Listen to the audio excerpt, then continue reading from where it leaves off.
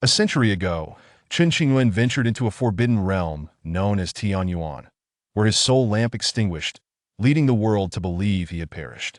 Today, although Chen Qingyuan has emerged alive from the forbidden zone, his cultivation has been entirely depleted and his spiritual roots severed. Faced with the regret of a jilted bride and the oppression from various sects, what course of action should Chen Qingyuan pursue? Chen Qingyuan, I present you with two choices. First, marry me. Second, a maiden clad in a crimson dress, with eyes resembling stars and a voice as soft as a whisper, spoke from within the depths of Tianyuan. I choose the second option. Before the maiden in red could finish her statement, Chen Qingyuan resolutely made his decision. Chapter 1. The Return from the Forbidden Zone of Tianyuan. Chen Qingyuan, I offer you two choices. First, become my Tao partner. Second, in a secluded part of the Forbidden Realm known as Tianyuan, a young woman in a flowing red dress spoke coldly. Her gown trailed behind her, adorned with exquisite blossoms. Barefoot, her ankles were exposed, as fair as jade and utterly flawless. A dark veil concealed her visage, leaving only her star-like eyes visible, framed by delicate brows and cascading hair, each subtle expression radiating allure. I choose the second option. Without waiting for the maiden's completion of her proposal, a young man in a green robe decisively made his choice. Beautiful women can be as dangerous as poison, especially those who have lived for countless years. Chen Qingyuan, having endured a century of torment at the hands of the maiden in red, was acutely aware of her terrifying nature and was not swayed by her beauty. Additionally, he had made a verbal pact with another maiden to become Tao partners, a commitment he could not betray. Do not regret your choice, you rascal. The maiden in red glared at Chen Qingyuan with a scoff. I shall never regret, Chen Qingyuan replied, his determination unwavering. Then we shall establish 9 agreements, after which I will grant you your freedom and sever our ties. The maiden in red produced a jade bracelet and extended it towards Chen Qingyuan from a distance. Taking the bracelet, Chen Qingyuan embarked on his journey home. Having been trapped in Tianyuan for a century, he was finally able to leave that cursed place, his heart brimming with excitement. In the North Wilderness, within the Flowing Star Domain, at the Xianqing Dao sect, Master, the soul lamp of the Little Master Uncle has ignited. Today, a core disciple on duty at the Soul Fate Hall discovered a significant event and rushed to the Elder's Hall in a flurry. Do not speak nonsense, your Little Master Uncle has been dead for over 100 years. Inside, an elderly man was brewing tea, reprimanding the disciple loudly. It is true. If you do not believe me, go and see for yourself. This was a monumental matter, and the core disciple had verified it multiple times before daring to report. Upon hearing this, the elder choked slightly on his tea, his eyes widening in disbelief. Is it truly so? Upon arriving at the Soul Fate Hall, a flickering soul lamp in the corner emitted a faint glow, confirming the news. The elder trembled with excitement, yet felt a twinge of anxiety, fearing that this possibility might vanish, plunging him back into despair. The soul lamp has reignited. Is the Little Master disciple truly alive? Master, what should we do? The core disciple inquired. Investigate. A glimmer of hope shone in the elder's eyes, his hands clenched, his expression grave. His name was Dong Wenjun, a revered elder of the Xianqing Dao sect, holding a position of great authority and prestige. Over 100,000 miles away from the Xianqing Dao sect lay an ancient forbidden zone known as Tianyuan. A century ago, an anomaly had manifested in the Tianyuan Forbidden Zone, with claims of a celestial treasure falling within its confines. Consequently, numerous sects from the North Wilderness ventured into Tianyuan. The Xianqing Dao sect dispatched over a dozen powerful elders along with several dozen core disciples. Among them was a newly appointed intersect elder named Chen Qingyuan, young yet of high standing. Upon entering the Tianyuan Forbidden Zone, many masters from various sects disappeared without a trace, meeting their demise. The Xianqing sect suffered even more dire losses, obliterated entirely.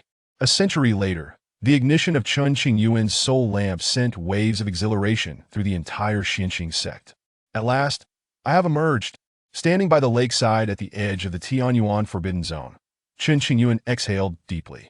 His clothes were soiled, and there was not a trace of spiritual energy emanating from him. He had been a close disciple of the supreme ancestor of the Xianqing sect before the latter's passing.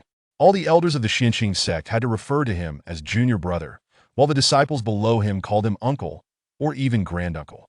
I never wish to enter that place again. Chen Qingyuan glanced back at the inky black forest, within which lay an ancient abyss, harboring mysteries beyond comprehension. At the moment he uttered those words, an ethereal female voice whispered in his ear, "Young man, do not forget our agreement."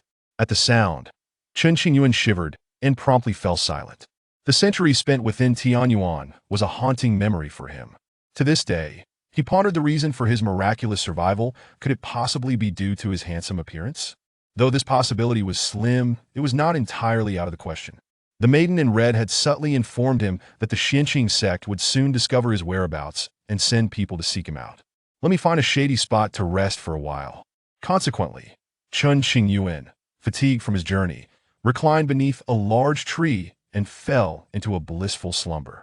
One must admit, despite having lost his cultivation, Chen Qingyuan dared to act so nonchalantly in this desolate wilderness. This suggests that, even though his cultivation was shattered, he must still possess hidden trump cards, or else he would not dare to be so brazen. An hour later, Dong Wenjun arrived with a group of people at the site. Upon seeing Chen Qingyuan lounging in the shade of the tree, Dong Wenjun trembled with excitement, his lips quivering as he longed to shout. However, fearing it might be an illusion, he stood frozen in place, waves of emotion rippling in his eyes. "Little Master Uncle, please awaken." Some disciples hurried forward, calling out. Chen Qingyuan slowly opened his eyes and beheld the crowd. In the next moment, he locked eyes with the silver-haired Dong Wenjun, both faces lighting up with joy as he softly called out, "Brother Dong." Hearing the familiar voice, Dong Wenjun felt as if he had returned to reality. He swiftly approached Chen Qingyuan, cautiously extending his hands to grasp Chen Qingyuan's arms. "Junior brother, is it truly you?" "It is I."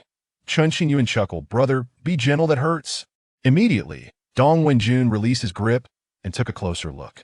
"Junior brother, what of your cultivation?" Dong Wenjun had not noticed this detail before, but upon closer inspection, he discovered that Chen Qingyuan's body bore no trace of spiritual energy, nor did he possess any cultivation. "It is gone, but it is of no concern." Chen Qingyuan's demeanor remained largely unchanged, a smile lingering on his lips. Typically, when a cultivator becomes a waste, the anguish would surpass that of death. Yet, Chen Qingyuan appeared indifferent, as though it were not a significant matter. The 100 years spent in the Forbidden Zone had not been without merit. "Ah, this." Dong Wenjun was taken aback, feeling a pang of sympathy. "Let us not dwell on that, we should return." Chen Qingyuan waved his hand, interrupting the conversation. "Very well." Dong Wenjun nodded, acknowledging that this was indeed not the place for idle chatter. Thus, Dong Wenjun retrieved a treasured artifact to safeguard Chen Qingyuan's physical form and set off towards the Xianqing sect. The Xianqing sect managed to locate Chen Qingyuan thanks to the guidance of the soul lamp. Before long, Chen Qingyuan finally returned to the Xianqing sect. Mountains rose high, shrouded in mist. Gazing upon this picturesque scene, Chen Qingyuan's face radiated with joy. "I am finally home." Chen Qingyuan had grown up in the Xianqing sect, but alas, shortly after being taken as a disciple by the Supreme Elder, his master had passed away. Thus, Chen Qingyuan cultivated under the guidance of numerous senior brothers and sisters, forming deep bonds with them. In the council hall, the room was filled with elders of the Xianqing sect. This meeting was of great importance. Core disciples were not permitted to attend. Chen Qingyuan was brought into the council hall, where he was greeted by familiar faces, bowing respectfully. "Greetings, esteemed brothers and sisters." The leader of the Xianqing sect was named Lin Chongsheng, who was also Chen Qingyuan's eldest senior brother. "Junior brother, how did you manage to survive?" Lin Chongsheng, seated at the head, was already aware of the general situation. Alas, it is a long tale that is difficult to recount. Standing in the center of the hall, Chen Qingyuan felt the weight of numerous gazes upon him, feeling somewhat uncomfortable. "We have ample time, please. Share your story at your leisure." Lin Chongsheng's expression remained serious. Seeing this, Chen Qingyuan had no choice but to begin recounting. "On that day, we entered Tianyuan." Subsequently, Chen Qingyuan relayed the narrative he had meticulously prepared. In summary, a group had entered Tianyuan, encountering various restrictions and unknown dangers, leaving only Chen Qingyuan alive. Through the use of secret techniques, he had feigned death to escape, taking a century to emerge. Though he had narrowly escaped death, The backlash from the secret technique had obliterated his cultivation and severed his spiritual roots. As the listeners absorbed his tale, they fell into deep contemplation. They were unaware of the true circumstances within Tianyuan and could not discern the veracity of Chen Qingyuan's words. Only you remain, alas. Lin Chongqing sighed. Initially, there was a glimmer of hope within the crowd, wondering if others had similarly escaped by feigning death. Tianyuan is not to be entered. Chen Qingyuan recalled the tragic fates of his companions, his expression heavy with sorrow. The laws governing the Forbidden Zone were terrifying. To touch them was to invite certain death. Chen Qingyuan's ability to survive might have been sheer luck, or perhaps destiny. Junior brother, for the sake of safety, we must examine your physical condition. Lin Chongqing stated solemnly. Understood, please proceed. The Xinqing sect was concerned that Chen Qingyuan might have fallen victim to possession, and if not handled cautiously, it could pose a risk to the sect. Under normal circumstances, possession could only seize the physical body, leaving memories untouched. However, there existed rare cases where the possessor retained the memories of their former life. Chapter 2. The regret of breaking off engagement. After extensive probing through various arcane arts, it was determined that Chen Qingyuan's body exhibited no abnormalities. Could it be that we have been overly cautious? It was still difficult for everyone to believe that their deceased junior disciple, who had perished over a century ago, had suddenly returned to life. Surely, he had not been possessed by some formidable being? Observing the lingering doubt among the crowd, Chen Qingyuan turned his gaze towards the venerable elder Dong Wenjun, seated in the prominent position on the left, and could not help but remark, Brother Dong, I recall that 150 years ago, you and I stealthily pilfered the meticulously nurtured by Ling fruit from Sister He. Upon hearing this, Brother Dong's face flushed instantly, his gaze evasive. Chen Qingyuan then shifted his attention across the seating arrangement, continuing, Brother Su, have you lost all those thousands of spirit stones you secretly hoarded from your wife? Brother Su's brow twitched, his eyes bulging in alarm. As though fearful of being overheard, Brother Wang, last time you remarked on the extraordinary beauty of the maidens from Dongyi Palace, claiming they surpassed your wife by countless measures. Does she know of this? At this, Brother Wang's ears turned crimson from the pinch delivered by his wife, his face contorting in pain. Brother Shiman, you owe me 3,700 high-grade spirit stones. It's time to settle that debt. Brother Ling, have you opened the treasure box at home? What treasures lay within? As Chen Qingyuan was about to continue, his brothers swiftly covered his mouth, urgently signaling him with their eyes. Junior brother, cease your words. I can assure you, this is indeed our junior brother, without a doubt. Yes, indeed. The crowd unanimously expressed their unwavering support for Chen Qingyuan, insisting he had not been possessed. You rascal, did we not agree to keep our secrets for eternity? What is the meaning of this ruckus? The elder brothers transmitted their thoughts to Chen Qingyuan, leaving his ears ringing. They believed him now. All skepticism had vanished. Only those exceedingly powerful beings capable of possession could invade another's memories. Yet, even if memories could be appropriated, one's character and temperament could not be replicated. Chen Qingyuan's cunning nature and the subtle smile dancing at the corners of his mouth elicited no doubts among them. He was undoubtedly their junior brother. You insist I reveal these secrets to prove my identity, do you? Alas, this is hardly my fault. Chen Qingyuan sighed, feeling helpless. To vindicate himself, he had no choice but to sacrifice his brothers. Junior brother, continue. Why have you stopped? On the right, the elder sisters wore somber expressions, their gazes sharp. With the situation having escalated to this point, the elders had temporarily set aside their joy over Chen Qingyuan's return. I feel a bit weary. I shall return to rest. Chen Qingyuan coughed a few times and made a hasty exit. Soon after, the hall erupted into chaos, even leading to physical confrontations. Devoid of cultivation, Chen Qingyuan enlisted the aid of the patrolling disciples to transport him to an idle cave abode that had been vacant for a century. After consuming a modest meal, he reclined on his bed, deep in thought. Suddenly, a voice broke the silence. You little rascal, returning and causing such a commotion. Truly a headache. Elder brother. Chen Qingyuan sprang to his feet, spotting Lin Chongqing, who had entered the room. Dressed in a purple robe, Lin Chongqing's hair had begun to gray, exuding an air of celestial grace. The din within the hall was unbearable, and Lin Chongqing, disinterested in the domestic squabbles, sought an excuse to leave and had come directly here. Your spirit root has been severed. I cannot assist you. Having confirmed that Chen Qingyuan had not been possessed, Lin Chongqing retracted the stern demeanor he had displayed in the hall, his expression now filled with concern. It's all right. Living as a mortal can be quite pleasant. Chen Qingyuan smiled broadly, signaling his indifference. If I had forcibly prevented you back then, perhaps this calamity could have been averted. Sigh. A century ago, Lin Chongqing had deemed the Tianyuan forbidden zone exceedingly perilous, repeatedly advising Chen Qingyuan against entering. However, Chen Qingyuan's resolve was unwavering, declaring his intent to proceed. Reluctantly, Lin Chongqing had acquiesced. Even now, Lin Chongqing remained perplexed as to why Chen Qingyuan had been so insistent on venturing into the Tianyuan. With Chen Qingyuan's prodigious talent, even without extraordinary fortuitous encounters, he could have ascended effortlessly, perhaps even reached the pinnacle of cultivation. This is not your fault, elder brother. Please do not blame yourself. Chen Qingyuan poured a cup of tea for Lin Chongqing, offering a gentle smile. It seemed that some force had compelled Chen Qingyuan, rendering him unable to resist the allure of the Tianyuan. He himself could not fathom the reasons behind such an occurrence. What are your plans for the days ahead? Lin Chongqing, preoccupied with thoughts of Chen Qingyuan, had little time for tea. I have my own arrangements. You need not worry, elder brother. Chen Qingyuan had already formulated a plan for his future. The loss of his cultivation and the severance of his spirit root appeared to be a calamity to outsiders, yet for Chen Qingyuan, it was of little consequence. Very well, I understand your character. Once you set your mind on something, no one can change it. I will do everything in my power to help you rebuild your foundation. Chen Qingyuan suppressed a smile, choosing not to respond. There was something he was hesitant to articulate. Besides coming to check on Chen Qingyuan, he had another matter to discuss. Elder brother, please speak candidly.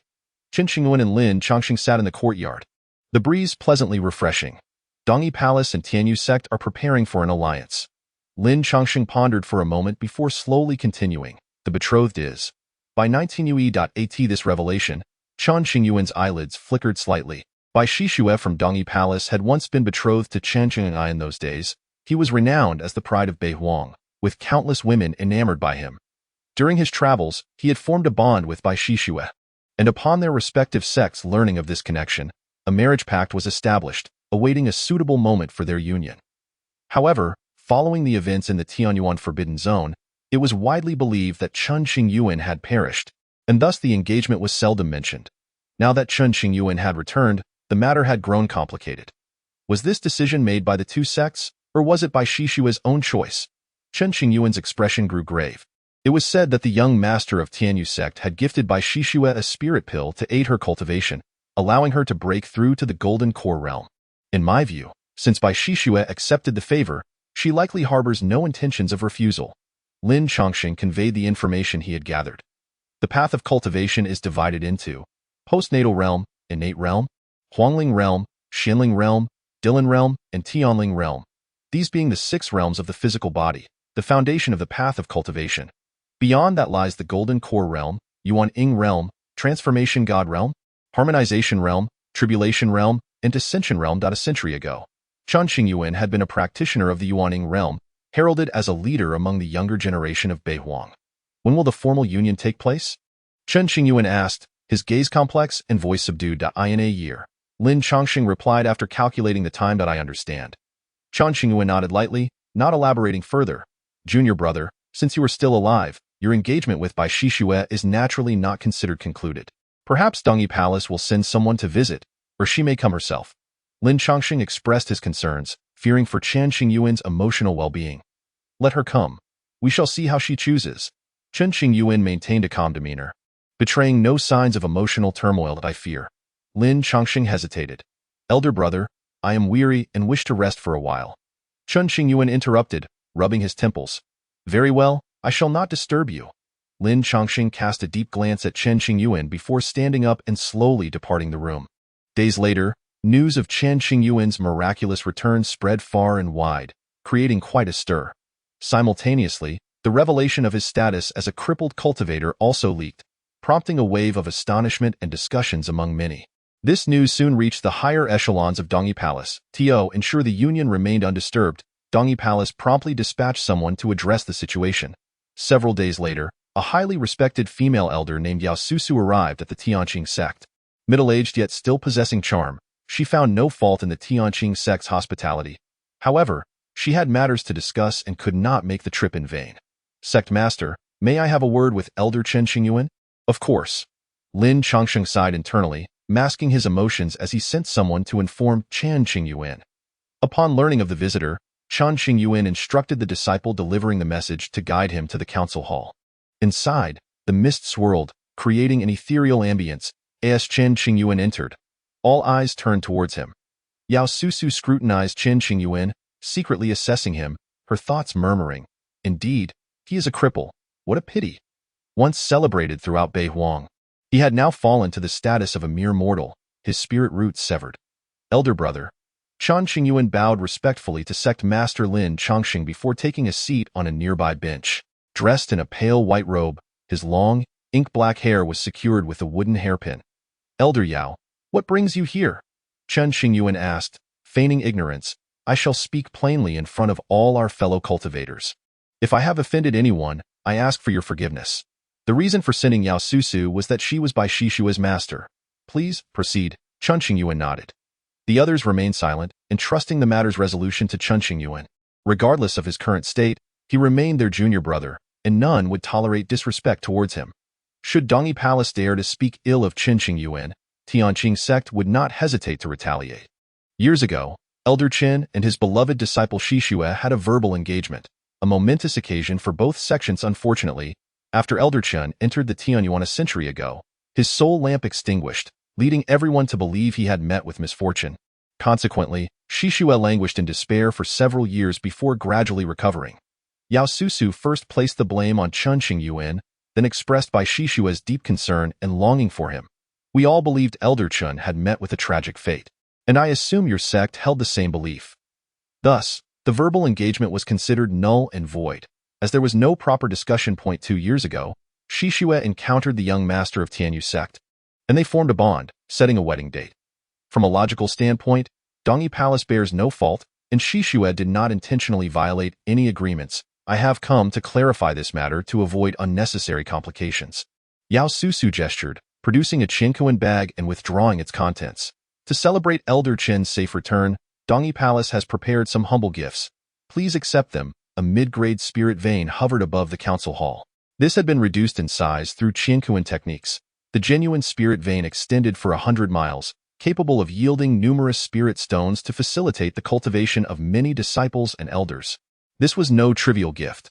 Although Yao Susu did not articulate her intentions clearly, everyone understood, and none could find fault. First, she explained the situation, then presented a substantial gift, thus preserving Tianyuan sect's dignity. If Tianyuan sect were to pursue the matter relentlessly, it would only backfire on them. After all, the prior engagement had not been formalized with any documentation, and Dongyi Palace's overtures of apology were commendable.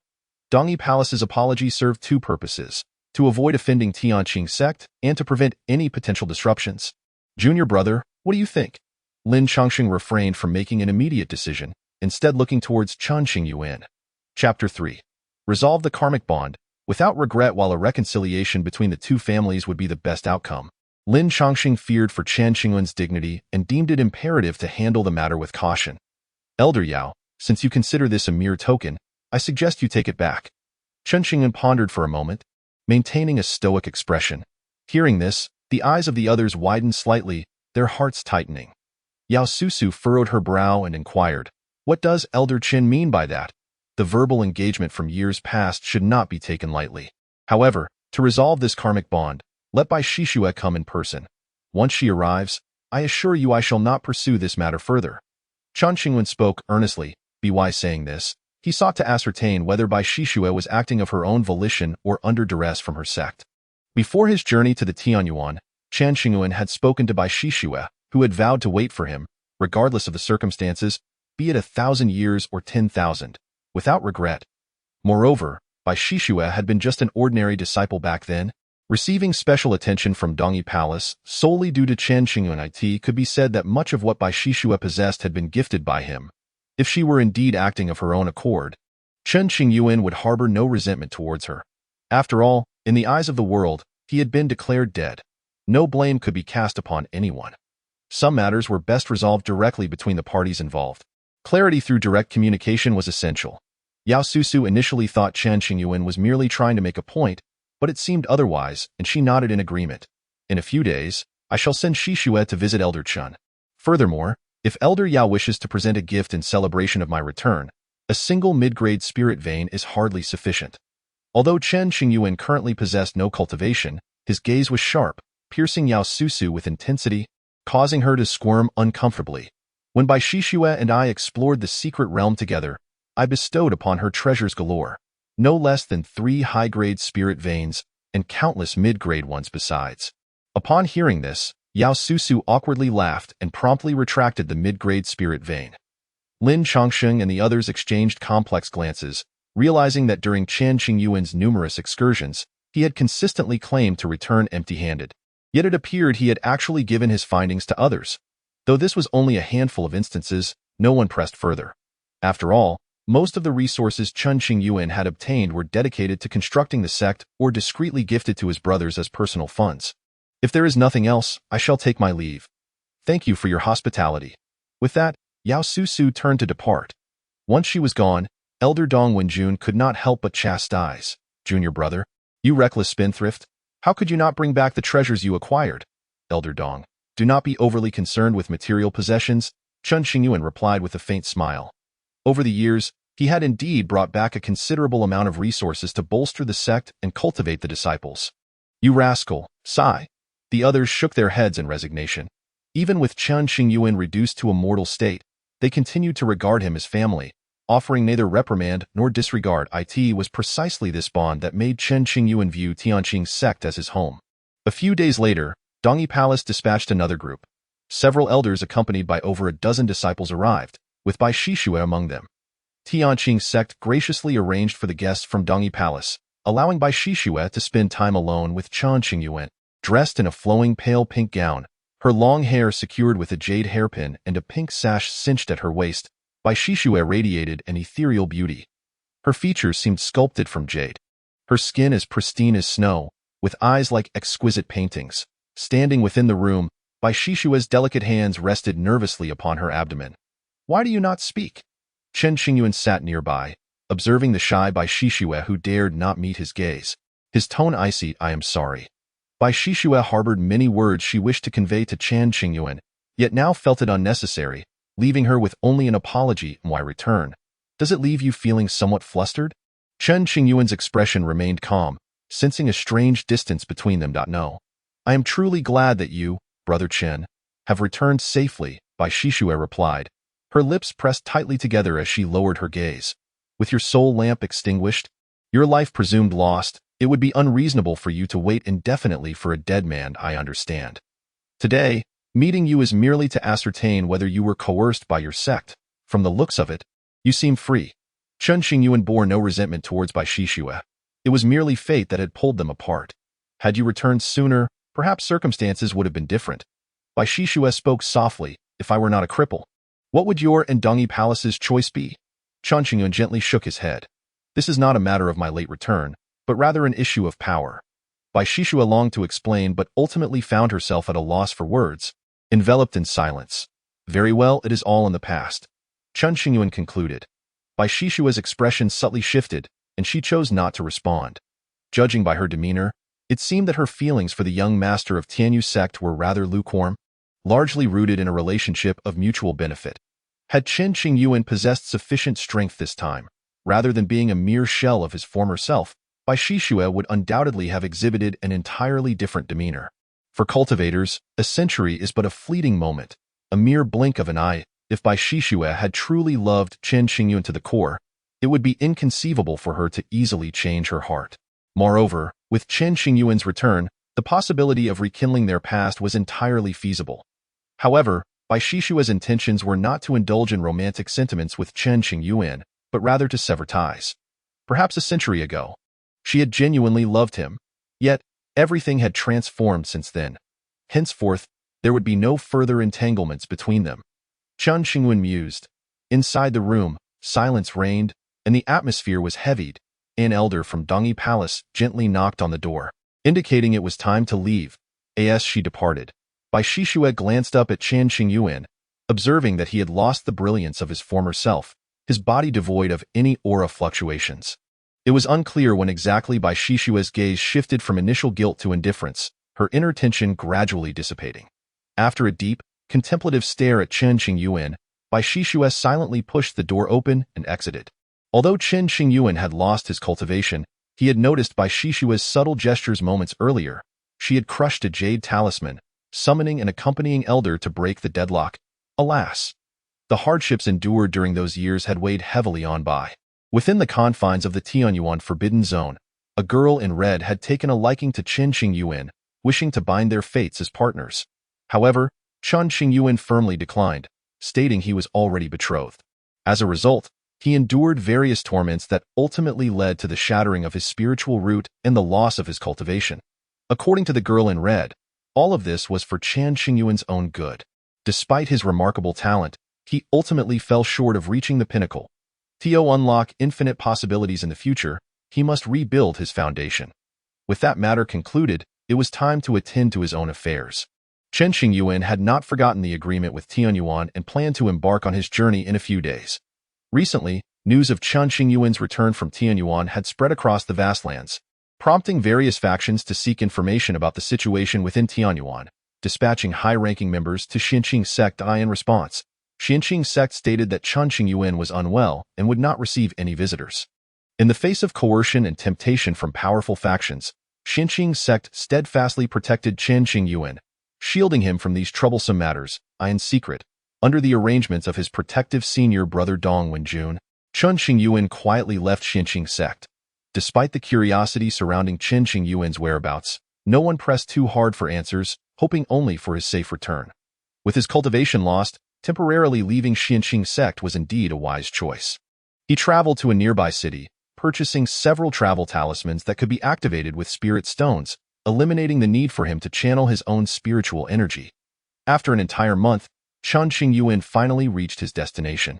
Mingyue City, situated in a remote corner of the northern wilderness, was quite secluded.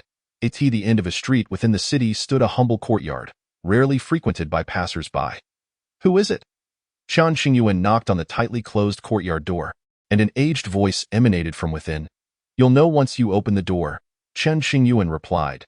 Creak. The door opened, emitting a harsh squeaking sound. An elderly man with dark skin, leaning on a cane, appeared, his frail stature seemingly fragile. The old man scrutinized Chen Qingyuan with a discerning gaze, grinning to reveal a set of yellowed teeth. "Have you come to the wrong place, young master?" "I have not. For you are the one I seeked." As he spoke, Chen Qingyuan produced a palm-sized wooden token. The moment the old man laid eyes on the token, his pupils dilated in shock, and his expression shifted to one of utmost seriousness. "Please, come in."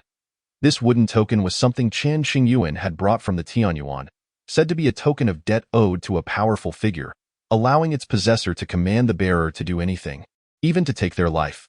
"From where did you obtain this item?" Once inside, the old man's demeanor transformed entirely, his eyes sharp as he asked in a low voice. "Tianyuan," Chen Qingyuan replied candidly. Upon hearing this, the old man retracted his earlier wariness, bowing respectfully to Chen Qingyuan as a gesture of deference. Then, recalling a recent event, the old man inquired, "Could it be that you are the Chen Qingyuan of Xinqing sect?" "Indeed," Chen Qingyuan affirmed with a nod. "Since you possess the token, I must honor my word. What is it you wish to command?" The old man, now resolute, prepared himself for the possibility of sacrificing his life. "Is there a way to help me rebuild my foundation?" Chen Qingyuan clarified his intentions. "There is." The old man assessed Chen Qingyuan's physical condition, nodding in agreement. "I initially thought it would be a significant matter, but it appears rather simple." "Are you certain?" Chen Qingyuan questioned with skepticism. "It is not difficult," the old man assured him. "May I inquire of your esteemed name?" Despite the collective efforts of all the high-ranking members of Xinqing sect, none had been able to determine how to assist Chen Qingyuan. Yet, this old man found the task straightforward, prompting Chen Qingyuan to regard him with newfound respect and clasp his fists in gratitude. "I am just an old fool," the elder self-deprecatingly chuckled. "Then how shall I address you, venerable one?" Chen Qingyuan tactfully refrained from pressing further. "You may call me lame," the old man replied, glancing down at his amputated right leg and his cane with a nonchalant tone. "That is unacceptable.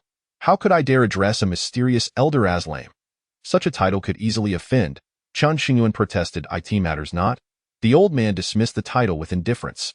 Subsequently, the elder arranged for Chen Qingyuan to stay in a designated quarters for the time being, as he needed to step out to gather materials necessary for the reconstruction of Chen Qingyuan's foundation.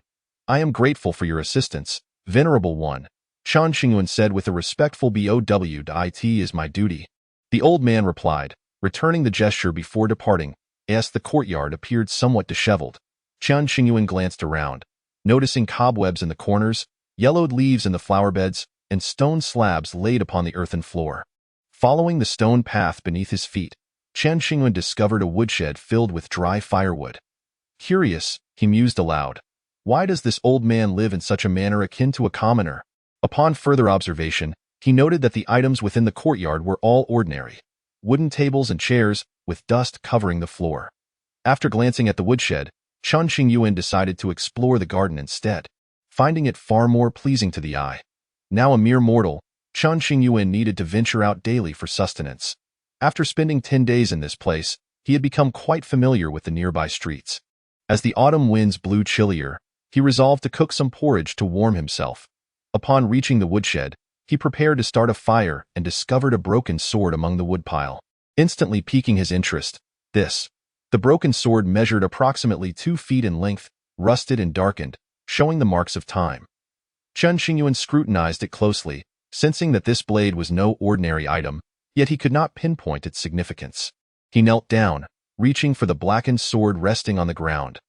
The moment his fingertips made contact, a sudden weight bore down upon him, as if countless mountains pressed against his chest, overwhelming him with a suffocating sensation. This feeling intensified, causing beads of cold sweat to form on Chen Qingyuan's forehead. Just as he resolved to call upon his hidden reserves from the Tianyuan forbidden zone, a gentle breeze swept through the woodshed.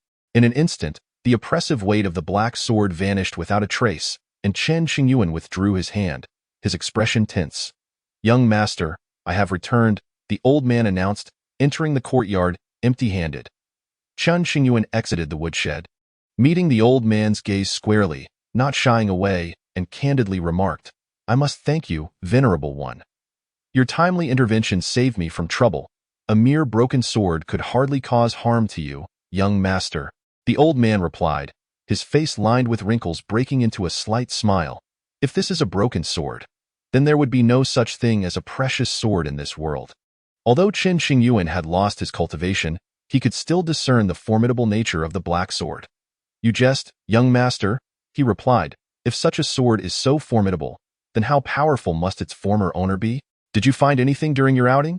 Chen Qingyuan deftly shifted the subject.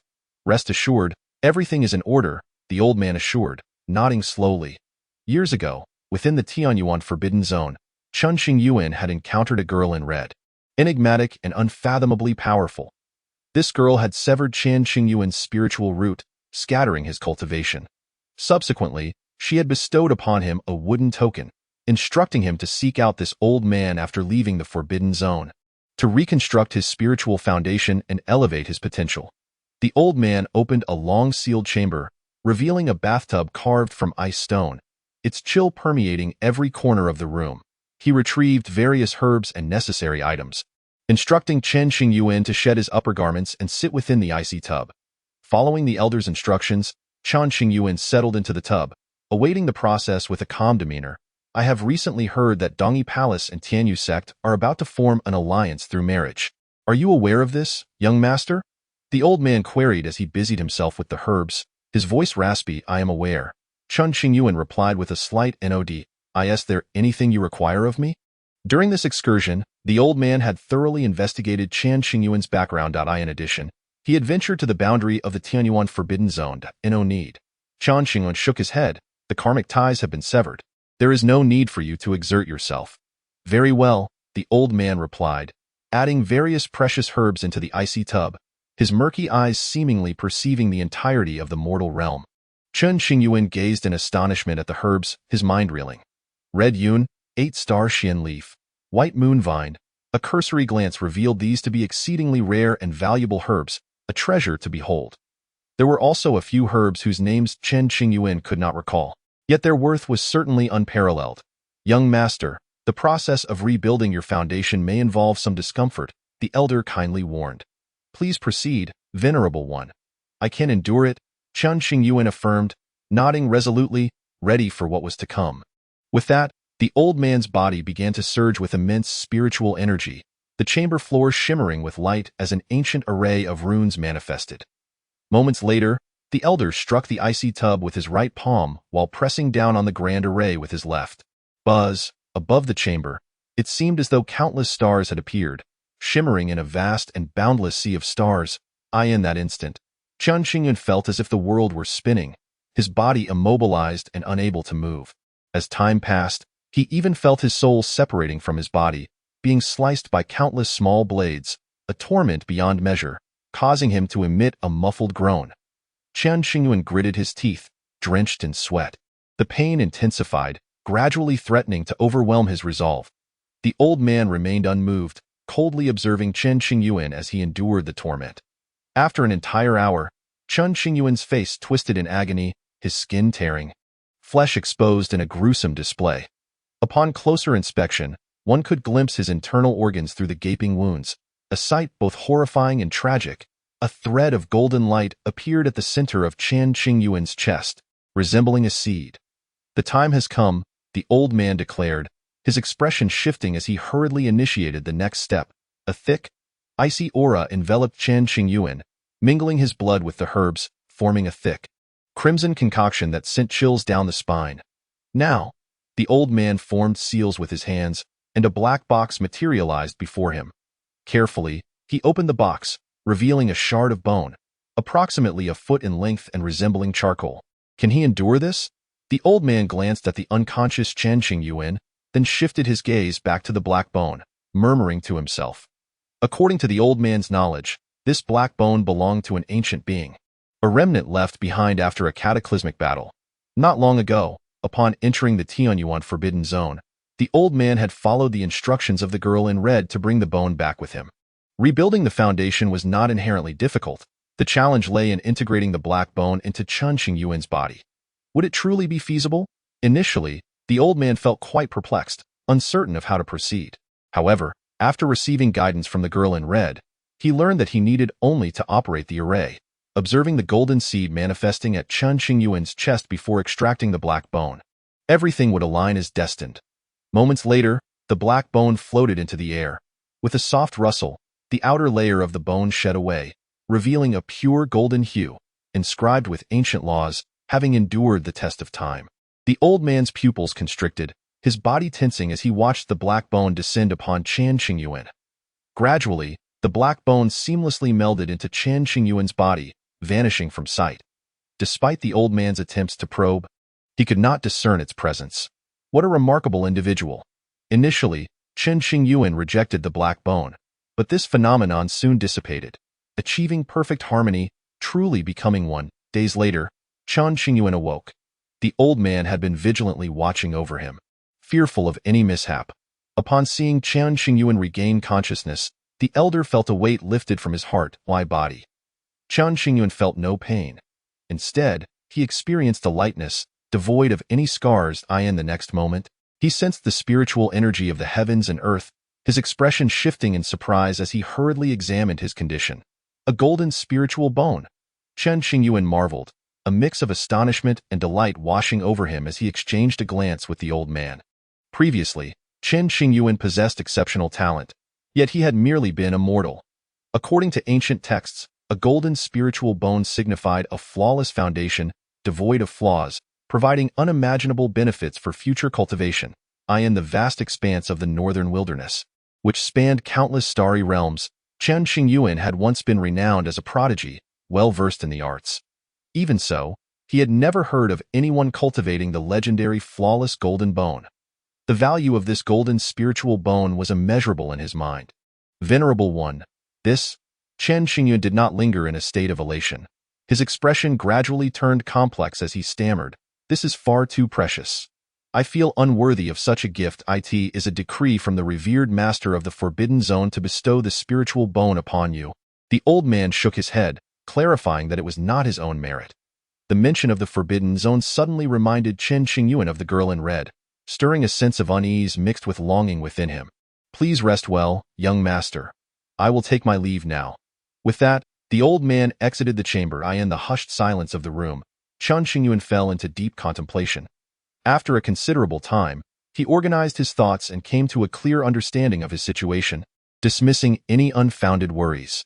With a perfect spiritual bone, his foundation was flawless. As long as Chen Qingyuan's resolve remained steadfast, his future accomplishments would be boundless. Chen Qingyuan donned a clean, fresh outfit and stepped into the courtyard. In a corner of the yard, the old man was seated on a wooden chair, his cane beside him, chopping wood with the broken sword. Observing the elder's actions, Chen Qingyuan hesitated for a moment before approaching. "Venerable one, why squander such a fine sword on chopping wood? The sword is broken. What use is it, no matter how good?" The old man replied indifferently. "Even if it is broken, does that mean it is beyond repair?" Chen Qingyuan protested, unwilling to see such a fine sword used for such menial tasks. "I have tried many times, all in vain." The old man's chopping paused momentarily, a flicker of complex emotion crossing his gaze. Hearing this, Chen Qingyuan was at a loss for words, falling into silence. "What is the name of this sword?" After a while, Chen Qingyuan asked. "Guiyang." The old man pondered for a long moment before revealing the name. "Guiyang, I've heard that name before," Chen Qingyuan murmured, feeling a sense of familiarity as he contemplated. Suddenly, he looked up, his eyes widening in astonishment before shifting to awe as he exclaimed, "You are the Changgung sword immortal." Upon hearing this address, the old man's body trembled slightly, his expression complex, and his voice hoarse. "It has been many years since anyone has referred to me in such a manner."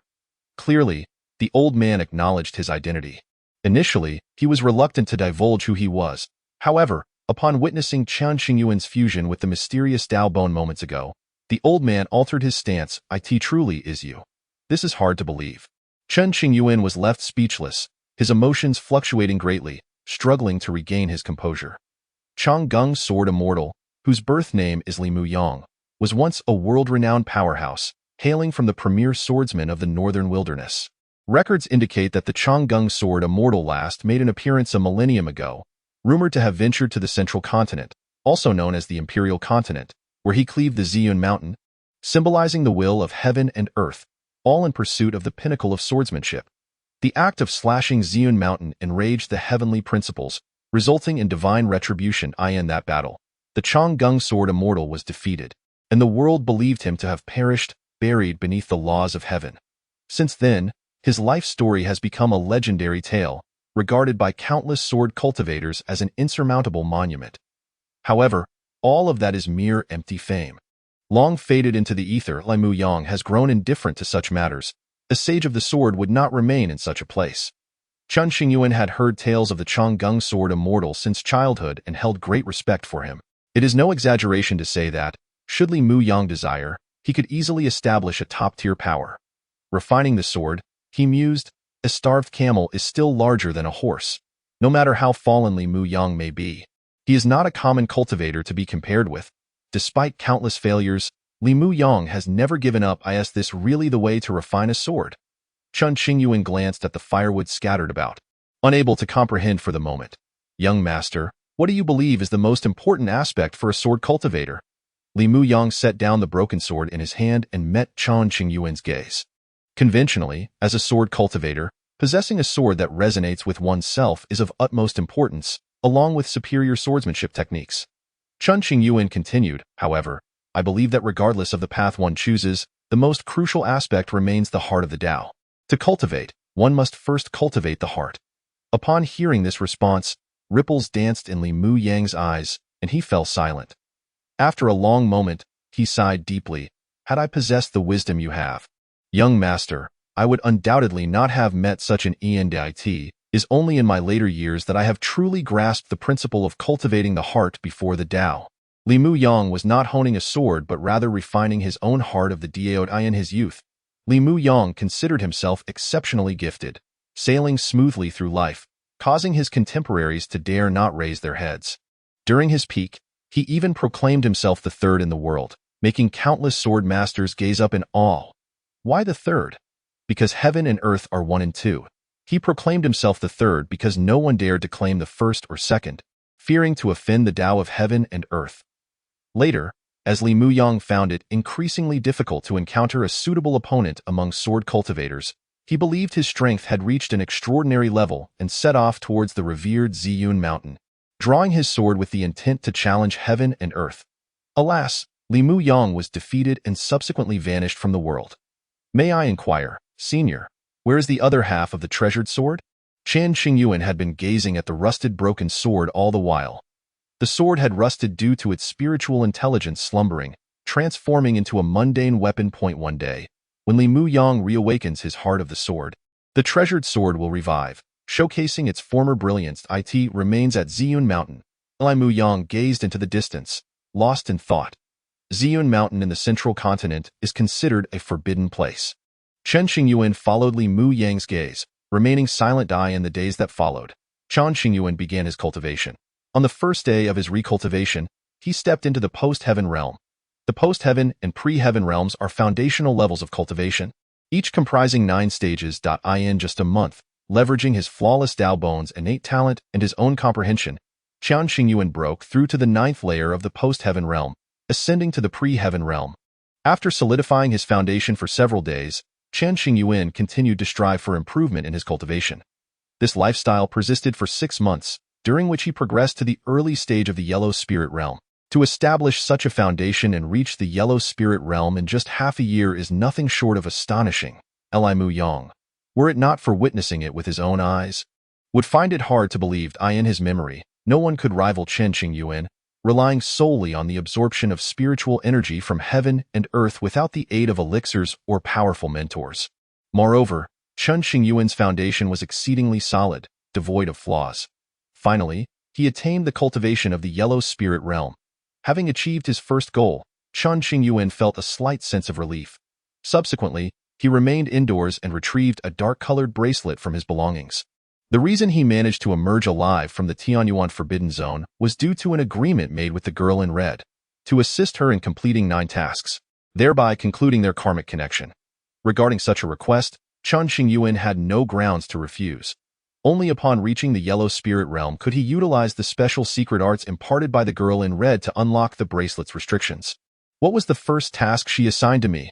After much effort, Chen Qingyuan lifted the restrictions and sent a strand of consciousness into the bracelet. Chapter 6: The First Agreement.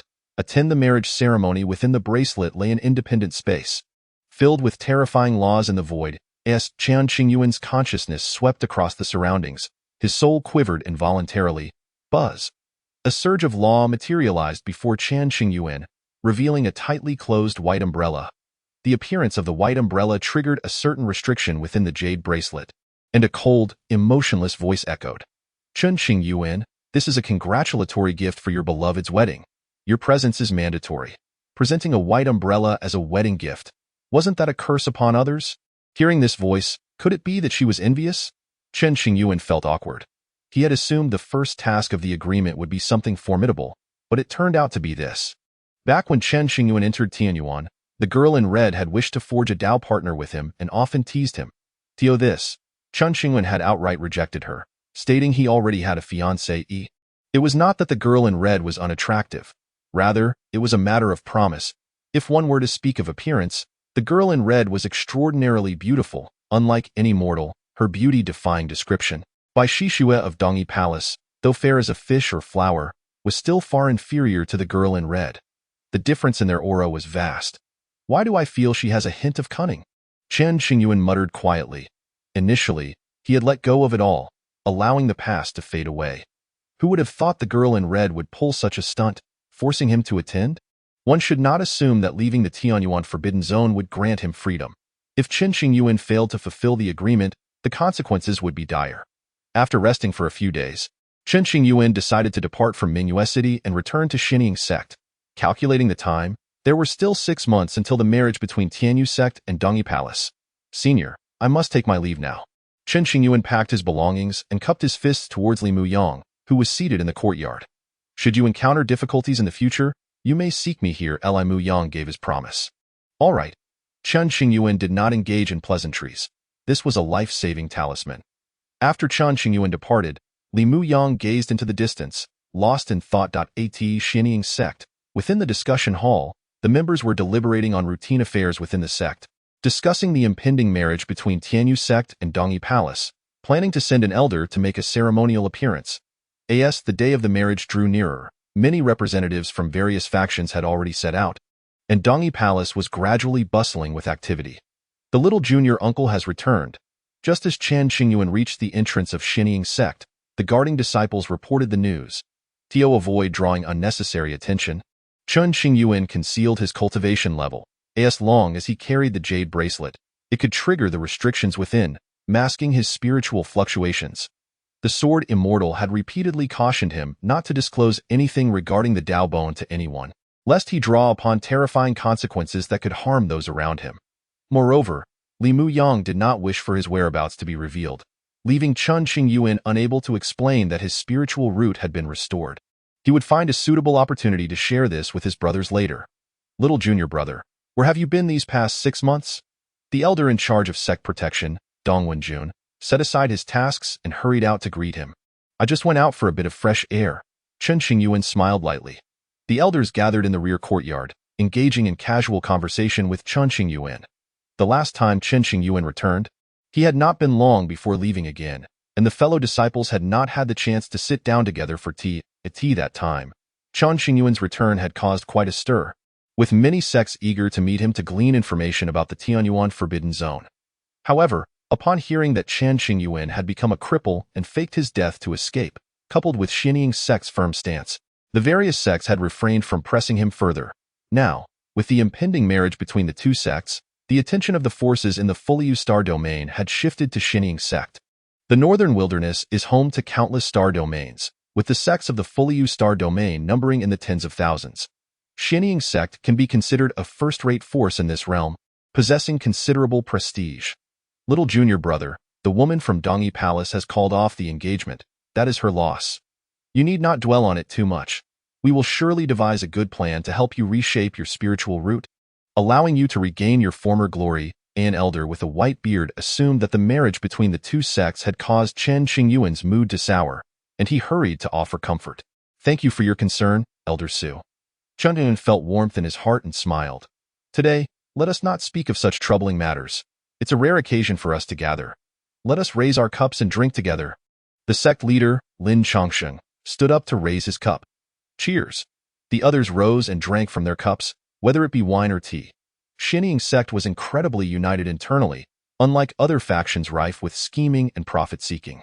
Of course, there would occasionally be minor frictions within the sect, but these were easily resolved. The unity of the sect's upper echelons was largely due to the efforts of the Grand Elder, who had invested considerable thought into it. The core elders seated here today, sipping tea and drinking wine, had all received favors from the Grand Elder. Approximately 200 years ago, the Grand Elder had brought back an infant still in swaddling clothes, taking him as his sole disciple. Not long after, the Grand Elder passed away. Since then, the elders had treated the boy with great importance, outwardly regarding him as a junior brother, but in truth, they treated him as if he were their own kin. If one were to consider it, the Grand Elder had only ever taken one disciple in his life, and that was Chen Qingyuan. The elders referred to Chen Qingyuan as little junior brother out of respect for the Grand Elder, whom they called Master Uncle. Senior brother, I wish to attend the marriage ceremony between the two sections after several rounds of drinks. Chen Qingyuan expressed his intention.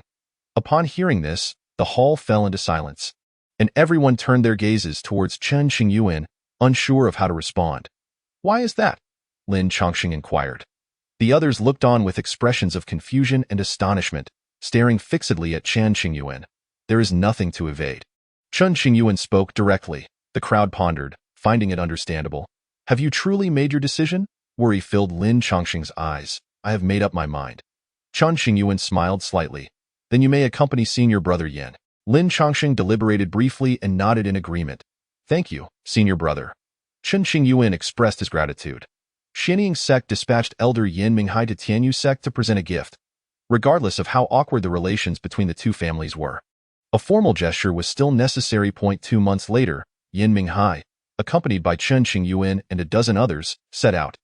Aboard a spiritual ship, Yan Minghai donned a deep gray robe, standing 7 feet tall, with slightly graying hair.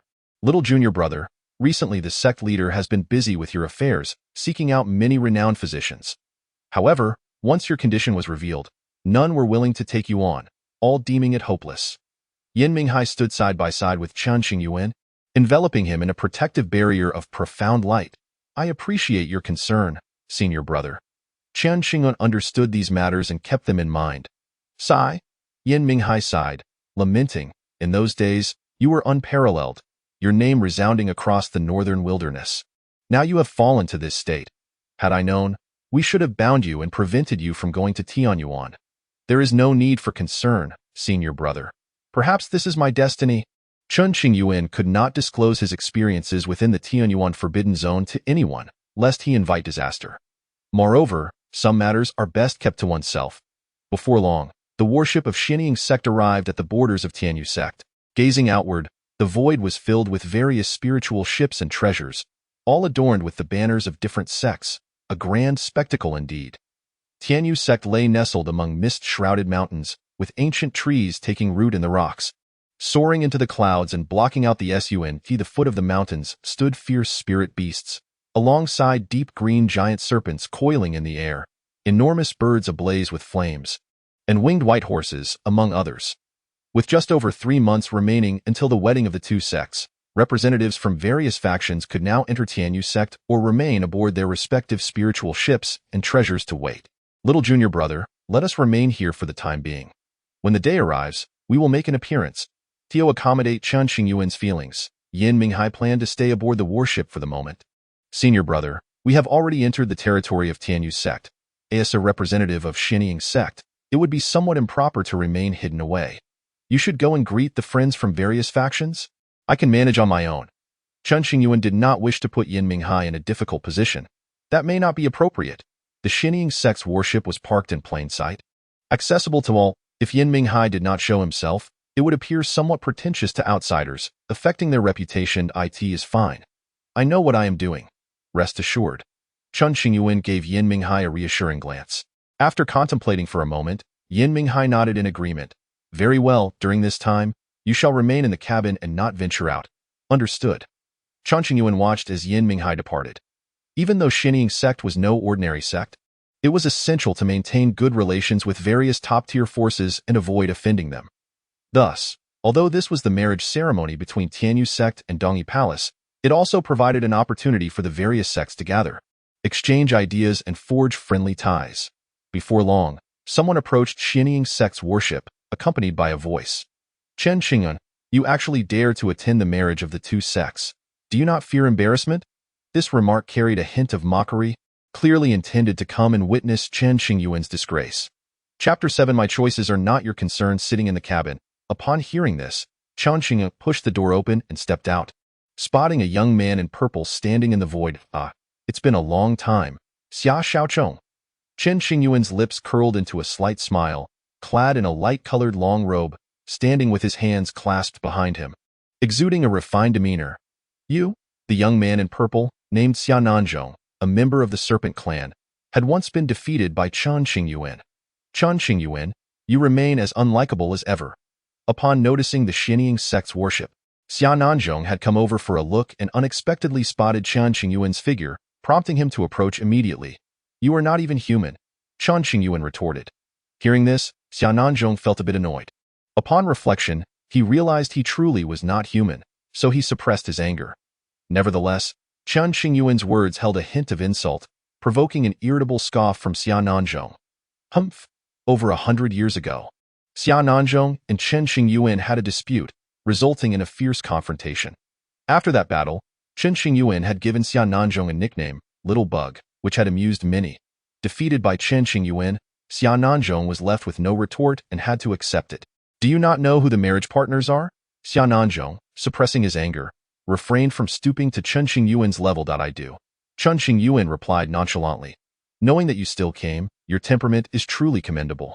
Xia Nanzhong gave Chen Qingyuan a thumbs up, 3 parts admiration and 7 parts sarcasm. In those days, you were the pinnacle of excellence, and the young master of Tianyuan sect, Qin Yutong, must have suffered greatly at your hands. Now that Qin Yutong is to marry by Shishue, are you not inviting humiliation upon yourself? Xia Nanzhong, are you expressing concern for me? Chen Qingyuan said with a smile that was neither here nor there. Me? Care about you? Dream on. Xian Nanzhong harbored a strong aversion towards this nickname. However, upon hearing it from Chen Qingyuan's lips, he felt little rage, embodying a complex mixture of both adversary and ally. I shall offer you a piece of advice. You have now become a mere shadow of your former self. Remaining within the confines of Xianqing sect is your safest option. Thank you for the reminder, Chen Qingyuan replied nonchalantly. I might mock you a few times, but the reactions of others are far less predictable. After uttering this, Xian Nanzhong lost interest and turned to leave.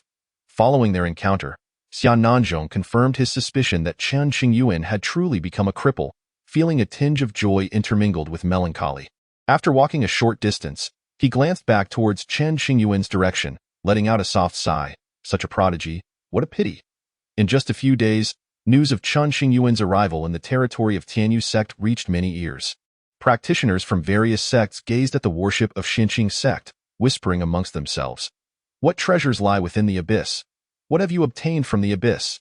A young man questioned condescendingly. What concern is it of yours? Chen Qingyuan replied, casting a cold glance at the young man clad in black, who seemed to be a figure of some renown from the past century. How many powerful cultivators have perished in the forbidden zone of the abyss? What makes a mere nascent soul practitioner like you think you could emerge unscathed?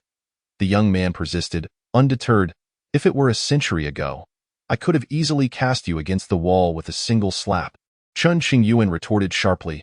Hemph, now, you can only reminisce about your past glories. The young man, aware of Chen Qingyuan's past achievements, felt a pang of inadequacy. However, times had changed. Chen Qingyuan was now a mere shadow of his former self, and there was no need for him to feel intimidated. Chen Qingyuan smiled silently, recognizing that conversing with such a fool was a waste of time. He chose instead to sit at the bow of the ship, sipping fragrant tea while admiring the surrounding beauty, completely disregarding the incessant chatter of the young man in black. In truth, many were eager to understand how Chen Qingyuan had managed to survive, or perhaps to glean some secrets about the forbidden zone from him that might prove useful in the future. Due to the influence of Xianqing sect, the various practitioners refrained from employing excessive measures against Chen Qingyuan.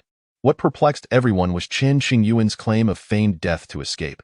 How could he have endured for over a century within the forbidden zone? If one could uncover that method, they might attempt to venture into the abyss and seek fortune. Time slipped through their fingers until the day of the union between the two sects arrived. Today, a group of elders and disciples from Dongyi Palace arrived, prepared to enter. The bride, by Shishue, had yet to make her appearance, which would occur on the official day of the union. Leading the group from Dongyi Palace was by Shishue's master, Yao Susu. Dressed in a simple light-colored garment, cinched with a snow-white sash, her long hair was secured with a jade hairpin. With her hands gently resting on her abdomen, she exuded an air of grace and classical beauty. Yao Susu heard some murmurs around her and turned to gaze towards the distance, catching sight of Chen Qingyuan 100 miles away, momentarily halting in her steps. After a moment's hesitation, she decided to approach, followed by 100 others. Why is Elder Chen here? In the presence of various esteemed figures, Yao Susu greeted Chen Qingyuan with courtesy, clasping her hands in respect. Congratulations. Chen Qingyuan remained seated, glancing up briefly. The members of Dongyi Palace found Chen Qingyuan's lack of courtesy rather disrespectful and were about to reprimand him, only to be halted by Yao Susu. It is merely a formality. There is no need to take offense, she said, concerned about Chen Qingyuan's presence and whether he intended to disrupt the union. Is it merely to offer your congratulations? Of course, and I have even prepared a gift for the occasion. Chen Qingyuan recalled the white umbrella hidden within the jade bracelet. Although it might be somewhat damaging, it would not cause any substantial harm to the two sects. Moreover, it was not Chen Qingyuan's intention. Rather, he was compelled by circumstances. Compared to the actions of Dongyi Palace, Chen Qingyuan appeared almost saintly. In the past, he had gifted Dongyi Palace many treasures. Now that the marriage contract had been annulled, they had failed to return his treasures, and that day they even attempted to sever ties using a mid-tier spiritual vein, which felt like a humiliation to him. What sort of gift? Yao Susu's heart sank, an inexplicable sense of unease washing over her. Since it is a gift, I surely cannot disclose it. In earlier times, Chen Qingyuan would have shown Yao Susu some regard, but now he held her in little esteem. Chen Qingyuan, should you dare to disrupt the union, do not blame Dongyi Palace for being unforgiving. Perceiving Chen Qingyuan's blatant disregard, Yao Susu removed her mask, her gaze turning cold as she issued a warning. "Oh?" Chen Qingyuan replied, unfazed, with a light laugh. "Is there any lingering affection between Xinqing sect and Dongyi Palace?" "How pitiable," he continued, his words to Yao Susu sounding like mere bluster, an attempt to uphold a shred of dignity. She scoffed, slowly shaking her head. "You ought to understand that cultivators live for thousands of years, while mortals barely last a century. Now that you are but a cripple, even if Xinqing sect extends your life, how much longer can you truly endure? So what?" Chen Qingyuan's expression remained placid, as calm as still water. "You would be better off returning now, for the sake of yourself and Xinqing sect." Yao Susu sought to compel Chen Qingyuan to retreat. If he left Tianyuan sect, the union would undoubtedly proceed without issue. Chen Qingyuan's presence felt like a ticking time bomb, a potential source of discord that could lead to immeasurable consequences. My comings and goings do not seem to be within your purview, do they? Chen Qingyuan chuckled. This union is between Dongyi Palace and Tianyuan sect, and naturally, I possess some say in the matter. Observing Chen Qingyuan's refusal to depart, Yao Susu felt increasingly uneasy and decided to issue an eviction order. Xinqing sect had received an invitation from Tianyuan sect and traveled from afar to celebrate. "Are you serious about wanting to drive me away?" In the past, Yao Susu had never realized how insufferable this old hag could be. "I merely wish for Elder Chen to leave. My intent towards Xinqing sect is not hostile as a core elder of Dongyi Palace." Yao Susu understood the need for restraint and quickly clarified her stance. Thousands watched in astonishment, knowing that one must bear the consequences of their words. How audacious! Before Chen Qingyuan could speak, a voice of anger erupted from within the ship's inner chamber. Chapter 8. The Overprotective Senior Brother. Dressed in a gray robe, Dong Wenjun pushed the door open, his expression grim. "Greetings, Elder Dong." In an instant, Yao Susu and the others changed their expressions, bowing deeply. Dong Wenjun, a renowned protector of Xinqing sect and a top-tier cultivator in the Tribulation Transcendence stage, commanded respect and awe. His presence sent shivers down the spines of many, filling them with trepidation. The union of the two sects surely would not warrant the personal appearance of a Tribulation Transcendence master. It seemed he had not come for the union, as he had concealed himself until now, likely concerned that Chen Qingyuan might be bullied. "Elder brother, why have you come?" Chen Qingyuan asked in surprise. Turning to face the white-haired, imposing Dong Wenjun, "I was merely concerned that you might be mistreated," Dong Wenjun replied, instantly shedding his cold demeanor to reveal a warm smile as he spoke softly. Having lost his junior brother once, he could not bear to lose him a second time. When Chen Qingyuan's soul lamp had extinguished in the past, it was as though Dong Wenjun had been struck by lightning, his heart shattered. Later, he had knelt before the tomb of the Grand Elder, expressing his deep remorse for failing to take care of Chen Qingyuan, elder brother. Chen Qingyuan felt a lump in his throat, his nose tingling slightly. The protector of the sect typically only left in times of crisis or for significant matters. Yet, in order to ensure Chen Qingyuan's safety, Dong Wenjun had defied the sect's rules. The crowd was astonished and envious upon hearing Dong Wenjun's words. Having a protector of the Tribulation Transcendence stage safeguarding one's path was something countless individuals could only dream of in the past. It was understandable, as Chen Qingyuan had been a gifted prodigy and the hope of a new generation for Xinqing sect. However, now that he had become a cripple, why would the higher-ups of Xinqing sect still go to such lengths? "No one shall bully my junior brother," Dong Wenjun insisted, gesturing for Chen Qingyuan to stand aside while he handled the matter. Dong Wenjun stood tall, surveying the various sect practitioners before finally fixing his gaze upon the members of Dongyi Palace. "If the union does not welcome Xinqing sect, then we shall take our leave now. Elder Dong, please do not be angry. The younger generation has no such intentions." Yao Susu bowed even lower, her back soaked with cold sweat. She had previously dared to speak harshly to Chen Qingyuan because she believed there were only a few inner disciples accompanying him on the warship, underestimating the situation. Had she known Dong Wenjun was hiding within, she would never have dared to utter such words. Offending Dong Wenjun's authority would necessitate an apology from even the current sect master of Dongyi Palace. A Tribulation Transcendence master was a top figure in the vast northern wilderness, and one should never provoke them. "What do you mean by that?" Dong Wenjun demanded loudly. A suffocating pressure descended upon Yao Susu, as if she were being crushed beneath a mountain, leaving her breathless. "In the past, out of kindness to my junior brother, I engaged you in conversation and afforded you some respect. However, in terms of seniority and strength, you lack the qualifications to even meet me. Today, You dare to bully my junior brother? How audacious! Dong Wenjun had watched Chen Qingyuan grow up, coddling him with every treat and game imaginable. He would never tolerate anyone else's bullying, if it were merely the younger generation provoking him. Dong Wenjun could turn a blind eye. However, when the elders dared to flaunt their age and superiority, he could not hold back. I acknowledge my mistake. Yao Susu stammered, unable to withstand the pressure of the tribulation transcendent stage. Humph! Dong Wenjun snorted, releasing the pressure. Should there be a next time, I shall ensure Dongyi Palace provides a proper education for you. Thank you, elder, for your forgiveness. Yao Susu, despite harboring 1,000 grievances, could not show any outward signs of her feelings and had to express her gratitude. Begone, Dong Wenjun said dismissively, his hands clasped behind his back, clearly unconcerned for Yao Susu. With a mere finger, he could have subdued her. Yao Susu and her companions hurriedly departed, not daring to look back. This incident would surely become a topic of gossip among many, as none had anticipated that such a prominent figure from Xianqing's sect would appear. The young man who had just spoken disrespectfully to Chen Qingyuan quickly vanished. Fearing retribution, the commotion drew the attention of Yin Minghai, who rushed over upon learning of Chen Qingyuan's involvement. Elder brother Dong. After a brief inquiry, Yin Minghai quickly grasped the situation and returned to the worship, first bowing respectfully to Dong Wenjun before turning to Chen Qingyuan with concern in his eyes. Junior brother, are you all right? Suddenly, Dong Wenjun kicked Yin Minghai, sending him flying 1,000 meters. Yin Minghai paused mid-air, straightening his attire before reappearing beside Chen Qingyuan. Shaoqi, how could you be so thoughtless, leaving your junior brother alone on the ship? Had I not come along, I shudder to think how he might have been mistreated. Dong Wenjun scolded Yin Minghai, pointing an accusatory finger at him. It was my fault. I nearly put junior brother in danger, Yin Minghai confessed, filled with remorse. Elder brother, I am fine. Please do not blame Elder Yin. Chen Qingyuan quickly interjected, urging Dong Wenjun to sit down and pouring him a cup of tea. Elder brother, have some tea to calm down.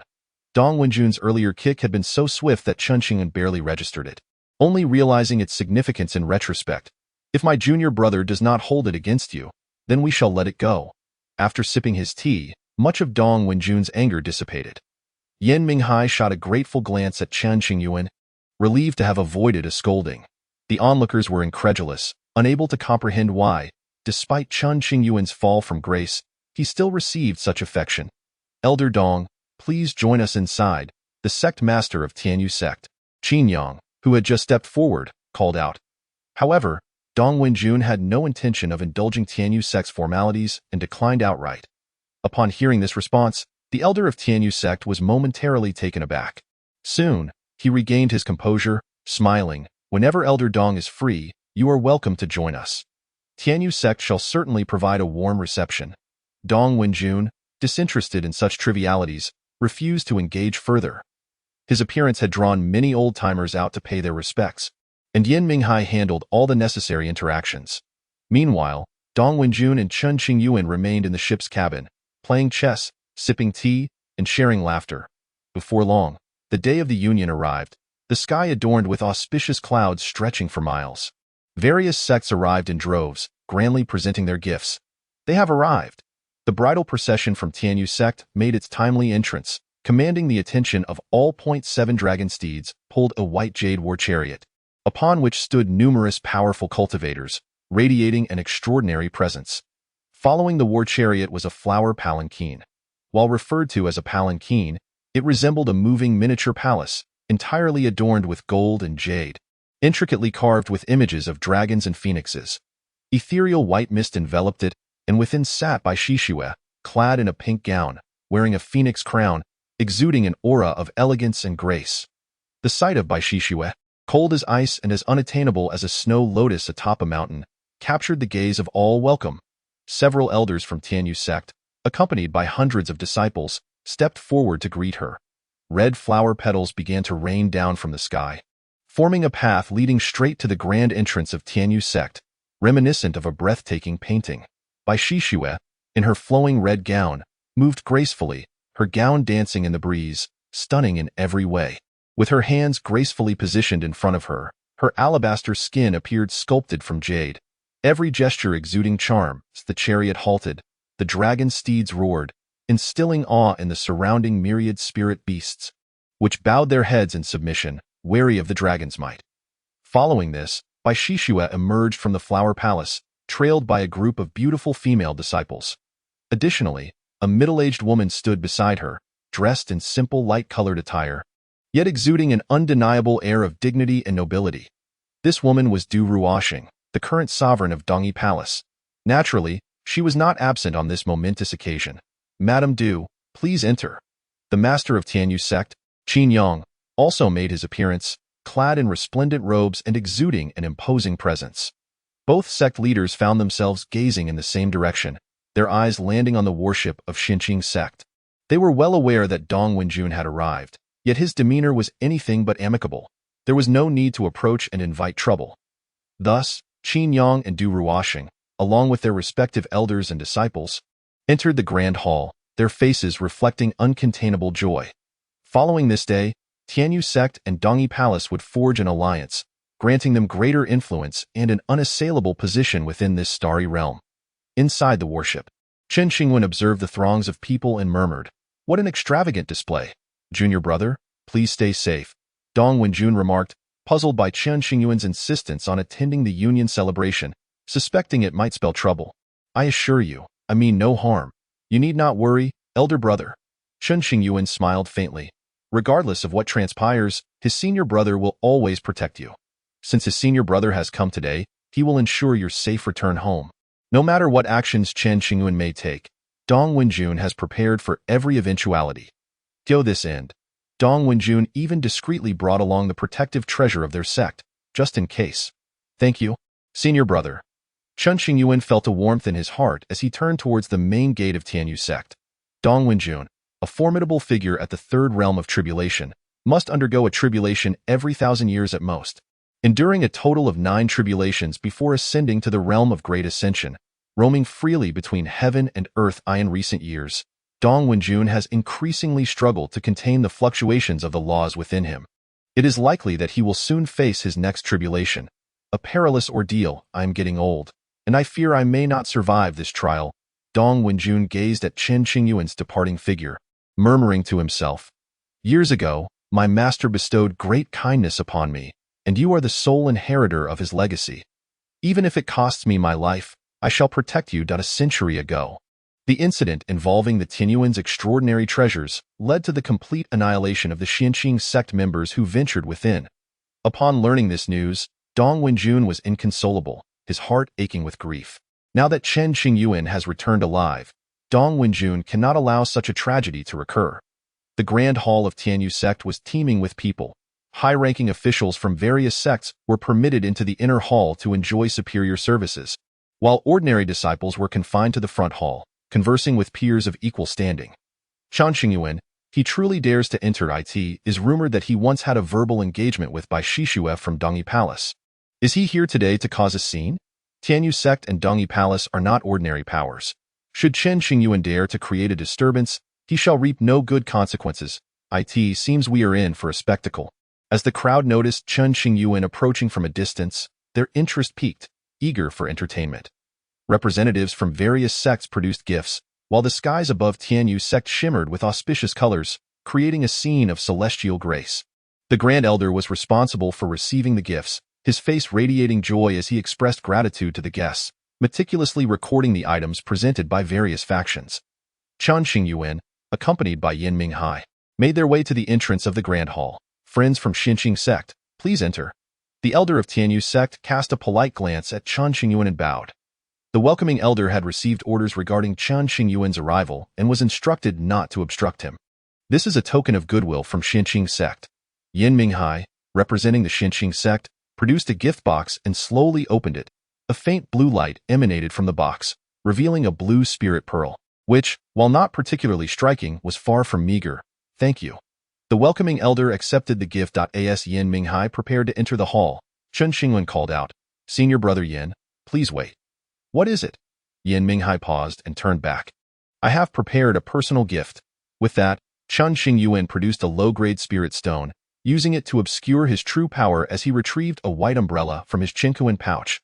By utilizing the spirit stone to activate the pouch, he ensured his cultivation level remained concealed. If word of Chen Qingyuan's potential revival spread, it would undoubtedly stir a tremendous uproar. As his current strength was still limited, he sought to remain hidden, not even informing his fellow disciples. The welcoming elder and the surrounding disciples were momentarily taken aback, quickly replaced by looks of displeasure. On the joyous occasion of the alliance between the two sects, Chen Qingyuan had the audacity to present a white umbrella, clearly harboring ill intentions. White items are typically associated with funerals. Upon reflection, the umbrella symbolized dispersion. What does Elder Chen mean by this? The welcoming elder inquired, his expression darkening. A gift. Were it not for the obligation to fulfill the agreement with Tianyuan, Chen Qingyuan would have certainly refrained from visiting Tianyu's sect. Him, since Bai Shishua had chosen another, she was no longer a suitable match, and everything was in the past. If Bai Shishua truly harbored genuine feelings for Chen Qingyuan, upon his return, she would undoubtedly endure all pressures to accompany him. However, the reality was different. When Bai Shishua confirmed that Chen Qingyuan had become a cripple, her guilt ebbed away like the tide, leaving her heart untouched. Presenting a white umbrella on the day of the union was indeed an affront. How splendidly Chen Qingyuan had once flourished, and now he resorts to such a means of preserving a semblance of dignity. How pitiful! I had anticipated a grand spectacle, but it seems I have been led to expect too much. The disciples from various sects, who had been watching Chen Qingyuan, shook their heads in disappointment. Initially, they had hoped to witness a tantrum from him, uttering some unsavory words. The material of the umbrella was simple, an ordinary item. The welcoming elder had intended to reprimand him, but suddenly, the grand elder's command reached his ears. Accept the gift and do not stir up unnecessary trouble. Following the directive, the welcoming elder reluctantly took the white umbrella, placing it aside, and with a grim expression, addressed Chen Qingyuan. Elder Chen's gift has been accepted by Tianyu's sect. Please proceed. It was merely a white umbrella. Tianyu's sect did not wish to create a significant disturbance that could affect the greater situation. As long as Chen Qingyuan did not act excessively, Tianyu's sect would remain indifferent. Having resolved this matter, Chen Qingyuan and Yan Minghai walked side by side, taking their seats in a certain area of the inner hall. The inner hall was adorned with thousands of tables and chairs, resplendent in golden hues, with a gentle mist swirling across the floor, while tables overflowed with exquisite fruits and celestial brews, the rich aroma of wine wafting to every corner. Junior brother, you are being too reckless. Yan Minghai whispered, I have caused you concern. Chen Qingyuan replied, I understand your frustrations, and I empathize. Yan Minghai cast a glance towards the direction of Dongyi Palace and said solemnly, it is not that I blame you, but rather that we should discuss matters together. If a conflict were to arise, we must be prepared. Tianyu's sect would not go to war over such trivialities. Chen Qingyuan chuckled lightly. Better safe than sorry. Yan Minghai was cautious by nature. Understood, I shall heed your advice. Chen Qingyuan recognized Yan Minghai's worries and humbly accepted his counsel. The auspicious hour has arrived. May I invite the two newcomers to enter? On the high platform of the inner hall, the grand elder of Tianyu's sect addressed the guests, his voice resonating. From Dongyi Palace, Bai Shishua. From Tianyu's sect, Qin Yutong. The two appeared on the high platform, clad in red garments, standing side by side. In the eyes of the onlookers, Qin Yutong and Bai Shishua were a perfect match, a pair of handsome and graceful figures. I have heard of young Master Qin's reputation as a remarkable talent, and seeing him today confirms his renown. The elders of various factions began to flatter. Qin Yutong scanned the crowd and spotted Chen Qingyuan in a corner. A smirk crept onto his lips, his gaze provocative, clearly mocking. Chen Qingyuan met Qin Yutong's gaze without any emotional response, remaining calm and composed. Having spent over a century in the Tianyuan Forbidden Zone, he had undergone numerous trials and was no longer easily provoked. Thank you, dear friends, for your support. The sect master of Tianyu, Qin Yang, stood at the center, smiling as he clasped his fists in greeting. After a lengthy and tedious speech, Qin Yang expressed that Tianyu's sect would stand united with Dongyi Palace in the future. The holy master of Dongyi Palace, Du Ruoxing, also took the stage, delivering some platitudes. Once the formalities concluded, the two newcomers prepared to perform the heavenly rites. Upon completion, they would officially become partners, sharing joys and sorrows together. A ceremonial incense, towering 10 meters high, was lit, its smoke rising to the heavens as the heavenly rites commenced. Observing the impending completion of the ceremony, a glimmer of joy flickered in Qin Yang's eyes, seemingly hinting at something deeper. Logically, given Tianyu's sect's profound heritage, it should be considered a top power in this star domain. As the sect master, Qingyuan should not be overly joyous about an alliance with Dongyi Palace. Should the two sects unite today, Dongyi Palace would undoubtedly come to regret it. Suddenly, a cold voice echoed from afar, reaching the ears of all present. The underground of Tianyuan sect suppresses a devil's lair. Should Dongyi Palace forge an alliance, it will surely face calamity. The crowd erupted in an uproar. Countless eyes turned to Qingyuan, seemingly seeking a definitive answer. No need to heed such words, Master Du. These are merely the machinations of some petty individuals, and I shall send someone to handle it. Qingyuan's expression shifted in an instant as he turned to Du Ruoxing with a faint smile, then communicated with the elders within the sect. Seal all barriers and do not allow anyone to enter. Du Ruoxing furrowed her brow, a sense of unease enveloping her. Nevertheless, she did not halt the wedding ceremony, instead gazing toward the source of the voice, eager to ascertain the situation. The barriers of Tianyuan sect suddenly activated, capturing the attention of the crowd, who were filled with confusion. Sect Master Qin, what is the meaning of this? A cultivator questioned. To prevent certain miscreants from causing disruption. Once the alliance is complete, the barriers will be lifted, and there is no need for concern, dear friends. Qingyuan feigned calmness, attempting to assure the guests. Most attendees nodded in agreement upon hearing this rationale, though a few remained skeptical, deep in thought. Proceed. Qingyuan quickly signaled the Grand Elder to expedite the completion of the alliance ceremony. The Grand Elder understood the intent and prepared to have the two newcomers exchange tokens, shedding blood to connect their souls, thus solidifying their bond as partners. Boom. At that moment, a resounding crash echoed from the eastern barrier.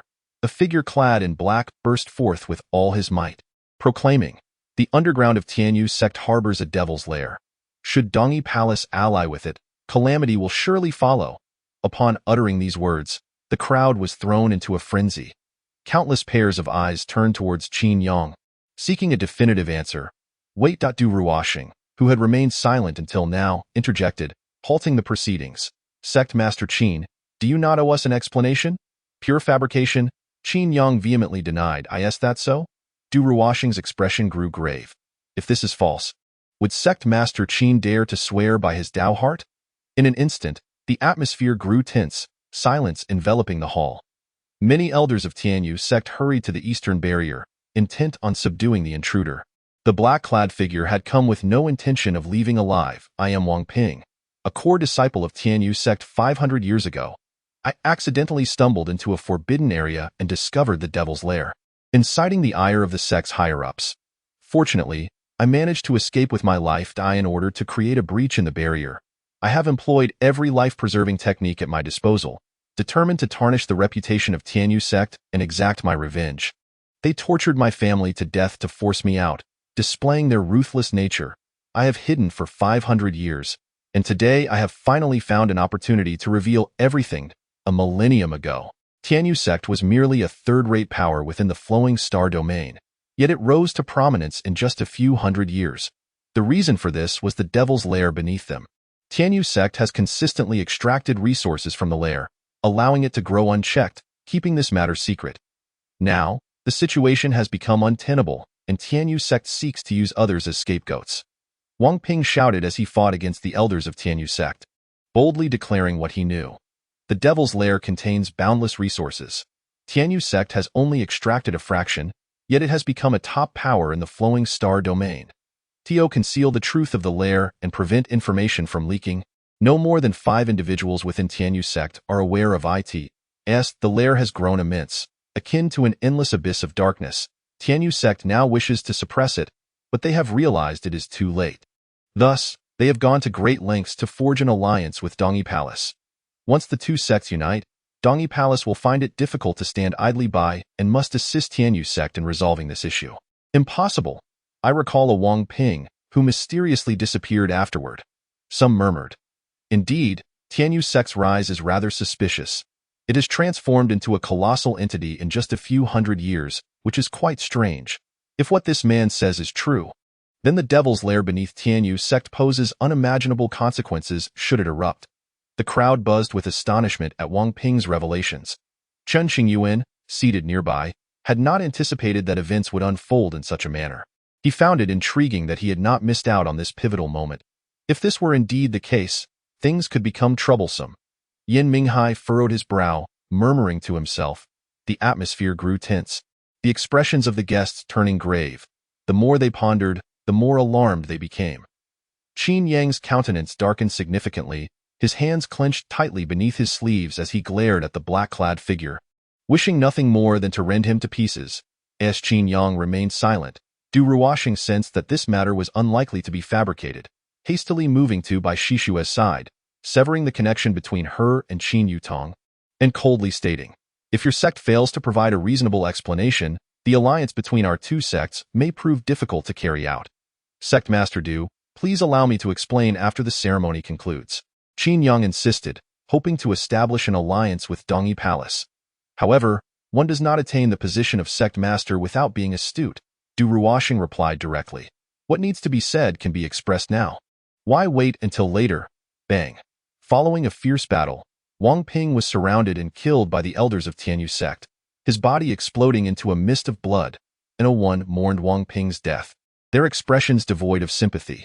The members of Dongyi Palace cast a glance at the direction of Wang Ping's demise, feeling a sense of gratitude. Were it not for Wang Ping's sacrifice to expose the truth, Dongyi Palace would have certainly found themselves ensnared in Tianyuan sect's schemes. Sect Master Qin, do you not owe us an explanation? The matter of the Devil's Lair is of utmost importance, if there is any truth to it, and Tianyuan sect has kept it hidden. They may become the enemy of all sects within the flowing star domain. We implore you, Sect Master Qin, to be forthright and not conceal the truth. The representatives from various sects voiced their concerns, piling immense pressure on Qin Yang. The many elders and disciples of Tianyuan sect wore bewildered expressions, unable to comprehend how the alliance ceremony had devolved into such chaos. No wonder Tianyuan sect was in such a hurry to ally with Dongyi Palace. They had ulterior motives. Given Qin Yang's demeanor, no one doubted the veracity of the claims regarding the Devil's Lair. Dongyi Palace had narrowly avoided being ensnared. Many felt a chill at the thought of what could have transpired had the alliance proceeded. They would have undoubtedly been implicated in the Devil's Lair's calamities, unable to extricate themselves. Dongyi Palace was considered a first-rate power within the flowing star domain, capable of alleviating pressure on Tianyuan sect. Originally, Dongyi Palace had hoped that by allying with Tianyuan sect, they would bolster their own foundation and gain greater influence within this star domain. Never had they anticipated that Tianyuan sect harbored such deep secrets. In that case, I invite all esteemed friends to discuss this matter in detail. With events transpiring as they were, Qin Yang realized that he could no longer conceal the truth and opted to lay everything bare before the assembled guests. Chapter 11. Departure of the guests leading the way.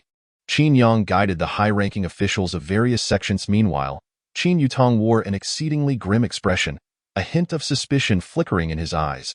He was completely unaware of the Devil's Lair. The union with Bai Shishue had been his father's command.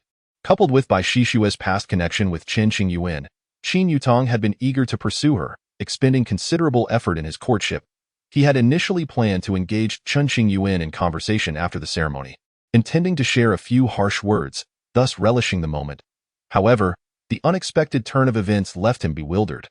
Bai Shishue, too, stood in a daze, positioned among the members of Dongyi Palace, her expression blank as if she had yet to grasp the gravity of the situation. Senior brother, let us go take a look. Clad in a blue long robe, Chen Qingyuan was reluctant to miss the unfolding drama and pulled Yin Minghai along in pursuit of the crowd's footsteps. You must not wander off. Stay close to your senior brother. Yin Minghai was deeply concerned for Chen Qingyuan's safety, having intended to escort him to the warship, but he could not resist Chen Qingyuan's determination and ultimately nodded in agreement. Rest assured, I will not stray. This is not Xinqing's sect, and I must act with caution.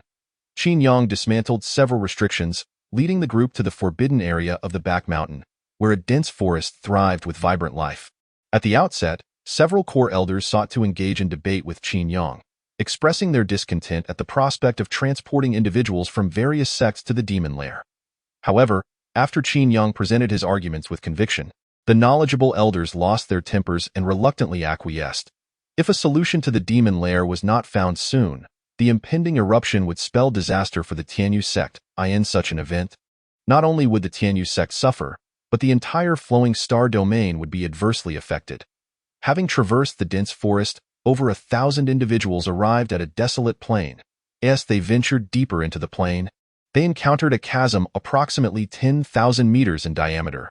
The entrance of this abyss shimmered with intricate demonic runes, and thick tendrils of demonic energy emanated from within. The demon lair lay at the bottom of this chasm, precisely at the core of the Tianyuan sect's subterranean realm. Due to the numerous barriers that the Tianyuan sect had erected around the chasm, the demonic energy remained contained. Such a vast demon lair. To where does it lead? Is it connected to the demon realm? Should any turmoil arise within the lair, the Tianyuan sect would bring calamity upon the entire flowing star domain. How infuriating, Qin sect master. Why were we not informed of the demon lair's emergence at the first instance? Now that the situation has escalated, the consequences could be dire. The elders of various sects began to hold Qingyuan accountable, their expressions darkening. Listening to the outcry, Qingyuan remained calm, his demeanor placid. He had anticipated such a day and had prepared himself mentally. Once the elders had exhausted their reproaches, Qingyuan finally spoke.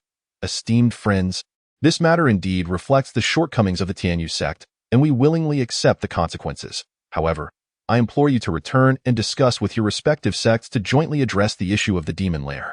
You all understand well that if the lair erupts, its ramifications will extend to every corner of the flowing star domain, and even beyond to other star realms. None can remain unscathed. Qin sect master, this calamity was instigated by your Tianyuan sect. Why must we bear the burden? One individual retorted angrily.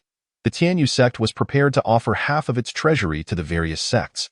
Qingyuan ascended into the air, standing tall before the assembly, and proclaimed, once this matter is resolved, the Tianyuan sect is willing to accept accountability from all the world's heroes. He then turned his gaze towards the members of Dongyi Palace. Sect Master Du, should Dongyi Palace wish to continue its alliance with the Tianyuan sect, we shall gladly offer the remaining half of our treasury. Though Qingyuan felt a pang of regret, he understood the necessity of this course of action. The first to suffer in the event of a demon lair eruption would be the Tianyuan sect itself. For the sake of its future, Qingyuan had to set aside his pride and disperse the sect's resources in order to secure assistance from the other sects. Dongyi Palace has no fortune to ally with the Tianyuan sect. I believe we should forego it, Du Ruoxing responded without hesitation, unwilling to gamble the future of Dongyi Palace. Resolving the demon lair's chaos will only yield a bounty of resources. Should it remain unresolved, Dongyi Palace would undoubtedly be dragged down, never to rise again. Sect Master Du, have you given this matter due consideration? Qingyuan attempted to persuade. In response, Du Ruoxing merely cast a cold glance, offering no reply. Understanding Du Ruoxing's resolve, Qingyuan ceased his insistence. He then uttered a few grandiloquent words, urging all present to relay the message back to their respective sects, to expedite discussions on a resolution for the demon lair. What a predicament! To have us clean up after the Tianyuan sect, how infuriating! This is a grave matter. We must hasten back to devise a strategy. The assembly, having bickered for some time, departed in a huff. Before leaving, the Tianyuan sect returned all gifts. With no marriage alliance between the two sects, the celebratory feast was rendered unnecessary. Esteemed friends, I apologize, the Tianyuan sect elders said, evidently eager to avoid offending the various sects. Seeking their assistance, which starkly contrasted with their earlier arrogance, on their way back, Chen Qingyuan encountered the members of Dongyi Palace at the entrance of the Tianyuan sect. Sect Master Du, Yen Minghai, of slightly lower status, clasped his fists in greeting. Elder Yen, Du Ruoxing nodded in acknowledgement, her expression indifferent, betraying no hint of her inner thoughts. The two parties exchanged pleasantries, and then Du Ruoxing's gaze settled upon Chen Qingyuan. After scrutinizing him intently, she discerned nothing particularly unusual, sighing inwardly at the transformation of a once great talent into a mere shell of his former self. Such a pity. A certain elder returned the gift from the Xianqing sect, retreating in disgrace. Chen Qingyuan regarded the white umbrella in his hands, his expression somewhat peculiar, muttering to himself. Though the gift has been returned, it is not due to my actions. The initial agreement should still stand? Should it not? The members of Dongyi Palace could hardly avoid noticing the striking white umbrella. Previously, the Tianyuan sect had sought to minimize disturbances, leaving many unaware of Chen Qingyuan's gift of the white umbrella. At this moment, numerous eyes turned toward Chen Qingyuan, whispering amongst themselves. Chen Qingyuan, your gift was indeed quite timely, Du Ruoxing remarked, her face devoid of emotion. Merely coincidental, Chen Qingyuan replied, unperturbed in the presence of the leader of Dongyi Palace. From what I know, you are not one to lack composure. Du Ruoxing spoke softly from a distance of over 10 meters. The expressions of the elders standing behind her darkened. What was once a prospective alliance had devolved into a farce, leaving them feeling humiliated. Dressed in a red gown, Bai Shishue cast a sidelong glance at Chen Qingyuan, feeling a mix of shame, awkwardness, and helplessness. The decision regarding the alliance was beyond her authority. Given the choice, she would have preferred to complete the alliance rather than endure the pointed fingers of others, which would undoubtedly tarnish her reputation. Soon, she managed to convince herself, raising her gaze with a shift in her expression. Having embarked on this path, there was no turning back. From this day forth, she would continue to be a highly talented cultivator, while Chen Qingyuan would, at most, possess a lifespan of 100 years. The flicker of guilt within her dissipated entirely. Not to imply anything, Sect Master Du, please do not misunderstand, Chen Qingyuan said with a calm smile, slowly retracting the white umbrella. You were fortunate to emerge alive from the abyss of heavenly desolation. Could you share what transpired within? Du Ruoxing expressed genuine curiosity regarding the abyss of heavenly desolation. As soon as these words were uttered, many ears perked up, their gazes toward Chen Qingyuan turning hostile. Chapter 12. Alliance Cancelled, Tremors Across the Sects. Yan Minghai sensed the numerous, unfriendly presences, evidently intrigued by the abyss of heavenly desolation, and quickly prepared for defense, moving a few steps closer to Chen Qingyuan. Should anyone dare to harm Chen Qingyuan, Yan Minghai would be there to protect him at the first opportunity. If Sect Master Du is so curious, why not venture in yourself? Chen Qingyuan smiled, undaunted by Du Ruoxing's imposing presence, casually deflecting her inquiry. If the opportunity arises, I shall certainly pay a visit in front of the assembled crowd. Du Ruoxing could not resort to intimidation or coercion against Chen Qingyuan. Moreover, not far away, the guardian elder of the Xianqing sect sat aboard a warship, a powerful figure at the tribulation transcendence stage. Du Ruoxing had no desire to offend him. There was no need for such a confrontation. Brother Yan, let us depart. Chen Qingyuan ignored the members of Dongyi Palace, not casting a single glance at Bai Shishue throughout. As Chen Qingyuan had stated, his ties with Bai Shishue had been severed. Perhaps Bai Shishue had genuinely cared for Chen Qingyuan in the past, but that was contingent upon him being a renowned prodigy. Since his return, the world had come to know him as a mere cripple, and any emotional turbulence within Bai Shishue had since faded, reduced to a mere sense of guilt. In the path of cultivation, finding someone who truly reciprocates one's feelings is a rarity. While Chen Qingyuan could empathize with Bai Shishue's actions, he would not forgive her.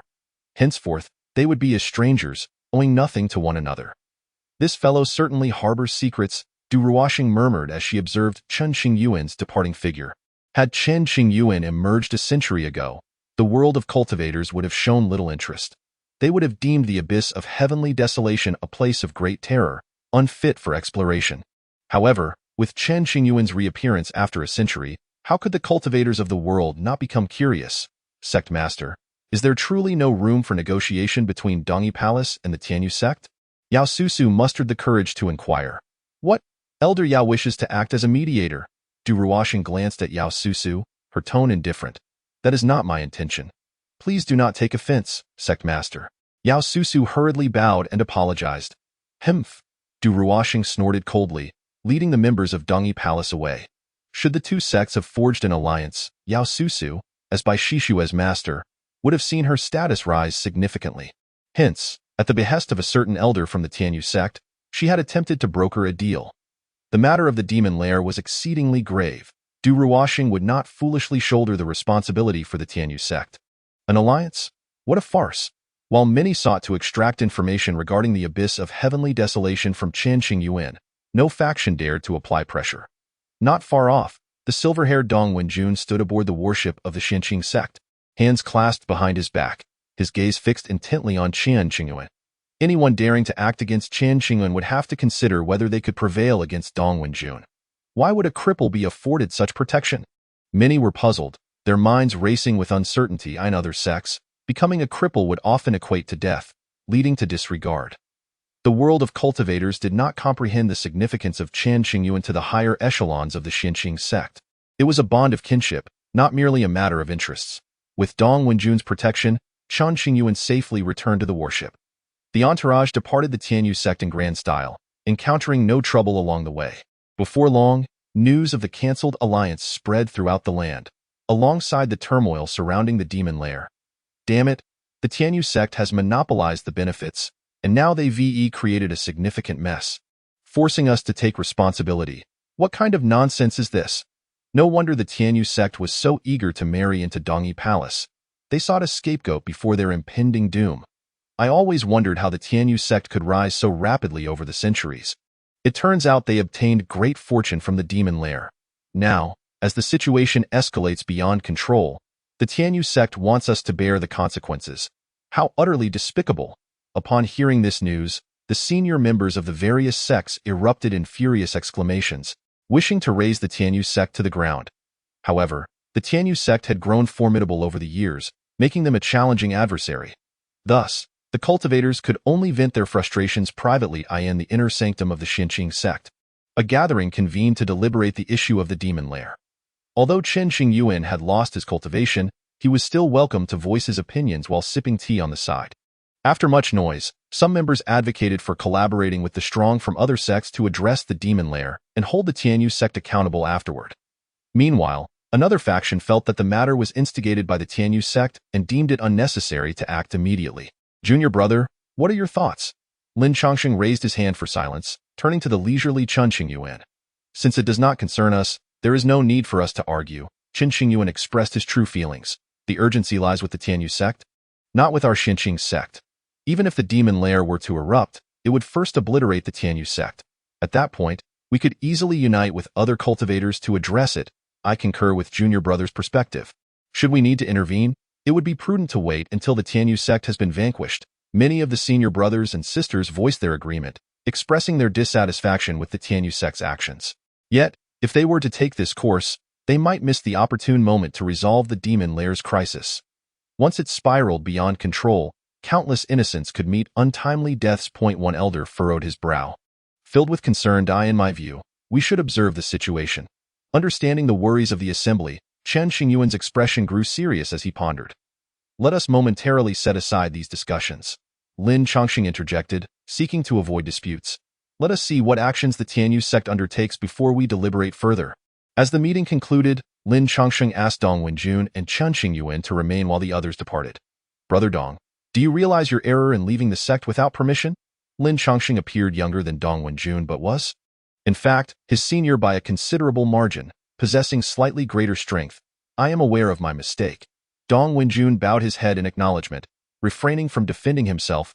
I understand your concerns for Junior Brother's safety, but as the sect's guardian elder, you bear significant responsibility and must not leave lightly. If I were to be absent for any reason, and some unscrupulous individuals sought to invade the sect, the consequences would be unimaginable. Since Lin Chongsheng and Dong Wenjun shared the same lineage, they both referred to Chen Qingyuan's master as Sherbua, master uncle. Having received his favor as your junior, I am willing to accept punishment. Dong Wenjun had already foreseen the repercussions before leaving. You are to meditate in solitude for 3 months and abstain from alcohol for half a year, Lin Chongsheng declared sternly. Dong Wenjun was taken aback, forcing a wry smile. Senior brother, while I can accept the meditation, may I be excused from the alcohol prohibition? Absolutely not, Lin Chongsheng replied firmly. Very well, Dong Wenjun, who had never been fond of women, only relished wine. The thought of abstaining from alcohol for half a year was indeed torturous, yet he had no choice but to accept his punishment. Junior brother, you have yet to pay your respects to Sherbua since your return. Do make a visit today. Once the matter was settled, Lin Chongsheng set aside his earlier severity, his expression softening.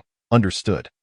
Chen Qingyuan's master, whom he had never met, had passed away shortly after taking him in as a disciple. Although Lin Chongsheng personally buried the master and many elders witnessed the event, Chen Qingyuan accepted this reality with a sense of unease. At that time, he was but an infant, oblivious to the world around him. Due to the kindness his master had extended, Chen Qingyuan had benefited greatly. Over half the senior members of the Xinqing sect had received blessings from his master, especially Lin Chongsheng and Dong Wenjun, who had been rescued from the brink of death on multiple occasions. With this connection, Chen Qingyuan had never faced injustice and was privy to many secrets of his seniors.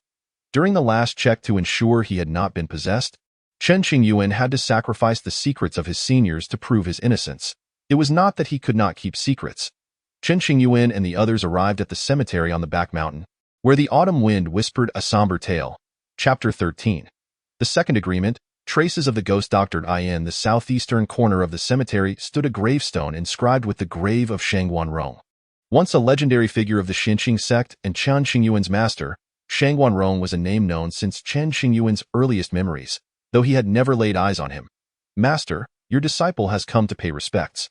Though Chen Qingyuan had never met his master, he held profound respect, bowing deeply and lighting incense. Sherbua. Lin Chongsheng and Dong Wenjun also bowed, their eyes filled with reverence. Without Shangguan Rong's guidance and grace, they would not have achieved their current positions, likely perishing in obscurity. The three cleared away the dust from the grave, performing some simple rituals before departing the cemetery. Having been punished to meditate, Dong Wenjun remained contemplative, while Lin Chongsheng stayed behind with Chen Qingyuan in a sealed training chamber to discuss pressing matters. Junior brother, I have been inquiring about news regarding the restoration of spiritual roots and have made some progress. Senior brother, there is no need for you to exert yourself. Everything is determined by cause and effect, Chen Qingyuan remarked, noting the weariness etched upon Lin Chongsheng's face, realizing he had been preoccupied with his concerns. The world of cultivation is fraught with peril, and human hearts are most intricate. It was not that Chen Qingyuan was unwilling to disclose his matter of reconstituting his Tao body. He simply could not. Should the news leak, not only would Chen Qingyuan face numerous troubles, but the entire Xinqing sect would be implicated. Having survived for a century within the abyss of heavenly desolation and reformed his flawless Tao root, the news of such an event reaching the ears of certain powerful beings would undoubtedly incite unimaginable turmoil. This is what a senior brother ought to do. Lin Chongsheng gently shook his head.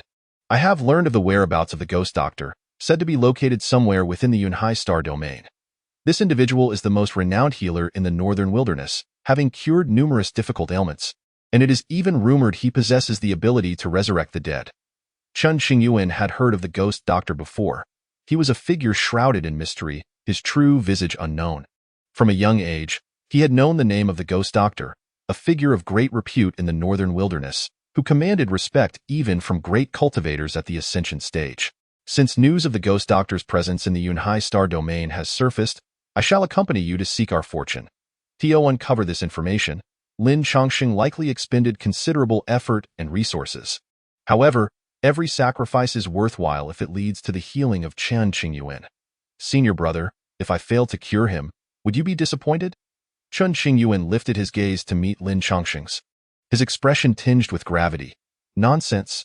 You are a harbinger of fortune. Those favored by destiny will surely prevail. There is no way you could fail.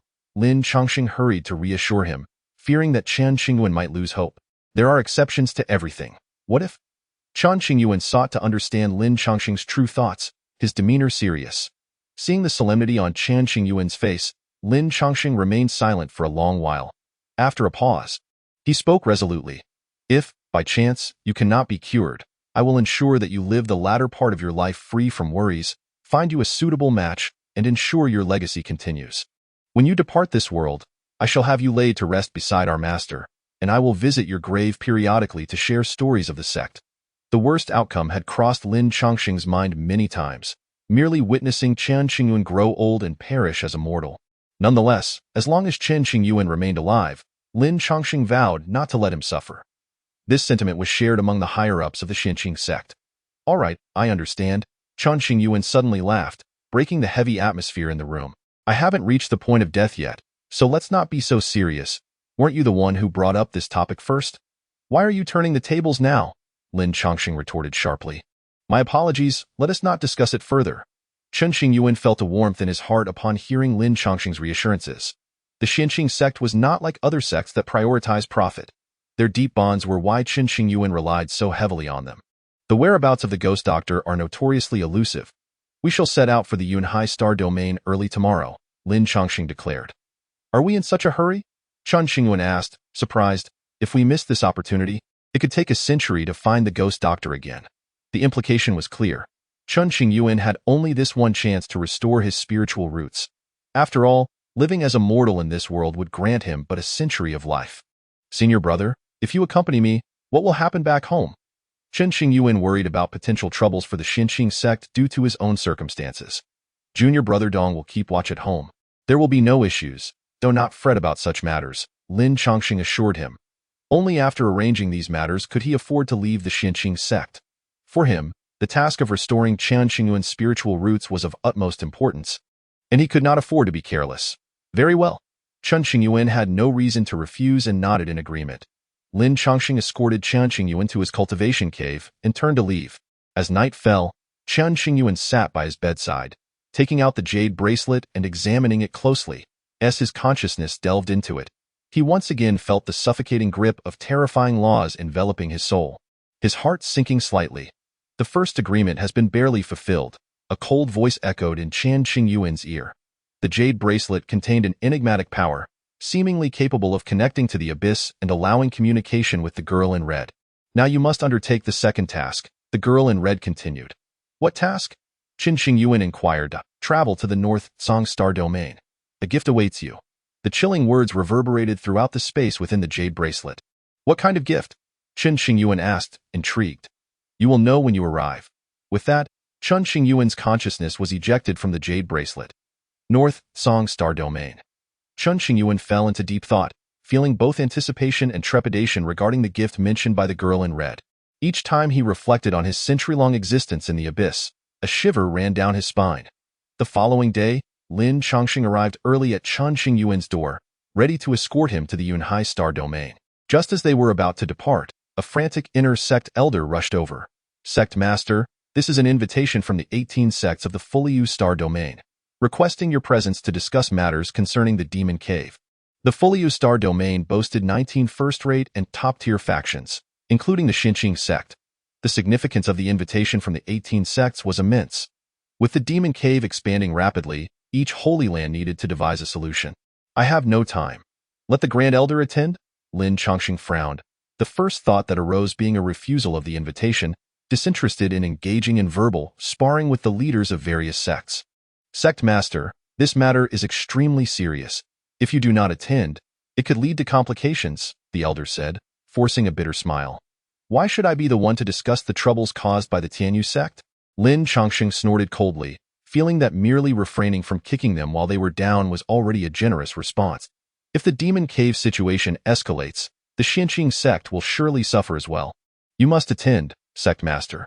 There may be resources to be gained from the Tianyuan sect, the elder insisted. He was responsible for overseeing the sect's internal and external affairs and held some authority over supervising the sect master. Senior brother, you go ahead with your matters. Chen Qingyuan understood the gravity of the situation and empathized with Lin Chongqing's desire to accompany him in search of the ghost doctor. Yet, in light of the sect's greater good, as sect master, Lin Chongqing could not be absent. Let someone else accompany me.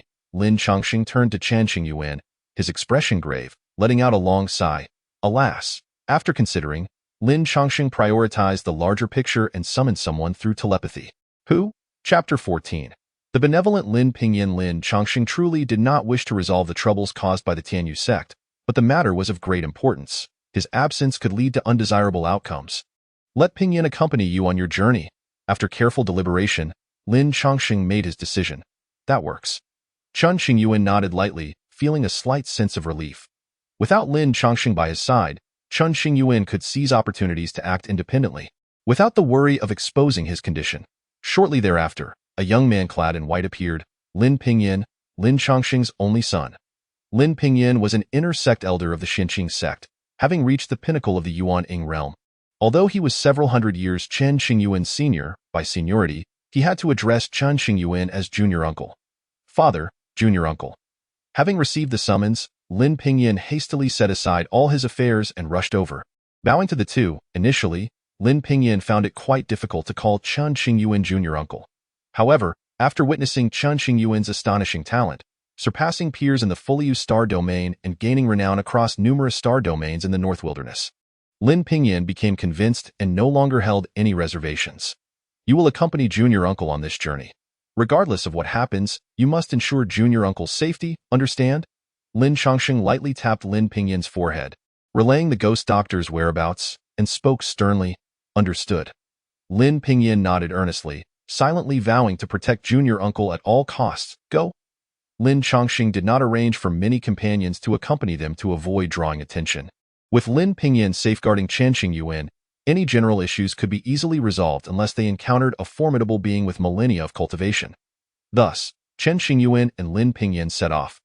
Lin Chongqing conferred with several elders, preparing to discuss the demon cave situation. A stone carriage, measuring about 100 meters in length, could be activated by placing spirit stones in specific locations, enabling it to travel swiftly at a speed of 100,000 miles per day. Chen Qingyuan sat inside the stone carriage, feeling at ease without any discomfort. Junior uncle, it is estimated that we will take a month to reach the Yunhai star domain. Although Lin Pingyan's talent was not on par with the former Chen Qingyuan, it was still exceptional, and the elders of the Xinqing sect had high hopes for him. Had it not been for Chen Qingyuan's emergence, Lin Pingyan would likely have been positioned as the sect's junior master. A century ago, the Xinqing sect had originally intended for Chen Qingyuan to assume the role of junior master, believing he could shoulder the weight of the sect and lead it to glory. Unfortunately, fate had other plans. A century later, after much deliberation, the upper echelons of the Xinqing sect had decided on an auspicious day to officially appoint Lin Pingyan as junior master. However, just then, Chen Qingyuan appeared, disrupting the sect's original plans. From the elders' perspective, they still hoped to restore Chen Qingyuan's health, allowing him to take on the leadership position of the sect. No worries, there's no rush. Chen Qingyuan and Lin Pingyan sat inside the stone carriage. A selection of spirit fruits and fragrant tea set upon the table. Lin Chongqing's decision to have Lin Pingyan escort Chen Qingyuan was not made lightly but was carefully considered. Only by having the two together could unnecessary troubles be averted, and it would also strengthen their bond as fellow disciples. Lin Pingyan was raised by Lin Chongqing, and Chen Qingyuan trusted him, knowing he would not engage in any treacherous behavior. He might be a bit displeased. But nothing more. Pingyan, I heard that the sect's upper echelons intend to make you the junior master, but my appearance has complicated that matter. Chen Qingyuan brought it up directly, not wishing to keep it bottled up. No worries. Lin Pingyan smiled faintly, appearing unaffected. If it were me, I certainly wouldn't swallow this indignation. I would find a way to confront those who obstruct me or curse them in circles. Chen Qingyuan spoke with mock ferocity, as if he were the one wronged. Observing Chen Qingyuan's demeanor, Lin Pingyan's sadness and worries inexplicably dissipated, leading him to chuckle. Junior uncle, it's not that serious, is it? Oh, but it is, Chen Qingyuan asserted emphatically. You have toiled for so many years for the position of junior master, losing out once a century ago. Now, just when a new opportunity arises, I have ruined it for you. Go be honest. I feel both indignant and upset on your behalf. Why not take a swing at me to vent your frustrations? Junior uncle, you really enjoy the theatrics. Lin Pingyan, dressed in white, exuded an air of refined elegance. His demeanor gentle as jade. He was a man of great integrity, typically quiet and reserved. Junior uncle, I did feel a twinge of anger privately, but that's just a normal psychological response. It's best to let it go. Moreover, if we can restore your health, your accomplishments will surely surpass those of the past, and I would gladly assist you in becoming the sect master. Regardless of whether it was a century ago or now, Lin Pingyan's refined demeanor could not withstand the presence of Chen Qingyuan, quickly breaking down his defenses. What I cannot abide is your excessive reasonableness. How can a cultivator be so rational? Chen Qingyuan sighed softly. You do not understand me, nor do you grasp the sentiments of senior brother and the others. What do you mean by that, junior uncle? Lin Pingyan furrowed his brow slightly, his expression puzzled. I have never aspired to be the junior master, nor do I possess the ability to shoulder the responsibilities of an entire sect. I can only strive to protect it with all my might. That I have said this before. While the sect is vast, it is not my true home.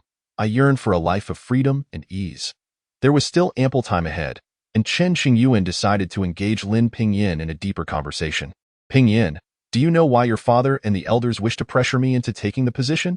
Chen Qingyuan inquired. Junior uncle possesses extraordinary talent, suppressing his peers. It is only fitting that he assumes the leadership position of the sect. Lin Pingyan held a deep respect for strong individuals, hence willingly addressed Chen Qingyuan as junior uncle. That's one reason, but not the fundamental factor. Chen Qingyuan gently shook his head. Is there another reason? Lin Pingyan asked, intrigued. Is it because of the grand ancestor? No. Chen Qingyuan shook his head again. Then what is it? Lin Pingyan's curiosity was thoroughly piqued. Throughout my life, whether in the outside world or within the sect, I have never suffered any losses. Chen Qingyuan began to explain slowly. You are different. Your nature is too gentle and lacks the necessary ruthlessness. Should you lead the sect, it will inevitably become constrained, and the disciples within will gradually lose their fighting spirit. This would be a fatal blow to any sect. Life is precious. I do not wish to become a butcher. Lin Pingyan, having lived for over 5 centuries, had killed fewer than 10 individuals, all of whom were of great evil. His excessive kindness rendered him unfit for leadership. This time, senior brother intends for you to protect me on this journey, not only because he trusts you but also to temper your character. Be why traveling with me. You may be influenced to shed these undesirable traits in the realm of cultivation. The greatest taboo was kindness, yet Lin Pingyan embodied the essence of a refined scholar. Were it not for the Xinqing sect's rarity in internal conflict, he would likely have faced far harsher realities in other sects. Goodness invites exploitation. This holds true for mortals and cultivators alike. Let it be, Lin Pingyan was not unwilling to harden his heart, but he found it impossible. In his eyes, life was invaluable, unless someone was destined for death. He could never bring himself to deliver a fatal blow. It was precisely due to Lin Pingyan's indecisive nature and excessive compassion that the sect's higher-ups hesitated to appoint him as junior master, as a leader whose hands had not been stained with blood. For the sake of the sect's interests, there were times when one must do what they knew was wrong. Only by doing so could a sect flourish and prosper, instilling fear in adversaries and safeguarding its disciples. You will gradually change. Chen Qingyuan reclined in his chair, gently closing his eyes.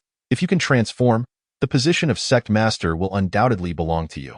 As your junior uncle, I will certainly assist you. Guiding someone towards goodness might be challenging, but leading them astray posed no such difficulties. I do not covet power. I simply do not wish to disappoint my father. Lin Pingyan earnestly sought to become the junior master solely to gain Lin Chongqing's approval. Given the direction and speed we are heading, we should pass by the Bei sect tomorrow. Be sure to stop for a while. Chen Qingyuan lay back on the bed, speaking softly. For what purpose? Lin Pingyan inquired. To settle a debt. A slight smirk appeared at the corners of Chen Qingyuan's mouth, revealing a hint of mischief. Chapter 15. Settling Debts. A firm stance. The next day, the war chariot halted at the borders of the Bei sect. Pingyan, summon the steward of the Bei sect. Chen Qingyuan sat back, savoring his tea. Understood. Although Lin Pingyan was unaware of the nature of the debt Chen Qingyuan intended to settle, he refrained from asking further and swiftly made his way to the entrance of the Bei sect. Lin Pingyan politely stated his identity and awaited the disciples' report at the gate. Observing Lin Pingyan's formality, Chen Qingyuan felt a bit exasperated and called out, "You are an inner sect elder of the Xinqing sect. Why should you be waiting at the gate?" The gatekeeper of the Bei sect clearly lacks manners. Just kick the door open and walk in. Remaining inside the war chariot, Chen Qingyuan's words reached Lin Pingyan's ears. Junior uncle, isn't that a bit inappropriate? Kicking the door open at the first sign of disagreement did not align with Lin Pingyan's principles. Inappropriate? The Bei sect is merely a second-rate sect, as an elder of the Xinqing sect. How could they not invite you in directly? This is a clear disrespect to the Xinqing sect. If word gets out, our disciples will undoubtedly face bullying whenever they venture outside. Everyone will want to trample on us. Chen Qingyuan exaggerated the gravity of the situation, hoping to apply pressure on Lin Pingyan. It can't be that serious. Lin Pingyan glanced back at the war chariot not far away, communicating through thought. Pingyan, am I still your junior uncle? Seeing Lin Pingyan hesitating, Chen Qingyuan decided to leverage their seniority. Yes, Lin Pingyan replied hastily. Then listen to your junior uncle and kick the door open. Chen Qingyuan commanded sternly, if you don't kick this door open today, then I won't go to the Yunhai Star Domain. The ailment of my body can remain untreated. Hearing this, Lin Pingyan grew anxious. If Chen Qingyuan truly refused to heal, he would carry that guilt for life. Bang! With no other choice, Lin Pingyan steeled himself and kicked the door open. A loud crash resonated as the Bei sect's gate swung wide. In an instant, numerous figures appeared above the Bei sect, eager to discover who possessed the audacity to act so brazenly. The atmosphere turned tense. Elder Lin, what is the meaning of this? An inner sect elder from the Bei sect has made his appearance. Upon learning of Lin Pingyan's arrival, he hurried over, only to witness the incident of the door being kicked open, his expression turning ashen. Lin Pingyan felt a twinge of guilt within yet maintained an air of nonchalance on the surface. Just as both parties found themselves in a stalemate, Chen Qingyuan, inside the war chariot, spoke up. Chen Qingyuan produced a common item, a sound transmission tube. This device amplifies sound dozens, if not hundreds, of times, offering little utility to practitioners. Standing at the forefront of the chariot, he placed the tube before his mouth and bellowed towards the base sect. Pingyan is an inner sect elder of my Xinqing sect, the son of the sect master. He has come to pay a visit to the base sect, yet he is left outside. Do you not regard my Xinqing sect with due respect? Regardless of right or wrong, he sought to place a heavy accusation upon the base sect. Many from the Bei sect immediately recognized Chen Qingyuan and whispered among themselves, contemplating. The Bei sect had no such intentions. One elder hastily interjected. According to our customs, only after the gate-guarding disciples' report can visitors be allowed entry. What nonsense customs are these? Chen Qingyuan retorted. If elders from the Tianyuan sect were to arrive, would the Bei sect deny them entry? The Bei sect refuses to show my Xinqing sect any courtesy. It seems you believe us to be in decline and thus easy to bully. Elder Chen, please do not take offense. It is indeed the Bei sect's oversight, neglecting Elder Lin. The Grand Elder of the Bei sect stepped forward, instructing others to refrain from further comment to avoid escalating the situation. Acknowledging the mistake is a good start. Chen Qingyuan's tone softened slightly. Please allow the two elders to enter. Tea has been prepared within the hall. No need for that, Chen Qingyuan declined. I am here to settle accounts, not to sip tea. Settle accounts? What accounts? The Grand Elder inquired, slightly puzzled, unsure if Chen Qingyuan's demeanor was genuine or feigned. Inquire with your sect's 13th elder, Chen Qingyuan declared, holding the transmission tube aloft. Consequently, the Grand Elder summoned the 13th elder, a slender middle-aged man. What is the matter? The 13th elder recounted past events meticulously. A century ago, Chen Qingyuan had invested in a business with the 13th elder of the Bei sect, establishing a trading association with profits split evenly. However, since the incident involving Chen Qingyuan and Tianyuan, the 13th elder failed to fulfill his promise of distributing the association's profits. Chen Qingyuan had conducted thorough investigations, hence his visit to collect debts. The association's operations had been somewhat unsatisfactory over the past century, yielding little in the way of spirit stones. With his head bowed, the 13th elder spoke. I'm somewhat embarrassed to admit that. Chen Qingyuan interjected. I do not care about your profits.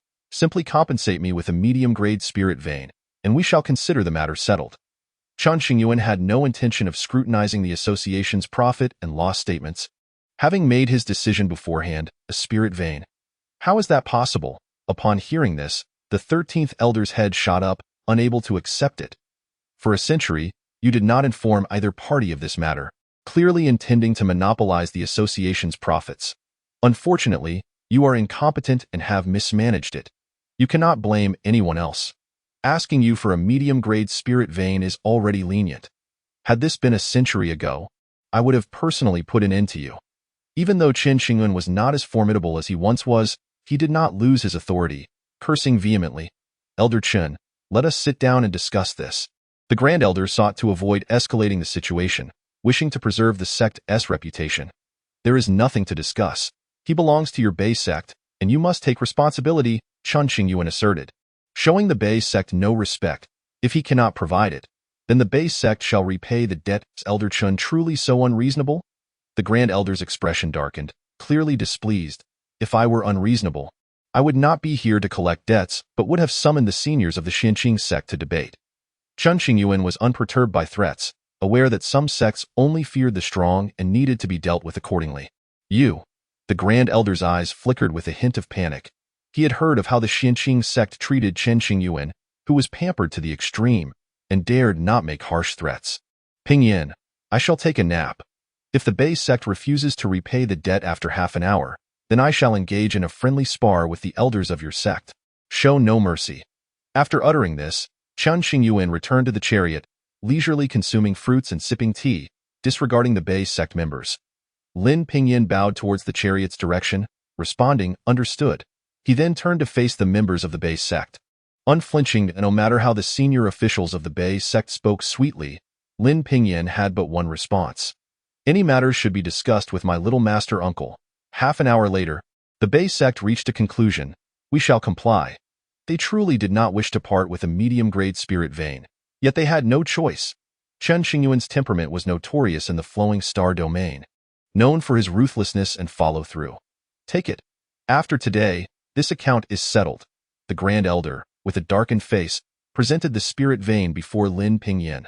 Staring at the entire medium-grade spirit vein, Lin Pingyan felt a moment of disbelief. He had not anticipated the Bei sect's actual concession. "I am busy with affairs and cannot invite Elder Lin inside for tea." The Grand Elder issued a dismissal, leaving without a backward glance.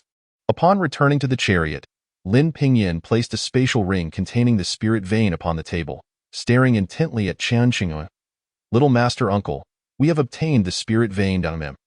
Chen Qingyuan stretched lazily, seemingly already aware of this outcome, devoid of any joy. After a moment, he raised an eyebrow and asked, "How does it feel?" "What?" Lin Pingyan was taken aback. "How does it feel to collect debts? Is it satisfying?" Chen Qingyuan reiterated, Lin Pingyan hesitated. "Do not stammer." "Speak honestly," Chen Qingyuan urged. "To be truthful. It feels somewhat strange." Lin Pingyan admitted, "At first, I felt a bit uncomfortable, thinking it was too crude. Yet, upon obtaining a spirit vein, I felt immensely pleased, as if it were a windfall." "What do you mean by windfall? This is an investment made by your master uncle a century ago." Chen Qingyuan rarely engaged in losing propositions, at times appearing as cold as ice, at others somewhat cunning, leaving others perplexed. "Little master uncle, is this truly collecting debts, or is it strong-arming?" Lin Pingyan felt a twinge of guilt if it were theft. "Do you think it could be resolved so easily?" Chen Qingyuan took a sip of tea. "The Bei sect first disrespected you and then deliberately concealed the matters of the association. They were at fault from the start. A medium-grade spirit vein as compensation, while painful, is within the Bei sect's means. Moreover, given the reputation of our Xinqing sect, they dared not refuse." Chen Qingyuan was not unwilling to ask for more. He simply could not. If he were to be too demanding, he would not only gain nothing but also forge a mortal enemy with the Bei sect. The situation was different now. Although the Bei sect was dissatisfied with Chen Qingyuan's actions, they still had to express gratitude for his lack of reproach, wanting to maintain good relations with the Xinqing sect. Collecting debts was a skill. Asking too much would offend others, while asking too little would result in personal loss, requiring careful consideration. "Little master uncle, this is not a long-term solution.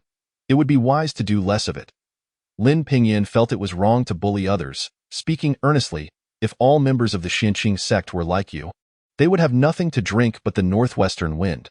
There are only so many spirit mines in the flowing star domain. There is no fair way to handle matters. Each must rely on their own strength." Chen Qingyuan was at a loss for words regarding Lin Pingyan's nature. Such elegance and kindness were hardly suitable for survival in the cultivation world. "No worries. I shall slowly guide you, and you will eventually change your perspective." Not long after, Chen Qingyuan took Lin Pingyan to collect several more debts. An elder from the Yukon mountain had borrowed over 1,000 spirit stones from Chen Qingyuan, and after a century, with interest, he owed 5,000 spirit stones. Did he dare to refuse? Chen Qingyuan directly sent Lin Pingyan to confront him. If he was unwilling to spar, then he would spread the matter widely, tarnishing his reputation. Employing various methods, Chen Qingyuan reclaimed his rightful share of spirit stones, continuing on their journey with a satisfied demeanor. Similar events transpired a dozen times, with Chen Qingyuan seated within the chariot while Lin Pingyan managed the overall situation. After numerous debt collections, an odd feeling began to stir within Lin Pingyan as he gazed at the table laden with spirit stones and treasures, enough to rival the entire fortune of a third-rate force. They were soon to arrive at the Yunhai star domain, and Lin Pingyan ceased allowing the chariot to proceed on its own, instead standing at the front to steer, preventing any inadvertent collisions with the fragmented laws between star domains that could lead to unnecessary trouble. "Little master uncle, hold on tight." Lin Pingyan formed seals with his hands, traversing the starry sea between realms. However, the threatening domain laws bore down upon the chariot, repeatedly nearly breaking through the chariot's protective barrier. Yet each time Lin Pingyan managed to suppress them. Chen Qingyuan lounged within the chariot, experiencing no discomfort, contemplating the subsequent course of action. Several hours later, the chariot exited the chaotic starry storm, halting at a corner of the Yunhai star domain. "Have we arrived?" Sensing the chariot stop, Chen Qingyuan turned to gaze outside. "We have arrived." Lin Pingyan surveyed the surroundings, seeking the location of the ghost doctor based on the information they had received. The ghost doctor was likely situated in the eastern part of the Yunhai star domain, in a place called Kitchen Star. "Then let us go and see if luck is on our side." Chen Qingyuan, unwilling to let the people of the Xinqing sect down, had no choice but to undertake this journey. When the time was right, he would find a reason to send Lin Pingyan back, allowing him to act independently. As they continued their journey, they encountered some bandits specialized in ambushing travelers. Lin Pingyan managed to dissuade them, inflicting minor punishment without taking any lives. Chen Qingyuan repeatedly emphasized that Lin Pingyan should be merciless. However, Lin Pingyan always felt that life was precious and offered the bandits a chance. You, Chen Qingyuan, exasperated, quipped, with your constant talk of righteousness and morality, you would be well suited to become a monk. I bet the monks of the Buddhist sect are not as generous and compassionate as you. You could easily become an abbot. Little master uncle, please do not jest. Lin Pingyan was merely kind, not foolish, and could discern that this comment was a veiled criticism. After living for so many years, have you not grasped a fundamental truth? Chen Qingyuan lectured, the cultivation world is fraught with intrigue, and vendettas frequently arise. Either you endure the bullying without retaliation, or once you do retaliate, there can be no mercy. You must eradicate your enemy. Lin Pingyan understood this principle, yet found it easier said than done. He lowered his head, sighing softly. Although Lin Pingyan was considerably older than Chen Qingyuan, it was Chen Qingyuan who imparted this wisdom. If you show mercy, it is likely that those around you will suffer. Remember, do not let a moment of compassion lead to a lifetime of regret. Lin Pingyan took this to heart. He had his own way of dealing with matters, and changing overnight was not feasible. It required gradual guidance and no more talk. Call for me when we arrive. Our Xinqing sect is filled with cunning old foxes. How did we end up with a little white rabbit? Moreover, this little white rabbit's father is the slyest fox of them all. It is truly absurd. I asked Lin Pingyan, not the biological child of the eldest senior brother. With nothing else to occupy his mind, Chen Qingyuan began to daydream. As this thought crossed his mind, Chen Qingyuan chuckled, deeming it impossible. With Lin Chongqing's abilities, he would easily discern his own bloodline. Such a situation could not occur. If there were truly an issue with the bloodline, it must be attributed to the eldest sister-in-law. Suddenly, Chen Qingyuan recalled something. He seemed to have never seen the wife of his eldest senior brother, Lin Chongqing, nor had he heard any information regarding the identity of the eldest sister-in-law. Forget it. No need to dwell on this. Chen Qingyuan closed his eyes, conserving energy. After more than 10 days, the chariot finally descended onto the surface of Kitchen Star. Little master uncle, we have arrived at our destination. Lin Pingyan transmitted the message into the cabin. Understood. Upon hearing this, Chen Qingyuan adjusted his attire and stepped out slowly. Not far ahead stood a massive city, with 3 dark golden characters faintly shimmering in the air, Pushu City. According to intelligence gathered by the Xinqing sect, the ghost doctor was likely within Pushu City. Rumor had it that 2 years prior, the ghost doctor had intervened to save someone, with all clues pointing to this city. Many powerful figures from various factions had secretly converged upon Pushu City, hoping to encounter the ghost doctor and seek his assistance. However, in the past 2 years, no one had managed to discover the ghost doctor's whereabouts. The ghost doctor acted solely based on fate. He was indifferent to fame and power, valuing only the concept of fate. When fate arrived, he would save even a beggar, asking for nothing in return. Yet, if there were no fate, even the supreme beings of top-tier forces could visit in person, making all manner of promises, and he would remain unmoved, turning away. Due to the ghost doctor's peculiar nature, he had gained immense fame, becoming a legendary figure on Kitchen Star. It seems I have an acquaintance who might be able to assist us, Chen Qingyuan suddenly recalled, raising an eyebrow with a hint of a smile. An acquaintance? A trace of suspicion crossed Lin Pingyan's brow. Chapter 17. Friends of Life and Death, seeking the ghost doctor on Kitchen Star, Pushu City. Chen Qingyuan had some recollection of this place and remembered a friend. Pingyan, please head to the nearby Qianlan Holy Land and deliver this letter to someone named Han Shan. The letter contained certain details, which Chen Qingyuan handed to Lin Pingyan. Little master uncle, and what about you? Lin Pingyan's face bore a hint of worry. I cannot leave you here alone. I shall remain here. I will not go anywhere. If you are concerned, then set up several restrictions, Chen Qingyuan replied. Is this letter particularly important? Lin Pingyan inquired. As long as we locate that acquaintance, it will facilitate matters here significantly, increasing our chances of finding the ghost doctor, Chen Qingyuan explained, nodding slowly. Very well, I shall go swiftly and return promptly. Before departing, Lin Pingyan indeed sealed Chen Qingyuan within the stone chariot and activated special protective mechanisms. Once Lin Pingyan had left, a solemn expression appeared on Chen Qingyuan's face as he murmured to himself. I must devise a way to coax Xiao Yin back. Only then can I attend to my business. So far, Chen Qingyuan had not disclosed the matter of remolding his spiritual root to anyone. Only when he became stronger would he avoid attracting attention and inciting turmoil. I will have that lad Han Shan set up a trap. He should be able to deceive Xiao Yin.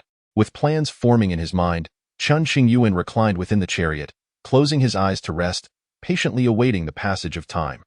Several days later, Lin Pingyin, clad in white, returned with a black-clad youth. This black-clad youth was Han Shan, who recognized the letter as soon as he laid eyes on it, knowing it was written by Chen Qingyuan. The contents detailed events from the past, leaving no room for deception. Thus, Han Shan set aside all other affairs and hurried over. Brother Chen, it truly is you. Upon seeing Chen Qingyuan, Han Shan was both astonished and delighted. The Tianyuan incident a century ago had caused a stir, and even Han Shan, far away in the Yunhai Star domain, had heard the news. When he learned of Chen Qingyuan's supposed death in Tianyuan, Han Shan mourned for quite some time. The moment he saw the letter, Han Shan was taken aback. After hearing Lin Pingyin's account, Han Shan understood that Chen Qingyuan had faked his death to escape, having been fortunate to survive. Old Han, I saved your life back then. It is time for you to repay that kindness. Chen Qingyuan got straight to the point, disinterested in reminiscing with Han Shan a century ago. Chen Qingyuan had arrived in a certain area of the Yunhai Star domain, unexpectedly meeting Han Shan, and they had ventured into a secret realm together. The secret realm was perilous, and Han Shan nearly lost his life, with Chen Qingyuan rescuing him, and of course, I shall repay you. Han Shan nodded emphatically. Come inside and let us talk. Chen Qingyuan gestured towards the stone chariot. As the scene shifted, the three were seated within the stone chariot, enjoying tea and conversing. To ensure their discussion remained confidential, Lin Pingyin enacted several additional restrictions. Half an hour later, Han Shan grasped the situation's context. During their conversation, Chen Qingyuan regarded Han Shan with deep significance. Speaking earnestly, Old Han, you are the local authority on Kitchen Star. You must surely be able to locate the ghost doctor. I will do my utmost. Han Shan and Chen Qingyuan exchanged a glance, their expressions grave. Through a subtle indication in Chen Qingyuan's eyes, Han Shan seemed to grasp something unspoken. I have indeed heard whispers regarding the elusive ghostly physician. It is said that this individual has concealed themselves within the city of Pusu, where many formidable beings have ventured in search, yet regrettably, none have succeeded. Han Shan spoke slowly. You shall reside within the city for the time being. Grant me a moment to investigate. Should I uncover any leads, I shall inform you without delay. Understood. Chen Qingyuan nodded. Lin Pingyin rose, clasping his fists. I appreciate your assistance, my friend. No need for such formality. Before departing, Han Shan cast one last glance at Chen Qingyuan.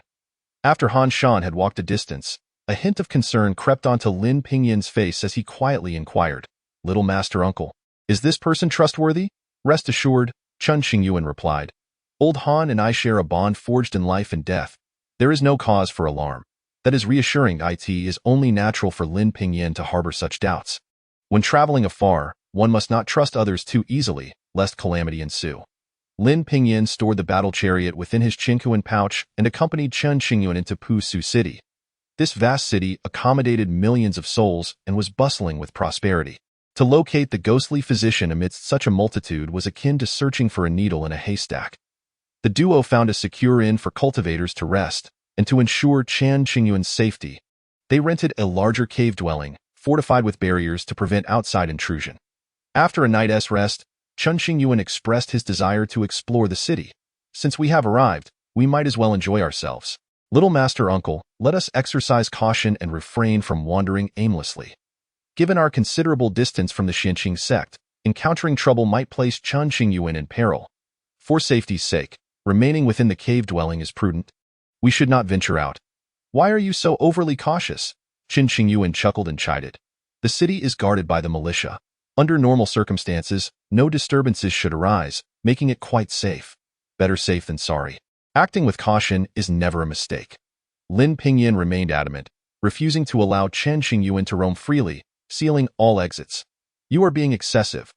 Chen Qingyuan, intending to step out and covertly communicate with Han Shan regarding the necessary actions, found his plans thwarted by Lin Pingyin's obstruction. For the sake of Little Master Uncle's safety, Lin Pingyin bore the brunt of any displeasure. Lin Pingyin adopted a righteous demeanor. Faced with this, Chen Qingyuan relented, reclining upon a soft bed to rest. Very well, I shall remain indoors. a monotonous existence passed for half a month before Han Shan finally arrived. After exchanging communication jade symbols with Lin Pingyan, it was straightforward to ascertain each other's whereabouts. "Little Master Uncle, I have news," Lin Pingyan exclaimed with delight. "Really?" Chen Qingyuan paused, a peculiar expression crossing his face, lacking in joy. "Brother Han is currently situated on East Street. Let us seek him out." As he spoke, Lin Pingyan dispelled the barriers and, using a gentle force, swiftly led Chen Qingyuan to East Street, the entrance of a narrow alley on East Street. Han Shan stood quietly, awaiting their arrival. "Brother Han." Lin Pingyan hastened forward, clasping his fists in greeting. "Brother Lin." Han Shan returned the gesture, his gaze flickering towards the alley as he lowered his voice. "After extensive inquiries, I have eliminated the majority of the original inhabitants and identified nearly a dozen suspicious individuals who have arrived in Pusu over the past decade. Get to the point," Chen Qingyuan urged. "Currently, I have several candidates who may be the ghostly physician. We must approach them one by one," Han Shan stated earnestly. Frankly, Han Shan had indeed put forth considerable effort to trace the ghostly physician's whereabouts, without pretense. However, this was primarily to alleviate Lin Pingyan's concerns and prevent any suspicion from arising. From Chen Qingyuan's earlier glance, Han Shan had gleaned its deeper significance, fabricating a false ghostly physician to placate Lin Pingyan. Although Han Shan did not fully comprehend the intent behind this, he could only comply. Bonds forged in life and death would not wane even after a century. Chen Qingyuan had multiple plans. As long as he had the ghostly physician's cover for treatment, he could publicly declare himself healed, raising no suspicions, thus exposing his true capabilities without reservation. Furthermore, once Lin Pingyan was sent away, he could attend to his pressing matters and seize the opportunity to cultivate. To render everything plausible, it was paramount that Lin Pingyan be convinced that they had indeed found the ghostly physician who was willing to treat his injuries. "Let us proceed and take a closer look." Han Shan led the way, with Chen Qingyuan and the others following closely behind. Chapter 18. The mysterious man in the bamboo house within the alley resided a mysterious old man, said to have arrived in Pusu 5 years prior. He seldom ventured outside, and very few had glimpsed his true visage. Han Shan recounted the pertinent details, all of which were genuine, allowing Lin Pingyan to investigate their authenticity. Upon reaching the end of the alley, they encountered a thatched cottage. The door was tightly shut, and the yard was cluttered with firewood, appearing to be the dwelling of an ordinary mortal, devoid of any spiritual aura. Could the legendary ghostly physician truly reside in such a place? The group mused. Approaching the entrance, Han Shan first bowed respectfully and inquired, "Is anyone home?" Hearing their arrival, a cacophony of sounds emanated from within the cottage. An elderly man emerged, fear etched across his face. Upon noticing the distinguished attire of Han Shan and the others, he immediately knelt, exclaiming, "Esteemed sirs, I am but a humble commoner, unable to afford any spirit stones. I beseech you, do not cast me out of the city." "Enough!" The old man mistook Han Shan and his companions for the militia, trembling in fright. Clearly, he was an ordinary old man, lacking any trace of spiritual resonance. Witnessing the old man's supplication, Chen Qingyuan and the others exchanged incredulous glances at Han Shan. Thinking this was utterly unreliable, why apologies for the intrusion. Han Shan's expression shifted slightly as he turned to leave, and no matter how low-key the ghostly physician might be, it would be impossible for them to kneel before others. Clearly, Han Shan's first lead could be dismissed.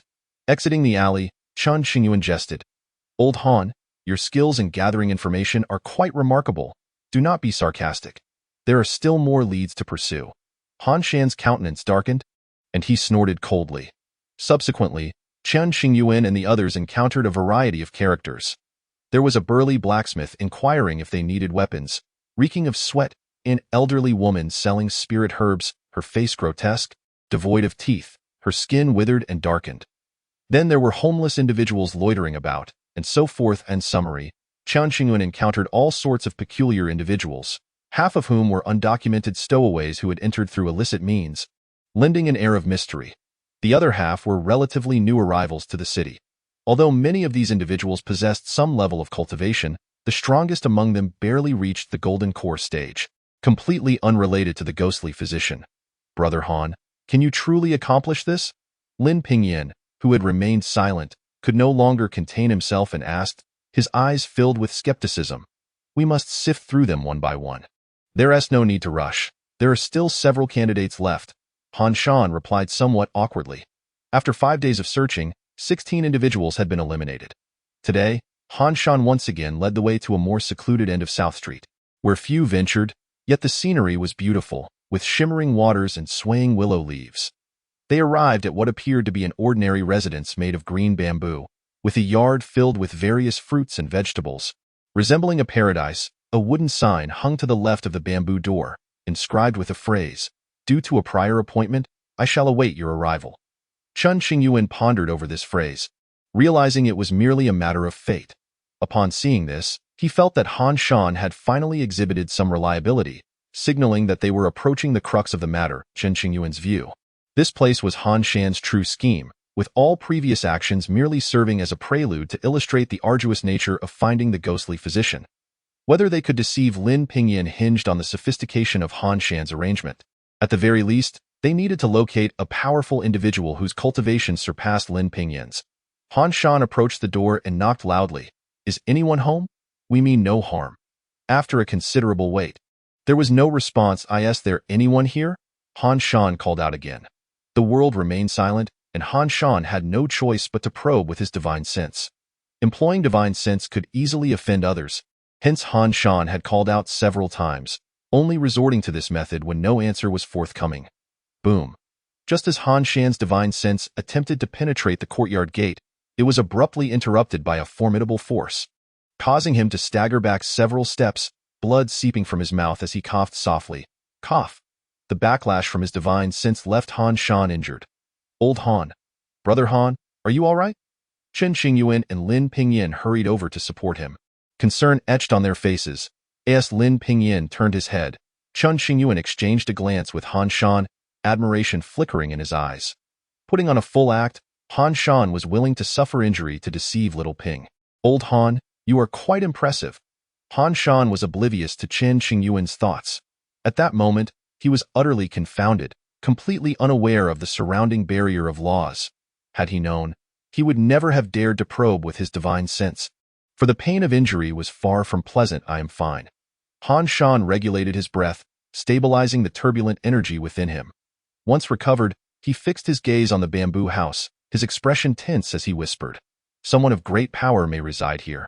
Tread carefully and do not offend." Could it truly be the fabled ghostly physician? Lin Pingyan was quite agitated, glancing at Chen Qingyuan. If they could find the ghostly physician, there would be hope for little Master Uncle's recovery. Chen Qingyuan mused internally, realizing he had underestimated Han Shan's capabilities and resolved to treat him to a drink later. To have arranged such a sophisticated barrier in under a month is quite impressive. With Chen Qingyuan's keen eye, he could detect no flaws in the bamboo house. "I am Han Shan, a core disciple of the Qianlan sacred land. I inadvertently trespassed earlier and seek your forgiveness. Esteemed elder." Han Shan bowed towards the bamboo house, revealing his identity in hopes of tempering the other's temperament, so as not to offend. "What brings you here?" A voice, treated with exquisite magic, emanated from within the house. Indistinguishable in gender, "A dear friend is gravely injured, and I dare to ask if you are the ghostly physician." As the voice resonated, Han Shan sensed a palpable pressure, rendering his body immobile, as though countless mountains bore down upon his shoulders. Gritting his teeth, he spoke. Chen Qingyuan and Lin Pingyan slightly bowed, not daring to be disrespectful. After a lengthy silence, no further words came from within. The group, uncertain, could only wait. After a full hour had elapsed, Han Shan's patience waned, and he turned to Chen Qingyuan and Lin Pingyan, whispering, "I suspect this individual may be a reclusive master rather than the ghostly physician. Should we leave? There are still several suspicious candidates left." Chen Qingyuan glanced at Han Shan, inwardly acknowledging, "A strategic retreat to create an air of mystery. This is quite clever. It is well known that the ghostly physician possesses an eccentric temperament, and with such an intricate barrier in place, we cannot depart without confirming their identity." Lin Pingyan, determined not to overlook any possibilities, wished to wait a little longer. "Are we truly not leaving?" As he posed this question, Han Shan continuously observed Chen Qingyuan. "We cannot give up easily. Let us wait a bit longer." Chen Qingyuan replied earnestly. "Very well." Han Shan had no choice but to grit his teeth and persist. Another 2 hours passed and night fell. the full moon revealing its silhouette. At this moment, a voice devoid of emotion reached the ears of the crowd, accompanied by an ethereal light that settled upon Chen Qingyuan. This person shall remain. The others may depart. In an instant, Han Shan and Lin Pingyin were pushed away by a gentle force, unable to approach the bamboo house. Chapter 19. The woman in the black skirt, the legendary ghostly physician. The door of the bamboo house creaked open, and Chen Qingyuan was drawn inside by a force. "Little master uncle." Lin Pingyin's face was filled with concern as he shouted. Due to the activation of the bamboo house's barrier, Lin Pingyin was unable to approach despite exerting all his strength. "Do not raise a ruckus here. If you dare to act so again, do not blame me for my ruthlessness," a reprimanding voice echoed, and a chilling wind surged towards Lin Pingyin, forcing him back 100 meters. Lin Pingyin quickly fell silent, not daring to speak further. Is this truly the ghostly physician? With such a formidable barrier and pressure, Lin Pingyin had no doubt. Meanwhile, Han Shan stood frozen in place, never imagining he would truly encounter such a powerful being. While appearing dazed, internally, he was crying out, "Brother Chun, this was not the trap I had set. The next stage was meant to be the true one.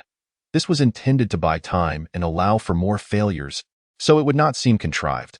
Han Shan had arranged for his master to impersonate the ghostly physician in a hidden corner of the west side of the city. To have his master act was no small feat. However, before his master could make an appearance, they unexpectedly encountered this terrifying entity. Based on Han Shan's deduction, the occupant of the bamboo house was likely the ghostly physician sought by various factions.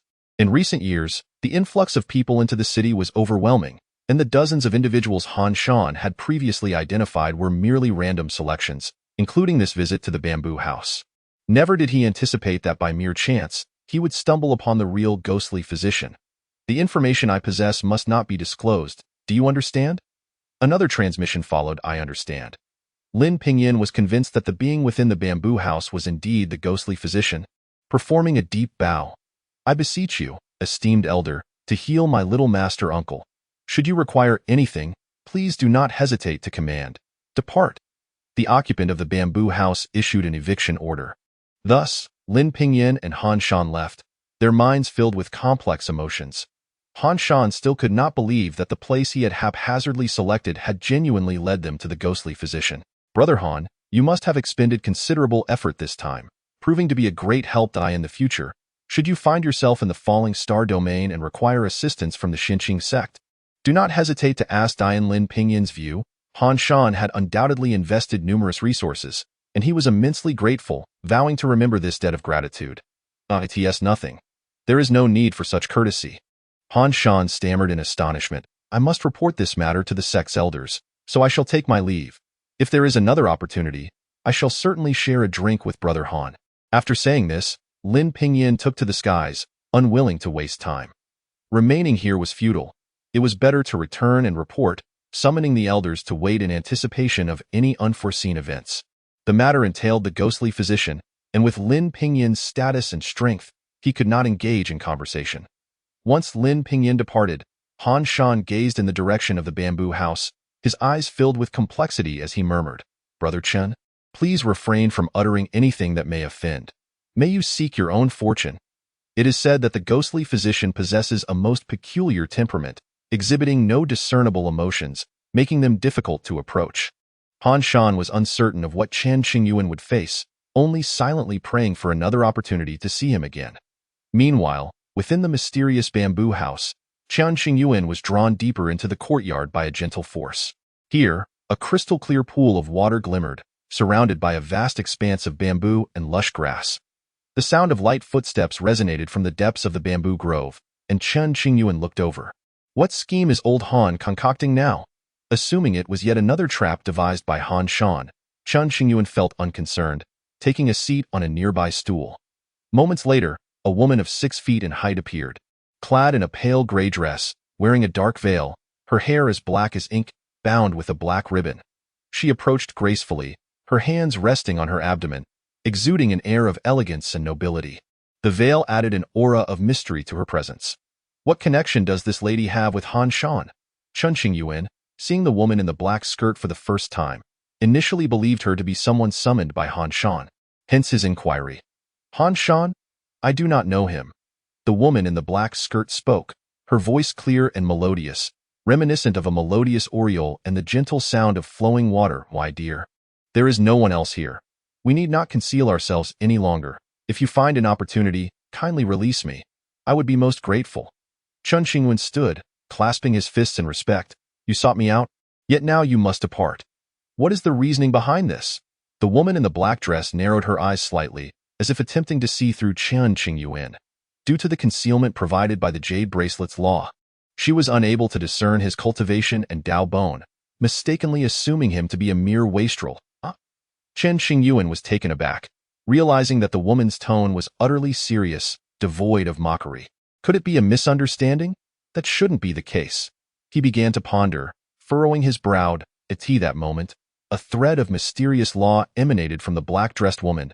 In an instant, the bamboo grove and grassy field transformed.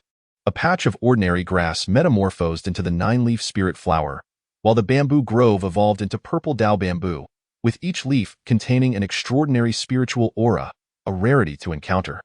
The ground was strewn with spiritual herbs and Dao treasures, causing Chen Qingyuan's expression to change dramatically, rendered speechless. This was no ordinary patch of grass, but a breathtaking medicinal garden.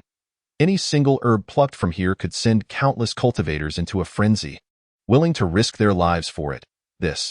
Chen Qingyuan's mind went blank as he slowly turned to the woman in the black dress standing not far away, his gaze shifting to one of surprise and respect. Given the circumstances, how could he not surmise her true identity? The ghost doctor. What on earth is that old fellow Han up to? Wasn't it just supposed to be a casual ruse? How did he end up finding the real deal? At that moment, Chen Qingyuan yearned for a face-to-face conversation with Han Shan. Encountering the ghost doctor was indeed a troublesome affair, exceeding his expectations. Initially, he had planned to mislead Lin Pingyan and then publicly claim he had been cured, allowing him to venture to the place mentioned by the Tianyuan existence to fulfill a second agreement. The junior Chen Qingyuan, am a member of the Xinqing sect, and I have the honor of meeting the esteemed ghost doctor. After a moment of daze, Chen Qingyuan regained his composure and bowed deeply to the woman in black. He had assumed the legendary ghost doctor would be an old man, yet here stood a young woman. Although she wore a veil, her figure was graceful, her eyes shone like stars, and her beauty was undeniable from your demeanor. It seems you did not come seeking me. The ghost doctor discerned certain truths from Chen Qingyuan's demeanor, her voice cool and detached. The junior has sustained grave injuries, and the elders of my sect painstakingly sought out the ghost doctor's whereabouts, hoping to allow me a stroke of luck, only to unexpectedly encounter the esteemed one, leaving me somewhat flustered. Naturally, Chen Qingyuan could not divulge the truth. Is that so? The ghost doctor's gaze remained fixed upon Chen Qingyuan, sensing a peculiar essence emanating from him. But of course, I would never dare to deceive the esteemed one. Chen Qingyuan nodded earnestly. Then allow me to thoroughly examine your body and see if I can provide treatment. The unique essence compelled the ghost doctor to contemplate performing an examination. Chapter 20. Thick-skinned. With the ghost doctor's abilities, combined with certain past experiences, she could detect the remnants of Forbidden Zone traces lingering on Chen Qingyuan. The laws of the Forbidden Zone were exceedingly unique, starkly contrasting with the traces of the heavenly Tao. The junior is aware that his body has been rendered useless and does not wish to burden the esteemed one with futile efforts. Moreover, I possess nothing of value, and I fear I cannot afford the cost of treatment. It would be better to forego it. Upon hearing that the ghost doctor intended to treat him, Chen Qingyuan hastily interjected.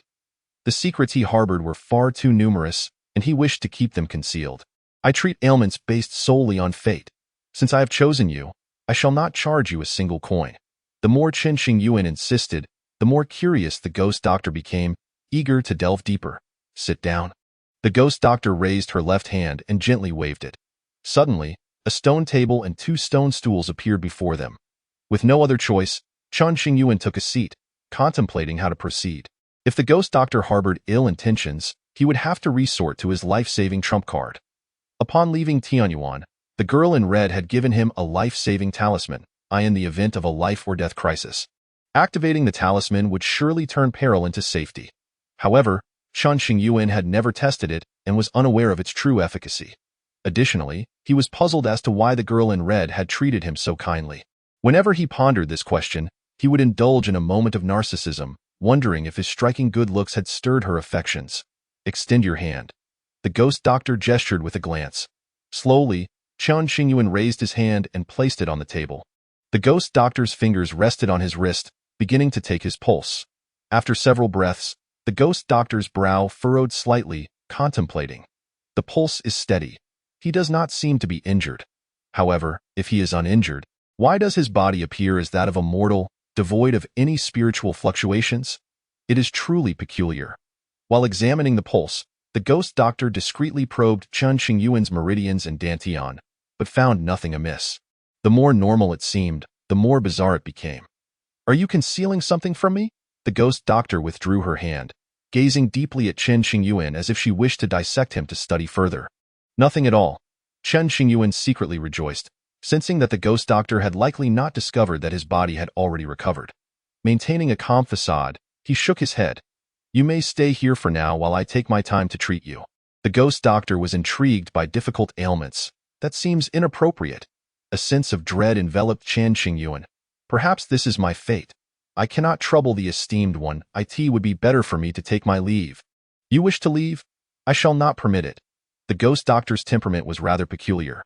She had no desire to engage Chen Qingyuan in idle chatter and pointed to an empty room on the left side of the bamboo house. "You will reside there." With that, she turned and left, leaving Chen Qingyuan sitting awkwardly alone. What is the meaning of this? Chen Qingyuan had never intended to seek out the ghost doctor, as his body had already recovered and he had no further need. Yet, he could not reveal this to the ghost doctor, lest he be subjected to dissection for research, particularly concerning the intact Dao bone within him. "Old Han, when I find the opportunity, I will surely make you pay for this.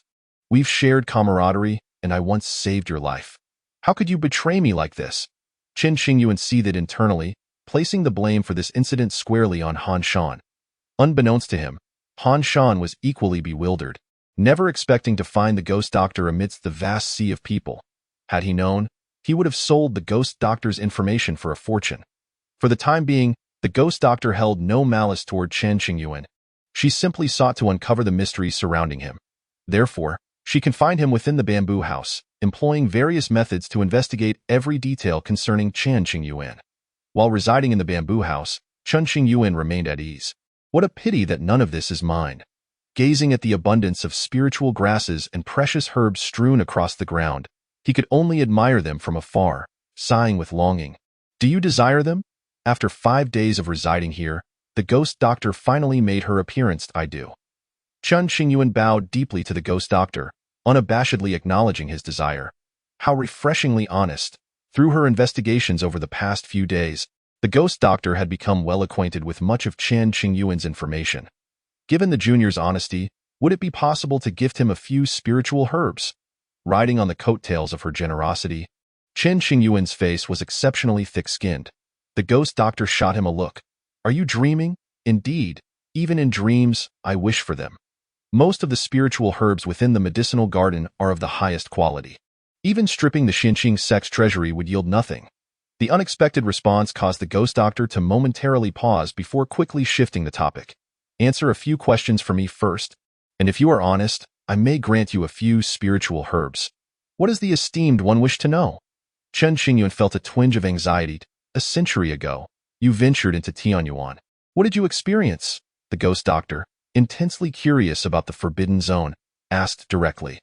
Within lay many terrifying laws. During that time, the various sacred places of the flowing star domain dispatched powerful beings inside, most of whom perished under the Tianyuan laws, their bones left unaccounted for. I narrowly escaped, losing all my cultivation and becoming a mere mortal. Chen Qingyuan spoke half-truths. It was unclear whether Chen Qingyuan's act was convincing enough, or if the jade bracelet's protection rendered the ghost doctor unable to discern the truth of his words, leading her to question, "If you were fortunate enough to escape, why did it take you a century to emerge from Tianyuan?" "There are numerous laws within Tianyuan. I inadvertently triggered a mechanism and was sealed for 100 years. Chen Qingyuan's gaze remained unwavering as he spoke earnestly. "Upon breaking the seal, my cultivation was completely wasted, and only then did I realize that over a century had passed outside. Little one, if you dare to deceive me, you must consider the consequences." The ghost doctor feigned a fierce demeanor, her eyes glinting with a bloodthirsty light. "I would not dare." Chen Qingyuan replied. And what of your subsequent visit to Mingyue City? The ghost doctor continued her inquiry. I went out to clear my mind. Chen Qingyuan responded. Mingyue City is quite distant from the Xinqing sect. Are you truly serious about going there to unwind? The ghost doctor regarded this answer with skepticism. Since the esteemed one has investigated me, you should be aware that not long ago, the Tianyuan sect and Dongyi Palace decided to form an alliance. My beloved departed from me, leaving me despondent. I wandered far and wide to distract myself, inadvertently traveling such a distance. Chen Qingyuan had never considered that this incident could serve as an excuse. As he spoke, a trace of sorrow appeared on his face, and he sighed deeply. Upon hearing this, the ghost doctor found it quite reasonable, unable to pinpoint any flaws. After a long pause, the ghost doctor mused, From my intuition, you are not speaking a single word of truth. Even if Chen Qingyuan's words sounded plausible, they failed to convince the ghost doctor in her heart. Esteemed one, I assure you that everything I say is entirely truthful. You must believe me, Chen Qingyuan declared solemnly, insisting that every word he spoke was devoid of falsehood. Chapter 21. The Arrival of the Sword Immortal. After all this talking, it was merely to procure a few spiritual herbs. The ghost doctor saw through Chen Qingyuan's ulterior motives, snorting coldly, He, esteemed one, I would not dare to decline your generosity. Chen Qingyuan grinned foolishly. The esteemed one previously promised, if I were to refuse, it would be disrespectful. Your audacity knows no bounds. Having lived for so many years and interacted with countless cunning individuals, the ghost doctor felt that few could rival Chen Qingyuan's thick-skinned demeanor. Most importantly, Chen Qingyuan's approach was measured, evoking no sense of aversion. Very well. Chen Qingyuan's gaze darted toward the nearby medicinal garden, his intent unmistakable. Take them. Out of a sense of propriety, the ghost doctor reluctantly conceded. She casually plucked 3 spiritual herbs and tossed them into Chen Qingyuan's embrace. Thank you, esteemed one. Chen Qingyuan treated them as treasures, hastily placing the herbs into an ordinary Qingyuan bag. This simple Qingyuan bag does not require spiritual energy for activation. You sly little fox. The ghost doctor huffed lightly and turned to leave. Over the next several days, the ghost doctor conducted numerous examinations on Chen Qingyuan, yet she found no abnormalities in his condition. Logically, since Chen Qingyuan had sustained severe injuries, he should have borne some scars. Strangely, he appeared as if he had never been harmed, resembling an ordinary mortal, with no traces of his Dao body being damaged. From the ghost doctor's perspective, this situation could arise from 2 possibilities. Point 1 was that the existence which had rendered Chen Qingyuan useless was exceedingly formidable, having directly erased all traces of his injuries. The other was that Chen Qingyuan had employed some secret method or treasure to conceal the true state of his body. Regardless of which possibility it was, the ghost doctor felt a weight of gravity. Realizing that he must tread carefully, surely, I cannot resort to soul probing. The ghost doctor dismissed this notion, deeming it inappropriate. She was merely curious about Chen Qingyuan and did not wish to make an enemy of him. Moreover, Chen Qingyuan's mysterious nature made the ghost doctor cautious. She refrained from resorting to underhanded tactics. Esteemed one, since you are unable to discern my physical condition, might you allow me to take my leave? Chen Qingyuan once again made this request. No, the ghost doctor unequivocally rejected him. It's he that moment. A figure descended outside the bamboo house's barrier, transmitting a voice. Nanya, let him go. Upon hearing the voice, the ghost doctor's delicate form trembled slightly, her eyes glinting with excitement. Simultaneously, Chen Qingyuan displayed an expression of astonishment, for that voice was all too familiar. The ghost doctor hurriedly opened the barrier and respectfully welcomed the newcomer, an elderly man dressed in plain garments. Leaning on a cane, hobbled inside. Sword Immortal Senior. Upon seeing the old man, Chen Qingyuan gasped, stepping forward to pay his respects. The newcomer was none other than the illustrious Changgung Sword Immortal, Li Muyang. What brings you here? The ghost doctor held Li Muyang in deep regard, for he was her savior. Thousands of years ago, when the ghost doctor was on the brink of death, it was Li Muyang who intervened and saved her, forging their bond. For him, Li Muyang cast his gaze upon Chen Qingyuan, candidly stating his intentions. The ghost doctor turned to glance at Chen Qingyuan, her face a mask of confusion and surprise. What happened to him? He is a young friend of mine. For my sake, do not make things difficult for him. Let him go. Li Muyang had been keeping a watchful eye on Chen Qingyuan's movements, secretly protecting him. Upon witnessing Chen Qingyuan in trouble, Li Muyang felt compelled to intervene, while also taking the opportunity to reunite with the ghost doctor after many years. He is your friend. The ghost doctor was incredulous. Rest assured, I have not done anything to him. Sword Immortal Senior, you are acquainted with each other? Chen Qingyuan hastily approached, astonished. Indeed, Li Muyang smiled broadly, exuding warmth. She is Gongsun Nan. Had I known earlier, I would have spared myself much anxiety these past days. The weight on Chen Qingyuan's heart lifted, and he exhaled deeply. Little one, have I bullied you? Do not wear such a distressed expression. Gongsun Nan, the ghost doctor, glared at him. Had she known of Chen Qingyuan's connection to Li Muyang, her attitude would have undoubtedly shifted. For the moment, Chen Qingyuan had no issues. Had it not been for the Sword Immortal's arrival, the outcome of the situation remained uncertain. Regardless, with Li Muyang present, Chen Qingyuan felt no fear of Gongsun Nan. Feigning grievance. You, Gongsun Nan clenched her fists, itching to give Chen Qingyuan a thorough beating, coldly huffing. You truly know how to put on an act. You were quite respectful to me before, yet now you turn your back. That was merely a fade, a necessity, and no matter how formidable the ghost doctor was, she could not hope to compare to the Changgung Sword Immortal, once standing atop the Grand Era. Thus, Chen Qingyuan spoke freely, unafraid of offending Gongsun Nan. Enough. Cease this bickering, Li Muyang interjected, putting an end to their quarrel. Young man, should you wish to leave, you may do so at any time. Moreover, I shall have Nanya vouch for you, affirming that your injuries have been healed, so there is no need to worry about your cultivation being exposed. Understood? Thank you, Sword Immortal Senior. Chen Qingyuan clasped his hands in gratitude. Although Li Muyang's favor stemmed from the red-clad girl of the Tianyuan Forbidden Zone, it was nevertheless a kindness that Chen Qingyuan etched into his heart, vowing to repay it when the opportunity arose. The matter Li Muyang referred to was the mysterious Dao bone within him. Gongsun Nan, observing from the side, was unable to conceal her astonishment, her heart racing. The Sword Immortal addresses him as young master? To show such respect to a young man, I have never witnessed such a sight. Chen Qingyuan, who exactly are you? Sword Immortal Senior, Ghost Doctor Senior. I must take my leave. Chen Qingyuan had no intention of lingering, deeming it wise to depart. After bowing, he was no longer obstructed by the barrier and vanished into the horizon. Once Chen Qingyuan had left, Gongsun Nan retracted her gaze, hesitating before speaking. Li Lao, why do you treat this young man? Cause and effect. Li Muyang's response carried an air of profound mystery. From what you just said, is this young man's body truly unharmed? Gongsun Nan inquired once more. I have reshaped his Dao body. He is perfectly fine now, Li Muyang assured her. So that is it? Gongsun Nan realized. No wonder this young man's body appears entirely normal. It turns out Li Lao intervened.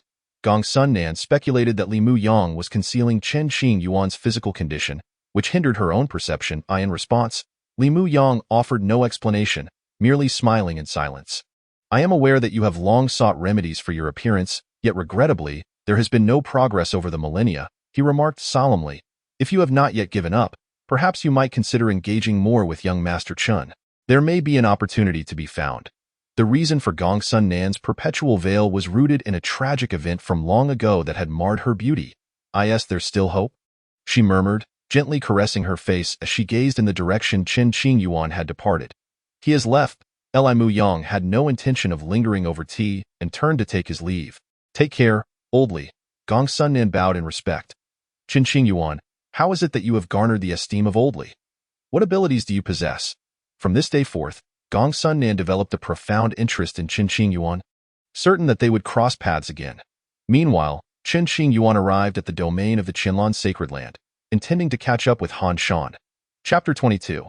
Introducing a match in a certain city within the Qianlan Sacred Land, Chen Qingyuan utilized a communication spell to reach out to Han Shan. As Han Shan indulged in carefree revelry, he was suddenly jolted by Chen Qingyuan's voice, a flurry of thoughts rushing to his mind. The fact that Chen Qingyuan could wield such a communication technique indicated that his foundation had been restored.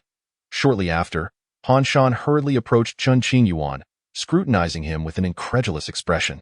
Chen, your body has truly healed. With the ghostly physician's assistance as a cover, Chen Qingyuan was no longer concerned about being watched and could disclose his restored cultivation. Consequently, he concealed his Dao bone within by employing the Jade Bracelet's laws, revealing only an ordinary spirit root and an initial stage of Huangling realm cultivation. The foundational cultivation levels are categorized into postnatal realm, innate realm, Huangling realm, Xinling realm, Diling realm, and Tianling realm. Beyond these lies the Jindan realm, Yuaning realm, Huashan realm, Hiti realm, Dujie realm, and Decheng realm. Given Chen Qingyuan's current cultivation, he was akin to an ant in the cultivation world. Easily crushed. Why is your cultivation so weak? Han Shan's eyes displayed both astonishment and concern as he observed Chen Qingyuan. Alas, such is fate. It is a stroke of luck to retain this modicum of cultivation. Chen Qingyuan sighed lightly, feigning sorrow. In truth, his original cultivation had long been eradicated, and he was merely recultivating. According to the red-clad maiden within Tianyuan, although Chen Qingyuan's initial foundation was commendable, it was far from perfect. Thus, the red-clad maiden gradually nullified all of Chen Qingyuan's cultivation without harming the essence of his body, a feat of considerable difficulty. Why did the red-clad maiden take such a keen interest in Chen Qingyuan? Even he himself was uncertain, likely only to be understood in due time. What a pity, Han Shan lamented. Yet, the restoration of your spirit root is no small feat. The ghostly physician's intervention is truly extraordinary. He lives up to his legendary reputation. Indeed, I owe much to you, old Han. Chen Qingyuan's voice harbored a hint of irritation as he regarded Han Shan with sharp eyes. Had it not been for the appearance of the sword immortal Changgung, the ghostly physician would surely have taken his time studying me and would not have let me leave so easily. Cough. Han Shan sensed the reproach in Chen Qingyuan's gaze and cleared his throat, attempting to mask the awkwardness. Qian, you cannot blame me for that. Who could have known that the person I casually approached would be the ghostly physician? Han Shan continued. Had I known earlier, I might have sold the ghostly physician's information for a handsome profit. Moreover, had I not accidentally encountered him, your body might not have been restored. Ultimately, you cannot blame me. You should be grateful. You dare take credit? How shameless! Chen Qingyuan retorted coldly. Do not say that. If I am shameless, I learned it from you. In my youth, I was such a principled and kind-hearted child, but ever since meeting you, alas, words fail me. The more he spoke, the more sorrowful Han Shan became, letting out a long sigh. Get lost. Chen Qingyuan, unfazed by Han Shan's current strength, delivered a playful kick, jesting, Old Han, have you ever suffered losses while following me? Indeed, merely subjected to disdain from others, my reputation in the sacred land has not been favorable. They say I am shameless, and many junior sisters have kept their distance. Han Shan's family background was quite affluent, likely surpassing many inner sect elders of the sacred land. If it were me, I certainly would not be so poorly regarded. Chen Qingyuan cast a glance at Han Shan, feeling a sense of superiority. I believe you. Despite having been deemed useless, the higher-ups of the Xinqing sect still protect you. Even Lin Pingyin, the sect leader's son, holds you in high esteem. It is truly perplexing. Han Shan, intrigued, inquired, Chun, do you still have a few tricks you have yet to teach me? This is something you cannot learn. Chen Qingyuan replied. Come on, Han Shan pressed. He longed to experience the kind of treatment Chen Qingyuan received, envisioning himself striding through the Qinlan sacred land with ease. Right now, you owe me a favor. Do not be so stingy. This is my innate charm. Do you understand? Chen Qingyuan's lips curled into a smirk, unabashed. Han Shan was momentarily speechless, rolling his eyes. The two then sought a tranquil spot by the water, seated to enjoy tea. After conversing leisurely for a while, they shifted to more serious matters. Han Shan's expression turned grave. Chun, should I notify my friends from the Xinqing sect to escort you back? Not for now. Chen Qingyuan shook his head. I have my own plans. What plans? Han Shan inquired, puzzled. Do not concern yourself with that. Chen Qingyuan replied enigmatically. I can overlook it, but with your current cultivation, if you encounter ill-intentioned individuals, the consequences could be dire. Should such a situation arise, the Xinqing sect will undoubtedly hold me accountable. Han Shan shook his head vigorously, unwilling to let Chen Qingyuan act alone. It was too dangerous. In all the years you have known me, have you ever seen me suffer a loss? Upon noticing the worry etched on Han Shan's brow, Chen Qingyuan felt warmth in his heart. This friend was worth having. Having experienced life and death struggles and disputes over benefits, Chen Qingyuan placed great trust in Han Shan. Indeed not. Han Shan thought carefully and realized that was true. Do not underestimate me. Despite my Huangling realm cultivation, I possess ample means to protect myself. Chen Qingyuan needed to persuade Han Shan, as he would require Han Shan's assistance later. Considering the time, The Xinqing sect had likely dispatched experts to retrieve him. Once they arrived, they would certainly take Chen Qingyuan away, ensuring no danger befell him. Although everyone in the Xinqing sect cared for Chen Qingyuan, this also became a shackle, making it difficult for him to act freely. That will not do. Han Shan deliberated for a while, still unwilling to let Chen Qingyuan depart. Why are you being so obstinate? Chen Qingyuan thought about giving Han Shan a good beating, but reconsidered. He could no longer afford to bully Han Shan. It would be easy for Han Shan to retaliate, and no matter how sweetly you speak, I will not let you leave. Once the Xinqing sect's people arrive, regardless of what happens to you afterward, I will bear no responsibility. Han Shan was genuinely concerned for Chen Qingyuan's safety. Chen Qingyuan sought out Han Shan not only to reminisce, but also to have Han Shan handle the Xinqing sect's representatives, alleviating the concerns of the sect's elders. If Chen Qingyuan slipped away without a word, he would surely face a torrent of scolding from his seniors upon his return. Old Han, let us discuss this matter. Chen Qingyuan stood and poured a cup of tea for Han Shan, his smile gentle. You came to me. You cannot cause me any trouble here. There is no room for negotiation. Han Shan still shook his head, adamant about not drinking that cup of tea. Old Han, allow me to introduce you to someone. At this point, Chen Qingyuan had no choice but to deploy his trump card. Upon hearing this, Han Shan's eyes instinctively darted toward Chen Qingyuan, his brows raising slightly, his expression growing somewhat peculiar. Chapter 23. Lightly manipulating feigning indifference, Han Shan placed his hands on his chest, letting out a cold snort. You said the same thing a century ago. And then what? Years prior, Chen Qingyuan had made a similar claim. Leading Han Shan astray had gone to Tianyuan and encountered unforeseen events. Chen Qingyuan replied helplessly. This time, surviving to return was partly due to my failure to find you a partner. Leaving me unsettled until the end, we are brothers. Promises must be fulfilled. Really? Han Shan regarded Chen Qingyuan's earnest demeanor, his inner defenses gradually crumbling. Do not try to fool me, of course it is true. We are brothers, though not of the same parents. I would not deceive you. Chen Qingyuan nodded emphatically, his expression earnest. Eyes sincere. I do not believe you. Han Shan remained skeptical, his expression solemn. You nearly let your beloved run off with someone else.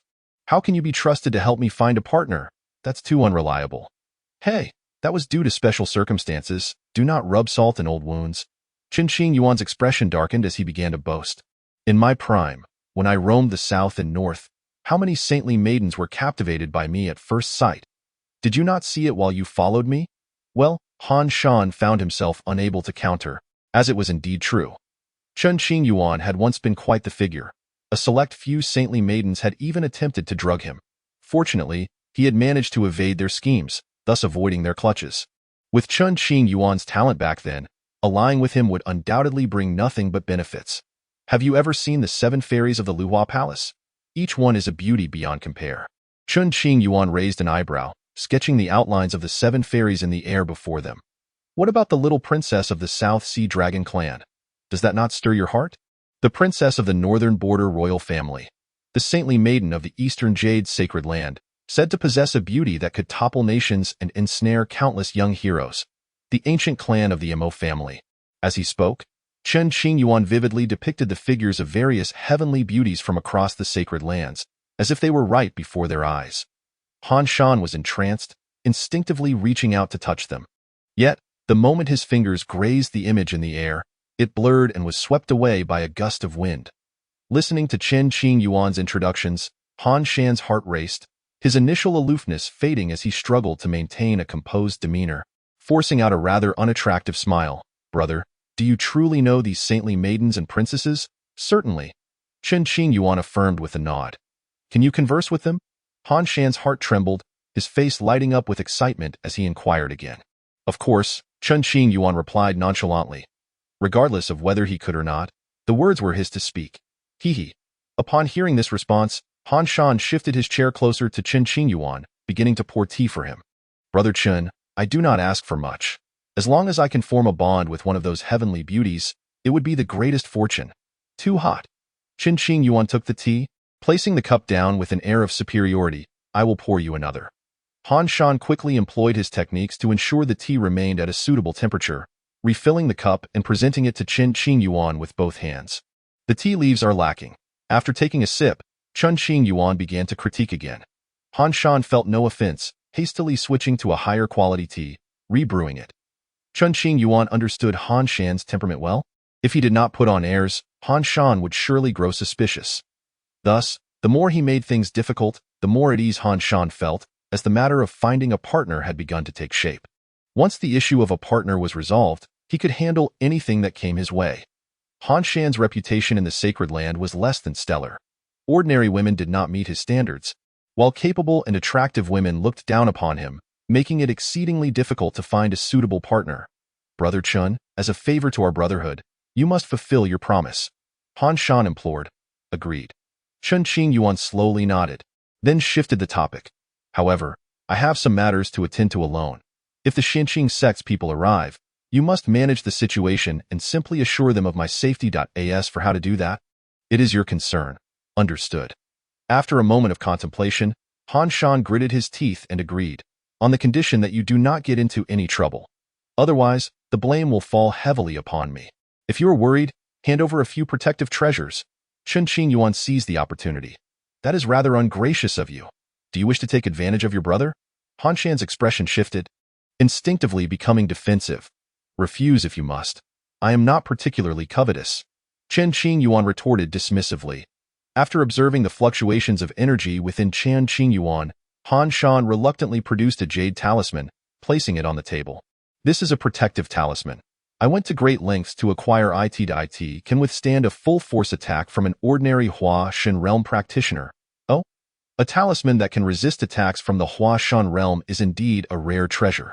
Chen Qingyuan quickly accepted it, fearing Han Shan would change his mind. Old Han, you have been quite prosperous these years, moderately so. Han Shan's heart bled at the loss. It was a significant sacrifice. However, if this opportunity led to a suitable partner, all his efforts would be worthwhile. Very well, I will leave the subsequent matters to you. I must take my leave. Chen Qingyuan was eager to depart, wishing to avoid running into the elders of the Xinqing sect, who might forcibly take him back, necessitating a troublesome escape. As he spoke, Chen Qingyuan activated the flying vessel he always carried, vanishing into the mist. Brother Chen, do not forget your promise. Do not keep me waiting too long. Han Shan called out after Chen Qingyuan's departing figure.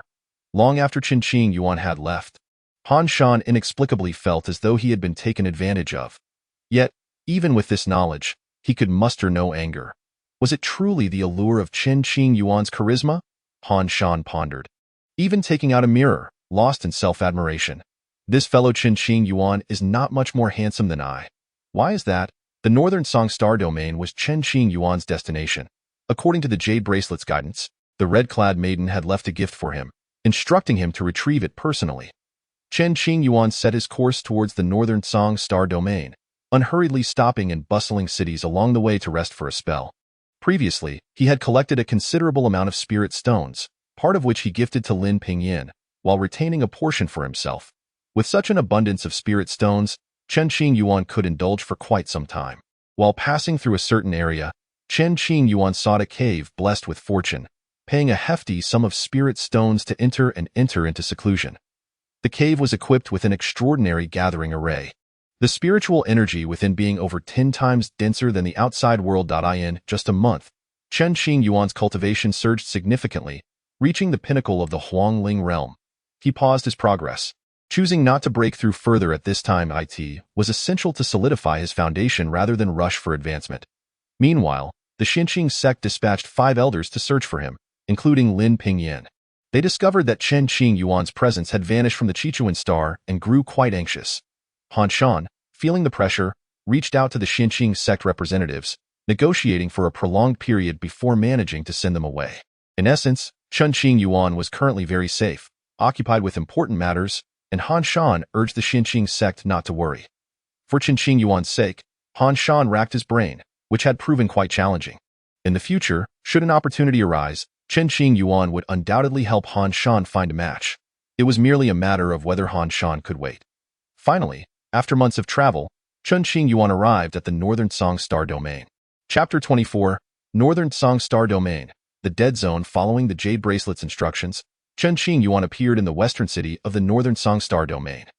The red-clad maiden had mentioned leaving a gift there for him to collect in person, marking the second of their agreements.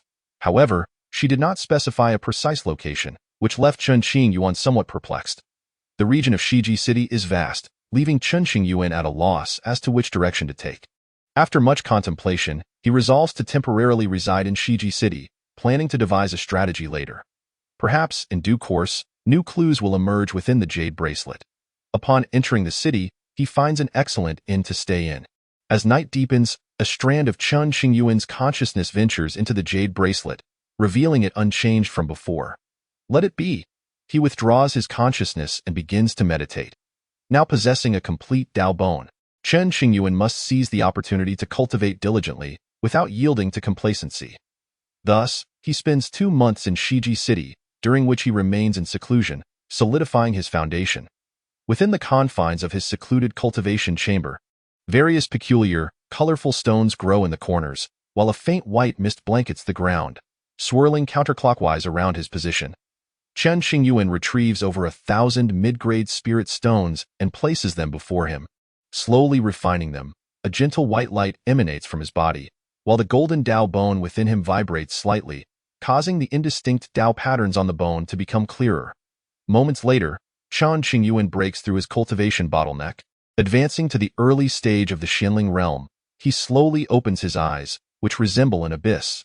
Hollow and profound, imbued with a hint of the vicissitudes of life, in that fleeting moment, he feels as if he has traversed endless ages, perceiving the essence of the world.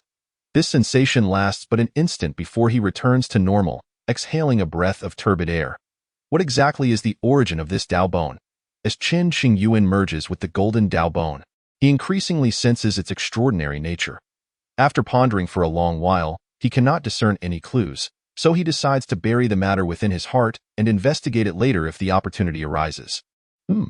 At that moment, Chen Qingyuan notices the jade bracelet he carries is trembling, prompting him to take it out. Immediately, he sends a strand of consciousness into it. North of Shiji City, the death domain, a line of text appears before Chen Qingyuan's eyes. Soon, his consciousness is expelled from the jade bracelet. The death domain? Chen Qingyuan murmurs to himself. Having spent 2 months in Shiji City, he has grasped some fundamental information and knows this place is exceedingly strange. It is said that the death domain is a remnant of a battlefield, existing for at least 1,000,000 years, though its actual age is impossible to trace. The death domain of the North Song Star region, akin to the Tianyuan forbidden zone of the Fuliu Star region, is also a forbidden area where entering means facing near certain death. The Tianyuan forbidden zone is slightly more renowned, attracting more attention. Having just escaped a wolf's den, must he now venture into a tiger's lair? To be frank, Chen Qingyuan is quite reluctant to explore the death domain. However, having made a prior commitment, he knows failing to uphold it could lead to troublesome consequences. Alas, it is truly difficult. With a sigh, he resigns himself to fate. Over countless years, countless powerful individuals have entered the death domain, yet few have managed to return alive. Chen Qingyuan is acutely aware that with his current cultivation level, entering the death domain means he should not entertain hopes of coming back alive. If she wishes to kill me, it would not require such trouble. Glancing down at the jade bracelet in his palm, Chen Qingyuan inexplicably feels a sense of security. Since the young woman in red has already indicated the location, he must go. 2 days later, Chen Qingyuan prepares to leave Shiji City and head north. The death domain occupies 1/3 of the North Song Star region, vast and expansive. Due to the peculiar laws of the death domain, it can nurture numerous spiritual treasures and medicinal herbs. Thus, many cultivators, fully aware of the dangers, still dare to enter. Numerous individuals are active in the periphery of the death domain, seeking opportunities. Indeed, there are many in the world unafraid of death. As Chen Qingyuan arrives at the borders of the death domain, he observes a multitude of figures, gathered in groups. Fellow cultivator, which sect do you belong to? Along the way, over 10 sword-wielding cultivators halt, gazing at Chen Qingyuan aboard his flying vessel, and inquire with cupped fists. Scattered cultivator. Chen Qingyuan is disinclined to engage with strangers. Upon hearing this response, the sword-wielding cultivators cease their pleasantries and turn to leave. Each year, many scattered cultivators venture into the death domain, hoping to strike it lucky and achieve a meteoric rise. Such occurrences are common, spurring countless cultivators onward. While many enter the death domain each year, why have so many come during this period? Prior to venturing to the death domain, Chen Qingyuan had done his homework and found himself perplexed. This makes no sense. To clarify the situation, Chen Qingyuan casually tosses out hundreds of mid-grade spirit stones, seeking information from a fellow cultivator.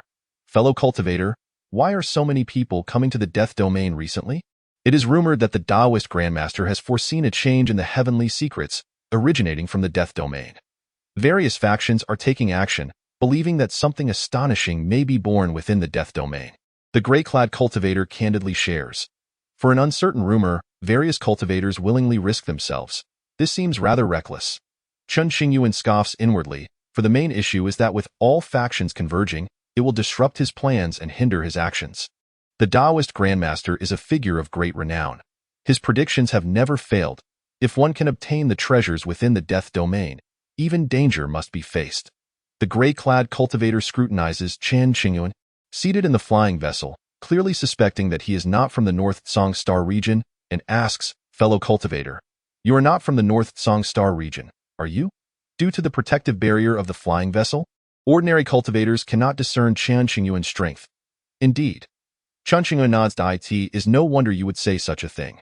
The Taoist Grandmaster possesses immense abilities and cannot possibly be mistaken. Having said this, the gray-clad cultivator bows in goodwill and then departs. Ahead, the crimson-hued expanse signifies the realm of the death domain, where many are already employing their Tao techniques in search of traces of fortune. This is akin to pushing me into a fiery pit. Chen Qingyuan mutters in complaint, yet his body obediently maneuvers the flying vessel, gradually approaching the death domain. To avoid being oppressed by others, Chen Qingyuan allows the jade bracelet to conceal his cultivation aura. As a result, the various powerful figures cannot discern his depth and dare not provoke him. Many from the Fulliu Star region recognize Chen Qingyuan, yet here, few do. After all, a century ago, he was merely a Yuan Ing stage cultivator, not yet at the level of being universally known. Encountering her here indeed suggests that she is a prodigy of the North Song Star region. However, among the younger generation of the North Wilderness, Chen Qingyuan is quite familiar with many, and he indeed spots an acquaintance within the crowd. Chapter 25. Murongwensi. The blood-red land stretches infinitely, devoid of an end. This is the fringe of the death domain, where Chen Qingyuan casually glances around and sees thousands of people from various factions of the North Song Star region. Not far away, there stands a woman clad in a light-colored gown, with a ribbon cinched at her waist, adorned with a jade pendant. Her hair is a pale yellow, and her eyes, like sapphires, sparkle with brilliance. Exquisite beyond compare. Her name is Murongwensi, who had crossed paths with Chen Qingyuan a century ago. To be precise, she had been deceived by Chen Qingyuan. During a previous expedition to explore a secret realm, Murongwensi had been tricked by Chen Qingyuan, who took all the resources for himself. Although Murongwensi was furious afterward, she did not seek revenge against Chen Qingyuan. Rather, she held a sense of admiration. The Murong family reveres strength, and having grown up amidst such values, Murongwensi naturally inherited the family's ethos. Since Chen Qingyuan could deceive her of all resources, it was indeed a testament to his skill. She could only blame herself for being careless. What brings him here? The edge of the death domain is quite expansive, and with a casual glance, Murongwensi spots Chen Qingyuan not far away, her eyes shimmering with intrigue as she murmurs in surprise. The elders of the Murong family glance over, unfamiliar with Chen Qingyuan, and ask, "Child, who is this person?" From the Fulliu Star region, a disciple of the Xianqing Dao sect. Murongwensi replies, her complexion resembling white jade, her lips alluringly red. A century ago, I ventured to a secret realm in the Fulliu Star region, and it was this person who left me empty-handed. So it is this individual, the prodigy who once made a name across the regions. It is said that he entered the Tianyuan forbidden zone a century ago, and, by sheer luck, managed to return alive not long ago. Upon hearing this, the others suddenly recall the secret realm incident from a century ago, during which Murongwensi had been quite frustrated for a long time. Chen Qingyuan did not conceal his whereabouts, deliberately exposing himself to the gaze of the crowd. After all, he intends to delve deeper into the death domain, and accompanying acquaintances would certainly spare him much trouble. However, Chen Qingyuan cannot ascertain whether his acquaintances are willing to assist him. Murong, it has been a long time. Chen Qingyuan maneuvers his flying vessel down to the ground, rising to greet Murongwensi with a cupped fist, exuding politeness and a smile. Murongwensi steps forward a few paces, eyeing him with a slightly complex gaze. I never anticipated encountering young Master Chen here. What a coincidence. That must mean we are fated, Chen Qingyuan replies with a grin. Even if it is fate, it is a cursed one, Morong Wensi retorts with a hint of sarcasm. Morong, your words are rather pointed. Chen Qingyuan responds with a radiant smile, unperturbed. Humph. Morong Wensi cannot forget how she had been duped by Chen Qingyuan back then. It still weighs on her mind. I heard you miraculously survived and have become a cripple. Why are you not properly residing in the Xinqing sect, but instead come here? Not long ago, I encountered the ghost doctor and accidentally had my injuries healed. I hope it does not disappoint you, Chen Qingyuan replies. The ghost doctor? Upon hearing this, a glimmer of excitement sparks in Morong Wensi's eyes. You know where the ghost doctor is? And he healed your injuries? Naturally, Chen Qingyuan nods. I am so charming that even the eccentric ghost doctor could not bear to see me reduced to a cripple. To be honest, Morong Wensi is tempted to give Chen Qingyuan a good thrashing. However, with other thoughts in her mind, she can only follow his lead and flatter him. Young Master Chen is exceptionally handsome. Who could possibly dislike you? At this, Chen Qingyuan's smile freezes. This is rather peculiar. The abrupt compliment from this woman must harbor some scheme. Although it is true that I am quite handsome, many are aware of this. Such words from Morong Wensi are certainly not simple. Morong, do you have something to ask of me? Chen Qingyuan inquires directly, not wishing to beat around the bush, indeed. With the topic laid bare, Morong Wensi does not conceal it any longer. Taking a deep breath, she nods earnestly. Let us strike a deal. You shall reveal the ghost doctor's precise location to me, and in return, the Morong family shall owe you a favor or provide you with a generous reward. Recently, the Morong family has been dispatching elders to seek the whereabouts of the ghost doctor. Yet to no avail. It is rumored that the ghost doctor may be located on the Chiching star in the Yunhai star region. However, the results remain the same, with no trace to be found. The Morong family and various factions have expended significant resources in their search for the ghost doctor, yet all efforts have been fruitless. In contrast, Han Shan, who won the lottery by chance, actually found the ghost doctor and managed to send Chen Qingyuan to him. Had it not been for the appearance of the sword immortal Chang'eng, Chen Qingyuan might still be imprisoned by the ghost doctor, or even subjected to dissection for research. Why does the Morong family wish to find the ghost doctor? Chen Qingyuan grows intrigued and asks. That is confidential. Morong Wensi cannot divulge matters pertaining to family secrets. Even if she does not explicitly state it, judging by the expressions of the Morong family's strong figures nearby, Chen Qingyuan can surmise a thing or two. It seems likely that the life of a certain elder of the Morong family is under threat, and they are seeking the ghost doctor's assistance. The death of a family elder would be a tremendous loss. How about this? I am quite interested in the death domain. Perhaps the Morong family could show me some consideration. After we exit the death domain, I will certainly inform you of the ghost doctor's specific whereabouts. With an opportunity presented before him, it would be a waste not to utilize it. What brings you to the death domain? Is it not because of the Taoist Grandmaster's proclamation? Morong Wensi inquires curiously. Heh. Chen Qingyuan chuckles, then adopts a serious demeanor. No comment. That insufferable man. Morong Wensi grits her teeth in frustration, unable to judge Chen Qingyuan, her clenched fists turning slightly purple. Do you agree? Chen Qingyuan clears his throat softly. Should you dare deceive me this time, do not expect to leave the North Song Star region alive, Morong Wensi threatens, fearing she might be toyed with by Chen Qingyuan again. Why would I deceive you? If it were not for the ghost doctor's intervention, I would still be an ordinary person. Do you think an ordinary person could come here? Chen Qingyuan spins a lie without batting an eye. Immediately after, Morong Wensi turns to her clan members, communicating telepathically. Moments later, the Morong family agrees to the request. All right, as long as a single person from the Morong family remains alive, we will ensure no harm befalls you in the death domain. Morong Wensi promises. Excellent. Chen Qingyuan appreciates Morong Wensi's straightforwardness. She is efficient and trustworthy. I too shall keep my word and will not let you down. The barrier of the death domain is on the verge of weakening. Let us prepare to enter. All stand at the edge of the death domain, awaiting the moment when a thick crimson mist wafts forth, signifying danger. Every few months, the red mist dissipates for several hours, marking the optimal time to enter the death domain. Chapter 26. Entering the death domain. The storm approaches. The Morong family comprises 15 members, including Morong Wensi. They embark on this journey due to the Taoist Grandmaster's pronouncement, hoping to test their luck in the death domain and perhaps obtain an extraordinary treasure. Chen Qingyuan reaches an agreement with the Morong family and steps down from the flying vessel. Thanks to the jade bracelet's concealment, Chen Qingyuan's cultivation remains undetected. The Morong cultivators cannot perceive his true strength. Through this incident, they further affirm the ghost doctor's capabilities. It is astonishing that even a cultivator whose spiritual roots have been deemed useless, like Chen Qingyuan, could be healed. His strength is indeed formidable and enigmatic. The red mist has cleared. Let us proceed.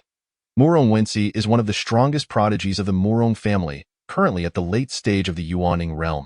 A century ago, Chen Qingyuan was at the peak of the Yuaning realm, dominating his peers and earning significant renown in the vast North Wilderness. However, many who were once his rivals have now surpassed him. Yet, with Chen Qingyuan's innate talents, it will not be long before he reclaims his place at the pinnacle of the younger generation. Young man, stay close to us. An elder glances back at Chen Qingyuan to offer a reminder. Without delay, the group hastens into the death domain, unwilling to waste time. According to the experiences of previous cultivators who entered the death domain, the 3 hours following the dissipation of the red mist are the safest. If one fails to exit within that time, they are likely to remain trapped there forever. Morong, would you mind guiding me? It would be unfortunate if I were to lose track of you. With Chen Qingyuan's Xianling realm cultivation, he cannot keep pace with the Morong family's members on foot. Among the Morong family, even the weakest are golden core cultivators, while the leader is a highly respected elder possessing the strength of the transformation realm. Hold on tight.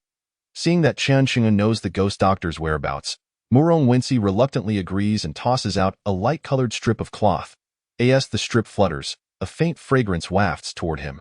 Chen Qingyuan grasps the strip tightly, the other end held firmly by Morong Wensi. Swish!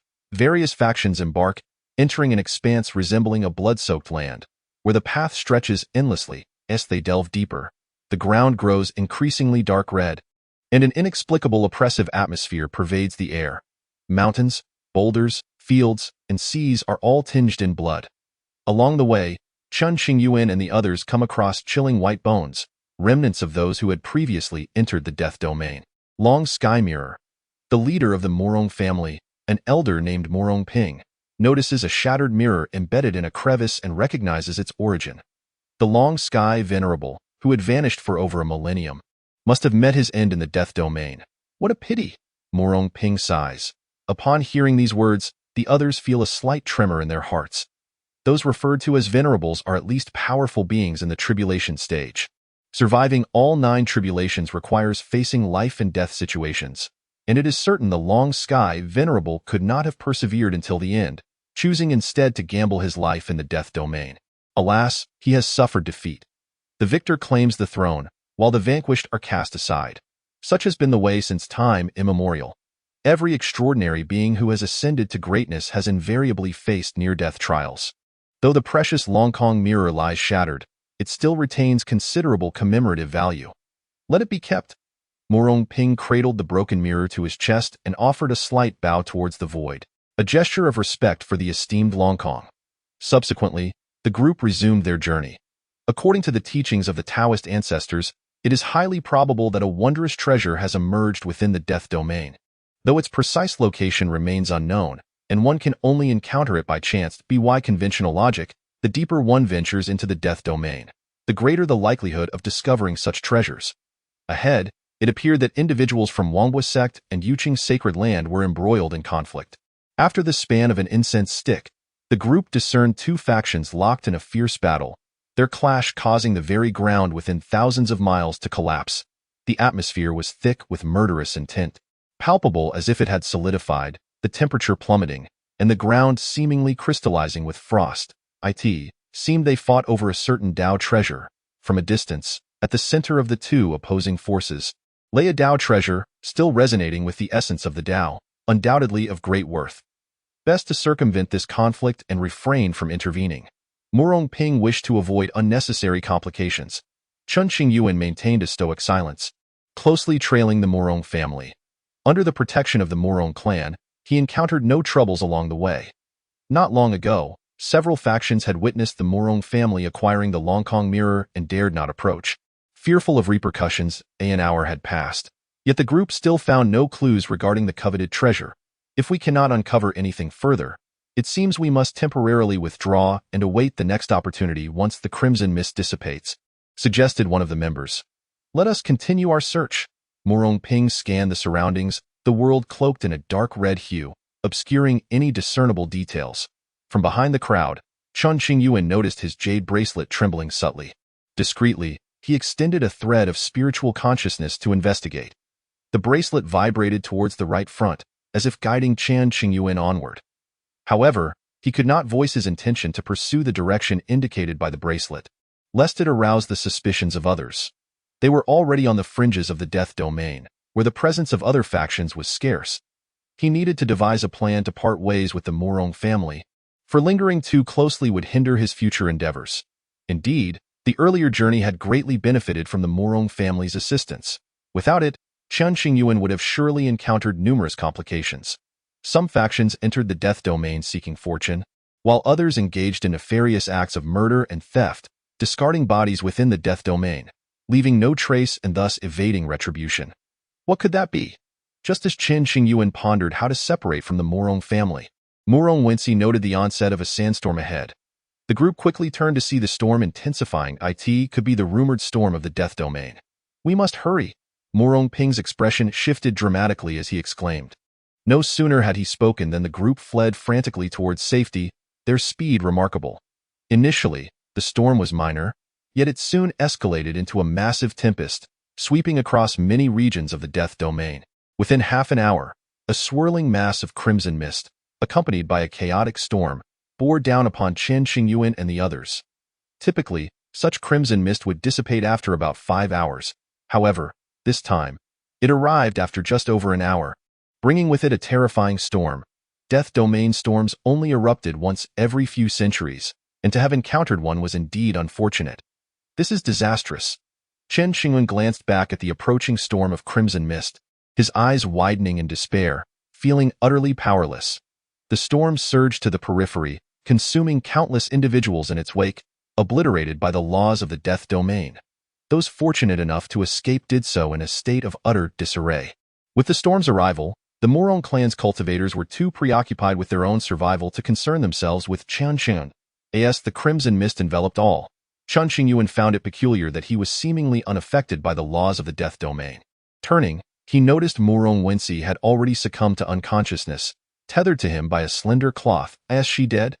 Chen Qingyuan approached Morong Wensi, 100 meters away, as the wind and sand lashed at him, the crimson mist swirling with the breeze.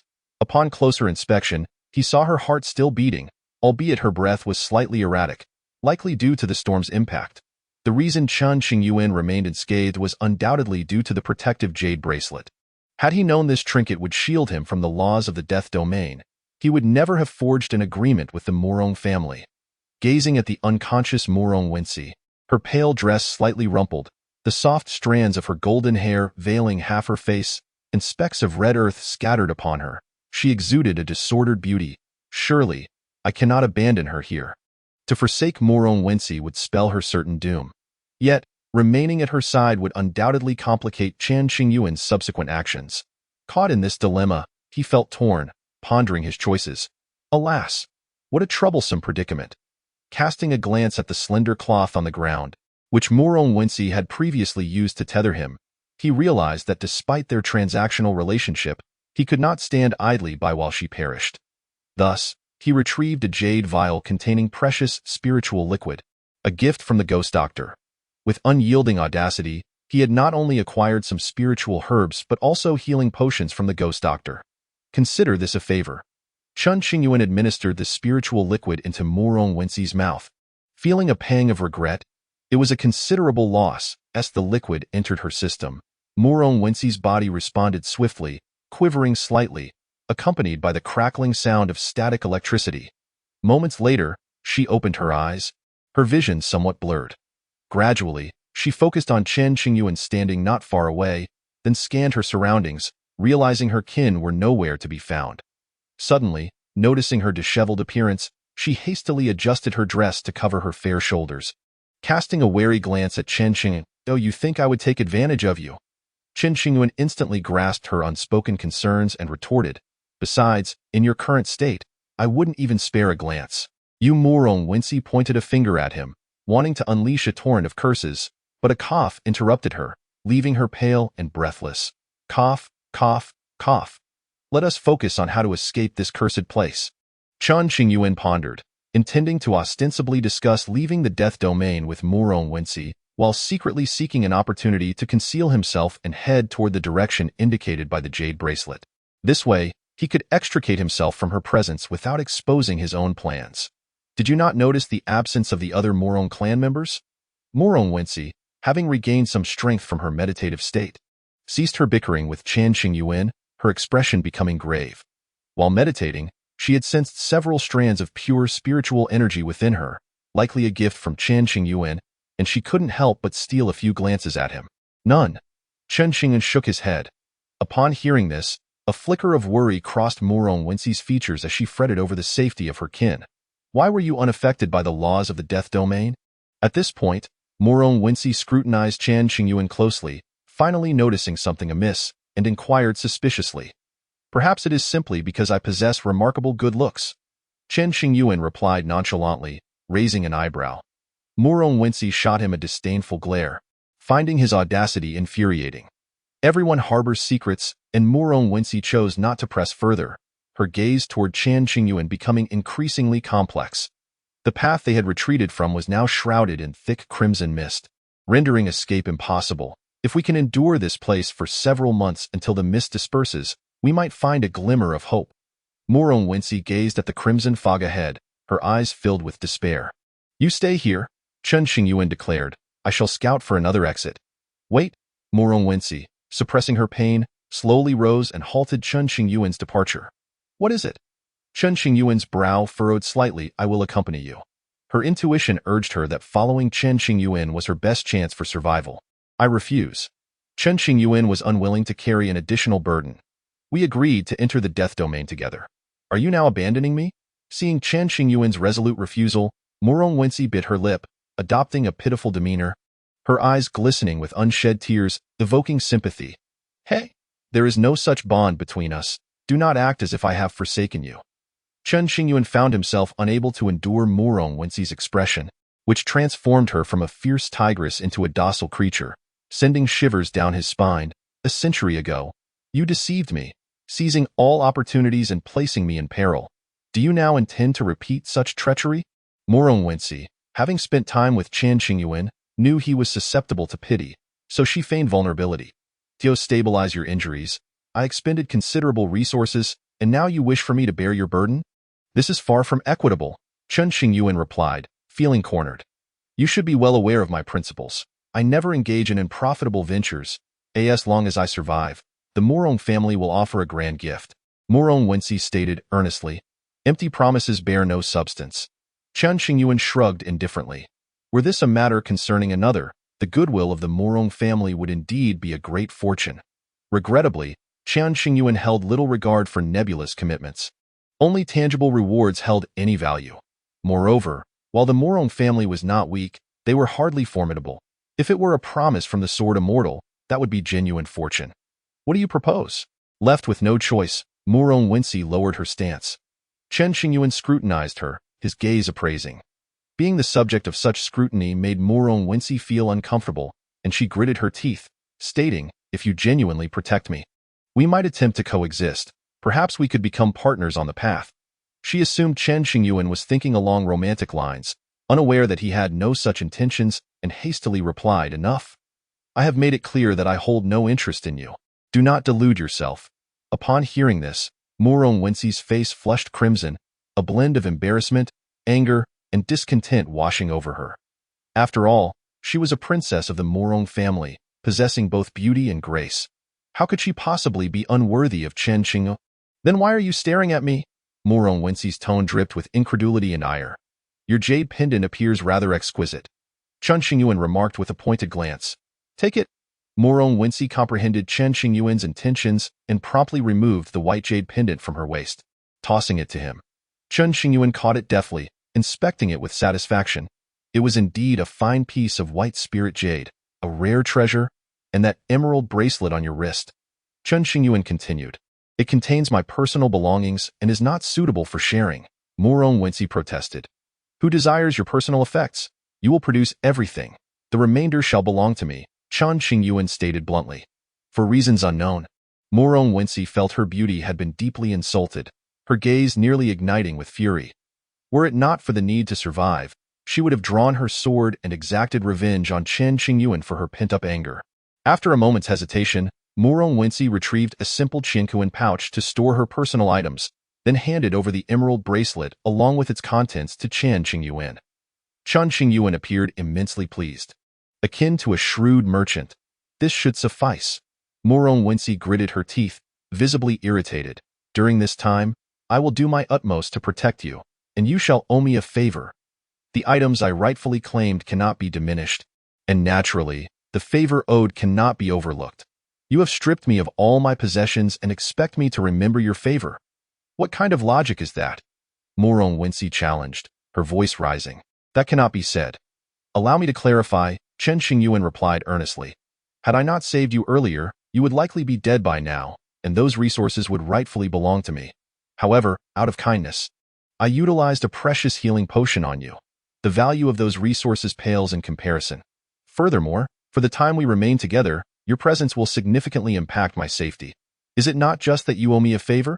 Indeed, the healing potions are rare, yet Chen Qingyuan's shamelessness in acquiring them was evident. He bore no cost. Strangely, as she listened to Chen Qingyuan's twisted reasoning, Morong Wensi found it somewhat convincing. Taking a deep breath, she acquiesced once more. Very well, consider it that I owe you a significant favor, which I shall repay in the future. How considerate! Chen Qingyuan grinned broadly, unable to suppress his praise. It is rare to encounter a woman as wise and beautiful as Miss Morong. Humph! Morong Wensi snorted, casting him an exasperated glance, deriding, It is equally rare to find someone as greedy as you. What can I say? Having been poor for so long, how could I compare to Miss Morong? Chen Qingyuan sighed softly. You poor? The Xinqing sect has pampered you to such an extent. Do you dare to lament your poverty? Her words struck a nerve with Morong Wensi, who retorted sharply, You misunderstand. Although the sect treats me well, resources are limited. The monthly allocation is hardly sufficient to advance. I must seek opportunities elsewhere. Thus far, Chen Qingyuan had only suffered once, that being at the hands of Bai Shishue from Dongyi Palace. At that time, he had been deeply moved by her tenacity and had wished to become her partner, bestowing many resources upon her. Alas, times have changed. Few can rival your shamelessness in this world. Morong Wensi proclaimed. Thank you for the compliment. However, Chen Qingyuan's unorthodox demeanor only served to lighten his mood rather than incite anger. At this juncture, Morong Wensi conceded defeat, falling silent.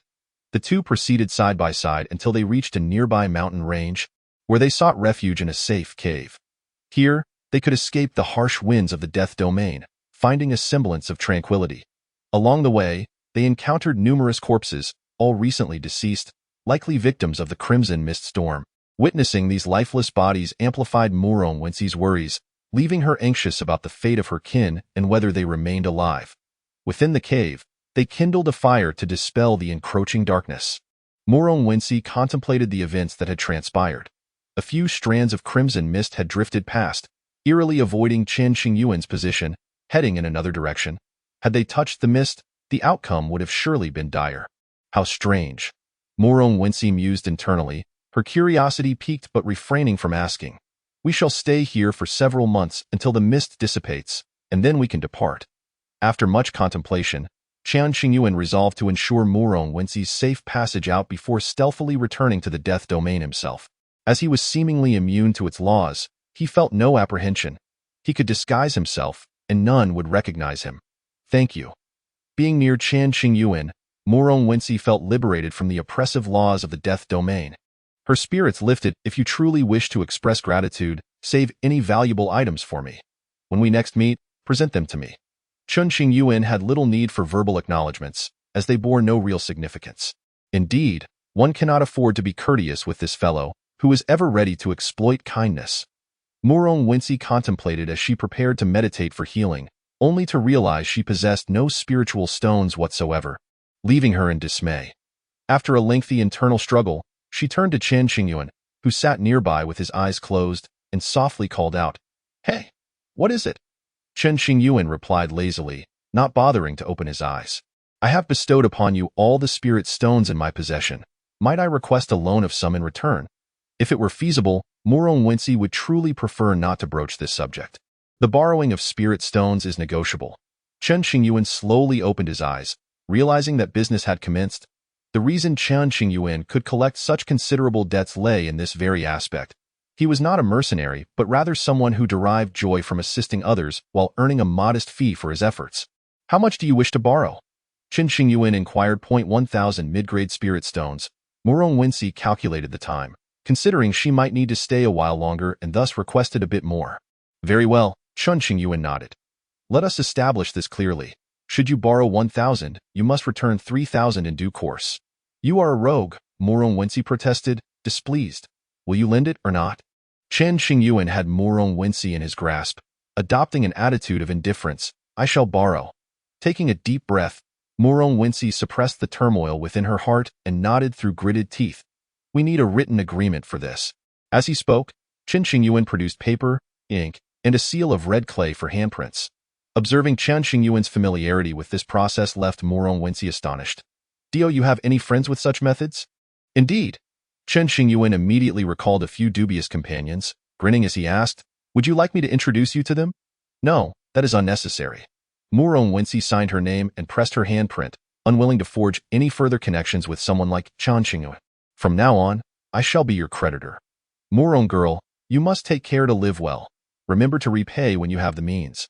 Chen Qingyuan secured the agreement, a document that served as proof, ensuring no one could renege. Gazing at the 1,000 mid-grade spirit stones before her, Murong Wensi felt a surge of emotions, nearly brought to tears, for these stones still bore the Murong family's spiritual seal. Originally hers, to utilize her own spirit stones required a written acknowledgement of debt, with interest tripled. Chen Qingyuan, how unfortunate it is to have crossed paths with you, she thought, anger bubbling within her as she began to refine the spirit stones. Striving to mend her injuries, since I have some leisure, perhaps I shall partake in a morsel. Chen Qingyuan, who relished life, set up a metal rack over the fire and began to roast pieces of spirit beast meat. Chapter 29. The unruly man. As Chen Qingyuan savored his delectable feast, it felt as though he were on a holiday in a realm of death. Meanwhile, Murong Wensi sat in meditation, absorbing the energy from the spirit stones, their radiance dimming as they transformed into ordinary stones. A month later, her condition had significantly improved, prompting her to pause her healing and open her eyes, only to find Chen Qingyuan reclining against a rock, eyes closed in slumber. Observing Chen Qingyuan's leisure, an inexplicable irritation surged within Murong Wensi, prompting her to pick up a stone from the ground and hurl it at him. With a thud, the stone struck Chen Qingyuan's calf, who lazily glanced at her and asked, What are you doing? Nothing much, Murong Wensi huffed. Just found you displeasing. Many find me disagreeable. You hardly stand out. Chen Qingyuan remained unfazed. He reasoned that if he were to let the opinions of others disturb his emotional balance, he would have long since perished from frustration. Indeed, you are not worthy of my displeasure, Murong Wensi remarked. You are quite insufferable. I dare say you've offended many. True enough. It's a pity those individuals cannot extinguish my existence. They can only watch in frustration. Chen Qingyuan replied, I am quite curious. Have you never suffered a setback in your life? Murong Wensi asked. If we exclude exceptional circumstances, I believe not. Chen Qingyuan recalled the resources he had once gifted to Bai Shishua, which had proven to be a grievous loss. What exceptional circumstances are you referring to? Pray, enlighten me. Murong Wensi expressed a hint of curiosity. Why should I share that with you? Humph. Chen Qingyuan rolled his eyes before changing his tone to a teasing one, saying, Should you be willing to pay a fee for my tales, I might reluctantly indulge you. You behave like a rogue. How has the Xianying sect cultivated you? Given that she could not depart this place in the immediate future, Murong Wensi, feeling somewhat bored, sought to learn more about Chen Qingyuan's past. After all, he had once been a prominent figure in the northern wasteland. Neglected, Chen Qingyuan responded candidly. You think this is akin to raising livestock? Murong Wensi chuckled at his words. The two sat 10 meters apart, diagonally facing one another. The fire in the cave long extinguished, replaced by a dark white spirit pearl floating in midair, illuminating the cave's corners. If you find yourself idle, do close your eyes and meditate. Do not disturb my slumber, Chen Qingyuan advised. Having forgotten where he had acquired the small object, I shall not heed your request. What can you do about it? Murong Wensi playfully retorted. Suddenly, Chen Qingyuan stood and slowly approached Wensi. As he approached, she instinctively leaned back, preparing to defend herself, her gaze sharp and expression serious. What do you intend to do? Unexpectedly, Chen Qingyuan bypassed her. Bending down to grasp a long, flat stone behind her, he returned to his previous position, resting his head against the stone in comfort. What was with that grand reaction? He quipped. You. Wensi felt once more that Chen Qingyuan had played her for a fool, her cheeks flushed with indignation and a trace of anger. It was merely a stone. Was such a commotion truly necessary? You clearly did that on purpose. Let me reiterate, I am not interested in you, Chen Qingyuan cautioned with a smirk. Though I am indeed handsome and charming, do not develop feelings for me. It would surely lead to your misfortune. As he spoke, he turned to glance at Wensi, raising an eyebrow with a smile. How can you be so self-absorbed? Wensi snapped in exasperation. It is a fact. You cannot alter it. Chen Qingyuan's ears seemed to filter out any sarcastic remarks, transforming them into compliments. Rest assured, even if I were to develop feelings for a pig, I would not harbor any thoughts for you. Wensi implied that Chen Qingyuan was inferior to a pig. That is good to hear. Chen Qingyuan dismissed her taunts, a faint smile gracing his lips. By the way, you claim to be exceptionally charming. What prompted Bai Shishue to abandon you? Suddenly, Wensi recalled this matter, seizing it as an opportunity to counter Chen Qingyuan's assertions. Upon hearing this, the smile faded from Chen Qingyuan's lips, his expression growing complex as he pondered for a long moment. Perhaps it was a matter of fate not aligning. If she truly loved you, then even if you encountered misfortune in the abyss, she should not have sought solace in another within a mere century. Perhaps she never held genuine affection for you, viewing you merely as a means to an end. Wensi, having finally found a topic to engage with Chen Qingyuan, pressed forward. I am aware.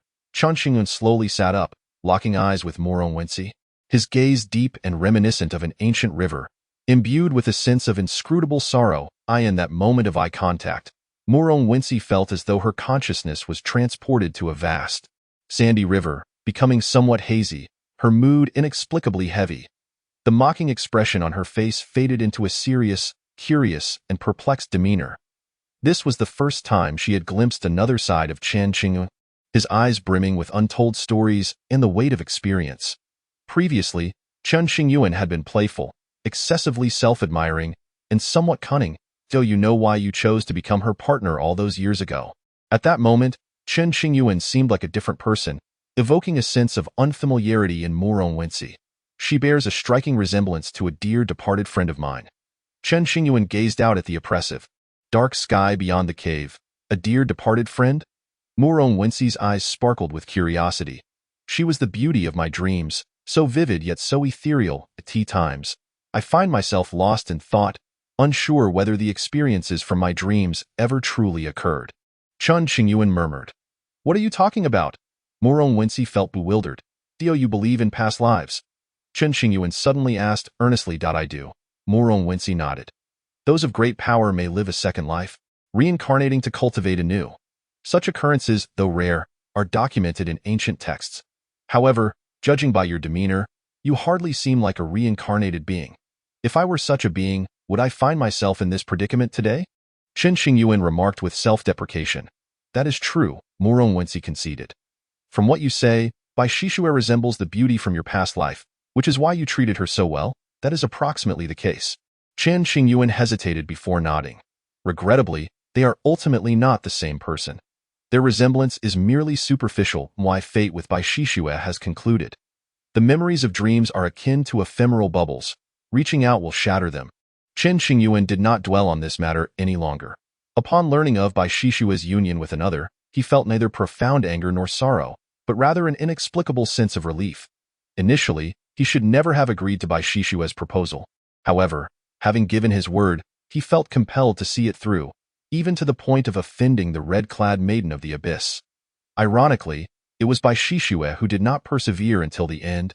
Not Chen Qingyuan. I apologize. Observing Chen Qingyuan's sorrowful demeanor, Wensi expressed her regret. Her apology, however, lacked sincerity. If you truly feel remorseful, perhaps you could show a token of your sincerity. Suddenly, Chen Qingyuan's expression shifted, a smile playing at the corners of his mouth. In an instant, Wensi's sympathy dissipated, leaving her inwardly cursing. What a scoundrel! Chapter 30.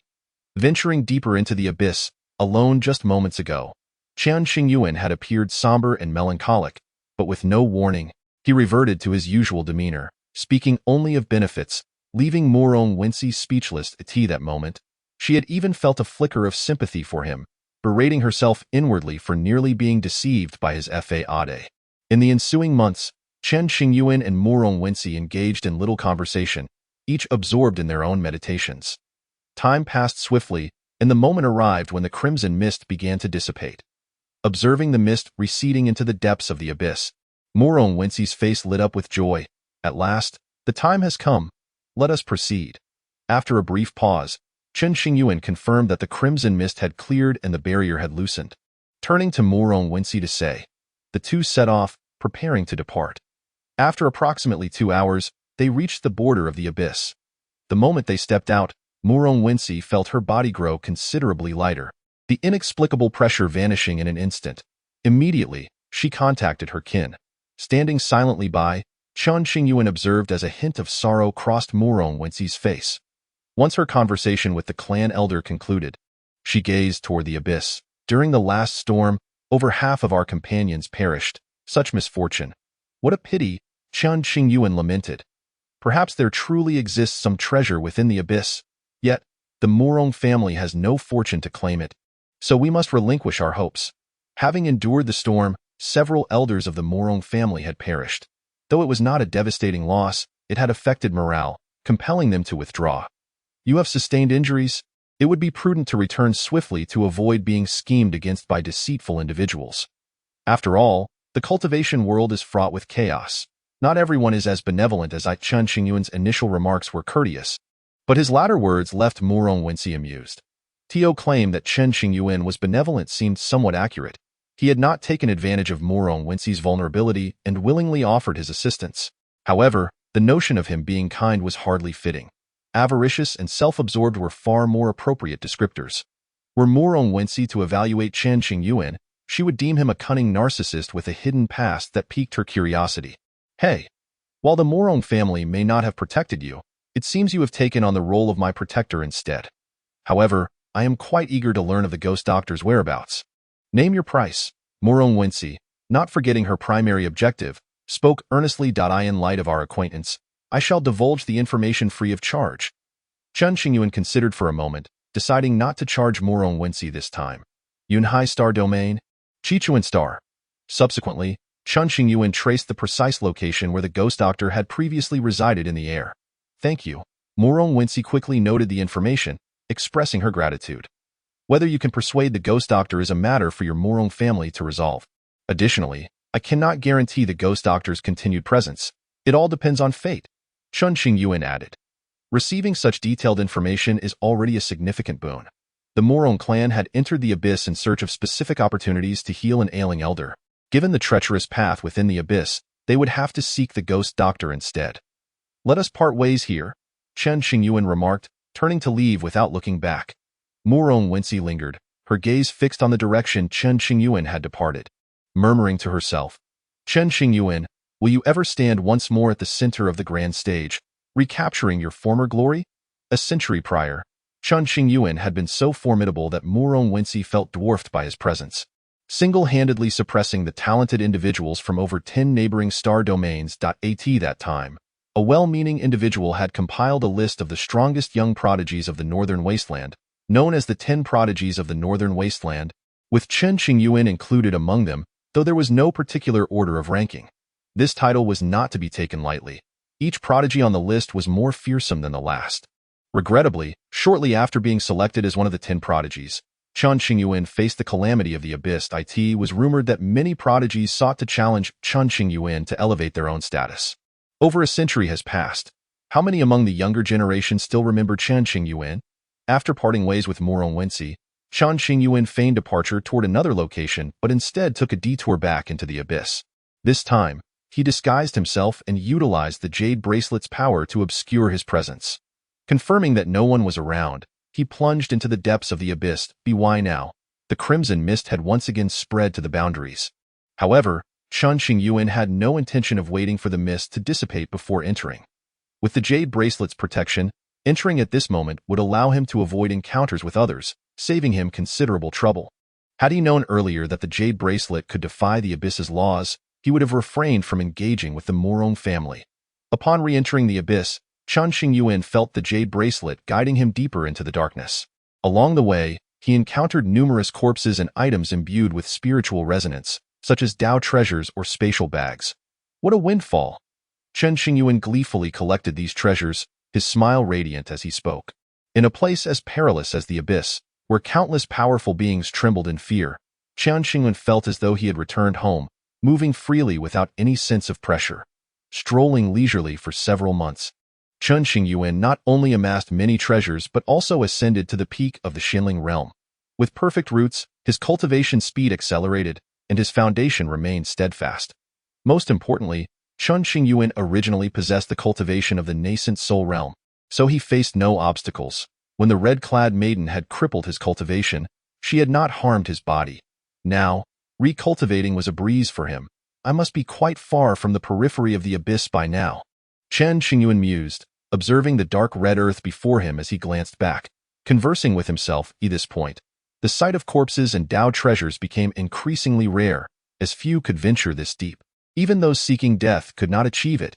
The atmosphere here was eerily silent, desolate, and devoid of any signs of life. Chen Qingyuan seemed to hear the rhythmic beating of his own heart, even the pulsations coursing through every part of his body. As he delved deeper, an overwhelming sense of pressure enveloped him, compelling him to proceed with utmost caution. "Are you still inside?" He retrieved the jade bracelet, observing the direction it indicated, and raised his gaze to the distance, his brow furrowed in concentration.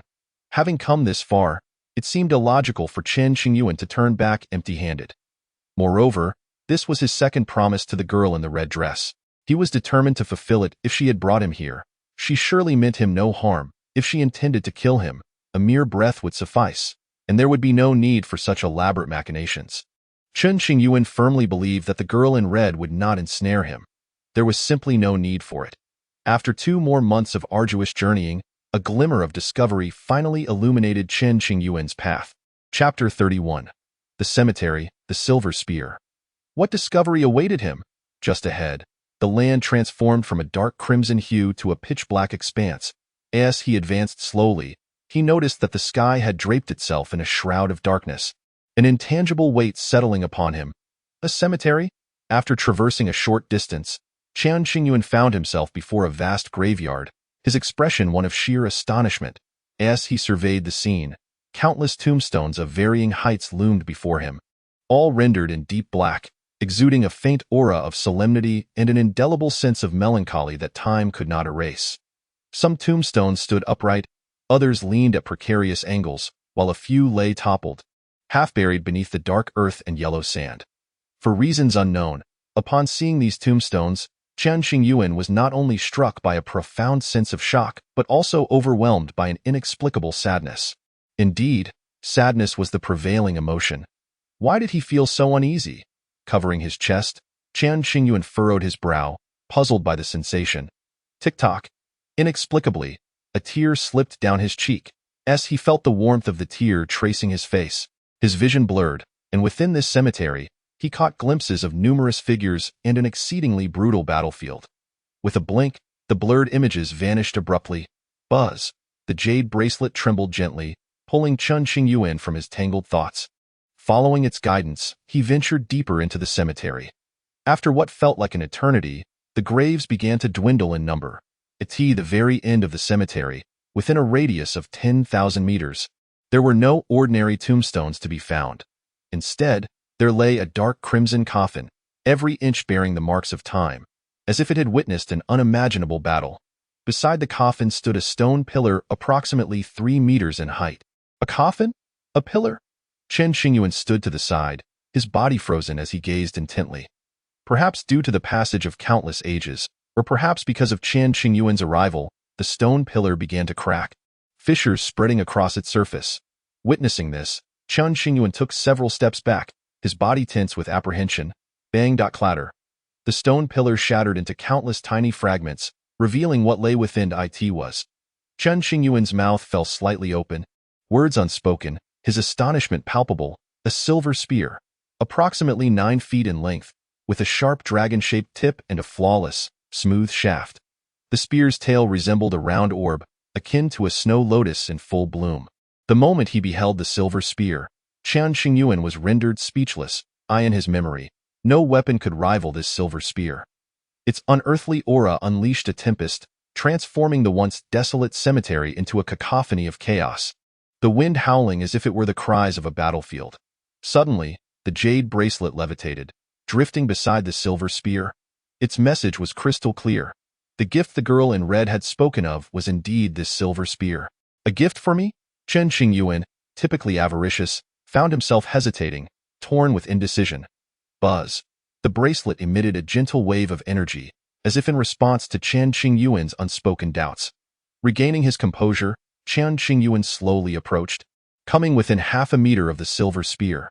After much internal conflict, he nervously extended his right hand, grasping the spear. Boom.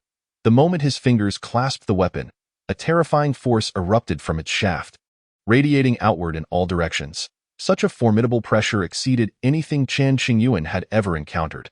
Even the mightiest beings in the tribulation phase would surely kneel beneath its weight. Strangely enough, the pressure emanating from the spear inflicted no harm upon Chen Qingyuan whatsoever. After several breaths, the cemetery fell into an eerie silence.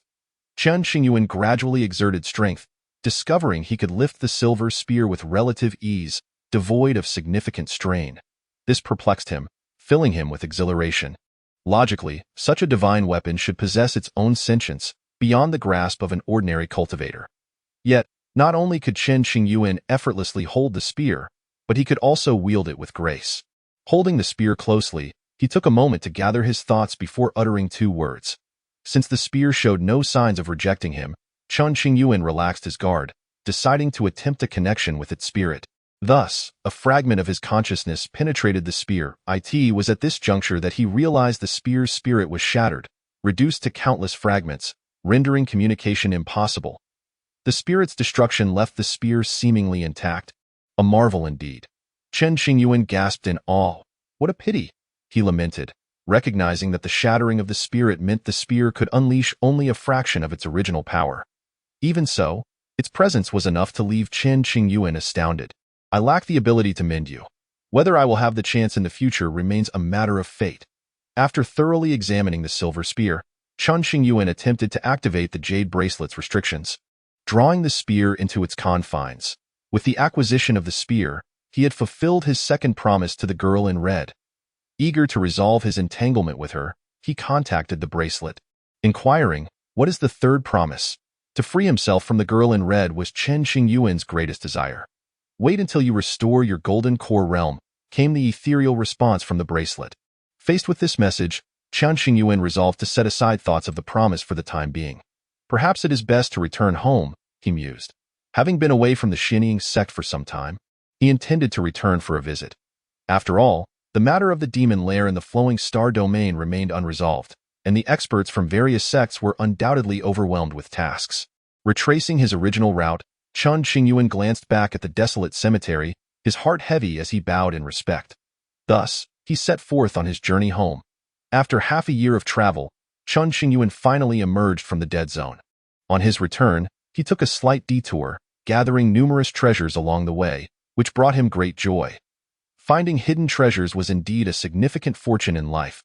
As he exited the dead zone, Chen Qingyuan maintained his guise, concealing his true appearance. Once he reached a safe location, he shed his disguise, revealing his true self, and summoned his spiritual treasure flying vessel, setting course for the flowing star domain. What was the significance of the cemetery deep within the dead zone? What about that coffin, whose weapon was the silver spear? As he sat within the vessel, Chen Qingyuan found himself unable to quell his curiosity. His brow furrowed in contemplation. Days later, Chen Qingyuan noticed an individual blocking his path ahead in the flying vessel. Chapter 32. The 10 Prodigies of the Northern Wasteland. Wu Junyan. As Chen Qingyuan approached the front of the vessel, his expression shifted slightly upon recognizing the newcomer. "It's you?" The visitor, clad in a purple brocade robe, stood tall at 8 feet, his long hair tied back, exuding an air of martial prowess. "I heard you were still alive, so I came to see for myself." His name was Wu Junyan, the foremost prodigy of the Northern Song Star domain. Wu Junyan held another title as one of the 10 prodigies of the Northern Wasteland. Having seen you, is it now time for you to let me pass? Chen Qingyuan gestured for Wu Junyan to move aside, unwilling to be obstructed. Among the 10 or so star domains nearby, only Chen Qingyuan dared to address Wu Junyan in such a manner. Any other peer would have likely been suppressed without mercy. Back in the day, we agreed to a duel, yet you broke your word. As fellow members of the 10 prodigies of the Northern Wasteland, Wu Junyan wished to settle the score with Chen Qingyuan 100 years prior. The two had met, shared drinks, and engaged in casual conversation. Upon parting, Wu Junyan had proposed a challenge. To dismiss him, Chen Qingyuan had casually suggested a time for their duel. Brother, I nearly lost my life back then. How could I fulfill the promise of a duel? Unbeknownst to him, Chen Qingyuan had encountered trouble shortly thereafter in the heavenly abyss, rendering their agreed-upon duel moot. A promise is a promise. As long as one is alive, it must be honored, regardless of circumstances. Your absence back then was your own failing. Wu Junyan placed immense value on promises, regarding them as more crucial than life itself. Why are you being so unreasonable? Chen Qingyuan complained. I can understand your predicament. But you must honor our duel from years ago. Do not make me wait in vain for so many years. Wu Junyan's expression was cold, as if he felt owed something. I just found a ghost doctor to treat my spiritual roots. Do you intend to take advantage of my weakness? Chen Qingyuan replied impatiently. Let us say I concede. Will that suffice? Not acceptable. That Wu Junyan shook his head. I will not take advantage of you. We must engage in a fair duel. There is no such thing as fairness in this world, Chen Qingyuan retorted. Choose another time. I will suppress my realm and duel you. Wu Junyan had kept the promise of their duel at the forefront of his mind for a century. If he did not settle the score with Chen Qingyuan, it would undoubtedly fester into a psychological burden over time. Is it truly necessary? Chen Qingyuan could not fathom Wu Junyan's reasoning. It seemed utterly unnecessary. It is, Wu Junyan replied tersely, nodding slowly. A duel at the same realm. If you win, fine. But if you lose, how embarrassing that would be. Listen to me. That duel from a century ago has passed. Should we not focus on the present? Chen Qingyuan advised. The matter of promises is not to be taken lightly. Wu Junyan scoffed, his gaze fierce. The one who breaks a promise deserves only death. With that, a thread of his aura locked onto Chen Qingyuan. Given the gravity of the situation, Chen Qingyuan dared not refuse, hastily agreeing, very well, as you wish. Good. Wu Junyan nodded in satisfaction. When shall we schedule the next duel? In 10 years? How does that sound? Chen Qingyuan proposed. Originally, he had intended to suggest 100 years but reconsidered, knowing it would only provoke Wu Junyan's thoughts. 10 years would buy him some time. Agreed. After some contemplation, Wu Junyan nodded in acceptance. When the time comes, I will seek you out. You are truly obstinate, Chen Qingyuan sighed in resignation. It's merely a duel. Why take it so seriously? You would not understand, Wu Junyan replied. For me, my word is my bond. Others cannot comprehend this. Indeed, Chen Qingyuan sighed softly, producing 2 flasks of fine wine, gesturing, care to join me for a drink? Certainly. Wu Junyan accepted without hesitation, stepping into the flying vessel. The two shared drinks, reminiscing about the past. Suddenly, Wu Junyan turned the conversation toward Chen Qingyuan, stating bluntly, I heard you were dumped. Recently, Chen Qingyuan had grown increasingly irritated whenever this matter arose, feeling as though it only added fuel to the fire. What business is it of yours? I was merely inquiring. Wu Junyan's demeanor remained indifferent, as if he had never formed close ties with anyone. His character made it difficult for others to connect with him, and as one of the 10 prodigies, few were worthy of standing alongside him, let alone becoming friends. She will regret it, Wu Junyan remarked, referring to Bai Shishue, who had cast Chen Qingyuan aside. I no longer possess my former glory. What is there for her to regret? Chen Qingyuan replied with self-deprecating humor. No, Wu Junyan asserted. Although he could not discern the Taoist essence within Chen Qingyuan, his innate perception as a prodigy led him to confidently state, to me, it seems you merely took a trip down the mountain. You will soon return to the summit, surveying the vast landscape. Why do you have such confidence in me? Chen Qingyuan inquired, puzzled. If you lack the capability, you would not be worthy of being my opponent. Wu Junyan took a sip of wine, contemplating. Are you praising me or yourself? As Chen Qingyuan steered the vessel onward, the rich aroma of wine filled every corner. Both, Wu Junyan replied candidly. Speaking of our duel, Have you encountered any of the other 10 prodigies in recent years? Chen Qingyuan asked, genuinely interested. That I have. Wu Junyan nodded. Did you engage in combat? Chen Qingyuan's gaze was fixed on Wu Junyan as he posed the question. Not yet, Wu Junyan replied, a hint of regret in his tone. With so many prodigies in the world, why do you persist in pursuing me? Chen Qingyuan's expression bore a hint of melancholy. Should I engage them in battle? Victory or defeat would determine life or death. With you, it need not be, so. In Wu Junyan's eyes. Although Chen Qingyuan was greedy and full of clever schemes, he was fundamentally a principled individual, worthy of association. Moreover, being with Chen Qingyuan allowed Wu Junyan to remove his mask, feeling at ease, a sensation he had never experienced before. Are you afraid of death? Chen Qingyuan asked incredulously. That cannot be true. Death is nothing to fear. It is simply not yet the time for a desperate struggle, Wu Junyan replied somberly. That is true. The future held limitless possibilities. Should the time come for a life-or-death battle, they would need to take it to the grand stage of the world, not remain stagnant in their current path. The northern wasteland is vast, yet it is not the end. It is said that in the distant imperial province lies the center of the world, teeming with powerful beings and prodigies. Only by reaching the imperial province can one witness the vibrancy of the world stage and not have lived in vain. Chen Qingyuan, I heard you emerged alive from the heavenly abyss. Will you not greet an old acquaintance? Just as Chen Qingyuan and Wu Junyan were discussing their futures, a malevolent voice echoed from afar. Previously, Chen Qingyuan had revealed his true self in the dead zone and dealt with the Morong family.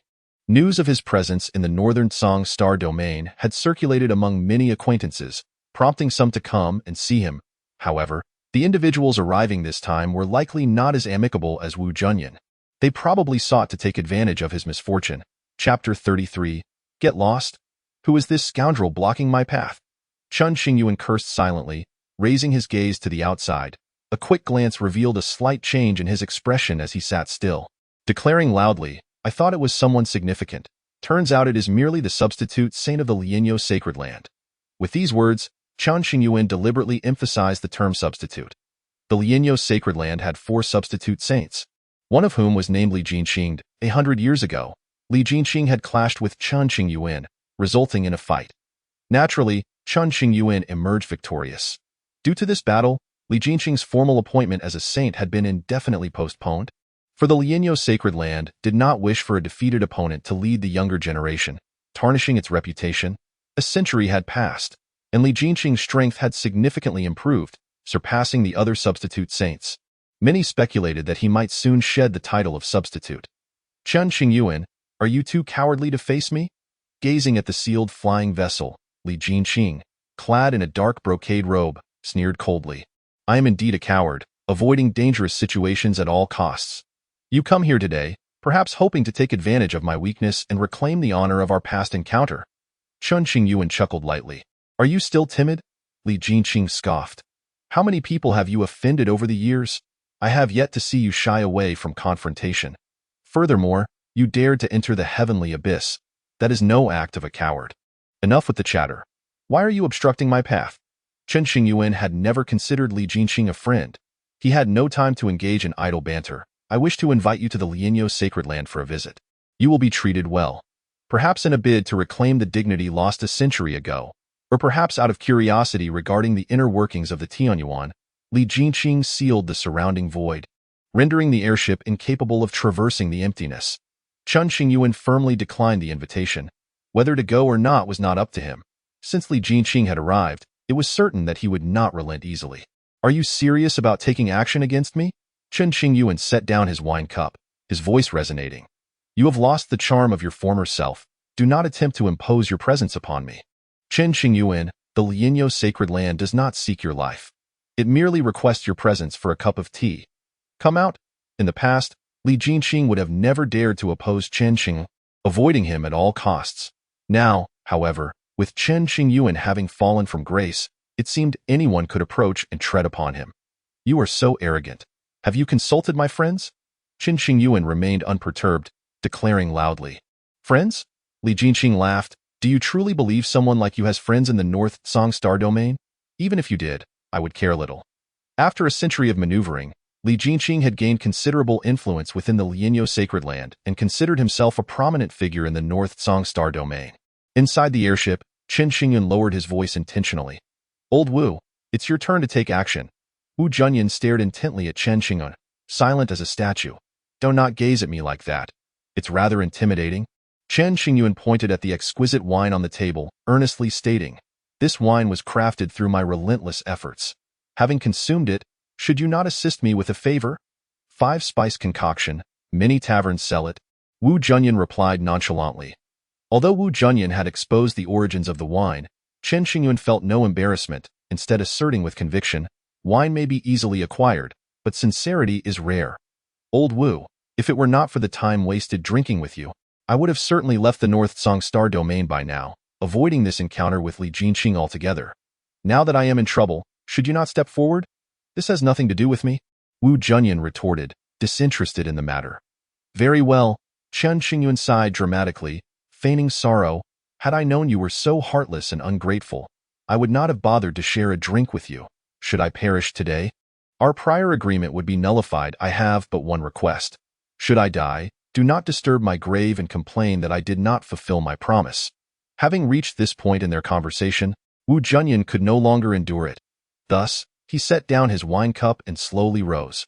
Old Wu, I knew you were a helpful young man, Chen Qingyuan praised, his heart buoyant upon seeing this.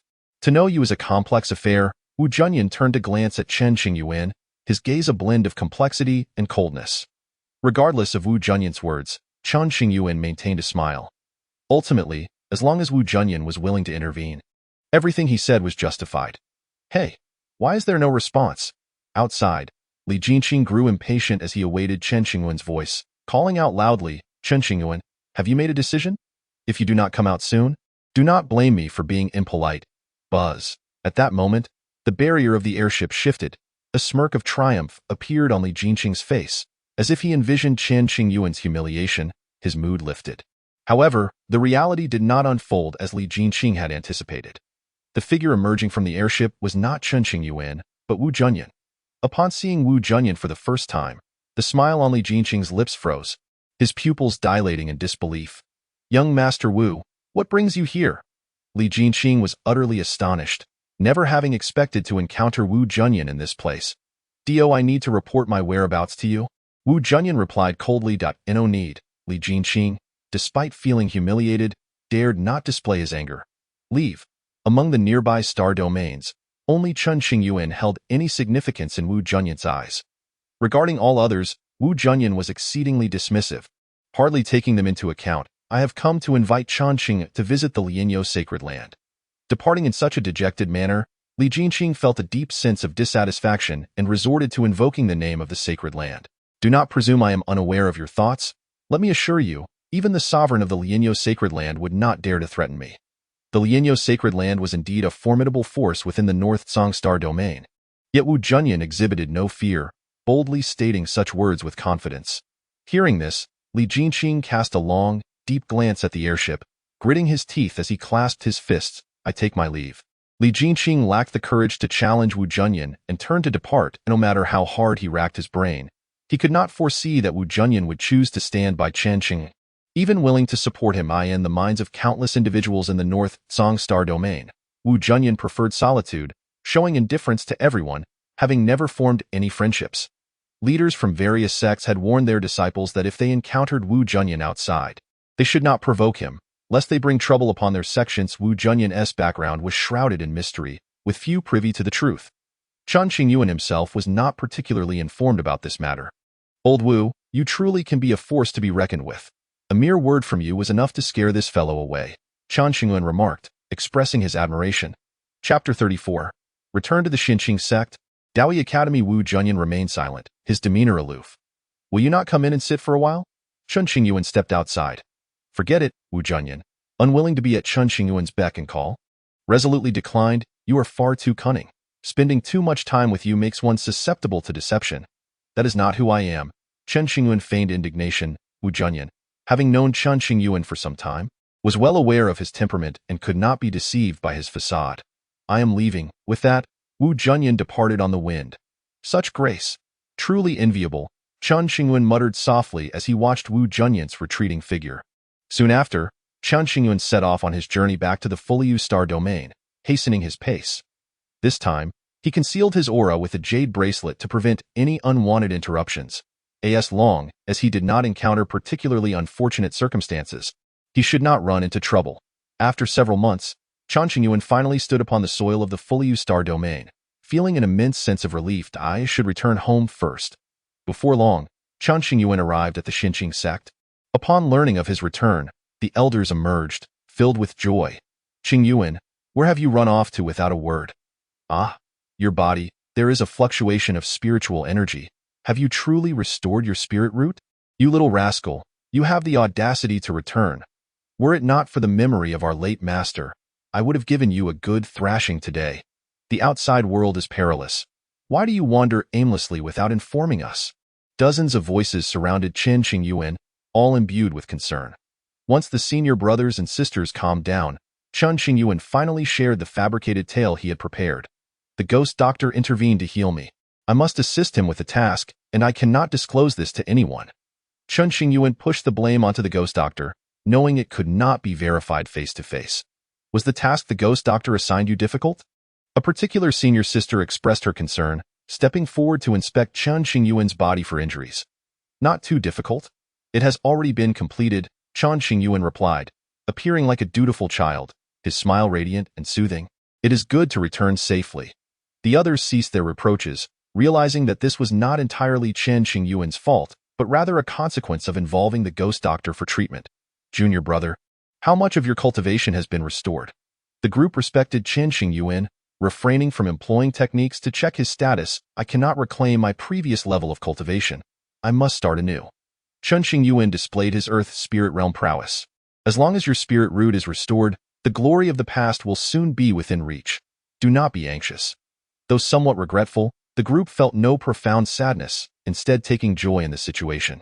With Chen Qingyuan's abilities, he would surely ascend to great heights again, even starting from scratch. After much conversation, the elders gradually took their leave. Through their discussions, Chen Qingyuan gathered insight into the situation surrounding the demon abyss. The Tianyuan sect was willing to invest all its resources and invite various sects to jointly suppress the demon abyss. Initially, the Xinqing sect had no intention of intervening, but with so many sects already agreeing, they found it impossible to remain uninvolved. After much deliberation, the Xinqing sect ultimately decided to lend their assistance. With the benefits gained, they would surely put forth their utmost effort, and grievances against the Tianyuan sect would diminish significantly. Merely the Xinqing sect alone received a top-tier spiritual vein, over a dozen mid-tier spiritual veins, as well as numerous spiritual herbs and treasure. The fully used star domain was home to 19 first-rate powers. The other sects undoubtedly received rewards comparable to those of the Xinqing sect. One could only imagine the immense wealth the Tianyuan sect had accumulated over the years through the demon abyss. When will the demon abyss be resolved? In a misty courtyard, Chen Qingyuan sat across from his senior brother Lin Chongsheng. Savoring TA.it is said that the Tianyuan sect has invited a master of formations. Once the formation is laid out, we will act together to seal the demon abyss. According to the timeline provided by the Tianyuan sect, it should not exceed 10 years. For cultivators, a decade is but a fleeting moment, a mere snap of the fingers. Some powerful beings may retreat for hundreds or thousands of years. Do you have confidence in resolving it? Chen Qingyuan, having perused ancient texts, understood the terror of the demon abyss. The one beneath the Tianyuan sect had festered for years, reaching a point of no return. Difficult to say, Lin Chongsheng replied solemnly, shaking his head slowly. Should the demon abyss erupt, it would spell disaster for every corner of the fully used star domain, with endless repercussions. Do not worry too much, senior brother. What comes will come, and we shall face it, Chen Qingyuan reassured, viewing the true concern to lie with the Tianyuan sect.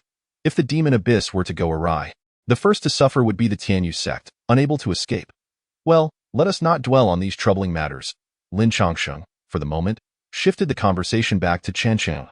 Junior brother, there is something I need to discuss with you. What is it? Chen Qingyuan felt an inexplicable tension as he noticed Lin Chongsheng's serious demeanor. Now that you have restored your spirit root, I cannot keep you confined to the Xinqing sect. Your future path must be forged by you alone. However, I took the liberty of making a decision on your behalf. I hope you will not be upset. Lin Chongqing fixed his gaze upon Chen Qingyuan, contemplating deeply. A decision? Chen Qingyuan queried, puzzled. To participate in the Dawi Academy assessment. Dawi Academy? What sort of place is that? After much thought, Chen Qingyuan posed a question, having no recollection of the academy in his mind. It is a rather mysterious place. I have only heard of it in passing and have never set foot there myself, Lin Chongqing explained. Why did you not mention this to me before? Chen Qingyuan chuckled wryly. To be honest, I did not even know where the Dawi Academy was until recently. How could I have informed you? Lin Chongqing replied helplessly. Then what is this about today? Chen Qingyuan was taken aback. Not long ago, an unusual fluctuation of laws emanated from the cave where our late master practiced. I went to investigate and discovered a box containing a letter and what appeared to be an ordinary wooden tablet.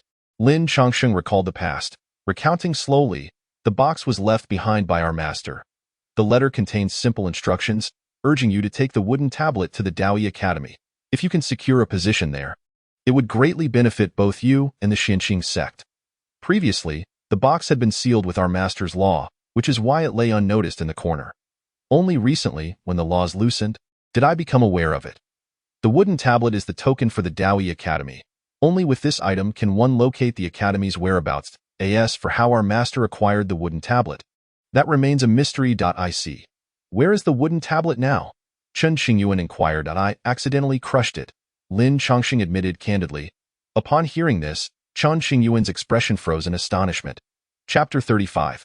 In a glimpse of 5 years, my cultivation reaches the celestial spirit realm. Lin Chongqing hastily clarified. According to our master's letter, as long as the wooden tablet is crushed, it will inscribe your name and send a message to the Dawi Academy. Brother, you should have at least consulted me first. This sudden turn of events left Chen Qingyuan flustered. I intended to wait until you returned to explain, but the moment I took out the tablet, it slipped from my grasp and shattered. This matter was indeed peculiar. It seemed our master had set a restriction long ago. Once the box was opened, it activated the restriction, resulting in the wooden tablet's destruction. Thus, even if Chen Qingyuan wished to decline the invitation to the Dawi Academy, he had no choice but to comply. Lin Chongqing recounted the situation to Chen Qingyuan, expressing his own helplessness.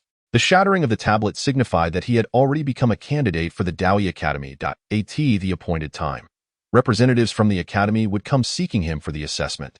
Junior brother, do you have any questions? Lin Chongqing asked. Given the circumstances, what can I say? Chen Qingyuan sighed. This is our master's last wish. I hope you do not let him down. The true origins of the Dawi Academy were shrouded in mystery, and Lin Chongqing believed their master would not lead Chen Qingyuan astray, harboring little concern. I understand. Chen Qingyuan nodded softly, his expression complex. His late master had a knack for stirring up trouble. The so-called Dawi Academy, one could only wonder when they would arrive. Your body has just recovered. Take some time to rest, Lin Chongqing advised. The fully used star domain is becoming increasingly unstable. For now, you should stay home. All right. Chen Qingyuan returned to his dwelling, contemplating recent events, as if an unseen force were steering everything, leading him down a new path. Whether it was the graveyard of the dead zone and the silver spear or the newfound news of the Dawi Academy, it all signified that Chen Qingyuan's future would not be smooth sailing, and he would likely face numerous challenges ahead. The carefree days spent in the Xinqing sect would likely be short-lived. Thus, Chen Qingyuan lived quietly for 5 years. Over these 5 years, his cultivation advanced by leaps and bounds. Reaching the pinnacle of the celestial spirit realm, he was but a step away from entering the golden core realm. Once he reached that stage, progressing further would not be as simple. The journey ahead would only grow more arduous. Countless cultivators in the world have spent hundreds of years to reach the golden core realm, while Chen Qingyuan had replenished his Dao bones in less than a decade. This next step, he believed, would not take him long. During this time, aside from cultivation, Chen Qingyuan enjoyed drinks and tea with his senior brothers, living a life of ease. Wherever he went, the disciples of the sect treated him with great respect. Addressing him as little uncle, here are the debts recently collected. Take a look. Lin Pingyan entered, placing a high-quality Qingyuan bag on the table. Tio helped Lin Pingyan shed his indecisiveness. Chen Qingyuan had brought forth several overdue debts, tasking Lin Pingyan with collecting them. Initially, Lin Pingyan was reluctant, convinced he would not manage the task well. However, under the pressure of Chen Qingyuan's status as little uncle, he had no choice but to comply. Occasionally, when Lin Pingyan was unable to retrieve certain debts, he would return to report to Chen Qingyuan. Subsequently, Chen Qingyuan guided Lin Pingyin on various tactics, such as confronting challengers at their doorsteps, hiring individuals to hurl insults, and besieging entrances to. As time passed, Lin Pingyin gradually became adept at these operations. After a few years, he no longer required Chen Qingyuan's intervention. He could effortlessly manage such affairs himself. Little Yin, all of this is yours. Take it. In order to instill a profound awareness of his past mistakes in Lin Pingyin, Chen Qingyuan bestowed upon him all the resources he had acquired.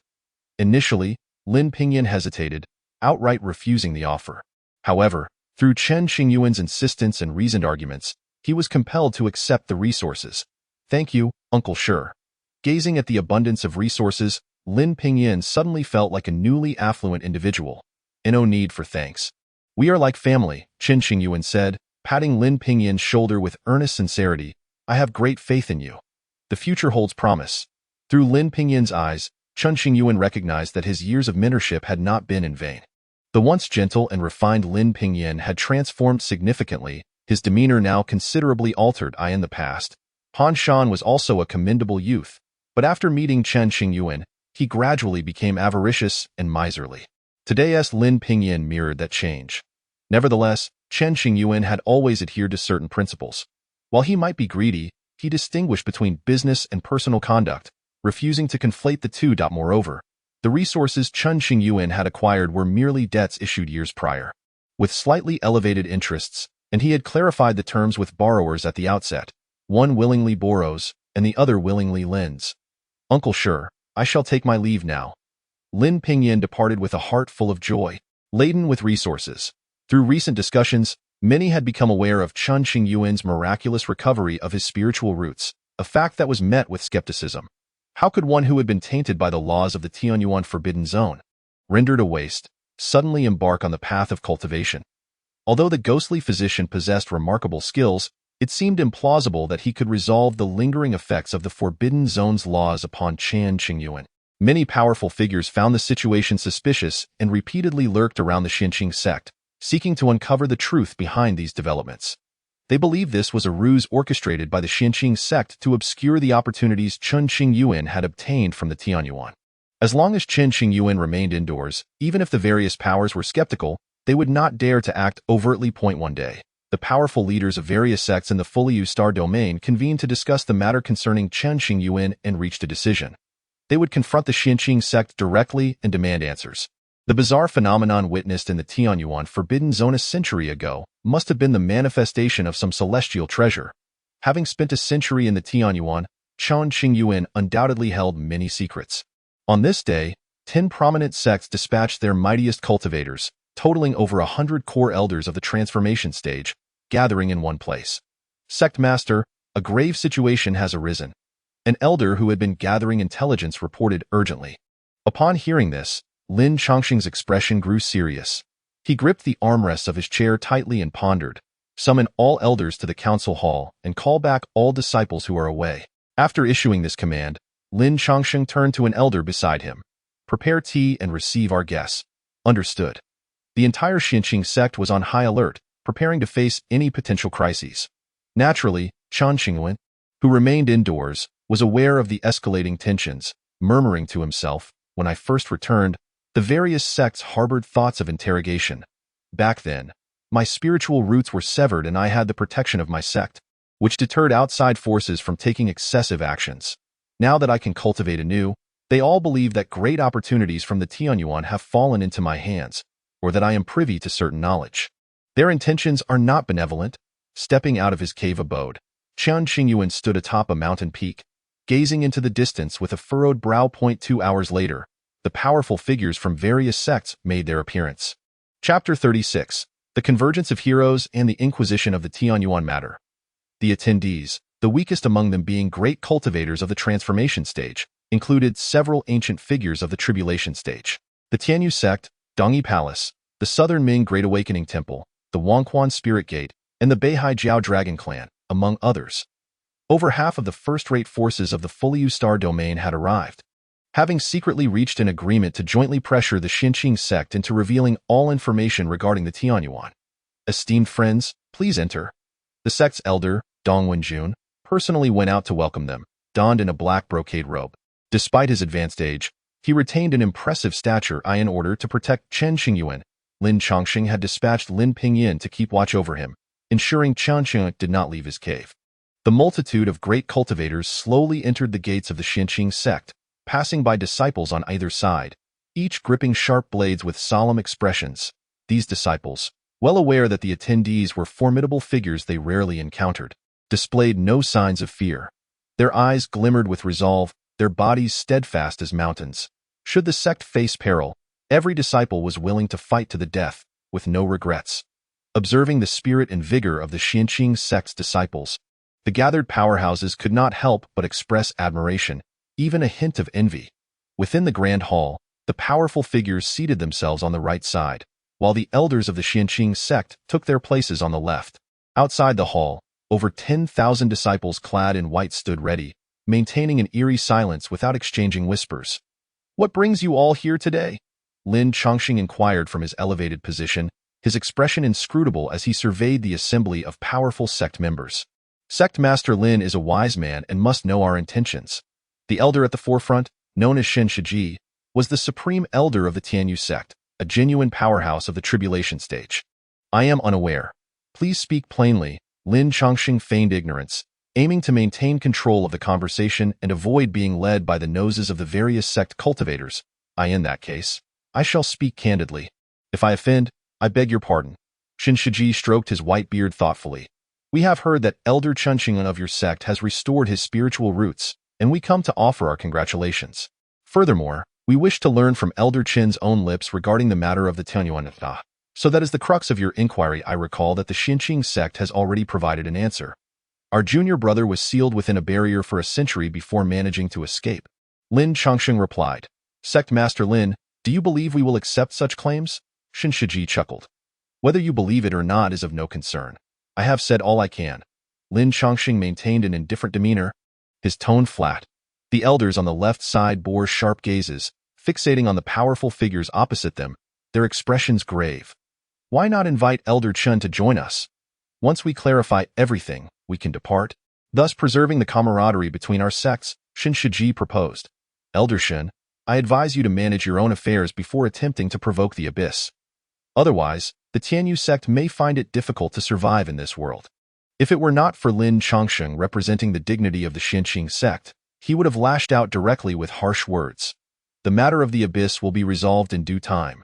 There is no need for Sect Master Lin to concern himself. Shen Shiji maintained a facade of cordiality, stating with a smile, "Today we only discuss Elder Chen and the Tianyuan. Other matters can wait." "Indeed. Let us have Elder Chen come forth for a meeting," spoke another figure seated beside Shen Shiji, the protective elder of Dongyi Palace, Lu Ruai, a middle-aged woman clad in light-colored robes, still retaining her grace. "Our sect suffered significant losses in the Tianyuan, and it is only reasonable that we seek to understand the situation within." More voices chimed in. The three tribulation stage powerhouses collectively turned their gazes upon Lin Chongqing, amplifying the pressure upon him.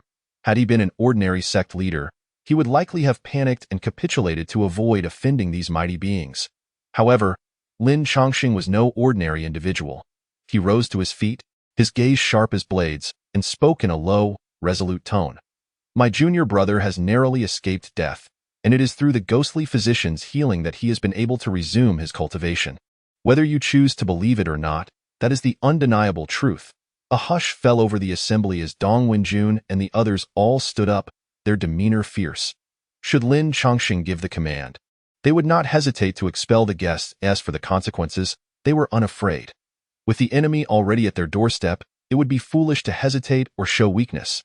It would be better to dig a grave for oneself than to endure such indignities. "Sect Master Lin, please do not be agitated. We harbor no intention of disrespecting the Xianqing sect. If only Elder Chen would allow us to search his soul, we would not harm his essence. Once this matter is settled, we shall leave at once."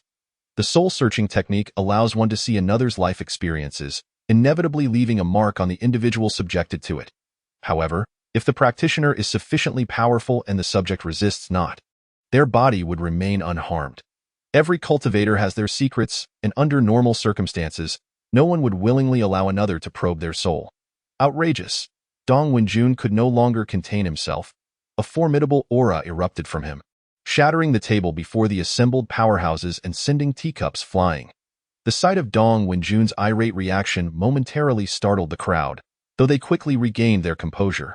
Hearing the suggestion of a soul search, it was entirely within reason for the typically hot-headed Dong Wenjun to react thus. If Elder Chen Qingyuan truly endured a century sealed within a mysterious realm, it would prove that the Xinqing sect is not deceiving us, and we shall certainly offer our apologies. However, if Elder Chen conceals the truth, many of our sects have lost lives in the Tianyuan and deserve to know the facts. Shen Shiji's cultivation prowess rivaled that of Dong Wenjun, and he skillfully diffused the tension in the air with his casual banter. The Xinqing sect has shown you leniency, have they not? Dong Wenjun pointed an accusatory finger at the assembly, scolding them fiercely. Lin Changsheng cast a glance at Dong Wenjun, urging him to temper his harsh words. Lin Changsheng then stood tall, hands clasped behind his back, eyes directed toward the hall's entrance, his voice resonating like a bell. Disciples of the Xinqing sect, listen closely. If anyone dares to oppress my junior uncle, will you stand for it? We will not stand for it. Over 10,000 disciples responded in unison, their voices echoing through the heavens, shaking the ground. In days gone by, when Chen Qingyuan prospered, he generously provided numerous benefits to the disciples of the sect, cultivating goodwill. He had also invested in improving the living conditions of the miscellaneous disciples, increasing the monthly supply of spirit stones for inner sect disciples, and bestowing gifts to outstanding disciples each year. Thus, the disciples of the Xinqing sect held Chen Qingyuan in high esteem, and their heartfelt calls of junior uncle resonated with sincerity. Earning money was no easy feat. It was all for the sake of their kin. Chen Qingyuan possessed few abundant resources, as they were all purposefully allocated. Han Shan, from the Yunhai Star domain, had only emulated Chen Qingyuan's avarice without recognizing his contributions, leading to a tarnished reputation within his sect. Conversely, despite the disciples of the Xinqing sect being aware of Chen Qingyuan's greed, none would dare speak ill of him behind his back. Your refusal is commendable, Lin Changsheng remarked, shifting his gaze to the powerful figures from various sects, his tone firm as he declared. For I, too, shall not acquiesce. As his words fell, Lin Changsheng's fury erupted, unleashing a terrifying aura of a tribulation stage powerhouse, shattering the hall's floor and transforming the skies above into a swirling vortex. Chapter 37. Chen Qingyuan emerges, tensions mount. Lin Changsheng's sudden outburst caught everyone off guard, causing their hearts to race and expressions to shift dramatically. Sect Master Lin, what are you planning? Shen Shiji of the Tianyuan sect croaked, bewildered. It is not I who must act, but rather you who must clarify your intentions, Lin Changsheng replied gravely, countering. Do not presume that your gathering here instills fear in the hearts of the Xinqing sect. Should you persist in your folly, then let us engage in battle. We merely seek the truth. If Elder Chen cooperates, the soul search will not harm his essence. Why must we reach such an impasse? Shen Shiji and the others furrowed their brows, taken aback by the Xinqing sect's fortitude, realizing they were in a precarious situation.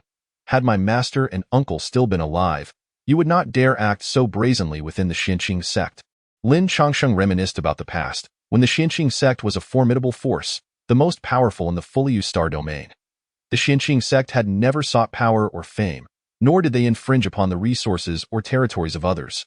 Furthermore, the sect had always emphasized unity and mutual support among its disciples, forbidding discord over greed. This principle was sacrosanct, and no one could violate it. In earlier times, the elders of the Xinqing sect would have dispatched Shen Shiji and his ilk with a single kick. Refusing to tolerate their arrogance, is there no room for negotiation? Shen Shiji, as the representative figure, inquired solemnly. If Elder Shun would permit me to conduct a soul search, I might consider it, Lin Changsheng replied with a cold laugh. At this point, Shen Shiji grasped Lin Changsheng's meaning, his expression darkening as the spiritual energy within him surged. How could Shen Shiji agree? He harbored too many secrets, not only those regarding the abyss beneath the Tianyuan sect, but also numerous past transgressions. While he wished to probe Chen Qingyuan's memories, he was loath to expose his own. How ludicrous! In a flash, both sides rose to their feet, tension palpable as they prepared for confrontation.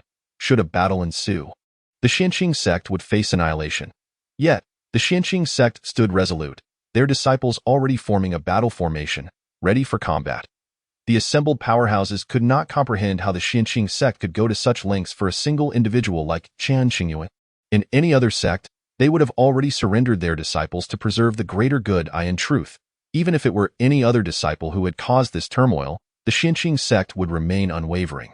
Lives could be lost, but dignity must never be trampled upon. The ancestors of the Xianqing sect had conveyed this sentiment through their actions, striving to make the sect a sanctuary for all disciples, a place of belonging. Without faith, the sect would crumble at the first sign of adversity. Activate the protective formation, Lin Chongsheng commanded. Protective Elder Dong Wenjun raised his hand, activating the grand array of the Xianqing sect. The array's laws locked onto Shen Shiji and the others, with an impending battle looming. Although the collective strength of the various sects surpassed that of the Xianqing sect, this was their territory. Should a conflict erupt, it would undoubtedly lead to mutual devastation, with countless casualties, even among the tribulation stage powerhouses, who could scarcely guarantee their own safety. The situation had reached a stalemate, with neither side willing to strike first, fearing the catastrophic repercussions. What now? Initially, we thought that by applying pressure on the Xianqing sect, they would relent. How did things escalate to this point? The Xianqing sect is indeed a tough nut to crack. Truth be told, being a disciple of the Xianqing sect was a fortunate circumstance, as they faced little fear of being bullied. The powerful figures of the various sects communicated silently with each other, their attention fixed on the disciples of the Xianqing sect, their bodies tense in this moment. Many felt a twinge of envy, recalling their own sect's treacherous intrigues in their youth. Lin Chongsheng slowly descended from his elevated position, his gaze fixed on Shen Shiji, standing tall with his hands clasped behind his back, addressing him directly. Shen Shiji, you were overshadowed by my master and uncle throughout your youth. Now, I wish to see if you can withstand my challenge. What does it matter how strong your master was if he ended up dead before me? Chen Shiji, now aged, had limited time remaining. He sought opportunities from Chen Qingyuan to enhance his cultivation and extend his lifespan, at least to live a life far more vibrant than Lin Chongsheng's. I shall see if your fists are as tough as your words, Chen Shiji declared, stepping forward, prepared to engage Lin Chongsheng in earnest. At that moment, as the leading figure, he could not afford to retreat. Otherwise, the united front of the various sects would falter, endangering their position against the Xianqing sect. Well, this is quite the spectacle. Just as both sides were on the verge of conflict, Chen Qingyuan entered leisurely from the main entrance, with Lin Pingyan closely trailing behind. His head bowed as he avoided making eye contact with the elders, in order to persuade Lin Pingyan to allow him to emerge. Chen Qingyuan had exerted considerable effort. After much coaxing, he had finally succeeded in an instant.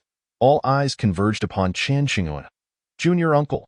The multitude of disciples outside bowed in unison, clad in white, their movements synchronized. Greetings, everyone. Chen Qingyuan turned to glance at the gathered disciples, offering a gentle smile and nod. Subsequently, he stepped into the grand hall. Junior brother, what brings you here? The expressions of Lin Chongsheng and the others reflected concern. In the event of a confrontation, it would be challenging to protect Chen Qingyuan. Come to see the senior sister, an elder with a face full of wrinkles communicated to Chen Qingyuan telepathically. Chen Qingyuan did not approach but reassured Lin Chongsheng and the others not to worry. No need for such tension. Allow me to handle this matter. Furrowing his brows, Lin Chongsheng turned to Lin Pingyan and demanded, Lin Pingyan, I instructed you to guard your junior uncle. Why did you defy my orders? Father, I apologize, Lin Pingyan began, preparing to explain. Before he could elaborate, Lin Chongsheng erupted in anger. Apologies mean nothing in this situation. Given the close proximity, if the powerful figures from various sects were determined to target Chen Qingyuan, even with the protective array of their sect, Lin Chongsheng could hardly ensure there would be no unforeseen consequences. Feeling increasingly anxious, Senior brother, please refrain from scolding Xiaoyan. This is my fault. Today, Chen Qingyuan donned a light-colored long robe, his dark hair neatly tied with a wooden hairpin, exuding an elegant and scholarly demeanor. Trust me. Lin Chongsheng and Chen Qingyuan exchanged a deep gaze, unable to refuse, and he slowly nodded in agreement. Chen Qingyuan then turned to face the powerful figures from various sects, his expression betraying not a hint of fear. Appearing calm and collected. Chapter 38. Such absurdity in robbing the moment Chen Qingyuan entered. Shen Shiji and the others scrutinized him and indeed noticed the flow of spiritual energy within him, indicating that he could cultivate once more. Shen Shiji felt an overwhelming joy, believing that Chen Qingyuan had likely encountered an extraordinary fortune within the Tianyuan forbidden zone.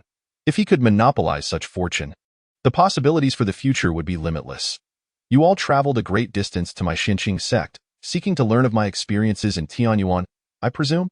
Chen Qingyuan moved a chair and sat down at the center of the hall, turning his back to his seniors while facing the powerful figures from various sections. Indeed, admitted an elder from one of the sections. I previously mentioned this, yet you did not believe me. How shall we resolve this? Chen Qingyuan sighed in mild frustration. If Elder Chen were willing to open his consciousness, I could probe his soul to uncover the truth, and all questions would be effortlessly answered, Shen Shiji proposed. Upon hearing this, the elders' faces turned furious, itching to retaliate. To be fearful was not the way of the Xinqing sect. However, since Chen Qingyuan had already intervened, they chose to remain silent out of respect. Soul probing, that's agreeable. Chen Qingyuan waved his hand dismissively, indicating it was not a significant issue. Junior brother? Exclaimed Dong Wenjun, unable to contain herself, signaling Chen Qingyuan not to act foolishly. The matter of soul probing could be grave. If Chen Qingyuan indeed harbored any secrets, revealing them before the crowd would surely be inappropriate. Even assuming Chen Qingyuan had no secrets, allowing a soul probe would tarnish the sect's reputation, and the process could plant hidden dangers or harm his essence, detrimental to his future development. Elder Chen, your integrity is commendable. I admire you, Shen Shiji said with a feigned smile, clasping his hands. You did not come to Xinqing sect as guests, but rather to exert pressure. Since that is the case, let us settle the accounts, Chen Qingyuan declared. Settle accounts? What do you mean? The sect representatives exchanged puzzled glances, failing to grasp his intent. Look at the spilled tea on the ground. That is brewed from my sect's superior tea leaves. You all did not come here as guests, but rather with ulterior motives. Thus, this tea is not complimentary. After all, no one invites unwelcome guests to partake in tea. Chen Qingyuan pointed at the spilled tea, feigning a pained expression. Ah, I see now. Xinqing sect seeks to collect a tea fee, Shen Shiji remarked. This elder is truly astute. Chen Qingyuan recognized Shen Shiji, but chose not to address him with respect. Upon hearing Chen Qingyuan's praise, Shen Shiji felt a wave of discomfort wash over him, as if being nibbled by an ant. However, in order to obtain useful information from the Tianyuan in a peaceful manner, Shen Shiji had to endure. Xinqing sect is vast and prosperous. Could it possibly lack such trifling tea fees? Indeed, we do lack it, Chen Qingyuan emphasized. Xinqing sect is not as affluent as Tianyuan sect. We must be frugal to sustain ourselves. Just for this cup of tea, it requires 100 high-grade spirit stones, which are quite precious. A cup of mere water requires 100 high-grade spirit stones? Are you joking? Scoffed a senior cultivator from another sect, furrowing his brow. The ratio of spirit stone quality is 1 to 100. One high-grade spirit stone is equivalent to 100 mid-grade spirit stones. In other words, a cup of tea costs 10,000 mid-grade spirit stones, equivalent to the annual income of many third-rate powers. With over 100 senior cultivators present, spilling over 100 cups of tea amounts to over 10,000 high-grade spirit stones. This is outright robbery. The actual price of the tea is likely less than one high-grade spirit stone. Upon hearing Chen Qingyuan's words, Lin Chongsheng and the others could not help but twitch their lips in silence. In this situation, their junior brother still thought to deceive others and conduct business. It was truly ingrained in his nature. I am not exaggerating. It is the truth, Chen Qingyuan asserted confidently, his composure unshaken. The tea trees behind Xinqing sect are tended to daily, fertilized and watered by dedicated personnel, carefully nurtured, and each month nourished with spiritual water.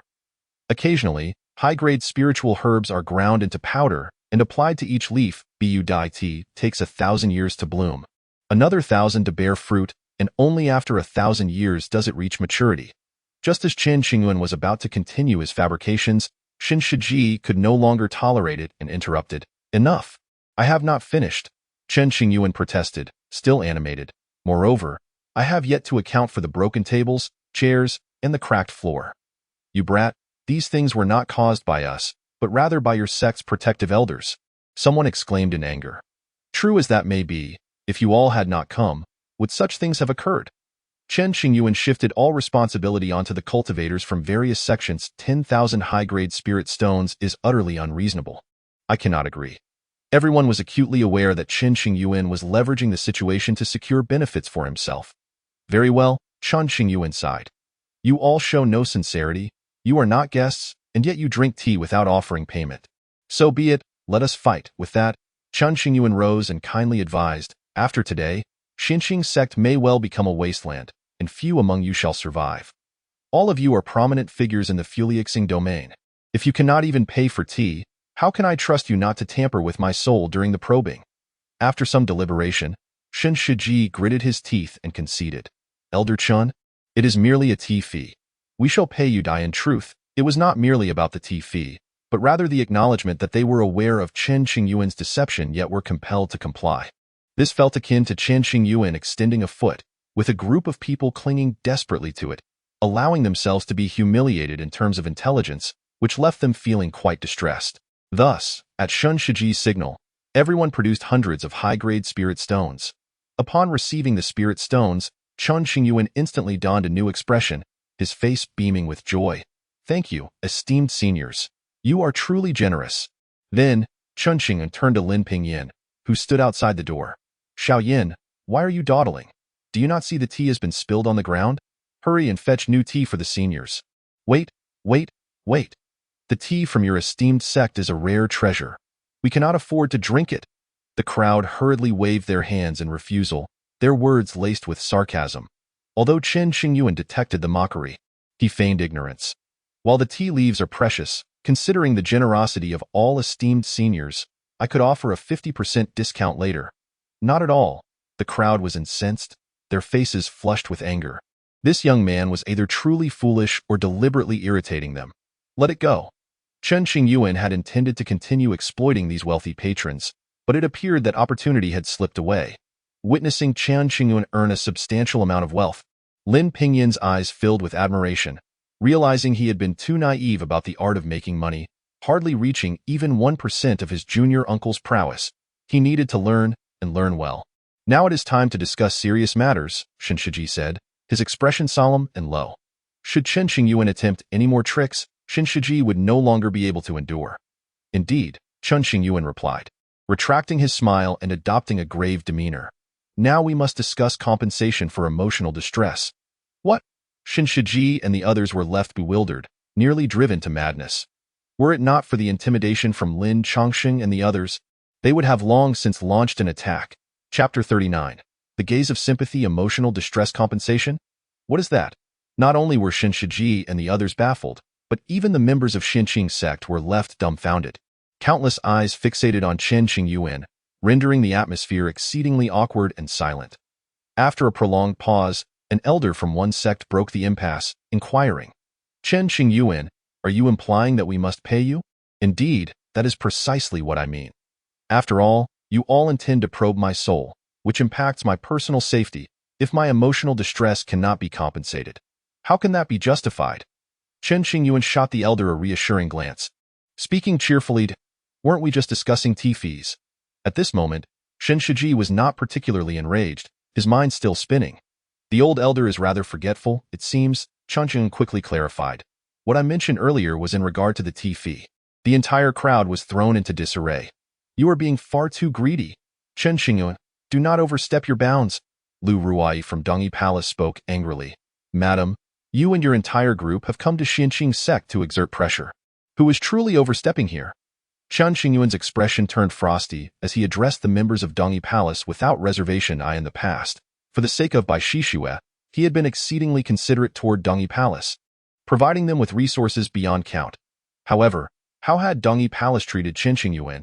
Upon his recent return, they had dispatched Yao Susu with a mid-grade spiritual vein in a bid to dismiss him, an act that was utterly repugnant. Had it not been for Chen Qingyuan's restraint, he would have cursed them out on the spot. As for the compensation for emotional distress, I shall never agree. Upon hearing the term old lady, Lu Ruai's anger intensified. Though she was indeed quite old, she maintained her appearance well, still possessing charm in her middle age. Not agreeing.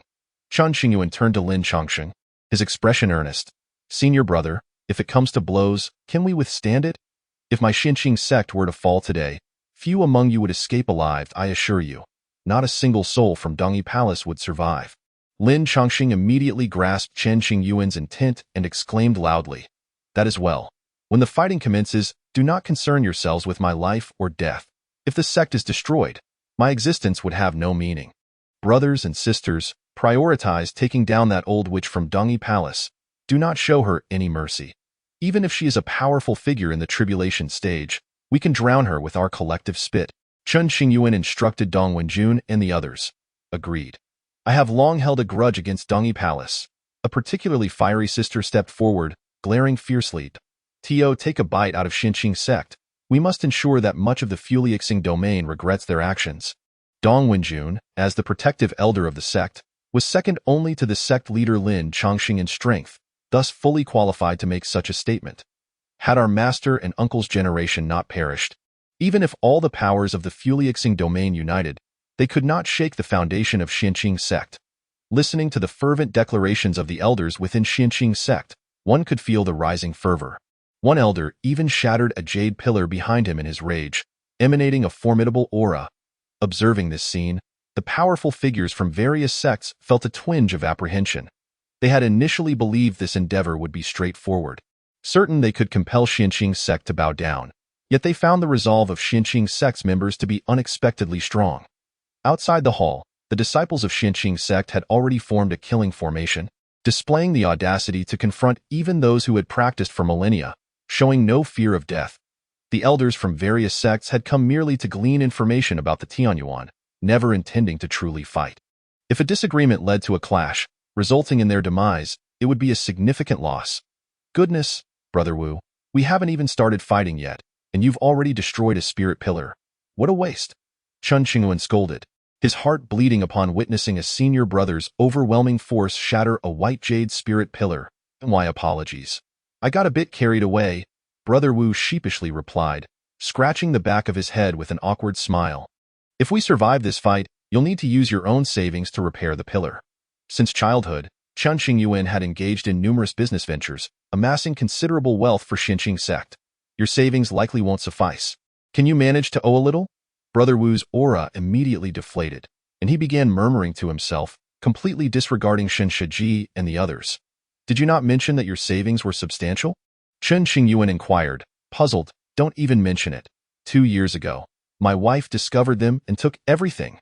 Brother Wu lamented, feeling wronged at the mention. Hearing this, the male elders of Xinqing sect cast sympathetic glances at Brother Wu, imagining the tragedy of having hidden savings amassed over a millennium snatched away in an instant. The female elders merely snorted in disdain, thinking he deserved it. Having already formed a partnership, how could you dare to hide your savings for over a millennium? Chen Qingyuan felt a twinge of sympathy rather than anger, saying, Brother Wu, you can follow Xiao Yin to earn money. This lad has barely set out on his journey. He will surely help you rake in a fortune. Really? Thank you, junior brother. Brother Wu's eyes lit up, as if he could see an avalanche of spirit stones rushing toward him. Just as the bond of brotherhood seemed to strengthen, the expressions of the powerful figures from various sects turned grim, unable to endure any longer. Hey, we are still here. Do you truly disregard us? As they prepared for battle, Chen Qingyuan glanced back at Shen Shiji and the others, rolling his eyes in exasperation. Is it not permissible to converse with my senior brother before facing death? In all honesty, many of the powerful figures felt anxious, genuinely reluctant to risk their lives. The members of Xinqing sect were too fierce. None showed any fear of death, and should a fight break out, it would undoubtedly be intense, impossible to withstand. Young friend, do not be rash. We have not said we would not provide compensation for emotional distress. Shen Shiji suppressed his anger, forcing a smile. But did not the old lady just declare she would not agree? Chen Qingyuan shot a glance at Lu Ruai from Dongi Palace, a smirk playing at the corners of his mouth. Lu Ruai gripped the armrest of her chair tightly, leaving deep impressions upon it. As the esteemed protective elder of Dongi Palace, her status was lofty, and she was accustomed to respect, yet she had never expected to be humiliated in front of the elders from various sects by Chen Qingyuan multiple times. Originally, Lu Ruai had wished to retaliate, but she was dissuaded by the others, who urged her to consider the greater good. Thus, she forced herself to suppress her anger, striving to avoid exacerbating the situation. Kid, you better hope to never fall into my hands. Otherwise, you will find it exceedingly difficult to escape. Lu Ruai harbored a deep-seated resentment towards Chen Qingyuan, wishing to tear him apart piece by piece. Chapter 40. Toying with a group of elders, tensions rise. Elder Lu merely spoke in anger. That was not the outcome we discussed. Shen Shiji reflected, planning to turn the tables once they obtain the information from within the Tianyuan forbidden zone. Now, the best choice is to avoid conflict altogether. After all, no matter how many resources one has, if life is lost, everything is in vain. The primary concern is that if the desire to kill truly arises, Shen Shiji cannot be absolutely certain of leaving the Xinqing sect alive. Given this, esteemed seniors, are you indeed willing to compensate me for my mental anguish? Chen Qingyuan's expression shifted instantly from cold indifference to warmth, his eyes crinkling with a smile. Yes. Shen Shiji pressed his cracked lips together tightly and nodded, inquiring, "How much do you desire?" "It ultimately depends on the sincerity of the esteemed seniors," Chen Qingyuan replied, determined to maintain control without revealing his bottom line. Moments later, the powerful figures from various sects communicated through thought transmission and gathered a total of 20,000 high-grade spirit stones. Is this all? Chen Qingyuan looked at the sizable heap of spirit stones before him, his smile barely maintained. "You are all significant figures in the flowing meteor domain. How can you be so stingy? What do you mean by that?" Shen Shiji, suppressing his frustration, asked in a low voice, "At the very least, add tenfold. Otherwise, we shall not discuss further." Chen Qingyuan feigned contemplation, speaking with utmost seriousness. Given the sum already provided, adding a little more would not hurt. Thus, everyone contributed a bit more, totaling 220,000 high-grade spirit stones, all laid before Chen Qingyuan. He retrieved a large Qingyuan bag, which could only contain 1/10 of the total. "Senior sister, may I borrow your Qingyuan bag?" Chen Qingyuan turned to a senior sister who was older than him. "Please take it all." The senior sister readily tossed out her entire Qingyuan bag. "Take mine as well?" "And mine too." "Junior brother, do remember that borrowing my Qingyuan bag comes with interest. You cannot default later." The sheer quantity of spirit stones left Wu Shixiang and the others dumbfounded, hastily pulling out their respective spatial artifacts, even engaging in trade. Lin Changsheng, the sect leader, couldn't help but twitch his lips. He could hardly endure the antics of these little rascals, each appearing as if they had never seen the world. What a spectacle! How can they be so avaricious, all looking like they've never encountered wealth? Yet, to be fair, Lin Changsheng felt a twinge of temptation. Such a vast amount of spirit stones could buy several second-rate forces. A single spirit vein, when fully mined, would yield at most 100,000 stones. Here lies the equivalent of the total output of 2 premium spirit veins, an astonishing quantity. After Chen Qingyuan finished packing the spirit stones, he stuffed them into his clothes, which bulged noticeably. "Now, may I proceed to search for souls?" Shen Shiji's expression grew grave. His patience had reached its limit. The main event had arrived, and it was finally time for this. The members of the Xinqing sect immediately became vigilant, preparing for a bloody battle. Lin Changsheng chuckled bitterly in his heart. Even if Chen Qingyuan had tricked them into parting with so many resources, it ultimately could not alter the final outcome, and no matter how abundant the resources, if life is lost, it is all in vain. Initially, Chen Qingyuan had deliberately thrown out a smokescreen, leading the powerful figures of various sects to believe that they could achieve their goals without combat. Subsequently, Chen Qingyuan began to slowly bait them, reeling the spirit stones from their pockets. It was a mutual agreement. After all, the Xinqing sect's overall strength was apparent, and their attitude was resolute. No one wished to risk their lives. At this juncture, what would Chen Qingyuan do? It seemed he had long prepared a response. Clearing his throat, he stated earnestly, "I did indeed mention that the matter of soul searching could be discussed. As long as Chen Xiaoyu honors his promise, there will be severe consequences otherwise."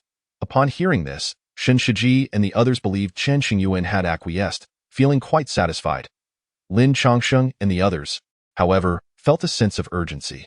Could it be that they would truly allow the junior brother to be subjected to soul searching? "We have promised our elder to take good care of the junior brother. How could we push him into the fire?" Although soul searching would not endanger his life, it was impossible to guarantee that those with ulterior motives would not employ covert means. Moreover, this not only pertained to Chen Qingyuan's safety but also to the dignity of the Xinqing sect. Should this proceed, Lin Changsheng felt he would have no face to meet his ancestors after death, unworthy of being buried in the sect's cemetery. Lin Changsheng exchanged a glance with Dong Wenjun and decided to act, determined to protect Chen Qingyuan at all costs. "After careful consideration, I have decided to refuse the matter of soul searching." The atmosphere between the two parties was intensely charged as Chen Qingyuan spoke earnestly. Boom! A terrifying force erupted from Chen Shiji and the others, roaring, "Chen Qingyuan, are you mocking us?" Simultaneously, Dong Wenjun appeared before Chen Qingyuan, shielding him from the overwhelming pressure. This is not the case. Chen Qingyuan remained unfazed. From the beginning, I never promised you that I would allow a soul search. I merely mentioned it could be discussed. Given the compensation you provided for my mental anguish, I find it lacking. Thus I have decided to reject your unreasonable request after much contemplation. No one has ever dared to mock me. Chen Qingyuan. Do you truly believe we would not dare to act here? Chen Shiji stepped forward, the pressure of a tribulation stage powerhouse enveloping every corner of the Xinqing sect. Its sound deafening like thunder. Boy, I shall not let you die. I will ensure your suffering is greater than death, leaving you to regret it. Lu Ruai stood beside Chen Shiji, her patience also exhausted. Her expression somewhat twisted, her gaze fixed on Chen Qingyuan. The others urged their techniques, swords drawn and tension palpable. At that moment, Chen Qingyuan received a thought transmission, releasing a long breath. He had finally bought enough time. He then turned to the outside of the hall, shouting, "Old Han, over here." Recently informed of the various sects dispatching powerful figures to come, the Xinqing sect had immediately confined Chen Qingyuan to protect him. Chen Qingyuan had utilized a precious two-world communication stone, urging his good brother Han Shan, who was far away in the Yunhai star domain, to seek out the ghost doctor. To motivate Han Shan further, Chen Qingyuan emphasized the importance of the situation and promised he had already found a match for him. Consequently, Han Shan expended considerable effort, employing numerous large teleportation talismans and other treasures to hasten his journey. Many prominent cultivators likely possessed less wealth than Han Shan, who turned out to be an invisible tycoon. After a dozen breaths, the ghost doctor, clad in a black long dress and wearing a dark veil that obscured all but her eyes and forehead, appeared, exuding a mysterious aura. Han Shan, panting heavily behind her, looked like a worn-out dog, greatly highlighting the ghost doctor's noble demeanor. "Ghost doctor, you've finally arrived." Chen Qingyuan hurried towards the ghost doctor standing at the hall's entrance, beginning to complain. "I've told these people countless times that my injuries were treated by the ghost doctor. Yet they refuse to believe me. They even want to search my soul. It's truly outrageous." The ghost doctor exchanged glances with Chen Qingyuan, momentarily taken aback by his repeated address of sister, her mind filled with questions. "Chen Qingyuan, are we so familiar?" The ghost doctor recalled how Chen Qingyuan had behaved around the Changgung sword immortal. His demeanor was not like this then.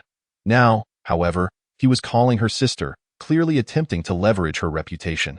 This boy truly has no shame. The ghost doctor felt her composure slipping, easily unsettled by Chen Qingyuan.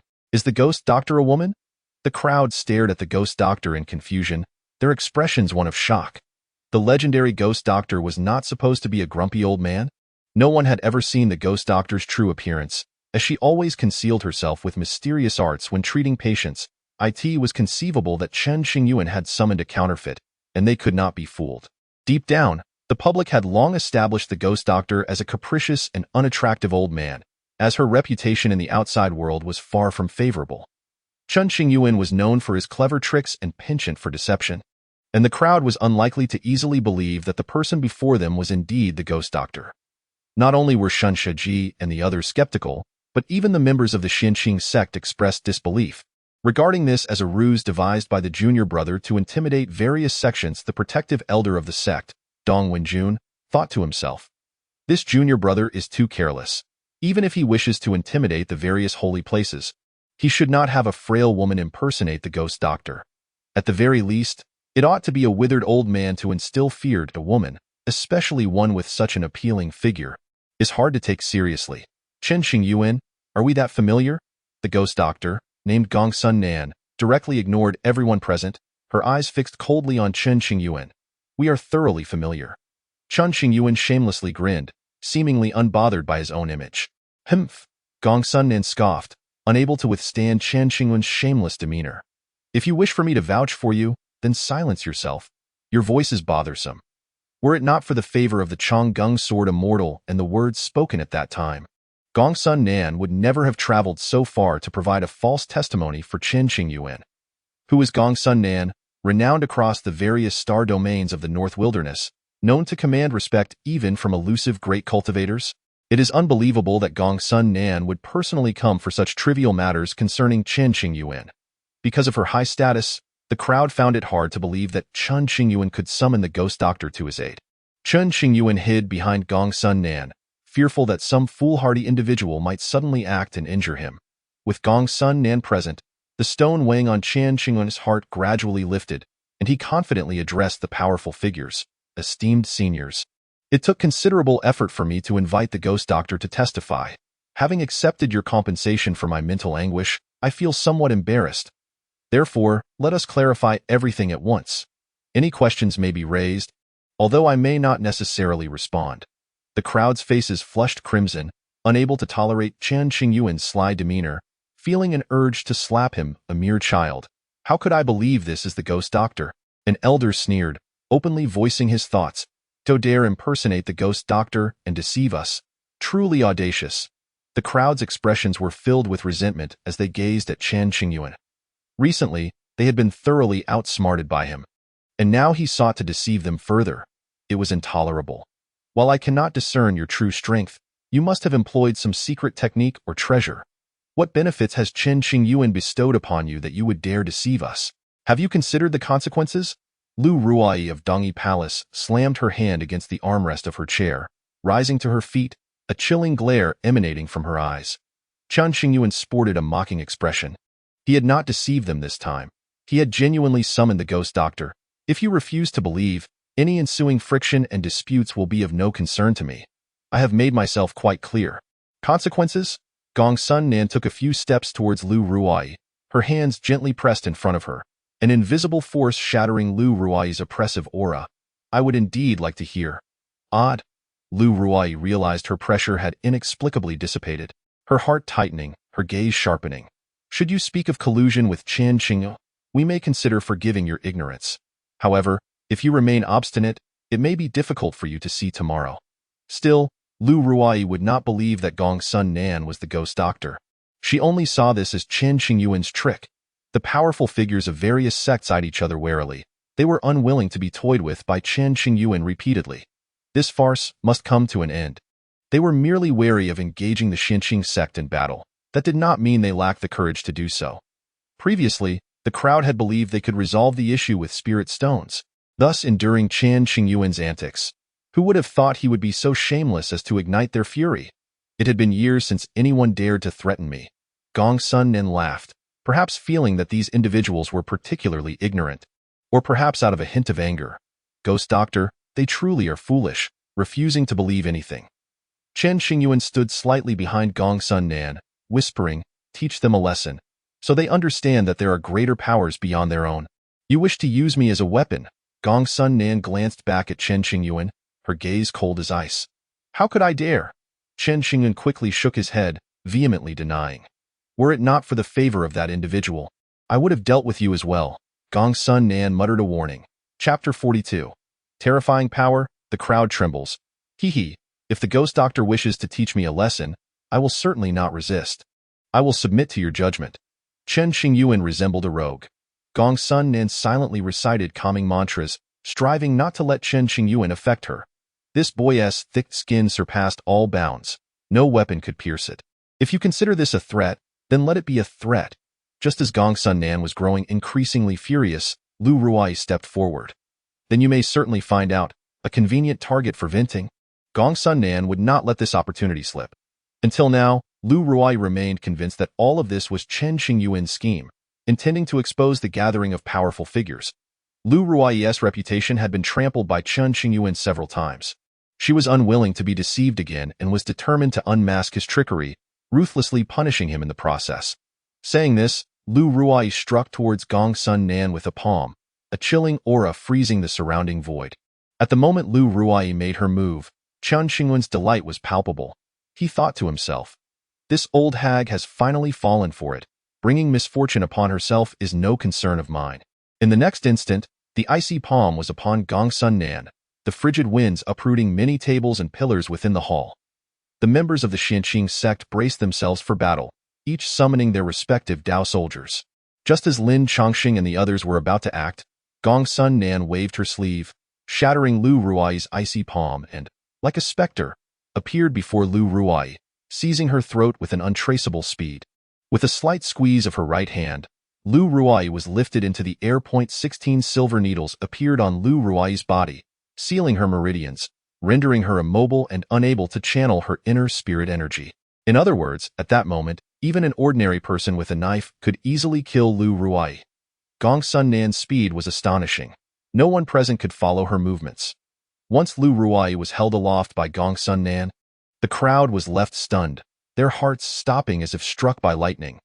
Everyone present was aghast, their bodies stiffening as they witnessed this unbelievable scene. How could Lu Ruai, a powerful tribulation stage expert, be subdued in an instant? Her life hanging by a thread? This was a hard reality to accept. However, it was indeed an irrefutable fact. 16 silver spirit needles, the ghost doctor's ultimate technique. Shin Shiji, well versed in the world, recognized the silver needles embedded in Lu Ruai and exclaimed in astonishment. The ghost doctor's silver spirit needles can both heal and kill. She truly is the ghost doctor of legend. As the realization dawned upon everyone, they stood in stunned silence. In that moment, none dared to show any disrespect towards Gong Sun Nan. Instead, they were filled with a sense of awe and trepidation, trembling in his presence. Lin Chongsheng, the esteemed leader of Xinqing's sect, who had encountered the ghost doctor, was the first to regain his composure. He descended from the platform and performed a respectful bow towards Gong Sun Nan. I pay my respects to the esteemed one.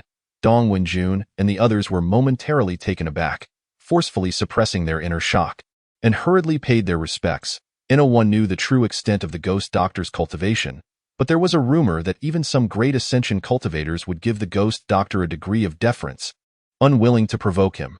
Furthermore, the ghost doctor's swift subjugation of Lu Ruai was enough to testify to his terrifying prowess.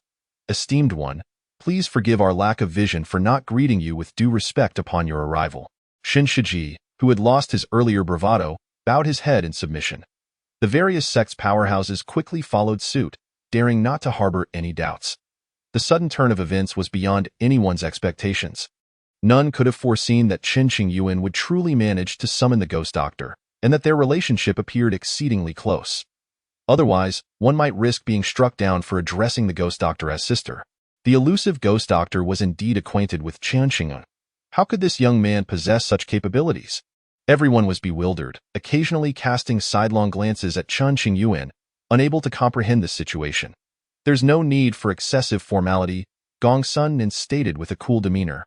The crowd stood up, cautiously observing Gong Sun Nan, no longer daring to scrutinize him as brazenly as before. Why had this scoundrel Chen Qingyuan managed to summon the ghost doctor? Did he possess such influence? This day was likely to bring them considerable trouble. The leaders of the various sects silently cursed, wishing they could dismantle Chen Qingyuan piece by piece to feed the dogs.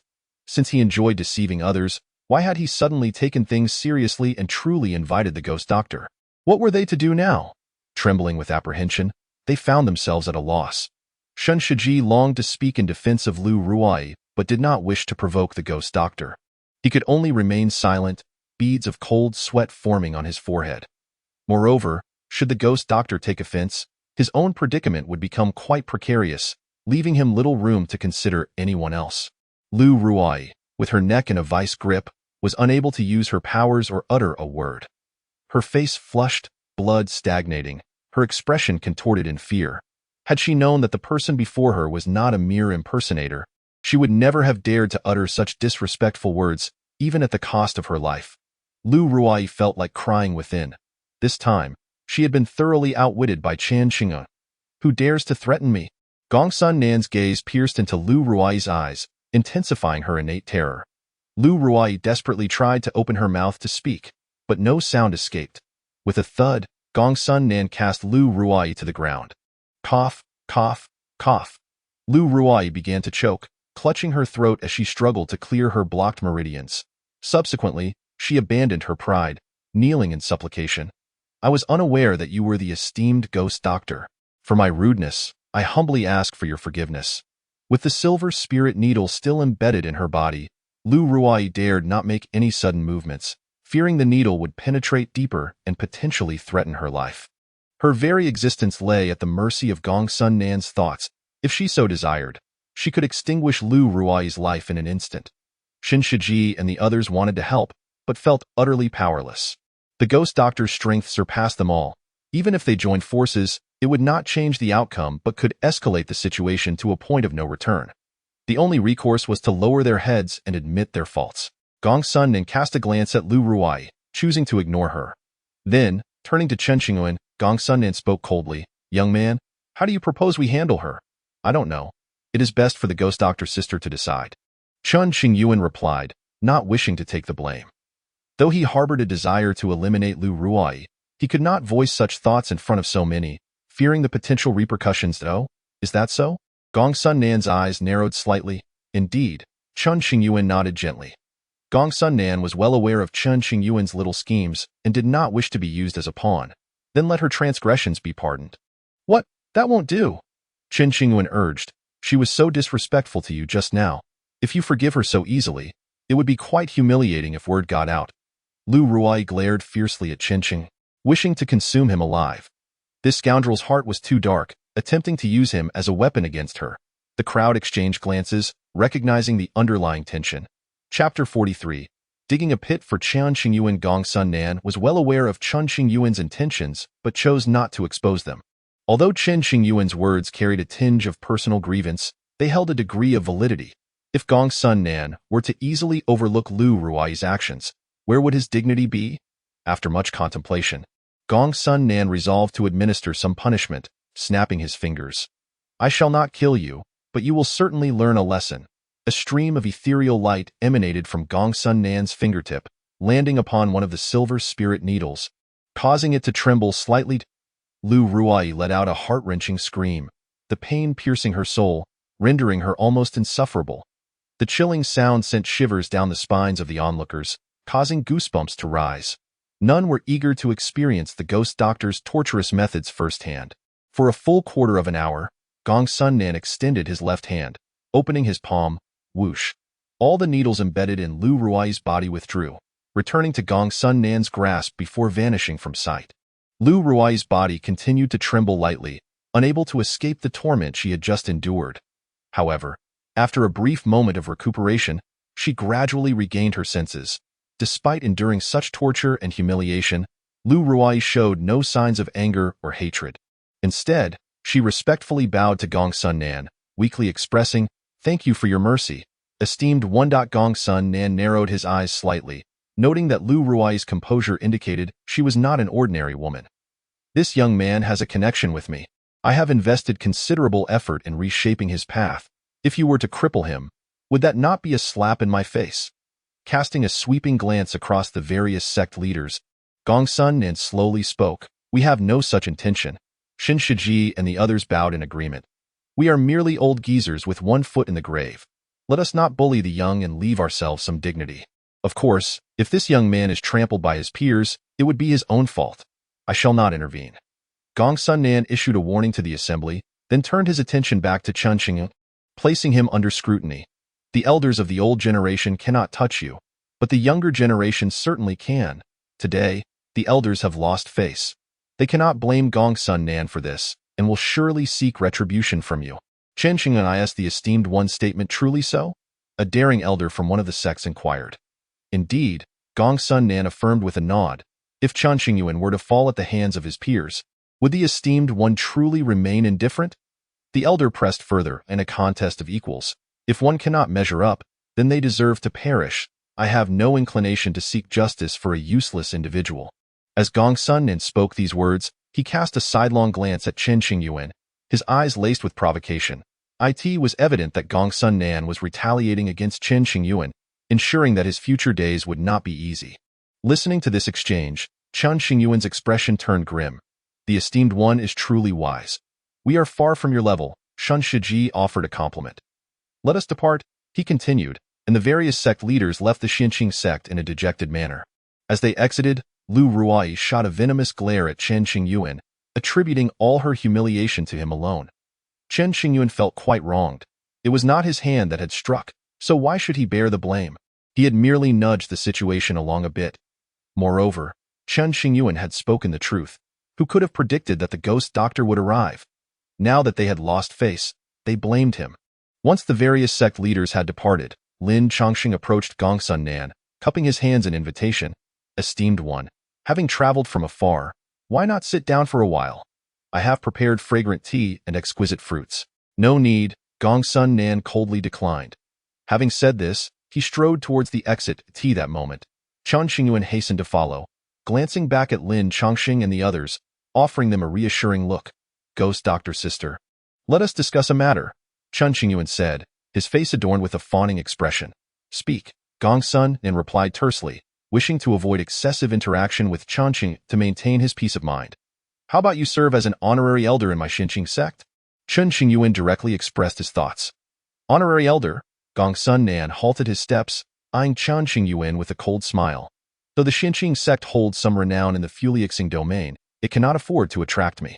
However, if you were to provide me with a top-grade spiritual vein each year, I might consider your proposal. The conversation reached Lin Chongqing and the others' ears even before they exited the Grand Hall. Initially, when they heard the mention of an honorary position, their hearts raced with excitement and anticipation. If they could truly recruit the Ghost Doctor as an honorary elder, it would greatly benefit the Xinqing sect. However, Gongsun Nan's response caused their spirits to plummet, leaving them with bitter smiles. 1 top-grade spiritual vein per year. Who could possibly afford that? Top-grade spiritual veins are rare and precious, and the Xinqing sect possessed only one, which served as the foundation of the sect. It could only be mined once every few years without harming the vein's essence. 1 top-grade spiritual stone was equivalent to 100 upper-grade spiritual stones, 10,000 middle-grade spiritual stones, or 1 million lower-grade spiritual stones. Its value was beyond measure. Meeting is fate. Let us not discuss such mundane matters, Chen Qingyuan said with a smile. Then why are you being so mundane? Gongsun Nan retorted, seeing through Chen Qingyuan's desire to have the Ghost Doctor serve as an honorary elder without paying a substantial price. A classic case of trying to reap without sowing. I am but a mundane person, so I cannot avoid being trivial. Yet, you, Ghost Doctor Sister, are divine, pure as a lotus rising from the mire. Discussing spiritual stones between us would be a desecration of your dignity. Chen Qingyuan flattered her with utmost seriousness. Humph. Gongsun Nan found his words rather pleasing but concealed her satisfaction, snorting coldly. Flowery words are meaningless. Ghost Doctor Sister, do consider it, Chen Qingyuan persisted, following closely behind.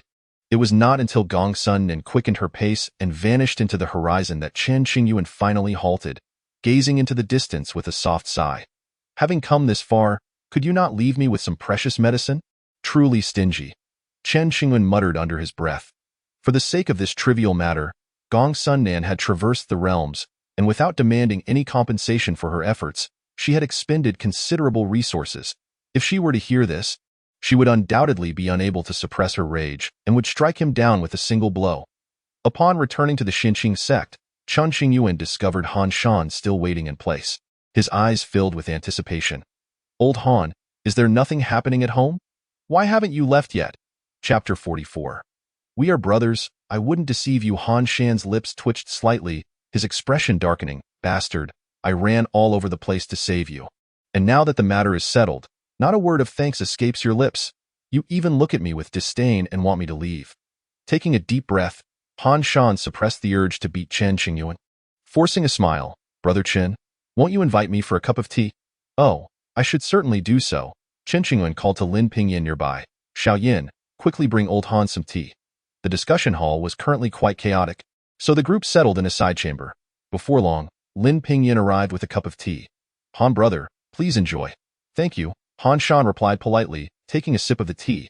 After finishing the cup, Chen Qingyuan asked, is it good? Not bad. Han Shan replied instinctively. Of course, this cup of tea is worth 100 upper-grade spiritual stones. Chen Qingyuan raised an eyebrow. Hearing this, Han Shan instinctively began to gag, quickly expelling the tea he had just consumed. 100 upper-grade spiritual stones. Why don't you just go rob a bank? What are you doing? Chen Qingyuan looked at Han Shan, who was forcing himself to retch. With disdain. This tea is too expensive. I can't afford it. I'm giving it back to you. Han Shan came from a wealthy family, yet he was exceedingly stingy. I never said you had to pay. Stop it already. You're making me sick. Chen Qingyuan worried that Han Shan might actually vomit, disdainfully retorting. Why didn't you say so earlier? Han Shan ceased his retching, turning to Lin Pingyan and instructing, Brother Lin, please bring me 10 cups of this tea. Lin Pingyan was taken aback but nodded. All right. Wait, that's not going to cost me, right? Han Shan halted Lin Pingyan, who was about to leave, and inquired, "No, why would it cost you? Look at how stingy you are." Chen Qingyuan nearly had the word disdain etched on his face. One must save where they can. But this tea is simply too expensive. Receiving confirmation that there would be no charge, Han Shan gestured for Lin Pingyan to proceed with preparing the tea, leaning back in his chair. Thus, Chen Qingyuan recounted the events that had transpired in detail. Upon hearing the story, Han Shan was astounded, deeply impressed. As expected of you, you managed to pull a fast one at such a critical moment. Pull a fast one? This is merely the cost of tea. Chen Qingyuan rolled his eyes at Han Shan. All right, you say whatever you wish. Han Shan acknowledged his position, knowing he could not compete with Chen Qingyuan, and did not dwell on it. Once you've finished your tea, and if there's nothing else, feel free to leave at your discretion. I have many matters to attend to and cannot afford to entertain you. As he spoke, Chen Qingyuan rose, preparing to slip away. Wait. Han Shan quickly caught hold of Chen Qingyuan, squinting his eyes. Brother Chen, have you forgotten something? What matter? Chen Qingyuan feigned ignorance. Weren't you going to introduce me to a companion? Seeing Chen Qingyuan play dumb, Han Shan directly addressed him. Oh, that matter. Chen Qingyuan smacked his forehead, feigning realization. I was just startled by those old geezers and nearly forgot. It's not too late to remember now. Were it not for his quest to find a suitable partner, Han Shan might not have been so diligent. To hurry along, he had even used numerous precious teleportation talismans that others cherished as life-savers. As long as he could find a wife, he could endure the costs. Han Shan did not wish to live out his days in solitude. That would be far too painful. Brother Han, please take your time. At that moment, Lin Pingyan returned with 10 cups of tea, setting them on the table. Han Shan fixed his gaze on Chen Qingyuan, questioning, Chen Qingyuan, are you trying to deceive me again? I would never. Chen Qingyuan hurriedly denied it. If he continued to deceive Han Shan, seeking his help in the future would become quite difficult. We are brothers in life and death. How could I deceive you? And what of the companion you promised to introduce me to? Where is she? To prevent any fallout with Chen Qingyuan, Han Shan downed all 10 cups before standing up and pointing a finger at Chen Qingyuan. Chen Qingyuan's mind raced, quickly swatting Han Shan's finger away, and replied earnestly, I will have her come to see you shortly. You will not be disappointed. However, you must manage your appearance well. Should you mess it up, that is your own fault. Is there really someone? Han Shan was momentarily taken aback, having nearly lost hope. Of course. Do you think I would deceive you? Chen Qingyuan retorted coldly. Nothing of the sort. Han Shan continued to scrutinize Chen Qingyuan, noticing his serious demeanor, prompting him to smile ingratiatingly. Brother Chen treats me so well. If I were to doubt you, am I still human? Just wait. Chen Qingyuan replied. For how long? Han Shan inquired, his impatience bubbling to the surface. Which family does this fairy belong to? Stop asking so many questions. Just wait. Chen Qingyuan turned and walked away. This time, Han Shan refrained from stepping forward to intervene, his eyes glimmering with excitement and anticipation. That old Chen, speaking so assertively, could not possibly be fabricating the truth. With such thoughts swirling in his mind, Han Shan took out a mirror and began to preen himself, exhibiting an air of ostentation. After departing from the side hall, Chen Qingyuan made his way directly to the western mountain of the Xianqing sect. The Jade Bamboo Peak, home to the female disciples, was where he sought someone in a moment of urgency. The senior sister of the younger generation at Jade Bamboo Peak was renowned as one of the 3 beauties of the flowing star domain, possessing both exquisite beauty and remarkable talent. He had met the young martial uncle before. More than a dozen female disciples clad in white skirts stood at the foot of Jade Bamboo Peak, bowing respectfully as Chen Qingyuan appeared. No need for formalities, he declared, adopting the demeanor of an elder and nodding in acknowledgement. I have matters to discuss with Xiao Ran. Please take me to her. Yes, replied one of the female disciples, who then led the way. They traversed through dense foliage and crossed a jade bridge over a clear lake, arriving at the summit of Jade Bamboo Peak, where a palace crafted from jade stood shrouded in mist, exuding an enigmatic aura and shimmering with ethereal brilliance. The senior sister of Jade Bamboo Peak, Lu Lingran, was already aware of Chen Qingyuan's arrival and awaited him at the entrance of the Jade Palace. Dressed in a pale white gown, a silk ribbon cinched at her waist fluttered gracefully in the wind. Standing at a height of 1.7 meters, her long hair was tightly bound, and her delicate features, coupled with red lips and pearly teeth, made her every movement captivating and enchanting. What brings you to Jade Bamboo Peak, young martial uncle? Lu Lingran inquired with a bow. I have matters to discuss with you. Chen Qingyuan replied, his hands clasped behind his back. Please, come in. Lu Lingran gestured to the open door of the Jade Palace. Once inside, Lu Lingran personally poured tea for Chen Qingyuan, her gaze fixed upon him. He gestured for the surrounding female disciples to leave, deeming the matter too sensitive for others to overhear. Soon, only Chen Qingyuan and Lu Lingran remained in the hall.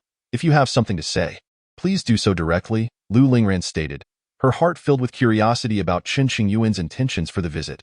Well, Chen Qingyuan hesitated, feeling somewhat awkward. After a moment, he spoke. Xiaoran, has your young martial uncle treated you well? Fairly well, Lu Lingran replied. When she first joined, she had received guidance from Chen Qingyuan, and many of the rewards for her tasks had been issued by him, benefiting numerous others within the sect. Your martial uncle is in need of assistance. Can you lend a hand? Chen Qingyuan asked quietly. What kind of help?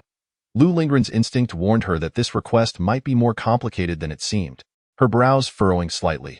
Help me arrange a meeting with someone for a blind date, to get acquainted, Chen Qingyuan smiled. Lu Lingran's expression instantly shifted. Young martial uncle, isn't this a bit inappropriate? She retorted, her tone turning stern. Rest assured, it's merely a pretense, and it will not tarnish your reputation in the slightest. Moreover, with your beauty, grace, and understanding nature, you certainly shouldn't settle for someone unworthy. Chen Qingyuan recognized the impropriety of the request but, to preserve his brotherly bond and avoid being perceived as disloyal, resorted to this underhanded tactic. If it were a blind date with you, I could consider it. Anyone else, however, would not be suitable, Lu Lingran replied, her smile enigmatic, leaving the truth of her words uncertain. Oh, please don't tease me. I'm earnestly asking for your help. I beg you, Chen Qingyuan implored, setting aside his pride. Do you believe I am beautiful, young martial uncle? Lu Lingran posed, observing Chen Qingyuan's anxious demeanor, which diminished her irritation. Of course, you are stunning. No one in the world can compare to you. Chen Qingyuan inwardly regretted the insincerity of his words, hoping that this falsehood would not bring him misfortune. While Lu Lingran was indeed a peerless beauty, in Chen Qingyuan's memory, there were several others who surpassed her in various aspects. Then why do you wish for me to go on a blind date with someone else? Lu Lingran pressed, it's all a performance. There is no need to take it seriously, Chen Qingyuan emphasized. Even if it's just a performance, it shouldn't be approached so casually. I have heard that men possess a strong sense of possessiveness. They cannot tolerate others encroaching upon what they deem theirs, even if it's not truly theirs. If you genuinely believe I am beautiful, you wouldn't propose such a thing, unless... Lu Lingran paused deliberately, a teasing smile playing at the corners of her lips. Unless young martial uncle has undergone a drastic change in temperament and no longer resembles a typical man. What are you implying? Chen Qingyuan felt increasingly perplexed. Young martial uncle, is it possible that the matter with Bai Shishua has changed you, rendering you disinterested in women? Lu Lingran feigned surprise. No wonder you've been so close to senior brother Lin Pingyan lately. Could it be that there's something more between you two? At her words, Chen Qingyuan's expression darkened, and he barked angrily, you little brat, speak nonsense and I won't hesitate to teach you a lesson. Young martial uncle, you cannot defeat me now, so perhaps you should abandon that thought. Lu Lingran laughed, her red lips curving like blooming flowers. Chen Qingyuan found himself at a loss for words. It proved true that one should discipline children early, or they would grow too quickly to be reprimanded. After sipping a cup of tea to calm his temper, Chen Qingyuan resolved to make a substantial sacrifice. Initially, he had intended for Lu Lingran to participate in this endeavor for free while he profited, but she was not falling for it. Thus, he had no choice but to come clean. Xiaoran, I assure you that this matter will not tarnish your reputation, and it could also yield you considerable gains. Oh? Pray tell that it seemed Lu Lingran was fully aware of the situation and anticipated any unexpected developments. From her understanding of her young martial uncle, he was never one to lose out, and there was bound to be a benefit involved. When you meet Han Shan, he ought to present you with a gift. No? Given my efforts in finding a suitable match for him, he should compensate me for my trouble. Chen Qingyuan stated frankly. Just a meeting gift. I am not a greedy person, Lu Lingran replied dismissively. This fellow behaves like a country bumpkin. With just a little encouragement, the meeting gift will surely be generous. Chen Qingyuan had long set his sights on Han Shan's wealth and felt compelled to exploit the situation for the greater good. I could consider it, but I expect half of the compensation for my efforts. Lu Lingran demanded, making a bold request. Hearing this, Chen Qingyuan's mood soured, and he recounted past grievances, lamenting, "Xiao Ran, you've changed. Do you not recall when you first joined?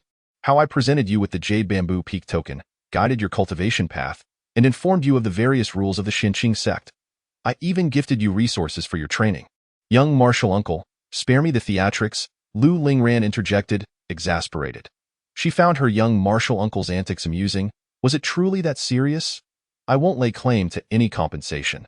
"Then it's settled," Chen Qingyuan said, his demeanor shifting to one of solemnity. "Are you a dog? Your mood changes too swiftly," Lu Lingran retorted, speechless. "Xiao Ran, I am merely looking out for you. Do not mistake my intentions for selfishness." Chen Qingyuan adopted a tone of earnest concern. "Our Xinqing sect is vast, with countless talented female disciples. For instance, Sun Lan of the Bixia Peak and Gu Yuxiao of the Luin Peak. While they may not match your beauty, kindness, or grace, are still capable of capturing Han Shan's affections. I am only ensuring you have the opportunity to secure some cultivation resources. Xiao Ran, you should be grateful to me, do you understand?" The more he spoke, the more animated he became, as though he were utterly sincere.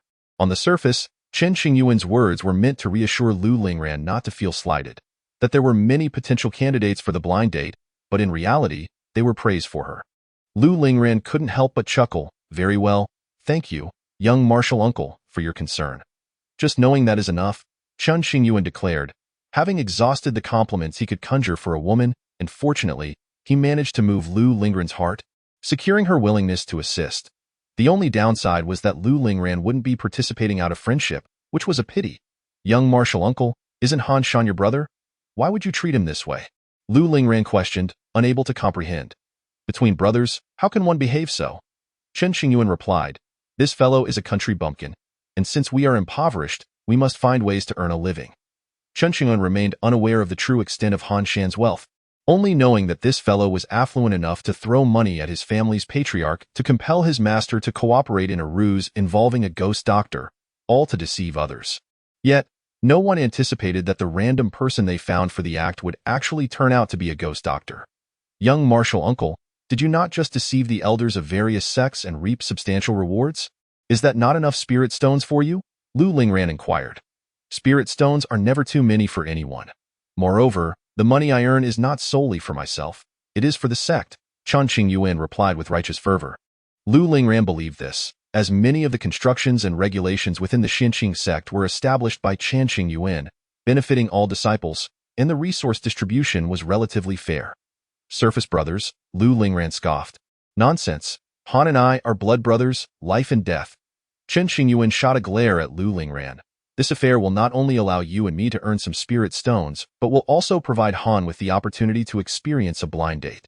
He will be quite pleased. It's a win-win situation. No one loses." Lu Lingran regarded Chen Qingyuan with a bemused expression, thinking that if she believed his words, she would be a fool. "Prepare yourself. Soon you shall witness your performance." Chen Qingyuan prepared to leave, needing to discuss the compensation with Han Shan. "Young martial uncle, you are truly wicked." The thought of Han Shan being manipulated made Lu Lingran unable to suppress her laughter. "I am a man of integrity. Do not judge me hastily," Chen Qingyuan asserted, puffing out his chest as he strode towards the guest hall. Having agreed to assist Chen Qingyuan, Lu Lingran could not afford to slacken her efforts. She needed to consider what to say and prepare herself mentally in the guest hall of the Xinqing sect. As time passed, Han Shan grew increasingly restless, unable to remain seated, pacing back and forth. Upon spotting Chen Qingyuan arriving like a figure descending from the clouds, he exclaimed joyfully, "Chen brother." With Lu Lingran secured, Chen Qingyuan approached confidently, exuding an air of authority. "When will the ferry arrive?" Han Shan inquired. A flattering smile on his face. "Just wait," Chen Qingyuan replied, taking a seat in a nearby chair. Han Shan hurriedly followed, sitting beside him. "You must tell me who it is, otherwise, I will be left in suspense." "Have you heard of the 3 fairies of the flowing star domain?" Chen Qingyuan teased, not revealing the name directly but guiding him slowly. "I have heard whispers. It is said that the 3 fairies are all extraordinary women of unparalleled beauty." Han Shan replied eagerly, eager to engage in the topic of beautiful women. "The one I am introducing to you is none other than the Lingran fairy of the Xinqing sect, a saintess in the hearts of countless young heroes, utterly unattainable." Chen Qingyuan praised her highly. This left Han Shan speechless with excitement, and after a long pause, he finally regained his composure and grasped Chen Qingyuan's hand. Chen brother, I misjudged you. You truly have put in great effort on my behalf, not merely finding a random person to deceive me. Let go, Chen Qingyuan said, shaking off Han Shan's hand, his disdain evident. We are brothers with different parents. I would never deceive you. That makes sense. Han Shan nodded earnestly. While I have been introduced to the Lingran fairy, whether anything comes of it depends on your own abilities. For your first meeting, do not be stingy. Prepare a reasonable gift. Chen Qingyuan began to encourage him. Indeed, the meeting gift must be substantial.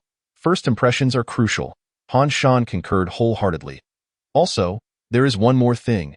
Chen Qingyuan cleared his throat, signaling with his eyes, I have been running around tirelessly for you. Han Shan instantly understood, producing a Qingyuan bag and generously handing it to Chen Qingyuan. Chen brother, take this. With the compensation presented before him, Chen Qingyuan had no reason to decline. He seized the Qingyuan bag while politely saying, I feel bad accepting this. A token gesture would suffice. Please do not overdo it. Then, Chen Qingyuan opened the Qingyuan bag, and as a wisp of divine sense entered, he was taken aback. A mid-grade spiritual vein. If mined completely, it would yield an estimated 100,000 mid-grade spirit stones. If harvested gradually, as long as the source of the spiritual vein remained intact, it would continue to produce indefinitely over time. What a grand gesture. When the Dongi Palace sent Chen Qingyuan away, they too had only a single mid-grade spiritual vein. Comparatively, the first-rate Dongi Palace appeared quite petty next to Han Shan's wealth. Chen Qingyuan suddenly looked up, his expression one of shock and disbelief as he gazed at Han Shan. Old Han, when did you become so affluent? While we may be greedy, a gentleman's pursuit of wealth should be honorable. Do not engage in unscrupulous dealings. What are you insinuating? All of this is my own money, and its origins are clean. At least 100 times cleaner than yours, Han Shan retorted with a huff. What have you been up to during my century-long confinement in Tianyuan? To be honest, if it involved legitimate means, Chen Qingyuan would very much like to insert himself into the situation. After all, earning money alongside a brother was certainly not a cause for alarm. It's rather complicated. Han Shan reminisced, sighing softly to the hotel. Chen Qingyuan urged impatiently. I'll make a long story short. Han Shan began, not intending to conceal anything. As he turned his back to prepare the meeting gift, I was taken in and raised by my master from a young age. A century ago, I suddenly encountered a group of mysterious individuals who claimed I was the son of a certain force. Having accidentally ended up here, I found them too unsightly. They did not hold a candle to my looks, so I suspected their intentions and refused to return with them. They then promised to provide me with a few properties as a form of assessment. Han Shan continued, if I failed the assessment, I would have to return and accept instruction, inheriting a portion of the family business. They spoke at length, but I didn't pay much attention. Later, they introduced me to the heads of the properties, and since the opportunity was presented to me, I accepted. Chen Qingyuan listened to this tale in a state of bewilderment. If you fail in your entrepreneurial endeavors, you must return to inherit the family business. What kind of nonsense is that? He wondered if Han Shan had learned a trick or two from him and was attempting to bamboozle him. With a skeptical gaze, Chen Qingyuan scrutinized Han Shan. On second thought, if Han Shan's claims were unfounded, how could he possibly be so wealthy? Yet, the absurdity of Han Shan's narrative made it hard to believe. Old Han, what kind of properties are we talking about? Chen Qingyuan inquired quietly. According to their rules, I cannot disclose that information. Otherwise, it would be deemed a failure, and they would forcibly take me away. I was too preoccupied with examining the account books and the treasures within to catch every detail. That should be the gist of it, Han Shan replied. You rascal, you've suddenly become insufferable. Chen Qingyuan felt his curiosity piqued but still received no satisfactory answers, leaving him with an uncomfortable feeling. You cannot defeat me now. Should a fight ensue, I would surely turn the tables on you, Han Shan remarked, exchanging a knowing glance with Chen Qingyuan, a mischievous smile on his face. If I were to have a successful outcome with the Lingran fairy, I shall prepare a grand reward for you. Get lost. Chen Qingyuan kicked Han Shan playfully. Han Shan brushed off his clothes, unperturbed. An hour later, as dusk fell, Lu Lingren floated gracefully from Jade Bamboo Peak. Clad in a gown of snow-white fabric, the hem trailing about 3 meters, moving with a delicate elegance.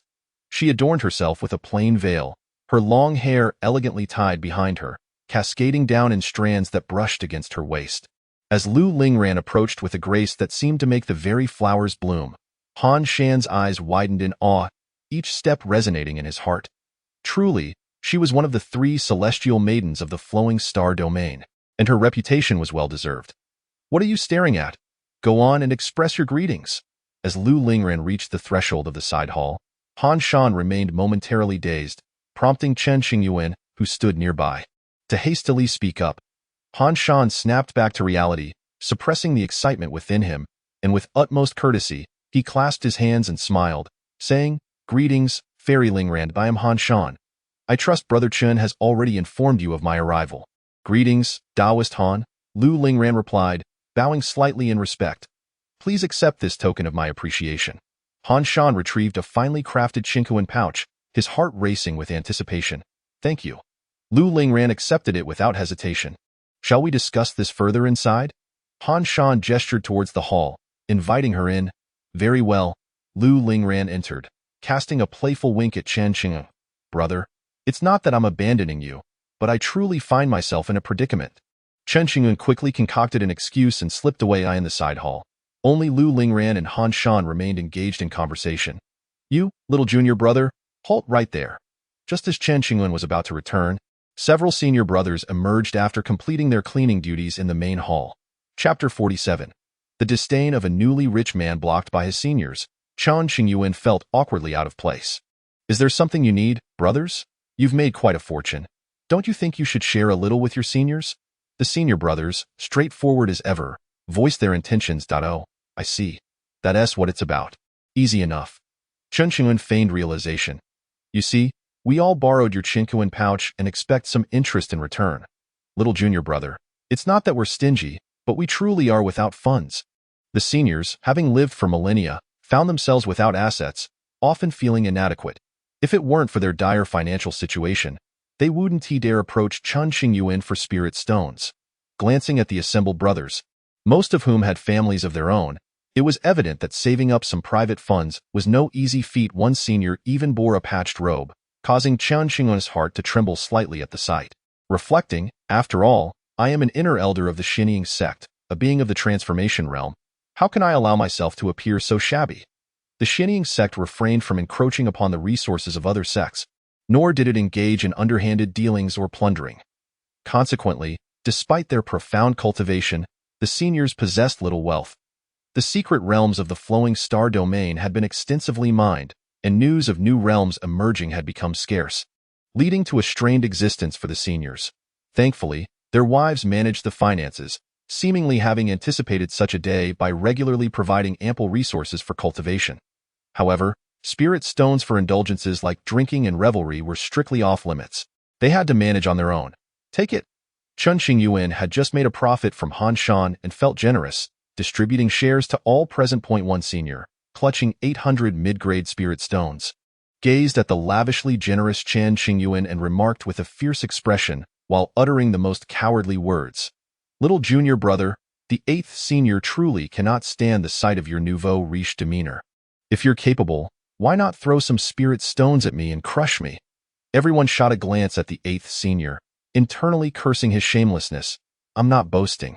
1,000 years ago, I wouldn't have even glanced at your paltry spirit stones. Even if they fell to the ground, I wouldn't bother picking them up. It would be too tiresome. In recent years, the consumption of resources had been excessive, and with no means to earn, their monthly stipends were meager, making life quite challenging. In truth, our Xinying sect is not impoverished. The treasury is replete with treasures. However, to maintain the spirit arrays across various locations and prepare for unforeseen circumstances, we can only endure a bit of hardship. Little junior brother, how about I serve as your protector for a while? You could offer me a modest stipend each month." The seniors each chimed in, lamenting their recent financial woes. While they were indeed high-level cultivators, should they wish to acquire spirit stones, they had numerous means. Yet, none desired to leave the Xinying sect, nor did they wish to become attendants for some merchant guild, relying solely on their monthly stipends to sustain themselves, which rendered them seemingly destitute. That should suffice. It's enough for your leisure for a while. Chen Qingyuan was unconcerned about the seniors' cultivation resources. Their wives were well aware of the situation. Once they received spirit stones, they would indulge in fine wine or visit lively places. So stingy. The gathered crowd, having benefited from Chen Qingyuan, departed with a few parting grumbles. Chen Qingyuan, unfazed, chuckled and shook his head. Subsequently, he distributed a portion of the spirit stones to his senior sister, retained some for himself, and allocated the remainder to the mission hall to enhance the rewards for sect disciples upon task completion. The tasks within the hall were quite standard, such as dealing with bandits who had been wreaking havoc in certain locales, with their cultivation levels clearly indicated, allowing capable disciples to undertake the missions. This not only bolstered the reputation of the Xinjiang sect, but also provided disciples with practical experience, enabling them to earn additional cultivation resources, a win-win situation. The mission hall was established by Chen Qingyuan, significantly elevating the overall competence of the sect's disciples. Additionally, he implemented various initiatives that gradually fostered a sense of belonging among the disciples. An hour later, Han Shan arrived at Chen Qingyuan's training cave. How did it go? Chen Qingyuan poured a cup of tea for Han Shan, smiling broadly as he inquired. Sigh. It was somewhat inappropriate. Han Shan sighed lightly. What is the matter? Chen Qingyuan asked, genuinely curious. Fairy Lingran is indeed exceptional in every regard. It's just that there's one unfortunate detail. Han Shan lamented. I wish to find a partner who appreciates jasmine flowers, but Fairy Lingran favors roses instead. And then? Chen Qingyuan prompted. Then I took my leave. Concluding this fated yet unfulfilled relationship, Han Shan felt regretful yet bore no regrets. You truly are remarkable. Chen Qingyuan praised, giving a thumbs up in admiration. A lifelong companion should not be taken lightly. If interests do not align, happiness in the future is surely unattainable. Initially, Lu Lingran struggled to find the words to express her rejection, only for Han Shan to preemptively articulate their incompatibility, offering an apology before departing. Leaving Lu Lingran bewildered within the room, Han Shan held high expectations for a partner, requiring not only exceptional talent and beauty but also shared interests. Old Han, may you find the suitable partner of your dreams.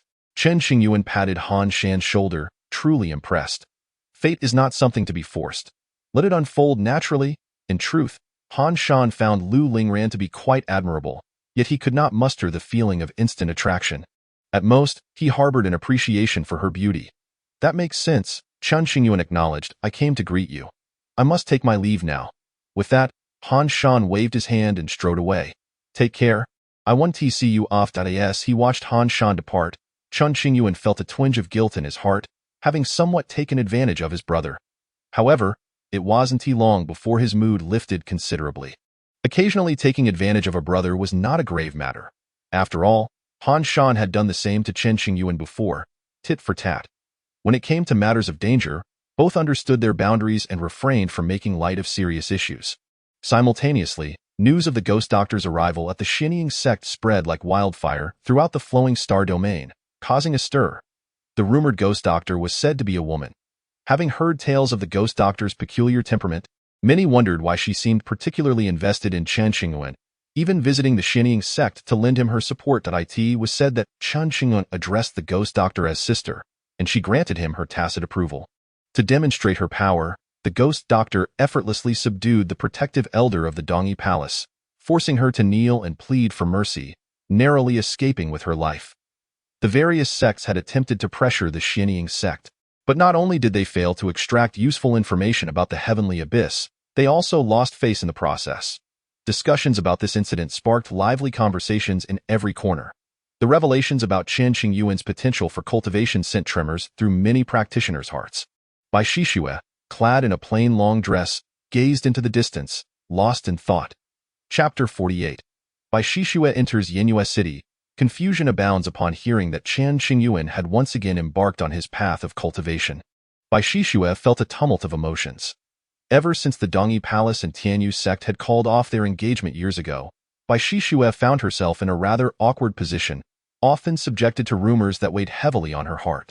Yet, despite this, Bai Shishue had no regrets about her decision, believing that even without the emergence of Qin Yutong from the Tianyuan sect, a future with Chen Qingyuan would have been improbable. Though Bai Shishue was not the topmost prodigy of her time, she had a promising future ahead. In contrast, Chen Qingyuan, now reduced to a mere shell of his former self, was fated to a life of mediocrity. Coming to terms with this realization, Bai Shishue had long since resolved not to dwell on the memories of her past with Chen Qingyuan. Her heart hardened like iron, unwavering in her choice. However, at this moment, a different tide surged within Bai Shishue, her gaze flickering with complex emotions as she stared into the distance. She remained silent, her hands tightly gripping her clothing. A manifestation of her inner turmoil. Clenching her red lips, she bit down until her lip bled, yet she refused to release her grip. After an indeterminate amount of time, she finally withdrew her gaze, her expression firming as she murmured to herself, even if he has regained his footing on the path of cultivation, he will never reach the heights he once did. Those peers who once fell beneath his feet have long since surpassed him. Bai Shishue remained resolute, unwilling to concede that she had made a mistake. I will ascend to greater heights and watch as you struggle to climb. Even without his assistance, she was determined to carve out her own destiny and behold the world's more beautiful vistas. Bai Shishue could not afford to question her own choices, for such doubts would surely disrupt her Tao heart and lead to a disarray of spirit. And no matter the circumstances, she could not acknowledge any error. Resolutely walking her chosen path, she understood Chen Qingyuan's temperament well. Their fates had been severed, and there was no returning to the past.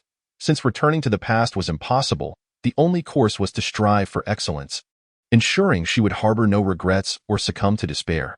Child, you must have heard about the recent happenings at the Xinjiang sect. At that moment, Yao Susu arrived on the wind, landing beside Bai Shishue. Master. Bai Shishue bowed respectfully, rising to respond, disciple is already aware. Chen Qingyuan has allied himself with the ghost doctor, and his spiritual root has been restored, which is truly remarkable. If you still harbor feelings for him, you might consider rekindling your relationship. Yao Susu spoke softly. Upon hearing this, Bai Shishue showed no hesitation, firmly refusing, please, master, do not speak of it. I have severed all ties with Chen Qingyuan. Very well. Observing Bai Shishue's resolute demeanor, Yao Susu was momentarily taken aback, not expecting such a strong reaction. Master, I wish to enter Tianyuan city. With that, Bai Shishue made a decisive choice. Have you lost your mind? Yao Susu furrowed her brow. Astonished. Disciple is not mad. I simply wish to give it a try. Bai Shishue aspired to grow stronger, and this path was her only option. Tianyuan city, a secret realm of the Dongyi Palace, was fraught with peril and intricate mechanisms. Since the establishment of the Dongyi Palace, a rule had been laid down. Only those who passed the trials of Tianyuan city could become the holy sons or daughters of the Dongyi Palace. It had been over 3,000 years since the Dongyi Palace had appointed a holy son or daughter.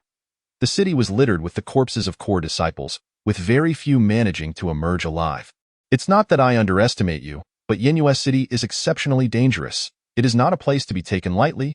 Yao Susu cautioned, I have made my decision. Please assist me in reporting to the sect. Bai Shishue's gaze was resolute. Rather than endure the whispers and judgment of others, I would rather stake my life on this gamble. Either I will emerge from Tianyuan city, adorned with glory, claiming the title of holy daughter, or I will perish within its confines, which is preferable to suffering the torment of my own heart. Bai Shishue had painstakingly stabilized her Tao heart, refusing to allow herself to feel regret. Yet, as time passed, she feared that she might falter, ultimately losing her mind and becoming the subject of ridicule. All right. Gazing into Bai Shishue's determined eyes, Yao Susu seemed to understand her resolve and ceased to dissuade her. Nodding solemnly. Days later, under the watchful eyes of the higher-ups, Bai Shishue stepped into the secret realm of Tianyuan city. One misstep could lead to a cascade of errors. The holy master of the Dongyi Palace, Du Ruoxing, had once emerged from Tianyuan city, advancing rapidly to achieve her current status. Given her understanding of the dangers of Tianyuan city, she believed the chances of Bai Shishue surviving were slim to none. No one anticipated that Chen Qingyuan would regain his footing on the path of cultivation. Moreover, he had garnered the favor of the ghost doctor, who was willing to protect him, and inner elder sighed deeply. A sense of regret washing over him. Without my command, no one is permitted to act against the Xinjiang sect or Chen Qingyuan. Those who defy this order will face the sect's disciplinary measures. Du Ruoxing sensed a hint of unease, fearing that the protective elder Lu Ruai would seek revenge on Chen Qingyuan after suffering humiliation, thus embroiling the Dongyi Palace in trouble. Understood, the crowd acknowledged. Not daring to defy the holy masters will die in a certain location within the flowing star domain. After the ghost doctor departed from the Xinjiang sect, she did not return immediately to the Yunhai star domain, but instead ventured to a more secluded town. The Changgung sword immortal resided there, and the ghost doctor came to pay her respects. During their last meeting, the Changgung Sword Immortal had revealed his whereabouts to the ghost doctor, inviting her to visit should she have any matters to discuss. Knock, knock, knock. The ghost doctor stood outside the door, her heart fluttering with excitement as she gently rapped on the door. Come in. The Changgung Sword Immortal recognized the visitor as the ghost doctor, and with a mental command, the door slowly swung open. Entering the courtyard, the ghost doctor beheld the plain-clothed Changgung Sword Immortal, wielding a rusty broken sword as he chopped dried wood. Senior. The ghost doctor bowed in greeting. Yes, there's something you need? The Changgung Sword Immortal did not look up, continuing his work. Having assisted Chen Qingyuan with a problem previously, I thought it only proper to greet you now that I am in the flowing star domain. The ghost doctor had no other matters to discuss. Has young Master Chen encountered any trouble? The Changgung Sword Immortal remained focused on his task, not having deliberately inquired about events occurring in the outside world. Unless Chen Qingyuan was in mortal danger, the Changgung Sword Immortal would not be aware of it. Well, it's like this. The ghost doctor succinctly outlined the general situation before mentioning Chen Qingyuan's invitation for her to serve as a venerable elder. You declined? From the ghost doctor's tone regarding the invitation, the Changgung Sword Immortal deduced this fact. Indeed. The ghost doctor nodded. Foolish. The Changgung Sword Immortal set down his work, slowly raising his head to meet the ghost doctor's gaze, sighing softly. Chapter 49. The Ancient History of the Xianying Sect. The ghost doctor was taken aback, utterly perplexed as it inappropriate to refuse the invitation of a venerable elder of the Xianying sect. Besides, I prefer to travel alone and dislike being bound. If young Master Chen were to extend such an invitation to me, I would undoubtedly accept. The Changgung Sword Immortal spoke plainly after a period of contemplation. What? The ghost doctor trembled slightly, her eyes wide with disbelief. Sword Immortal, are you jesting with me? Do you think I would jest about such matters? The Changgung Sword Immortal retorted. But you were once a revered figure who suppressed countless powerful beings in the Ejo. The third strongest swordsman in the world, a person of your caliber, even if your strength has waned, is not someone the Xianying sect can afford to honor. The illustrious Changgung Sword Immortal is officially recognized as the third strongest in the world. Yet in reality, he stands as the unparalleled master of swordsmanship of his era, unmatched by anyone. He declares himself the third in the realm, suggesting that the heavens encompass the first two in that year. The Changgung Sword Immortal aspired to take a step forward, to truly claim the title of the world's foremost, issuing a challenge to the celestial path. Alas, he was defeated, resulting in a damage to his foundation and the shattering of his treasured sword. From that moment forth, the world presumed the Changgung Sword Immortal to be dead, leaving behind a legendary tale. Even after the passage of millennia, no sword cultivator dares to proclaim themselves as the third in the realm, let alone the first or second. All of this traces back to the Changgung Sword Immortal, whose influence looms exceedingly large. Child, you do not comprehend. The Sword Immortal gazed at the sky, his voice hoarse. You have not reached that level. If I were to enlighten you, it would only bring you harm. Senior, Guyi's mind was in disarray, his words stumbling as he struggled to articulate his thoughts. Becoming a veneration of the Xianying sect is undoubtedly a fortuitous opportunity, both for you and for me. Regrettably, you have pushed away the fortune that was within your grasp. Now that I have unraveled this, if young Master Chen ceases to extend an invitation to you, you must not bring it up yourself. Otherwise, a golden opportunity may transform into a calamity. The Changgung Sword Immortal pondered. Since you claim this is a fortuitous opportunity, why can't I take the initiative? Guyi momentarily set aside the question of why it was termed an opportunity, grappling instead with how an opportunity could turn into a misfortune. In matters of cause and effect, following the path leads to safety, while going against it brings peril. I have already laid bare this opportunity. You must not mention it, lest you attract overwhelming consequences, which you cannot bear, the Sword Immortal solemnly warned. What if young Master Chen were to extend another invitation? Even the Changgung Sword Immortal referred to Chen Qingyuan as young master, compelling Guyi to speak up. In that case, you may accept, and there will be no peril. The Sword Immortal nodded in agreement. Is there a distinction in this? Guyi found the notions of cause and effect elusive, unable to grasp the difference. The difference is profound, the Sword Immortal explained. If young Master Chen invites you, it is a matter of benevolent cause and effect. If you pursue the opportunity with overt intentions, it may lead to numerous troubles in the future. I find this perplexing. Gui resembled a child in training, standing awkwardly in place. Fear not, you will understand in time. The sword immortal smiled faintly.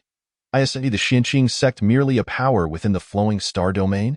How could it be entangled in such significant causes and effects? Gui expressed deep confusion. Foolish child, the greatest force in this matter is not the Xinqing sect, but rather Chen Qingyuan. However, the Changgung sword immortal withheld this revelation, allowing Gui to remain in her misunderstanding, for the Xinqing sect was indeed far more complex than it appeared. Do you know Chen? The sword immortal shifted the topic. Of course, he was a formidable figure in the Empire State 1,000 years ago, compelling numerous ancient sacred sites to apologize. Ji had heard of this during her visit to the Empire State. Are you aware of Xiandaoren's origins? The sword immortal continued to guide the conversation. I do not know. Gui shook her head. Please enlighten me. Xiandaoren was the previous holy master of the Xinqing sect. The sword immortal revealed slowly. What? Gui was taken aback, her mind blank. After a long pause, she exclaimed, how can this be? If the Xinqing sect possesses such a background, why would they remain in the flowing star domain? This tale is rather lengthy. I learned of it by coincidence and came to deeply admire the Xinqing sect. The previous holy master of the Xinqing sect was named Feng Changxian, and his most esteemed disciple was Lin Changsheng. Long ago, Feng Changxian abruptly departed, and soon after, news of his demise spread. The Xinqing sect was left in disarray, with only the elder Shengguanrong remaining to stabilize the situation, elevating Lin Changsheng to the holy master's position and urging the disciples to assist one another harmoniously, lest they be blinded by self-interest. He is also the master of Chen Qingyuan. However, shortly after Shengguanrong took Chen Qingyuan as his disciple, he reportedly encountered a mishap in his cultivation and perished. With that, the elders of the sect vanished, and the burden of the Xinqing sect fell upon Lin Changsheng and his contemporaries. To my knowledge, the previous holy master of the Xinqing sect was named Feng Changxian, who bears no connection to the renowned Xiandaoren. Gui inquired about Chen Qingyuan's background, while also seeking to understand the history of the Xinqing sect. Xiandaoren is merely an alias. Unwilling to reveal his true identity to prevent the younger generation of the sect from becoming embroiled in endless causes and effects, the sword immortal explained, intending to guide Gui. The Xinqing sect possesses a long lineage, with its ancestral grounds situated in the Empire State, rich in heritage. Once, the ancestors of the Xinqing sect discovered a demonic abyss and, in collaboration with the myriad powers of the Empire State, sought to suppress it. However, within a certain corner of the Empire State lies a demonic abyss of terrifying magnitude, far beyond the imagination of the common folk. Approximately 300,000 years ago, the founding ancestor of the Xinqing sect, alongside hundreds of powerful figures, sealed the demonic abyss. Due to the overwhelming burden of cause and effect borne by the sect's ancestor, he perished shortly thereafter, leaving behind a final wish that the matter of the demonic abyss was not yet resolved, necessitating a deepening of the seal every 10,000 years. Initially, the various powers of the Empire State willingly agreed, for the eruption of the demonic abyss would jeopardize everyone's safety. Yet, as time passed, aside from the Xinqing sect, the other powers gradually ceased to heed the matter. For those forces, the risk of confronting the abyss was too great. They had labored their entire lives to reach the pinnacle of their realms, and they were reluctant to jeopardize their hard-won peace. Despite the anger of the Xinqing sect's top-tier experts, they could do nothing. Since the other sects were unwilling to take risks, the Xinqing sect had to take it upon themselves. The ancestor's last wish would certainly be fulfilled by their descendants. Gradually, the leaders of the Xinqing sect ventured forth to the demonic abyss, with few returning alive, severely diminishing the sect's strength. 100,000 years ago, a holy master of the Xinqing sect made the decision to relocate from the Empire State and seek a suitable new home. If possible, the Xinqing sect would certainly prefer to remain in the spiritually rich Empire State. Would the Xinqing sect ever return to the Empire State? The holy master sighed deeply, filled with reluctance and regret as he journeyed northward to the wild north. In such circumstances, it was the only way to preserve a sliver of the sect's lineage. Once, the Xinqing sect boasted numerous resources, but after losing its top-tier combatants, countless forces in the Empire State descended upon them like hungry wolves.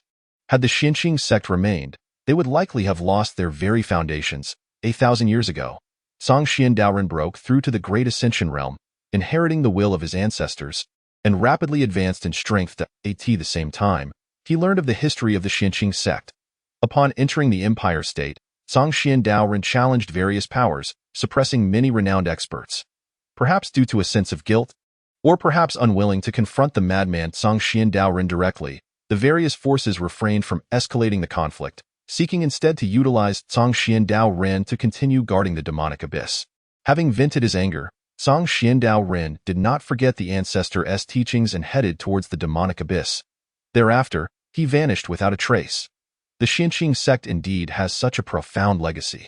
Gui harbored no doubts regarding the Sword Immortal's account of this history, for there was no reason for the Sword Immortal to deceive her. The present Xinqing sect is far removed from its former glory.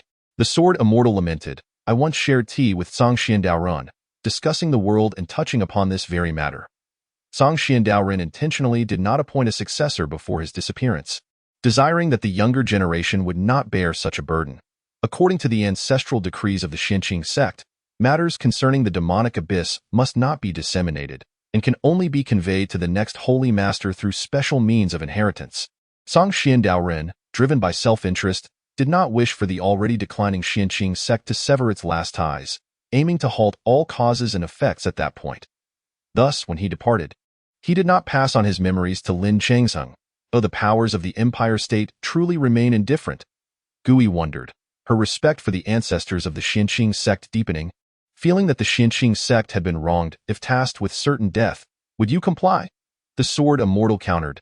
Gu fell silent, unable to provide a definitive answer. Human hearts are inscrutable. Few can remain steadfast in their convictions. Inwardly, the Sword Immortal believed himself inferior to the ancestors of the Xinqing sect. Are those of the Xinqing sect still alive? Gui inquired softly. I do not know. The Sword Immortal gently shook his head. I have not ventured into the demonic abyss, thus I am unaware of the specifics. To guard the demonic abyss for over 300,000 years is truly remarkable and admirable. The once mighty forces of the Empire State now stand as merely a first-rate sect in the wild north, evoking a multitude of emotions. Surely, the heavens must bear witness to this merit. The Sword Immortal gazed into the boundless sky, reflecting silently. Following this conversation with the Sword Immortal, Gui no longer underestimated the Xinqing sect. She had initially assumed the Sword Immortal was courteous to Chen Qingyuan out of respect for the ancestors of the Xinqing sect, but it was not so. The various powers of the Flowing Star domain had already issued notices, permitting peers to confront Chen Qingyuan to reclaim their dignity. For now, Chen Qingyuan would not leave the Xinqing sect, denying those individuals the chance to bully him. Within his cultivation chamber, Chen Qingyuan pondered a singular question. What is the true nature of the Daoi Academy? And when will they come to seek me? According to Lin Changsheng, the Daoi Academy is an extremely mysterious force in the wild north, with an ancient and profound heritage. How did my master come to be associated with the Daoi Academy? It is indeed puzzling. Chen Qingyuan could not understand this issue. If the Daoi Academy truly held immense influence, then the Xinqing sect would not be eligible for admission. This was orchestrated by Shang Wanrong, who had dealings with the Daoi Academy, securing an opportunity for Chen Qingyuan to enroll. Once Chen Qingyuan establishes himself within the Daoi Academy, the historical foundations of the Xinqing sect would be revealed, and he would not need to fear harm from the top-tier forces of the Empire State. Furthermore, Shang Wanrong and the previous Holy Master Feng Chongxian had conferred, ensuring that the responsibility of the Xinqing sect would be resolved within their generation, preventing its continuation. Should the Daoi Academy be willing to intervene, they could sever the connection between the Xinqing sect and the demonic abyss, preserving the lineage of the sect. The letter left by his master indicated that after shattering the wooden token, members of the Daoi Academy would arrive at the Xinqing sect in about 10 years. With 5 years already elapsed, it seemed prudent to prepare mentally. Unable to comprehend these issues further, Chen Qingyuan decided to focus on attempting to break through to the Golden Core realm point one day. While meditating, he suddenly sensed a faint disturbance in the room and immediately opened his eyes in shock. Before him stood Gui, also known as Gong Sun Nan, pouring tea and bringing it to the crimson lips hidden beneath her veil.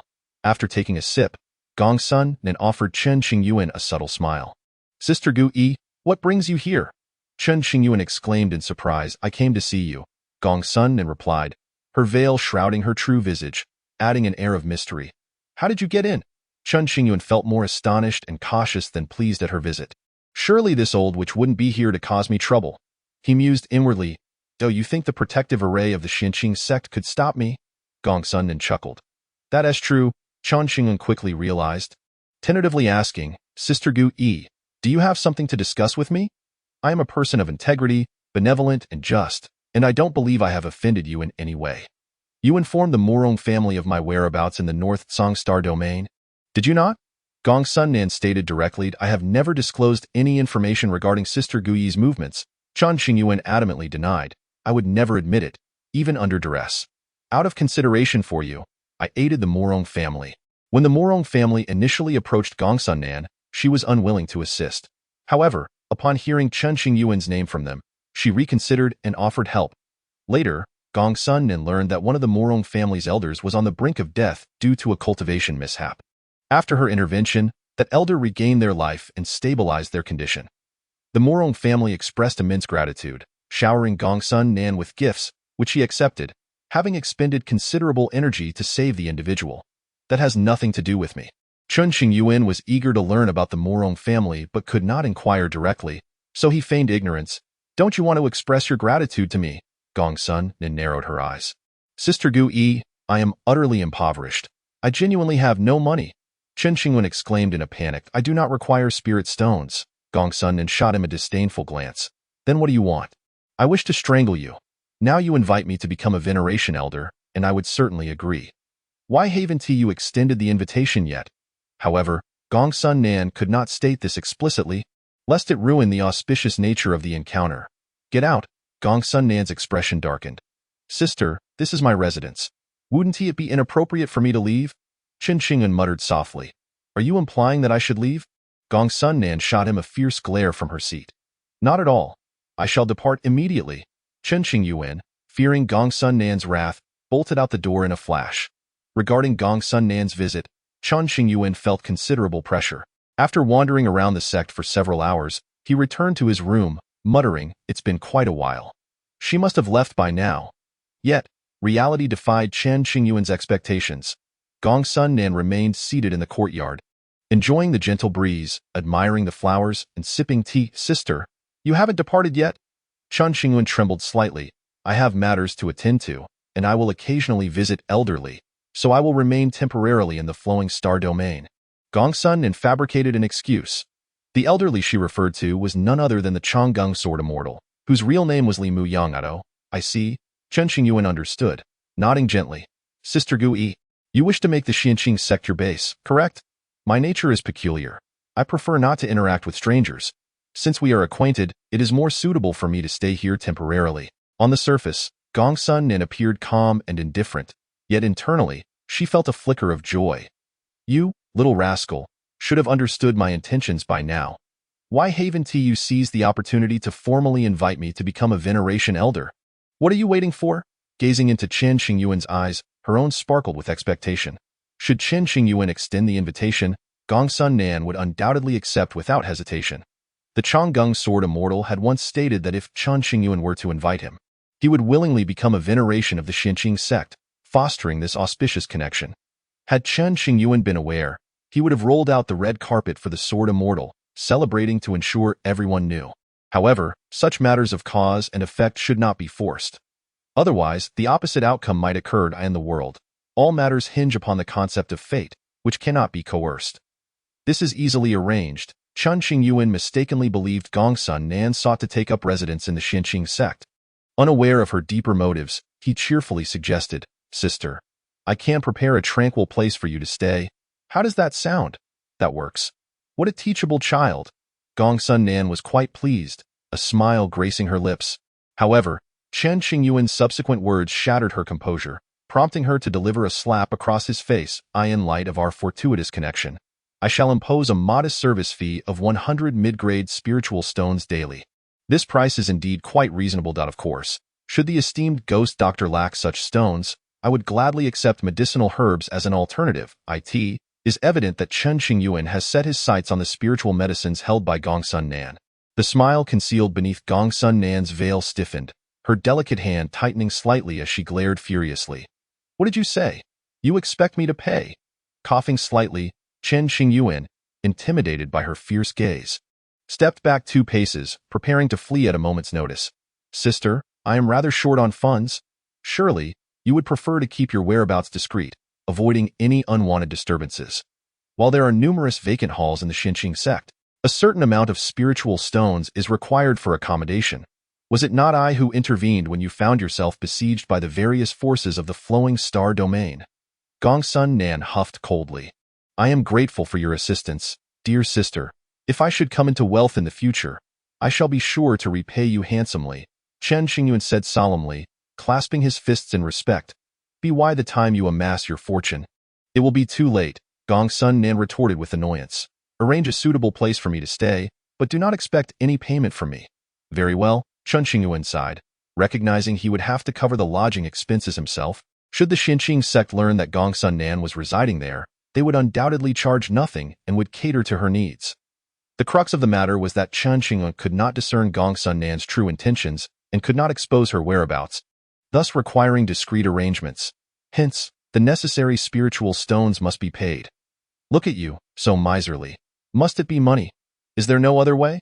Gongsun Nan inquired tentatively. Sister, you have stealthily slipped here, and surely wish to remain undetected.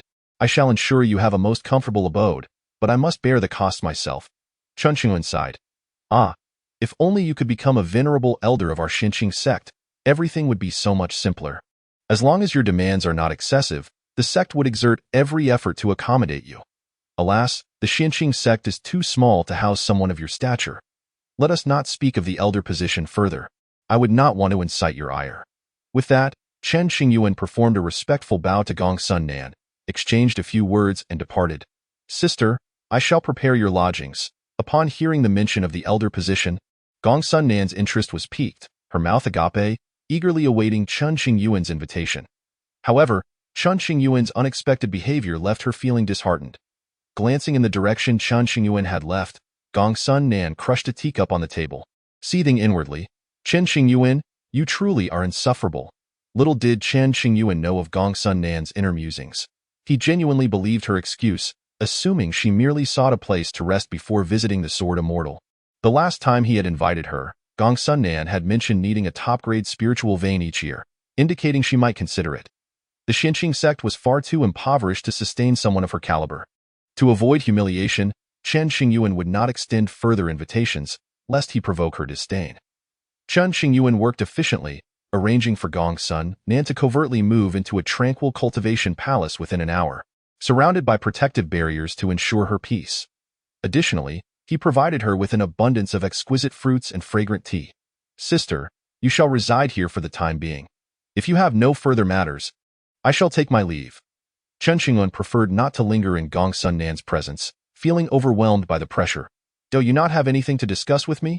Gongsun Nan, clad in a black dress, squinted slightly, her tone suggestive. After pondering for a moment, Chen Qingyuan saw no issue and shook his head. Nothing to discuss, I suppose? Very well, Gongsun Nan sighed wearily. Had she known the Xinqing sect's significance, she would have readily accepted the position of elder that day. Alas, the opportunity had slipped away, and she could not fathom how long she would have to wait. Gongsun Nan resolved to remain at the Xinqing sect, confident that an opportunity would eventually arise. I shall take my leave then, Chen Qingyuan remarked before adding, Sister, if you find my efficiency satisfactory, perhaps a small reward would be in order. One who lacks shame is invincible. Gongsun Nan's expression darkened. Leave? All right. Chen Qingyuan felt no embarrassment, turning to flee. Just as he reached the door, Gongsun Nan casually tossed a jade box his way. This will help you establish a better foundation, aiding your cultivation. Take it and depart. Thank you, esteemed ghost doctor. You are truly magnificent, a celestial being descended to earth. Chen Qingyuan exclaimed joyfully, pocketing the jade box and offering a compliment before departing. Chapter 52. Do not seek me out for fights if you lack funds. Dealing with this fellow is truly exhausting. Gongsun Nan lamented, pressing her forehead in frustration. Not long after, a light laugh escaped her lips, her gaze softening somewhat. For many years, her solitary nature had left her emotions stagnant. Since encountering Chen Qingyuan, however, Gongsun Nan seemed to have rediscovered the rhythm of life. Experiencing joy and sorrow, her emotions now complex. Upon returning to her cave dwelling, Chen Qingyuan cautiously opened the jade box, revealing a white-veined jade spiritual root, the essence of a premier spiritual herb. containing the full vitality of the plant. I've struck gold, Chen Qingyuan exclaimed with delight. An intact top-grade jade spiritual root. Even the Xianqing sect's treasury lacks such a treasure. Why has she been so generous? Chen Qingyuan mused, his joy tempered by caution. Is there some ulterior motive at play? He retrieved a jade bracelet, employing its unique properties to examine the jade root. After a meticulous inspection, he confirmed the root was untainted and entirely normal. How peculiar, Chen Qingyuan furrowed his brow. Could it be due to the Sword Immortal's influence? Or perhaps my striking appearance has piqued the ghost doctor's interest? Why use perhaps? That young woman in red from the abyssal region proposed a partnership upon merely seeing me, leaving me somewhat unsettled. Dismissing such thoughts, Chen Qingyuan resolved to seize any advantageous opportunity. He knew that refining the jade root would undoubtedly elevate him to the golden core stage, re-establishing his place on the grand stage of the world. However, he opted to delay this process, focusing instead on solidifying his foundation for the time being, as it was paramount. There was no rush to break through to the golden core stage. He could wait a few years. Stowing away the jade root, Chen Qingyuan prepared to meditate. Little master uncle, there are many people seeking you outside. You should come out and see. An urgent voice called from outside the cave. Can you not be quiet? Chen Qingyuan felt a surge of annoyance, his mood soured. Stepping outside, he encountered an inner sect disciple who reported, there are over 100 individuals at the mountain gate, all esteemed prodigies from various sacred lands, wishing to challenge little master uncle. Who are they? Chen Qingyuan pressed further. There is the young lord of Tianyuan sect, Qinyutong, the monk Pushing from Nanjing Daju Temple, and several others. The disciple listed off a dozen names. They were merely former adversaries. Years ago, Chen Qingyuan had suppressed his contemporaries in the flowing star domain, leaving these individuals too intimidated to raise their heads. Now, emboldened by their newfound confidence, they dared to confront him. The situation was complex. It would be unwise to simply drive them away, so they had no choice but to allow little master uncle to handle it. The elders of the Xianqing sect had attempted to dismiss these challengers, but to no avail. They could not bully the small with their might, as it would only invite ridicule. Moreover, it had been made clear during the visits from various sects that if contemporaries sought to provoke Chen Qingyuan, the older generation would not intervene, allowing each to rely on their own abilities. Very well, Chen Qingyuan replied impatiently. On the edge of a cliff on a certain peak, a group of elder disciples watched the mountain gate, their gazes fixed on the scene. Can our little junior brother resolve this issue? Despite his recent re-establishment of his cultivation, they did not underestimate him. If he could not subdue his former challengers, he would no longer be called Chen Qingyuan. The younger disciple was known for his cleverness, so it was unlikely he would suffer defeat. Let us observe the spectacle, the elders said with interest, unconcerned about any potential fallout. At the mountain gate, over 100 well-dressed youths hovered in midair, hurling insults and attempting to provoke Chen Qingyuan into revealing himself, eager to reclaim the lost dignity of their seniors. Furthermore, the grievances they harbored from when Chen Qingyuan had once trampled them underfoot had lingered in their hearts, and they could not afford to miss this golden opportunity. Chen Qingyuan, do you intend to be a coward for the rest of your life? In my opinion, you should come out, bow to us, and apologize. We might even consider leaving. Once, you were full of bravado. Now you cower within your sect, lacking the courage to face us, they taunted, laughter echoing through the air. Chen Qingyuan approached the mountain gate, gazing at these familiar faces with disinterest. Regardless of the past or present, he had never regarded them as rivals. They were merely stepping stones along his path of cultivation. Pardon my frankness, but even if you have resumed your cultivation, you no longer deserve the title of the 10 prodigies of Beihuang. Qinyutong, clad in a dark brocade robe, had nearly become a partner to Bai Shishue back in the day.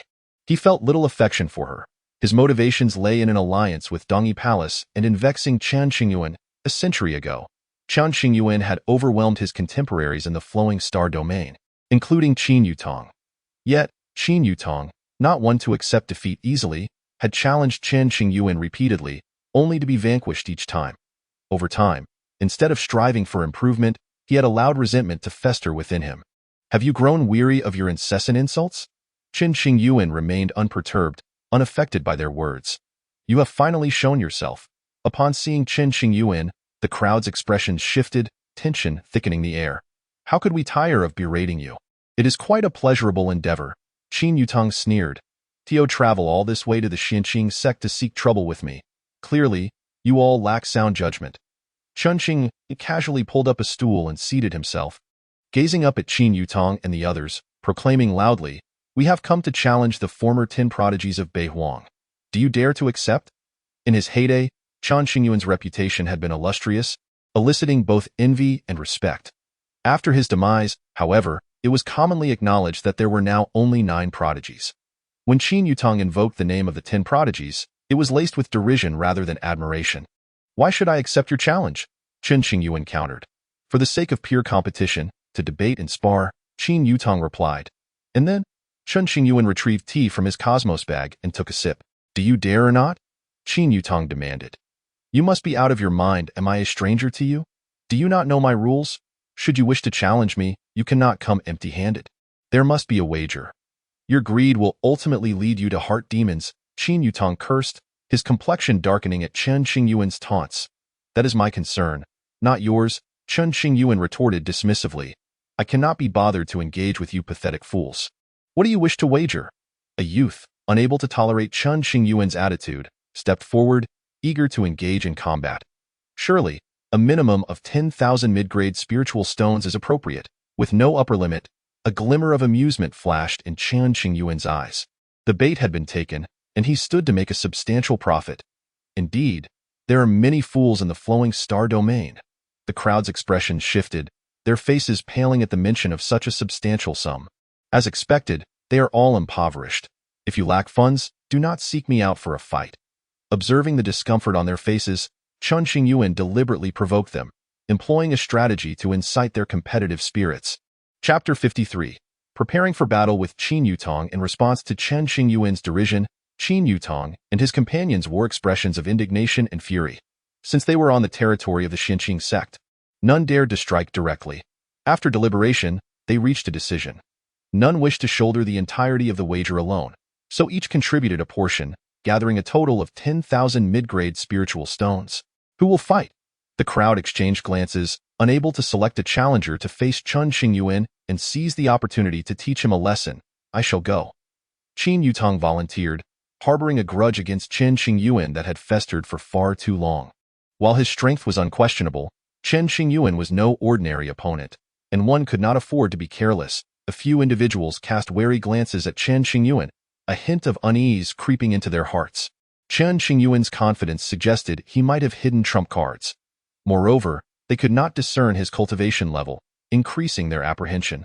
Cloaked in the protective aura of the jade bracelet, Chen Qingyuan appeared shrouded in a veil of mist, leaving them unable to see through his defenses. "I understand your concerns. I will surely subdue Chen Qingyuan," Qin Yutong assured them. As the young lord of Tianyuan sect, his talent was beyond reproach. A century ago, he had encountered the formidable Chen Qingyuan, continually suppressed and unable to showcase his own prowess as a prodigy. In truth, Qin Yutong had achieved the golden core stage long ago and was now at its pinnacle. His delay in advancing to the nascent soul stage was not due to a lack of resources or talent, but rather a mental block that needed resolution. Only by defeating Chen Qingyuan could he clear his mind and ascend to the nascent soul stage. Today presented a rare opportunity, and Qin Yutong was determined to seize it. "Very well, we shall entrust this battle to you, young Lord Qin." After some contemplation, the group agreed. Among them, Qin Yutong was considered top tier in strength and seemed unlikely to lose to Chen Qingyuan, who had only recently resumed his cultivation. Even if Chen Qingyuan were a genius, it was improbable he could reach the nascent soul stage in just a few years. Qin Yutong hurled a cosmos bag filled with over 10,000 mid-grade spiritual stones towards Chen Qingyuan, his gaze sharp as a blade. "Take this." Chen Qingyuan also produced an equal amount of spiritual stones, placing both cosmos bags aside. "Whoever wins may take both. Now, do you dare to engage?" For Qin Yutong, spiritual stones held little significance. His sole focus was on defeating Chen Qingyuan, humiliating him thoroughly. "I must ask, will this battle be a no-holds-barred melee, where life and death are inconsequential? Or will it be a fair contest of equal cultivation levels?" Chen Qingyuan sensed the enmity radiating from Qin Yutong. The cultivation world was notoriously brutal. Fairness was a mere illusion. In other words, it would be a free-for-all, where death was a risk one accepted. Qin Yutong would rather sacrifice his dignity than risk facing Chen Qingyuan on equal terms, for that would be too perilous. He could easily crush his opponent using his superior cultivation. Why would he choose to suppress his own power? While such an approach might be acceptable among friends, it was foolish in enmity. I understand your intentions, Chen Qingyuan remarked with little change in his demeanor, a knowing smile gracing his lips. Regardless of Qin Yutong's choice, it would not affect him in a fair contest. Qin Yutong had no chance of victory. Thus, he would not make the foolish choice of equal cultivation. But did Qin Yutong truly believe that he could defeat Chen Qingyuan solely due to his superior cultivation? Chen Qingyuan's willingness to accept the challenge indicated he had confidence in his own abilities and would not act recklessly. Should you lack the courage, you may plead for mercy, and perhaps I shall allow you and your companions to leave the Xinqing sect, Qin Yutong scoffed. The crowd fixated on Chen Qingyuan, their faces alight with the thrill of impending victory, as though they could already envision Chen Qingyuan's defeat. Qin Yutong, you have faced my defeat numerous times, yet you remain oblivious. Chen Qingyuan chuckled softly, shaking his head in mock dismay. Alas, you have come to me for a slap in the face. Do not blame me for this. Everyone, please step back. Qin Yutong turned to face the young disciples of various sects, a magnificent sword appearing in his grasp. With the impending battle, everyone instinctively retreated, standing poised in the void, their eyes fixed intently upon him. Chen Qingyuan slowly emerged, clad in a flowing blue robe, his long, ink-black hair tied back with a coarse rope. With elongated fingers, he delicately tapped the void beside him. A low hum resonated. The air shimmered and twisted as if ripples danced across water, extending until it reached the front of Qin Yutong. With each step Chen Qingyuan took forward, his aura shifted, revealing the progression of his cultivation. From the postnatal realm to the innate realm, then to the yellow spirit realm, until he reached the pinnacle of the heavenly spirit realm, at which point his aura stabilized. The palpable fluctuations of Chen Qingyuan's cultivation left everyone astounded. Calculating the time, it had only been 5 or 6 years since the esteemed ghost doctor had healed his injuries. How could he have swiftly returned to the heavenly spirit realm? Not only were the prodigies of various sects taken aback, but even the members of the Xinqing sect were equally shocked, their expressions changing dramatically. When, they wondered, had their junior brother cultivated to such a level? In a certain palace of the Xinqing sect, Lin Changxing gazed at a gathering of elders, hoping for answers. I don't know. The elders replied, shaking their heads in unison. When Chen Qingyuan returned 5 years ago, he had displayed cultivation at the Earth spirit realm. Subsequently, he had continued to conceal his growth through special means, preventing others from noticing his rapid advancement. In merely 5 years, Chen Qingyuan had leaped from the Earth spirit realm to the pinnacle of the heavenly spirit realm. A feat that truly astonished the sect leader Lin Changxing and the others. Junior brother's cultivation speed has surpassed that of previous years. It is indeed formidable. The elders marveled to themselves. The mountain gate. After the initial shock, the young prodigies of various sects attempted to rationalize the situation. Chen Qingyuan possessed extraordinary talent and had laid a solid foundation prior. Thus, it was not difficult for him to recover to this level in a short span of time. Qin Yutong, with a stern countenance, stood high above, gazing down at the slowly advancing Chen Qingyuan, as if everything were within his grasp.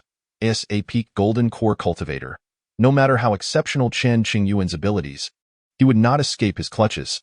The humiliation of the past must be avenged today. Fixing his gaze on Chen Qingyuan, Qin Yutong thought to himself, gripping the sword tightly in his hand, as the sword's aura stirred a tempest directed at Chen Qingyuan. The overwhelming sword energy surged forth, a palpable force. Yet, Chen Qingyuan made no attempt to evade or retreat. He continued to advance. Dissipate, with a casual flick of his sleeve, Chen Qingyuan effortlessly shattered Qin Yutong's formidable sword energy. This sight left many in disbelief, their faces paling. While none had anticipated that Chen Qingyuan would be subdued by mere sword energy, how could he, merely a heavenly spirit realm cultivator, so easily dispel the pressure of a peak golden core expert? Chapter 54. Astonishing strength. Chen Qingyuan's nonchalant dispersal of the sword might left many dumbfounded and shocked. Originally, many had expected him to struggle somewhat, yet he appeared to do so with ease. Qin Yutong's gaze narrowed slightly. He could no longer underestimate Chen Qingyuan and resolved to unleash his full power, leaving no room for error. You think this pressure can harm me? How laughable. Unbidden, Chen Qingyuan recalled his century-long life within the abyss, truly a period where a day felt like a year. The girl in red frequently cast him into terrifying secret realms devoid of light, honing his resolve and teaching him to overcome fear. At times, she would force him to endure unknown, terrifying pressures, training his capacity for endurance. In summary, despite emerging from the abyss with a seemingly wasted body, the gains Chen Qingyuan acquired were beyond description. Although challenging, it did not reach the level of causing him true distress. Ever since Chen Qingyuan had merged with that golden Dao bone, he had never truly engaged in combat. This time, he intended to battle Qin Yutong, not only to intimidate the various onlookers, but also to validate his true combat prowess. Previously, Chen Qingyuan had acquired a silver spear in the dead zone of the North Tsang Star domain. But after days of research, he had yet to glean any insights. What he could affirm was that the silver spear was an unparalleled Dao treasure, not to be casually revealed lest it attract covetous eyes. In his duel with Qin Yutong, Chen Qingyuan did not plan to employ all of his hidden cards. A modest display would suffice. Everyone else watching, I might as well borrow a weapon. Chen Qingyuan glanced back at his fellow disciples standing near the mountain gate, exclaiming, "Junior uncle, here is my sword. Please take it for your use. This is the Xianbing blade, a spiritual treasure I obtained in a secret realm. Use mine." A multitude of core and inner disciples tossed their weapons into the air, clamoring in excitement. The battle between Junior Uncle and the young sect master of the Tianyuan sect captured the attention of everyone in the Xianqing sect. Aside from those elders and disciples who were required to maintain their posts, all eyes were secretly observing, brimming with anticipation. Junior Uncle and Qin Yutong were indeed rivals. Today's battle would surely attract considerable attention. Our Junior Uncle, aside from being a bit greedy and sharp-tongued, is practically perfect. By Shishue from Dongyi Palace couldn't believe her eyes. How could she possibly look down upon Junior Uncle? If Junior Uncle triumphs today, he will surely bask in glory, making Dongyi Palace regret their actions. It was said that during the alliance between Tianyuan sect and Dongyi Palace, Junior Uncle gifted a white umbrella. So, you think Junior Uncle still harbors feelings for Bai Shishue? Impossible. Junior Uncle is no simpering fool, unworthy of wasting his time on a heartless woman. Regardless of the location, there was no shortage of gossip enthusiasts. The disciples of the Xianqing sect had previously whispered among themselves, but now their discussions were laid bare. Even some elders joined in, engaging in gossip. Gazing upon the myriad of spiritual treasures suspended in the void, Chen Qingyuan scanned briefly before selecting a jade sword, approximately 3 feet long, crystalline and translucent, resembling a flawless work of art. "This is my treasured sword. Hooray!" A certain inner disciple rejoiced. "Junior Uncle, beat Qin Yutong to a pulp. Do not hold back," the crowd cheered. "Indeed, Junior Uncle, let the world witness your might." It must be said, Chen Qingyuan's reputation within the Xianqing sect was no small matter. Many eagerly anticipated the spectacle of him showcasing his prowess. Although the disciples of the Xianqing sect appeared enthusiastic, their hearts carried an undercurrent of worry, and no matter how monstrous Chen Qingyuan's talent, he was still merely a heavenly spirit realm cultivator. Could he truly contend against the peak golden core Qin Yutong? Gripping the jade sword, Chen Qingyuan stood poised against Qin Yutong.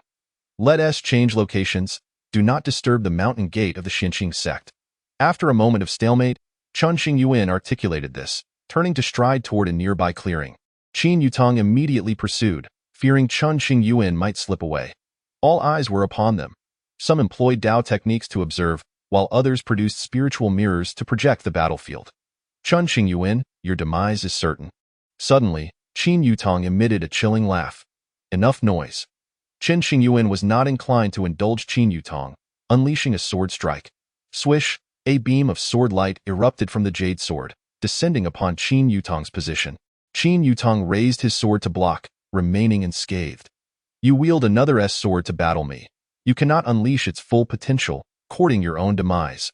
Weapons possess spirits. Without a soul contract with the jade sword, Chen Qingyuan wielded it as a relatively sharp mundane weapon, lacking true lethality. Chen Qingyuan smiled without replying, intentionally crafting this scenario to instill genuine despair in Qin Yutong, ensuring he would forever regret opposing him. Clang! Qin Yutong's sword moved like a dragon, leaving a long sword scar in the void before him, the clouds roiling and extending for miles. Chen Qingyuan employed the simplest of defenses to block Qin Yutong's powerful strike, sustaining no injuries. How can this be? Witnessing Chen Qingyuan standing firm with his sword, Qin Yutong was taken aback. He had channeled all his spiritual energy into that previous strike. believing it would be difficult for even the most gifted prodigies of the same realm to withstand. Too weak. Chen Qingyuan smirked disdainfully. Was it possible that his cultivation surpassed merely the heavenly spirit realm? Qin Yutong could not help but speculate. Yet, when Chen Qingyuan struck, he emanated a distinctly genuine heavenly spirit realm aura. There should be no deception. I never understood her meaning before, but perhaps I do now. In a moment of clarity, Chen Qingyuan recalled the red-clad girl's words. Shatter the foundation, disperse the cultivation. All of this is for Chen Qingyuan's sake. To re-establish a flawless foundation, a towering edifice rises from the ground. To ascend to greater heights in the future, a solid foundation must be laid, devoid of any flaws. It must be an illusion. Qin Yutong steadied himself and launched another assault. Boom. In an instant, the battle intensified. Qin Yutong took the offensive while Chen Qingyuan defended. Regardless of how ferocious Qin Yutong's attacks were, Chen Qingyuan effortlessly parried them. Half an hour passed, and having exhausted most of his hidden cards, Qin Yutong still could not subdue Chen Qingyuan. A flicker of panic began to creep into his heart. Throughout, Chen Qingyuan maintained an air of nonchalance. You forced my hand. Initially, Qin Yutong had merely intended to teach Chen Qingyuan a lesson. Now, he had altered his approach, determined to go all out without holding back. Hum, a resonating sound echoed through the heavens. Golden light radiated from Qin Yutong's form, a golden core phantom hovering above his head, dazzling to behold. Chapter 55. Chen Qingyuan becomes serious. The battle escalates. The golden core apparition shone like a blazing sun. Its diameter spanning approximately 10 miles, golden patterns swirling in a brilliant display. Qin Yutong, no longer concealing his strength, revealed his golden core manifestation, making his true power evident to all. Most importantly, should this golden core apparition sustain any damage, it would undoubtedly impact Qin Yutong's foundation. At this juncture, Qin Yutong's sole desire was to eliminate Chen Qingyuan, willingly accepting the risk of his foundation being compromised. Young sect master Qin is prepared to fight to the death. The young prodigies of various sects instantly understood, their hearts tightening. The immaculate golden core, such a superior foundation. Young sect master Qin's strength is indeed formidable.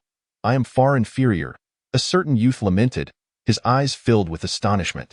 Ultimately, Chen Qingyuan was merely a heavenly spirit realm cultivator. He could not possibly withstand the forthcoming onslaught from young sect master Qin. The realms of cultivation, postnatal, innate, yellow spirit, Xian spirit, earth spirit, heavenly spirit, establish the foundation. The subsequent realms of golden core and nascent soul represent the path to transcendence, capable of altering fate and wielding unfathomable power. Entering the golden core realm ensures a lifespan of 1,000 years. Entering the nascent soul realm may grant one the longevity of 10,000 years. Should one reach the great ascension stage, with ample treasures and resources, they might even live for 30,000 years. Do you seek my life? Chen Qingyuan sensed the undeniable murderous intent emanating from Qin Yutong. Within the Xinqing sect, a gathering of elders bore grave expressions, wishing to prevent the situation from spiraling out of control. Sect leader, allow me to intervene and put an end to this battle, a female elder implored Lin Chongsheng, anxious for Chen Qingyuan's safety. That rascal Qin Yutong is intent on killing our junior brother. With his current cultivation, it will be exceedingly difficult for him to withstand such an assault. The elders voiced their concerns in unison. Lin Chongsheng carefully observed the changes in Chen Qingyuan's expression, pondering for a long while before concluding, our junior brother is no ordinary person. Let him handle this himself. If he cannot resolve such a minor dilemma, how can he hope to reach greater heights in the future? In truth, Lin Chongsheng harbored significant worries of his own, though he refrained from revealing them. Over the years, he had been preoccupied with the matters of the Daoi Academy. If Chen Qingyuan were unable to withstand the pressure imposed by Qin Yutong, his future prospects at the Daoi Academy would only become more difficult. It wasn't that Lin Chongsheng was heartless. Rather, he had no choice but to trust Chen Qingyuan. Furthermore, he suspected that the emissaries of the Daoi Academy might already be observing Chen Qingyuan's performance from the shadows within the Xinqing sect. Should Chen Qingyuan's performance prove inadequate, it would likely impact his chances of becoming a student at the Daoi Academy. With Lin Chongsheng's pronouncement, the elders, despite their desires to halt the conflict, found themselves unable to intervene. Within a refined hall, Gong Sun Nan employed secret methods to project the battlefield before her. How will you handle a contest that spans an entire realm? Gongsun Nan was intrigued by Chen Qingyuan's innate talent and strength. Watching closely on the battlefield, Qin Yutong struck once more. The sharp edge of his sword, like a thunderous bolt, cleaved through the heavens, aiming at Chen Qingyuan's crown. The overwhelming force of the golden core apparition bore down upon Chen Qingyuan, distorting the surrounding void and creating an oppressive atmosphere. In the face of Qin Yutong's assault, Chen Qingyuan gripped the jade sword tightly, executing a gentle swing. Clang. The sword light flickered, its residual force radiating outward in all directions. I initially intended to play with you, but you have gone too far. Chen Qingyuan's expression turned exceptionally grave, a rarity for him. Throughout, he had conveyed an impression of cunning and capriciousness, akin to a spoiled youth ignorant of the world. Now, he was serious, ruthless, and utterly unmerciful. Qin Yutong clearly aimed to take Chen Qingyuan's life, his murderous intent palpable. In response, Chen Qingyuan would no longer toy with him. He intended to impart a lesson on what true despair entailed, as well as the vast gulf between them. The sword is not wielded in such a manner. Chen Qingyuan murmured, his gaze sharp as a blade. Suddenly, he shifted from a defensive stance, stepping toward Qin Yutong, as his swords might surged like a tidal wave, flooding the space around them. Years spent in the abyss had compelled the red-clad girl to make Chen Qingyuan peruse countless ancient tomes and secret methods, ensuring he attained a profound understanding of various weapons, even reaching a level of mastery. Should he fail to meet her expectations, he would be cast into the depths of a bottomless abyss, enveloped in darkness and solitude, forced to reflect and contemplate. Alternatively, he might face the girl's wrath, suffering excruciating torment as she severed and reconnected his meridians. It was precisely because Chen Qingyuan had endured years of such torment that he trembled at the mere thought of the day the red-clad girl proposed they become Tao partners. A century of suffering was already sufficient. The notion of partnership filled him with dread. Thus, under her benevolent demands, Chen Qingyuan was compelled to fulfill 9 promises to conclude their entwined fates. To master the sword, one must wield it with the heart. Although Chen Qingyuan could not converse with the jade sword, he could sense its Tao patterns, magnifying its essence and unleashing a unique sword technique. Swish! At that moment, Chen Qingyuan appeared before Qin Yutong, a mere 1,000 meters apart.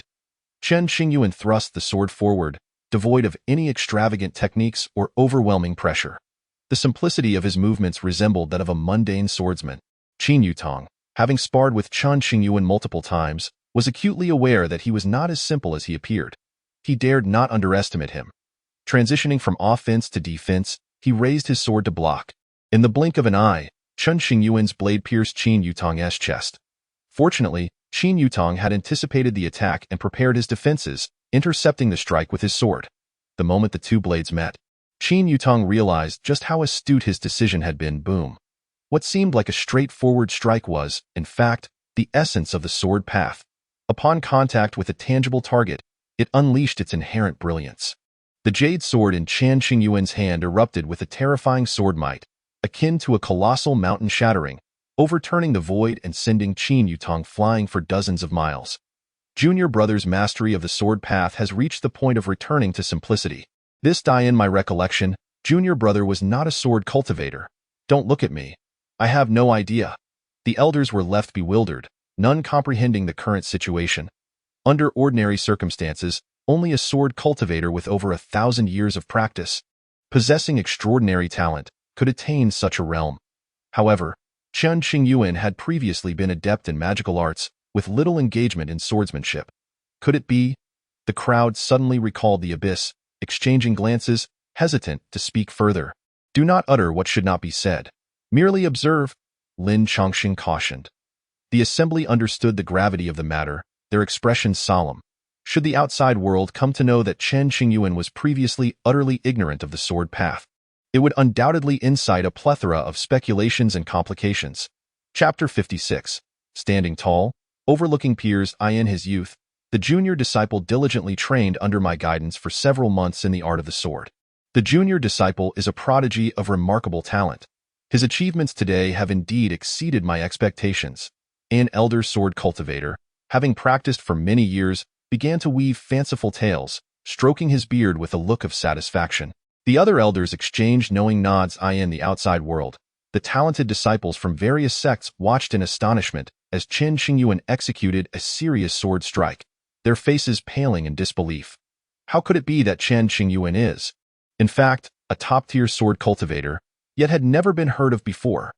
The crowd was taken aback, realizing this was a skill set that Chen Qingyuan had been compelled to master in the past. Chen Qingyuan had almost reached a breaking point. Why was that? The girl in red had inundated him with an overwhelming amount of knowledge, to the point where he could scarcely keep up. Then one day, she suddenly struck, gradually dismantling Chen Qingyuan's cultivation, leaving him in a state of despair. I refused to believe it. Qin Yutong had staked his foundation on this gamble and was unable to overpower Chen Qingyuan, his emotions fluctuating as he whispered in frustration. Ignorance. Chen Qingyuan maintained a stoic expression, releasing his jade sword, allowing it to move freely and emanate a chilling aura of sword intent. Both sides resumed the battle, neither retreating. A phenomenon reminiscent of the blazing sun of the golden core flickered, gradually augmenting Qin Yutong's strength, while Chen Qingyuan felt a significant pressure that constricted his very soul to go. Chen Qingyuan sought to avoid prolonging the encounter, manipulating the jade sword to thrust toward Qin Yutong. The clang of metal rang out as Qin Yutong momentarily found himself stymied by the jade sword, unable to approach Chen Qingyuan. The might of his golden core had little impact on Chen Qingyuan, as if it were non-existent.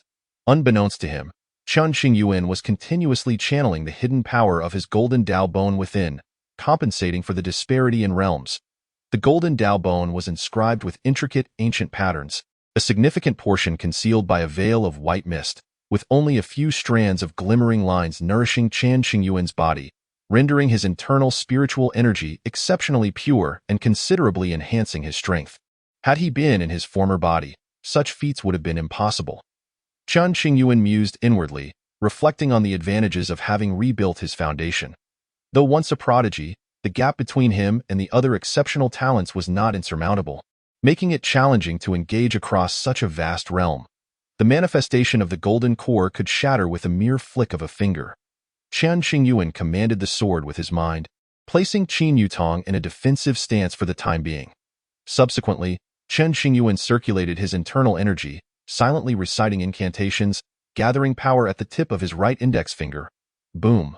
Moments later, as Qin Yutong sent the jade sword flying, he noticed a swirling vortex of dense spiritual energy forming beneath Chen Qingyuan's feet, a sense of unease creeping in. Qin Yutong rushed toward Chen Qingyuan, determined to prevent any unexpected occurrences. As Qin Yutong advanced, a terrifying aura enveloped the space surrounding Chen Qingyuan, causing the ground below to fracture like a spider's web, extending for miles and transforming the area into a wasteland. Without his sword, he felt like a lamb awaiting slaughter. Many spectators focused intently on this battle, convinced that without his treasured sword, Chen Qingyuan would undoubtedly be unable to contend with Qin Yutong. Just as Qin Yutong was about to reach Chen Qingyuan, the latter suddenly looked up at the blazing sun of the golden core suspended in the heavens. Whoosh! Chen Qingyuan flicked his finger, and a flash of white light darted toward the golden core sun with an untraceable speed. You dare to threaten my foundation? Dream on! Qin Yutong, momentarily unaware of anything amiss, shouted mockingly. With a jarring clang, the sound of the sword rang out, piercing and sharp. Qin Yutong did not relent, thrusting his sword toward Chen Qingyuan's brow. In a critical moment, Chen Qingyuan tilted his body, evading the strike while extending his right hand, pinching the incoming sword between his index and middle fingers. Just as Qin Yutong intended to unleash another sword technique, aiming to sever Chen Qingyuan's hand, an unexpected turn of events unfolded. A crack appeared in the sky-high vision of the golden core sun. Qin Yutong felt a sudden weight pressing down on him, and upon glancing back, his expression changed drastically, his eyes wide with disbelief. No, it's impossible. Just moments ago, Chen Qingyuan's finger had struck, clearly obstructed by the barrier of the golden core phenomenon. How could it possibly inflict harm upon the manifestation? Qin Yutong was unable to accept this. Observing the crack elongating and spreading further, covering many areas of the golden core manifestation, he distinctly sensed an abnormality in his body, prompting him to panic. Clang! Chen Qingyuan pinched the sword, exerting a slight force that caused it to tremble. Qin Yutong immediately released his grip on the sword, fearing the residual force might harm him. Seizing this opportunity, Chen Qingyuan delivered a palm strike toward Qin Yutong. Without hesitation, Qin Yutong retaliated with a punch, Initially, both sides held their ground, but as the cracks in the golden core manifestation multiplied, directly affecting Qin Yutong's foundation, he coughed up blood, his aura in disarray, and was sent hurtling backward for thousands of meters, crashing heavily into the ground. With a thud, a deep pit formed, and Qin Yutong lay within, numerous wounds appearing on his body, blood flowing uncontrollably. The golden core phenomenon in the void began to sway and gradually blurred. In just a few breaths, the manifestation vanished. Chen Yutong's foundation damaged, his complexion turned ashen. From above, Chen Qingyuan cast the reclaimed sword down into the ground beside Chen Yutong. He looked down from his elevated position, his gaze cold and emanating a palpable chill that caused the surrounding temperature to plummet. Chen Yutong had been defeated. He had lost to Chen Qingyuan, who possessed merely the cultivation of the heavenly spirit realm, and the golden core had manifested cracks, injuring his foundation. Onlookers were left in stunned silence. The young master of the Qin clan had actually lost. The talented disciples from various sects could scarcely believe it, their expressions a mix of disbelief. How could this happen? Many were unable to accept it, gazing up at Chen Qingyuan, who stood aloof amidst the clouds, his presence blindingly radiant and difficult to confront. It's impossible for him to lose, impossible. Chen Yutong was utterly humiliated, repeating this phrase, unable to bear the weight of his shame. Previously, he had been defeated by Chen Qingyuan, leaving him with a lingering psychological scar. Now, having lost to someone of a vastly inferior cultivation level, that scar had morphed into a mental demon. Unless Chen Yutong could vanquish this mental affliction, he would find it impossible to advance further, his cultivation stalling indefinitely. The earnest demeanor of the junior disciple was truly impressive. The elders of the Xianqing sect were equally astonished, never having anticipated that this battle would conclude in such a manner. They believed that even with a strong hidden card, Chen Qingyuan would at most draw with Chen Yutong. Never did they imagine he would dominate the entire confrontation, far surpassing the confines of his cultivation realm. Do you wish to test your luck against me? Chen Qingyuan turned his gaze toward the talented disciples of various sects, and wherever his eyes fell, none dared to meet his gaze. The disciples of various sects lowered their heads, intimidated by Chen Qingyuan's imposing presence, and remained silent. Chapter 57. Unparalleled Charisma, the World in Shock. The power Chen Qingyuan exhibited astonished everyone. Chen Yutong had exhausted all his efforts and still failed to defeat him. Naturally, no one else dared to challenge him. In the deep pit below, Chen Yutong stared vacantly, his golden core shattered, succumbing to his mental demons. This battle had utterly shattered his pride, allowing him to deeply taste the bitterness of despair. Chen Qingyuan, what ruthless means you possess? At this moment, an elder appeared, one of the high-ranking elders of the Tianyuan sect. The elder had been observing from the sidelines, initially believing that Chen Yutong's full power would surely defeat Chen Qingyuan. The turn of events, however, had left the elder bewildered for quite some time. Chen Qingyuan had shattered Chen Yutong's golden core foundation with a mere flick of his finger, the speed of his actions too swift for anyone to intervene. What? Chen Qingyuan met the elder's gaze without fear, speaking indifferently. Is it only permitted for the Tianyuan sect to kill, while others must not resist? This was the domain of the Xianqing sect, and the elder dared not make any threats. Casting a long, scrutinizing glance at Chen Qingyuan before departing with the already dazed Chen Yutong. If you do not leave now, do you wish for me to invite you for tea? Chen Qingyuan glanced at the talented disciples from various sects, coldly stating, the tea of the Xianqing sect is not cheap. Can you afford it? Chen Qingyuan's words not only repulsed the over 100 talented individuals with ill intentions, but also served to further humiliate the esteemed figures from various sects. Let us go. The crowd's faces turned grim, and they turned to leave, no longer daring to act as arrogantly as before. Once the crowd had departed, Chen Qingyuan promptly retrieved the 2 Qingyuan bags he had placed near the mountain gate. The icy indifference on his face vanishing in an instant, replaced by a satisfied smile. Subsequently, he picked up the jade sword that had fallen on the battlefield and returned it to its rightful owner, also offering some spiritual stones. Thank you, junior uncle, you were so cool just now. The female disciple receiving the jade sword gazed at Chen Qingyuan with admiration, her eyes sparkling like stars, just speaking the truth. Chen Qingyuan felt a surge of happiness and gave her additional spiritual stones. This is a reward for you.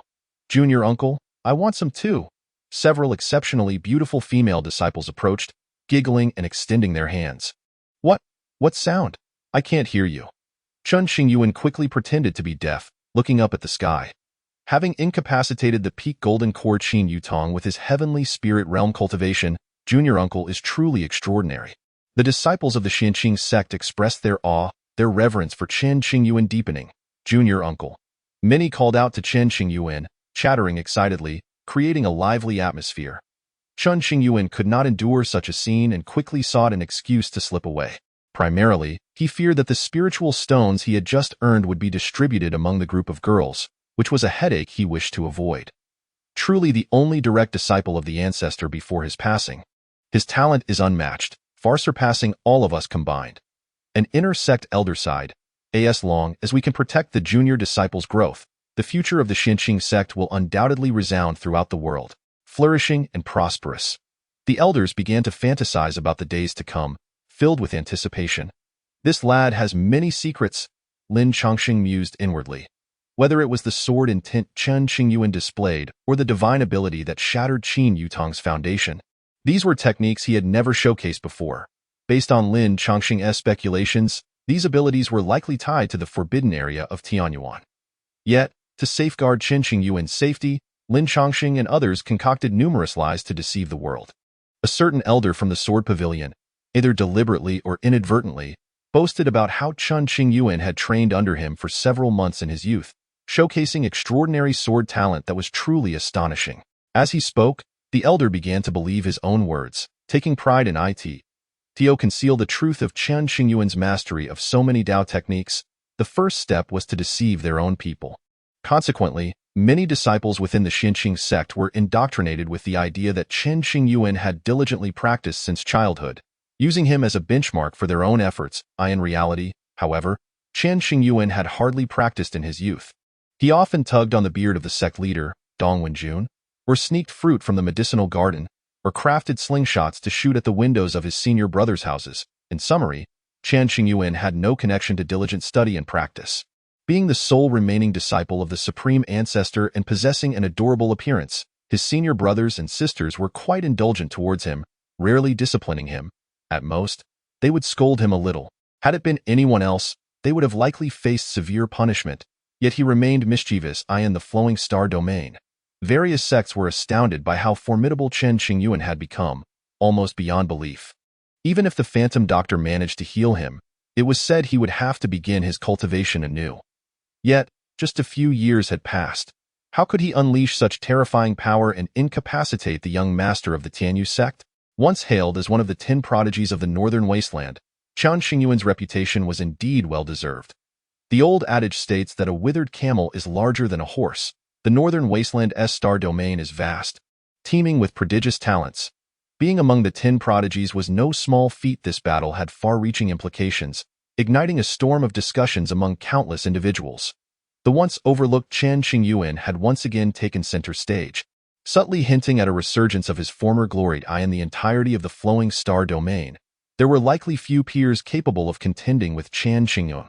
What an extraordinary individual! Those who had once competed against Chen Qingyuan were taken aback by the news of this battle. They stood in stunned silence for a long while before finally exhaling a long sigh. Even though Qin Yutong had been incapacitated, the Tianyuan sect did not send anyone to the Xianqing sect to create a ruckus. Firstly, in the realm of pure competition, defeat is simply defeat. There is no reason to seek trouble. Secondly, the matter of the demon cave had yet to be resolved. The Tianyuan sect dared not provoke the Xianqing sect. To address the issues of the underground demon cave, the Tianyuan sect had not only invited renowned formation masters but also sought assistance from other star domains, exhausting their resources. Though their foundation had been depleted, should the Tianyuan sect survive this crisis, there would be ample means to regain resources. With the resources from the demon cave, the overall strength of the Tianyuan sect would experience rapid growth. As long as they remained, hope would persist. Alas! Many within the Dongyi Palace fell silent upon hearing news of Chen Qingyuan's resurgence, ultimately releasing a long sigh. Luckily, Shishue had already entered the secret realm. Otherwise, upon hearing this news, her heart could falter, leading to unpredictable consequences. Yao Susu, Shishue's master, had facilitated the alliance between the Tianyuan sect and Dongyi Palace. However, due to the Demon Cave incident, the alliance had fallen through. Shishue had entered Yanshue City, and no news had since emerged. Should she return alive from the secret realm in Yinshue City, she would become the saintess of Dongyi Palace, eligible to accept the inheritance and elevate her status. In truth, Chen Qingyuan had never harbored resentment toward Shishue.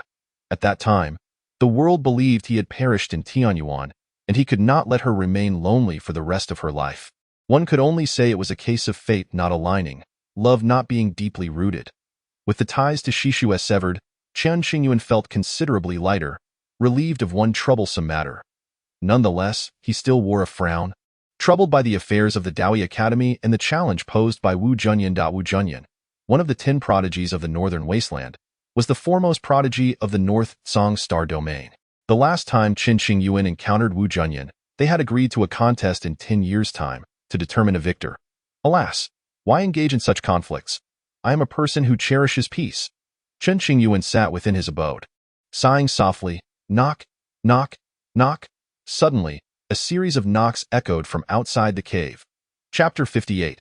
The Morong family comes to express gratitude, the new list of the 10 prodigies of the Northern Wasteland. Chen Qingyuan used his divine sense to investigate, discovering it was an inner sect disciple on duty, who transmitted. What is it? Junior uncle, envoys from the Morong family of the North Song Star domain have arrived, expressing their intent to thank you. The inner sect disciple reported. Oh, understood. Chen Qingyuan muttered to himself. The Morong family had traveled millions of miles to express gratitude and surely would not limit it to mere words. In the guest hall, Lin Chongsheng personally attended to the esteemed guests from the Morong family, with tables laden with fine wines and sumptuous dishes. The Morong family held considerable prestige in the North Song Star domain, and Lin Chongsheng did not dare to treat them lightly. Thank you for the hospitality of the Xinqing sect. This time, the Morong family had dispatched a formidable elder and over 10 core members, including Morong Wensi. You are most welcome, Lin Chongsheng responded courteously, wearing a smile. Soon after, Chen Qingyuan strolled in leisurely. You must be Elder Chen Qingyuan. The elder from the Morong family immediately rose, lowering his stance and clasping his fists in respect. I represent the Morong family to express our gratitude to Elder Chen for your assistance. Were it not for Chen Qingyuan's involvement, the Phantom Doctor would certainly not have intervened. Consequently, the Morong family would have faced considerable difficulties. An ancestor of the Morong family had fallen into a state of demonic deviation, his life hanging by a thread. As I gaze upon the celestial realm surrounding me, it is only the legendary ghostly healer who possesses the prowess to effectuate a cure in a fervent effort to mend the wounds of their revered ancestor. The Morong family dispatched numerous individuals in search of a remedy, with one party venturing into the abyss of death, where they crossed paths with Chen Qingyuan. That expedition into the abyss proved fatal for the majority of the Morong clan, resulting in substantial losses. As for Morong Wensi, had it not been for Chen Qingyuan's protection, she would have undoubtedly met her demise. No need for pleasantries, Chen Qingyuan responded courteously. Tio expressed their gratitude. The Morong family prepared a modest gift, entreating Elder Chen not to despise it. As he spoke, the clan elder produced a spatial ring, extending it towards Chen Qingyuan. While the contents of the ring remained unknown, one could be assured that the Morong family, being a prestigious lineage, would not present something meager. Chen Qingyuan accepted the ring without hesitation, tucking it into his pocket, his smile radiant as he expressed his thanks. The Morong family is truly too gracious. Since this is a token of your goodwill, I shall shamelessly accept it.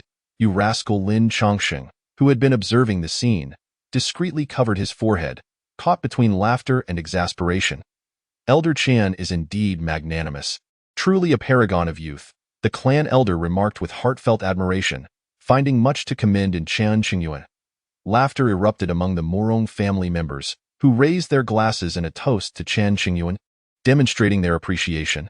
They afforded him considerable respect, leaving Chen Qingyuan somewhat flustered as he hastily reciprocated. After several rounds of drinks, Chen Qingyuan found repose beneath a tree in a side hall. Hey, you didn't say a word to me just now. Isn't that a bit excessive? Suddenly, a plaintive voice reached Chen Qingyuan's ears. Turning, he discovered it to be Morong Wensi.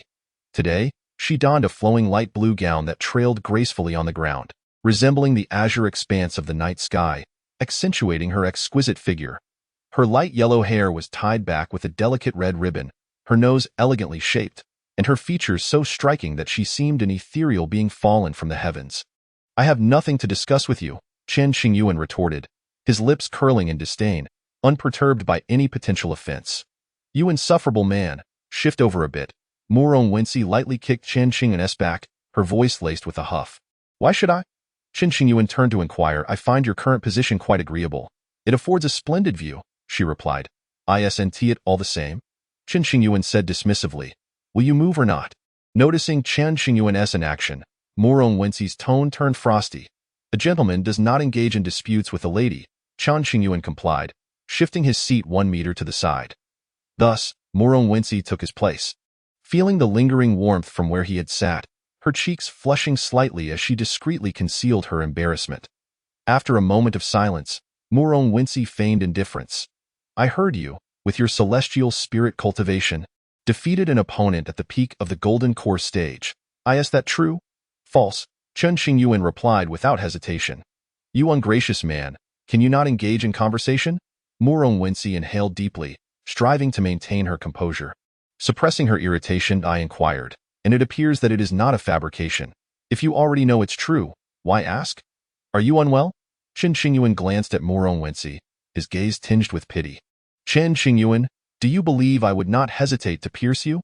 At her words, Murong Wensi's facade cracked, and she picked up a twig from the ground, brandishing it in mock threat. Let us speak civilly. There's no need to ignite anger. Chen Qingyuan chuckled awkwardly. Humph.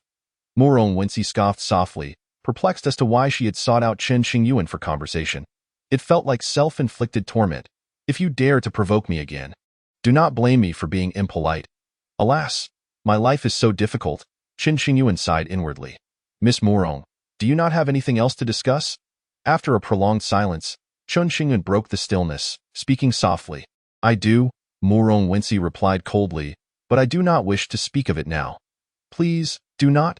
Sitting close to Murong Wensi beneath the tree, a gentle breeze wafted by, carrying a hint of fragrance that was intoxicating. I was mistaken earlier. I should not have spoken so. Is that acceptable? Given your admission of fault, I shall indulge you this once. Murong Wensi thought to herself, needing a means to descend from her lofty position. After all, she was a lady, and her pride was not as robust as Chen Qingyuan's. I am all ears. Chen Qingyuan said, a century ago, you were recognized as one of the 10 prodigies of the northern wilderness. Although news of your demise in the abyss of heaven circulated, your title was not revoked, yet it has become more of a mere formality. Recently, there have been rumors of a new list of the 10 prodigies of the northern wilderness, and the previous candidates have been replaced. As she spoke of this matter, Murong Wensi's expression turned grave, revealing a hint of concern. What relevance does this bear on me? Chen Qingyuan furrowed his brow slightly. It bears considerable significance, indeed. Murong Wensi turned to meet Chen Qingyuan's gaze, pondering her next words.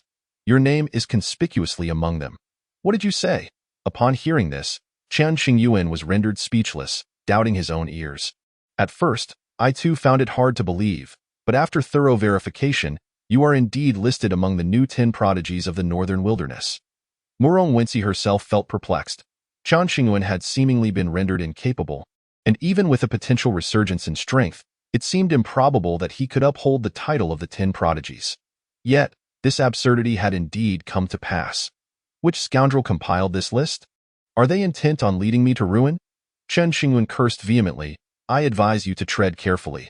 The list of the 10 prodigies of the northern wilderness has existed since time immemorial, and the forces behind it possess unfathomable power. Go this day. No one knows who decreed the 10 prodigies of the northern wilderness. The organization remains shrouded in mystery. What terrifies the populace is that each era has seen similar lists emerge, all stemming from the same enigmatic force, steeped in ancient tradition and profound depth, and why life is nothing short of tragic. Even the simplest desire for peace feels unattainable. Chen Qingyuan lamented, I have heard that many wish to come to the flowing star domain to seek you out and challenge you. Should they defeat you, they would effectively use you as a stepping stone to ascend the ranks of the 10 prodigies of the northern wilderness. Murong Wensi had arrived in the flowing star domain not only to express her gratitude, but also to alert Chen Qingyuan of the impending dangers, urging him to prepare accordingly. Why would they seek to challenge me? Chen Qingyuan instinctively voiced his discontent. What do you think? Murong Wensi shot him a knowing glance. The 10 prodigies of the northern wilderness, save for Chen Qingyuan, comprised only the most formidable geniuses, none of whom were to be trifled with. While Chen Qingyuan had once been a prodigy, he was now perceived as a mere shadow of his former self, lacking the qualifications in the eyes of the young elites across the star realms. Many sought to teach Chen Qingyuan a lesson while simultaneously seeking to make a name for themselves. After all, those with talent tend to be youthful and arrogant, unwilling to concede. They feared the other members of the 10 prodigies of the northern wilderness, but felt no trepidation toward Chen Qingyuan. My life is far too miserable. Even the simplest stable existence eludes me. Chen Qingyuan grumbled. Chen Qingyuan, soon many prodigies will come seeking you. Take care of yourself. Murong Wensi could not assist him further and could only silently pray for his safety. In recent days, Chen Qingyuan had not ventured beyond the confines of the Xianqing sect, remaining unaware of the latest developments in the outside world. However, given the Xianqing sect's intelligence network, it was likely they were aware of the 10 prodigies of the northern wilderness. Perhaps out of concern for Chen Qingyuan's state of mind, Lin Chongqing and others had chosen not to inform him. Can I simply withdraw my name from the list of the 10 prodigies of the northern wilderness? Chen Qingyuan truly wished to avoid being hunted down by a multitude of challengers. The mere thought sent shivers down his spine. Do you know who compiled the list? Murong Wensi asked pointedly. To this, Chen Qingyuan shook his head, indicating his ignorance. If you do not even know who is behind it, how can you hope to withdraw? Observing Chen Qingyuan's crestfallen expression, Murong Wensi's lips curled into a subtle smile, relishing his predicament. This is the consequence of your earlier jibes at me, she thought. Though her brow furrowed with concern for Chen Qingyuan's safety, I must act quickly. I cannot remain in the Xianqing sect any longer. Chen Qingyuan resolved not to sit idly by. The best strategy is to retreat. Hey, why are you being such a coward? Murong Wensi exclaimed, exasperated. You are capable of overcoming opponents across realms. Can we not maintain a semblance of dignity? It's easy for you to say. At such a time, what dignity is there to uphold? Once a throng of prodigies descends upon me for a beating, will I then possess any dignity? Chen Qingyuan shot her a glance of disdain. Though it may be embarrassing to retreat, facing a beating is far worse. Were Chen Qingyuan in possession of the strength of the nascent soul stage, he would have subdued all challengers without a moment's hesitation. However, as it stood, he was merely at the celestial spirit stage, utterly outmatched by the true prodigies of the northern wilderness. Many of the top prodigies from a century ago had already entered the nascent soul stage. After 100 years, who could say how much their strength had increased? They were leagues beyond Qin Yutong of the Tianyuan sect. There is wisdom in your words. It is prudent to bide one's time and wait until you are stronger before re-emerging.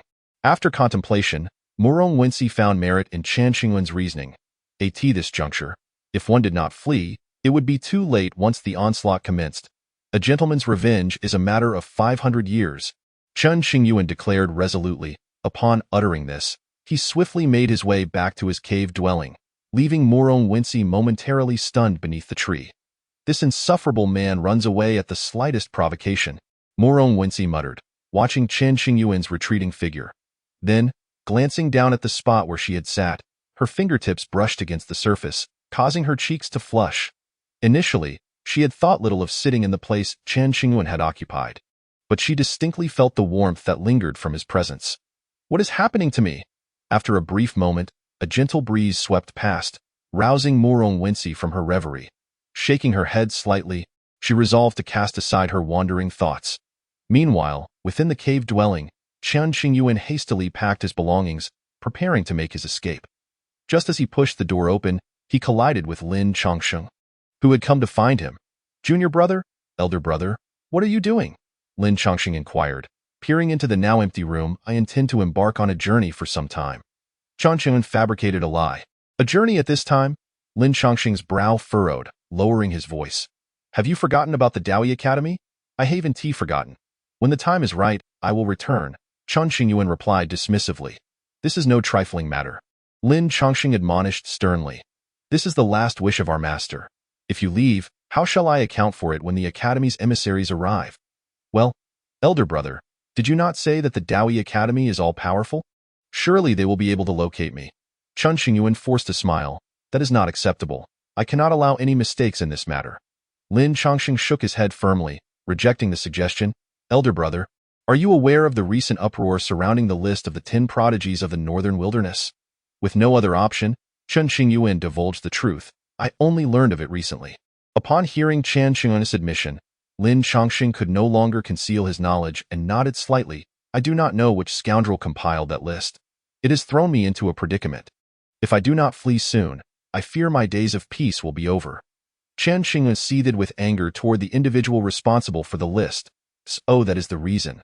Lin Chongqing feigned enlightenment, though he fully understood the situation. The credibility of the 10 prodigies of the northern wilderness was immense. Young individuals, particularly those with exceptional talent, were unwilling to be outdone by others. Among the 10 prodigies, only Chen Qingyuan appeared vulnerable, making him a target for those seeking to ascend. Such an opportunity was too tempting for many to resist. Elder brother, you surely do not wish to see me beset by others? Chen Qingyuan offered a rueful smile. To be honest, I find the prospect rather intriguing, Lin Chongqing replied, clearing his throat softly. Chen Qingyuan was taken aback, his eyes widening in disbelief. Is this something an elder brother should say? Do you genuinely wish for me to leap into the fire? The peak prodigies of the northern wilderness are not comparable to my peers in the flowing star domain. Many of them possess nascent soul stage cultivation. To say that Chen Qingyuan's current cultivation was inadequate would be an understatement. He could be easily subdued by others. Do not worry. As long as you remain within the Xinqing sect, they cannot breach our defenses, Lin Chongqing insisted, unwilling to let Chen Qingyuan go. However, Chen Qingyuan knew the danger was still palpable.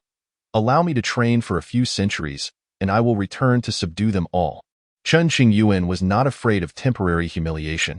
He feared missing the opportunity to rise again. A cultivator should not concern themselves with fleeting honors or dignity. One must focus on the long term. That is not an option. After a moment's thought, Lin Chongqing shook his head again, resolutely refusing. Elder brother, do not coerce me. There was a hint of threat in Chen Qingyuan's tone. Oh? What do you intend to do? Lin Chongqing met Chen Qingyuan's gaze fearlessly, intrigued by his challenge. If you do not allow me to leave, I shall persistently pester Xiao Yinzi and lead your precious son astray. After contemplating for a while, Chen Qingyuan realized this was the only viable threat. Fine, go ahead. Lin Chongqing's heart raced at this unexpected turn. Is that all? I was worried you had something serious on me. Chen Qingyuan's words made Lin Chongqing uneasy. As he feared the worst, do not regret this, Chen Qingyuan warned. I will not. Lin Chongqing nodded in agreement. Very well. With that, Chen Qingyuan turned and stepped back into his room, closing the door with a firm thud, leaving Lin Chongqing outside. Years later, Lin Chongqing would often reflect on this day with regret, reminiscing about the kind-hearted and refined Lin Pingyan in the days that followed. Chen Qingyuan frequently played with Lin Pingyan, sharing his insights on wealth without reservation. Lin Pingyan was no longer the innocent boy he once was. He had developed cunning and guile. Many elders noted the change in Lin Pingyan's character, proclaiming it impossible. For years, the higher-ups of the Xinqing sect had instructed Lin Pingyan not to be soft-hearted, emphasizing the need for certain measures to become a leader and guide the sect forward. Yet, at that time, Lin Pingyan had been resistant to such advice and had refused to change. After spending years with Chen Qingyuan, Lin Pingyan seemed to transform entirely, even managing to outsmart some elders. We cannot allow Pingyan to stay with the junior brother for too long. It may lead to undesirable influences, one elder proposed. That seems unlikely. Most elders were skeptical that Lin Pingyan would go astray, given the deep-rooted image of him as a well-behaved child. From my perspective, if Pingyan were to stray, it might not be such a bad thing. When the time is ripe, we can assess Pingyan's capabilities and consider him for the position of junior sect master. The protector elder, Dong Wenjun, stroked his beard, sharing his insights. Although the junior brother is greedy, he never crosses the line. Even if Pingyan were to learn bad habits, he would not overstep. There is no cause for concern. A lengthy meeting lasting 3 hours ensued among the elders regarding the relationship between Lin Pingyan and Chen Qingyuan. The esteemed guests from the Morong family had stayed at the Xinqing sect for half a month and were preparing to depart. Before leaving, Morong Wensi visited Chen Qingyuan's residence. Hey, I am about to leave. Will you not come out to bid me farewell? Morong Wensi called out to the closed door of the cave dwelling. You have legs of your own. Is my presence truly necessary for your departure? The ethereal voice of Chen Qingyuan drifted through the air. Chen Qingyuan, if you dare to speak to me like that again, I shall withhold any news from you henceforth. Truth be told, had it been anyone else, Morong Wensi would have already resorted to violence. At times, she found herself perplexed. Despite Chen Qingyuan's utterly detestable nature, she struggled to harbor any genuine dislike. feeling merely a flicker of annoyance at most. With a resounding clang, the doors swung open. Chen Qingyuan emerged slowly, inquiring, "Is there any news?" "Humph." Murong Wensi shot him a frosty glare. Clearly displeased and remained silent, huffing coldly. "We are good friends who have shared life and death. Is it too much to share a jest?" Noticing Murong Wensi's ire, Chen Qingyuan felt compelled to ease the tension. Grinning as he spoke, in the Tianqi star domain, Wang Qiushan, and in the Mo Su star domain, Yin Qianling. These two were once part of the 10 prodigies of the North Wilderness from a century ago. With the emergence of a new list, they have been removed. If anyone were to seek your downfall, these two would undoubtedly be your greatest foes. "Let bygones be bygones," Murong Wensi replied, breaking her silence with a serious tone. "Why did you not mention such an important matter last time?" Chen Qingyuan was well aware of both individuals. They were renowned figures in the North Wilderness, each possessing at least the cultivation of the nascent soul stage. "You dashed off before I could finish speaking. How can you blame me?" Murong Wensi shot him a reproachful glare, playfully chiding him. "Is there any other significant news?" Due to Lin Chongqing's obstruction, Chen Qingyuan found himself unable to leave the Xinqing sect. Otherwise, he would have slipped away long ago. "Nothing else," Murong Wensi stated. "Very well." Chen Qingyuan turned to retreat into the house. "You." Watching him turn away so decisively, Murong Wensi kicked a small stone on the ground, sending it bouncing towards Chen Qingyuan. "What is the matter?" Chen Qingyuan glanced back at her, feigning confusion. "Nothing," she replied, lightly biting her crimson lip, her expression cold as she departed. Once Murong Wensi had left, Chen Qingyuan retracted his indifferent facade. Muttering to himself, "Girl, please do not develop feelings for me. It would only lead to your own heartache." The reason Chen Qingyuan treated Murong Wensi this way was to prevent her from growing emotionally attached. Maintaining a certain distance, at the very least, he needed to be clear on this point to avoid causing her any trouble. After much contemplation, Chen Qingyuan stepped into the secluded and tranquil palace where Gong Sun Nan resided. A fact known only to him. "Sister Ghost Doctor, have you been living comfortably of late?" Chen Qingyuan smiled ingratiatingly. "Those who have no business do not enter the 3 Treasures Hall. If you seek something, do speak," Gong Sun Nan, who was meditating in the courtyard, remarked with a slight smirk. "Indeed, you are renowned across various realms for your perceptiveness. I am truly in awe." Chen Qingyuan seized the opportunity to flatter her. "You wish for me to take you away from the Xinqing sect? Not a chance." Before Chen Qingyuan could elaborate on his intentions, Gong Sun Nan bluntly stated her refusal. With her prowess, it was far too easy for her to ascertain recent happenings. "Please don't. I am growing anxious." Chen Qingyuan stepped closer, pleading, "Sister, do you truly want to see me being bullied?" "I do." Gong Sun Nan nodded in agreement. Just as Chen Qingyuan was about to plead further, Gong Sun Nan suddenly opened her eyes, chuckling lightly. "Kid, it's too late for you to leave now." In that fleeting moment, she sensed numerous formidable auras surrounding the Xinqing sect, most likely converging towards Chen Qingyuan. Chapter 61. The Gathering of Prodigies at Xinqing Sect. A storm approaches. Through Gong Sun Nan's recounting, Chen Qingyuan learned of the situation surrounding the Xinqing sect. Many powerful prodigies had arrived. It seemed he had no chance to slip away now. A headache ensued as he realized that stepping outside would undoubtedly result in an encounter with those hostile individuals. If he wished to avoid conflict, the only option left was to remain indoors. After leaving Gong Sun Nan's abode, Chen Qingyuan confined himself within his room, shutting out the world. "Oh no, I almost forgot something important." While organizing his belongings, he stumbled upon an IOU, the borrower being none other than Murong Wensi. Back in the Dead Realm, when Murong Wensi sustained severe injuries, she required spirit stones for recovery, prompting Chen Qingyuan to lend her some, establishing a written agreement. How did I forget to ask her for repayment last time? What a lapse! With many recent worries weighing on him, Chen Qingyuan had overlooked the debt. While the Murong family had offered significant tokens of gratitude, those were mere gestures of courtesy, not to be conflated with the debt owed. Could she have forgotten? Or does she intend to use this as an excuse to seek me out again? Chen Qingyuan sighed, wishing to minimize his interactions with Murong Wensi. "Though I am quite handsome, do not fall for me, otherwise you will only end up hurt." After putting away the loan agreement, Chen Qingyuan decided not to dwell on the matter further. The debt must be settled. He would find an opportunity to ask Murong Wensi for repayment in the future. Days later, a disciple on duty arrived at the door, gently knocking. "Little uncle, there is someone outside who wishes to meet you." "Who is it?" Chen Qingyuan did not open the door, his voice carrying outside. The individual claims to be from the Mo Su star domain. Named Yin Qianling, the disciple replied, I am in seclusion. I have no time to meet guests. Chen Qingyuan's eyelids twitched as he decisively stated. Understood. The disciple did not pry further and left. Inside, Chen Qingyuan reclined in a rocking chair, exuding an air of languor. What a bother, he muttered, utterly disinclined to venture out and face potential conflict. Who was Yin Qianling? A peer of Chen Qingyuan from a century ago, one of the 10 prodigies of the North Wilderness, a figure of immense talent. This time, after the release of the new list, Yin Qianling's name had been replaced by another prodigy. Upon learning that Chen Qingyuan, now a mere shell of his former self, still held a place on the list, Yin Qianling felt a sense of indignation. He had traveled countless miles, eager for a chance to challenge Chen Qingyuan. Why did Yin Qianling and many other prodigies not seek to confront the other 10 prodigies? Because, from their perspective, Chen Qingyuan appeared to be the most vulnerable target. After all, opportunities to step on someone like Chen Qingyuan were rare. They could not afford to miss such a chance to make a name for themselves. Outside the gates of the Xinqing sect stood a young man clad in a sky-blue brocade robe, arms crossed behind his back, exuding an aura of martial prowess. This blue-clad youth was Yin Qianling, the only one to reveal himself, while the other top prodigies lurked in the shadows, observing. Since Yin Qianling had taken the initiative to step forward, the others naturally refrained from stealing his thunder, opting to watch and wait.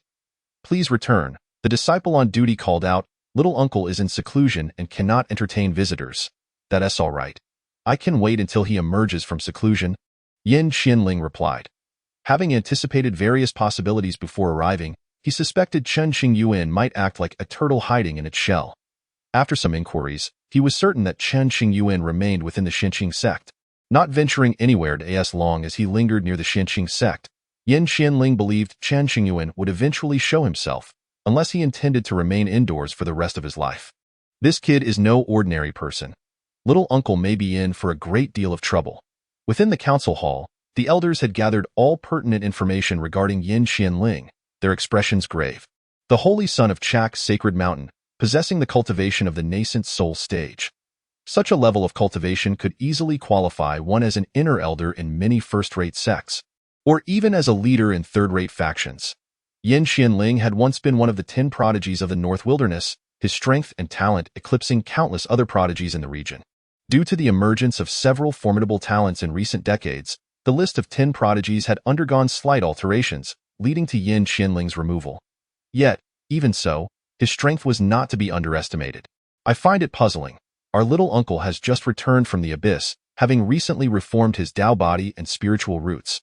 The forces behind the compilation of the list should be well aware of the happenings in the North Wilderness, and his name should not have remained there. Don't look at me. I'm equally perplexed and distressed. The young and ambitious were unlikely to accept little uncle's presence on the list.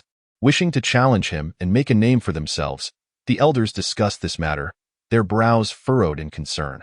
The rivalry among the new generation of prodigies was not something the older generation should meddle in. Therefore, facing Yin Qianling's provocation at the door, the Xinqing sect found themselves unable to drive him away, having no choice but to feign ignorance. The news of Chen Qingyuan's inclusion in the 10 prodigies list had not only bewildered the members of the Xinqing sect, but had also left powerful figures from various star domains at a loss. Historically, anyone who ascended to the 10 prodigies list had begun their journey at the nascent soul stage. Chen Qingyuan had indeed possessed such qualifications, gifted and powerful, earning the respect of many. However, did he still merit such recognition now? This is absurd. There must be some foul play involved in this list. Recently, Chen Qingyuan had seemingly defeated the peak golden core cultivator Qin Yutong, while only at the heavenly spirit realm. Overcoming an entire major realm to defeat an opponent was indeed extraordinary, but such a feat was insufficient for placement on the 10 prodigies list. It was said that top prodigies from various star domains were dissatisfied with this situation and were preparing to confront Chen Qingyuan. The fully used star domain was bound to become quite lively. The 10 prodigies list had already circulated throughout the North Wilderness, stirring a wave of excitement. As the renowned names appeared on the list, including Chen Qingyuan, the various sects within the fully used star domain fell into a state of silence. Chen Qingyuan now displayed cultivation at the peak of the heavenly spirit realm, yet he stood among the 10 prodigies, a fact that was difficult for many to accept. It was the first time in countless years that such an occurrence had transpired. Why not allow little uncle to leave early? one elder posed this question. If given sufficient time to train, he could surely silence the critics. I have my plans, Lin Chongqing responded. He could not disclose matters concerning the Tao Academy. The implications were too great, and the fewer people who knew, the better.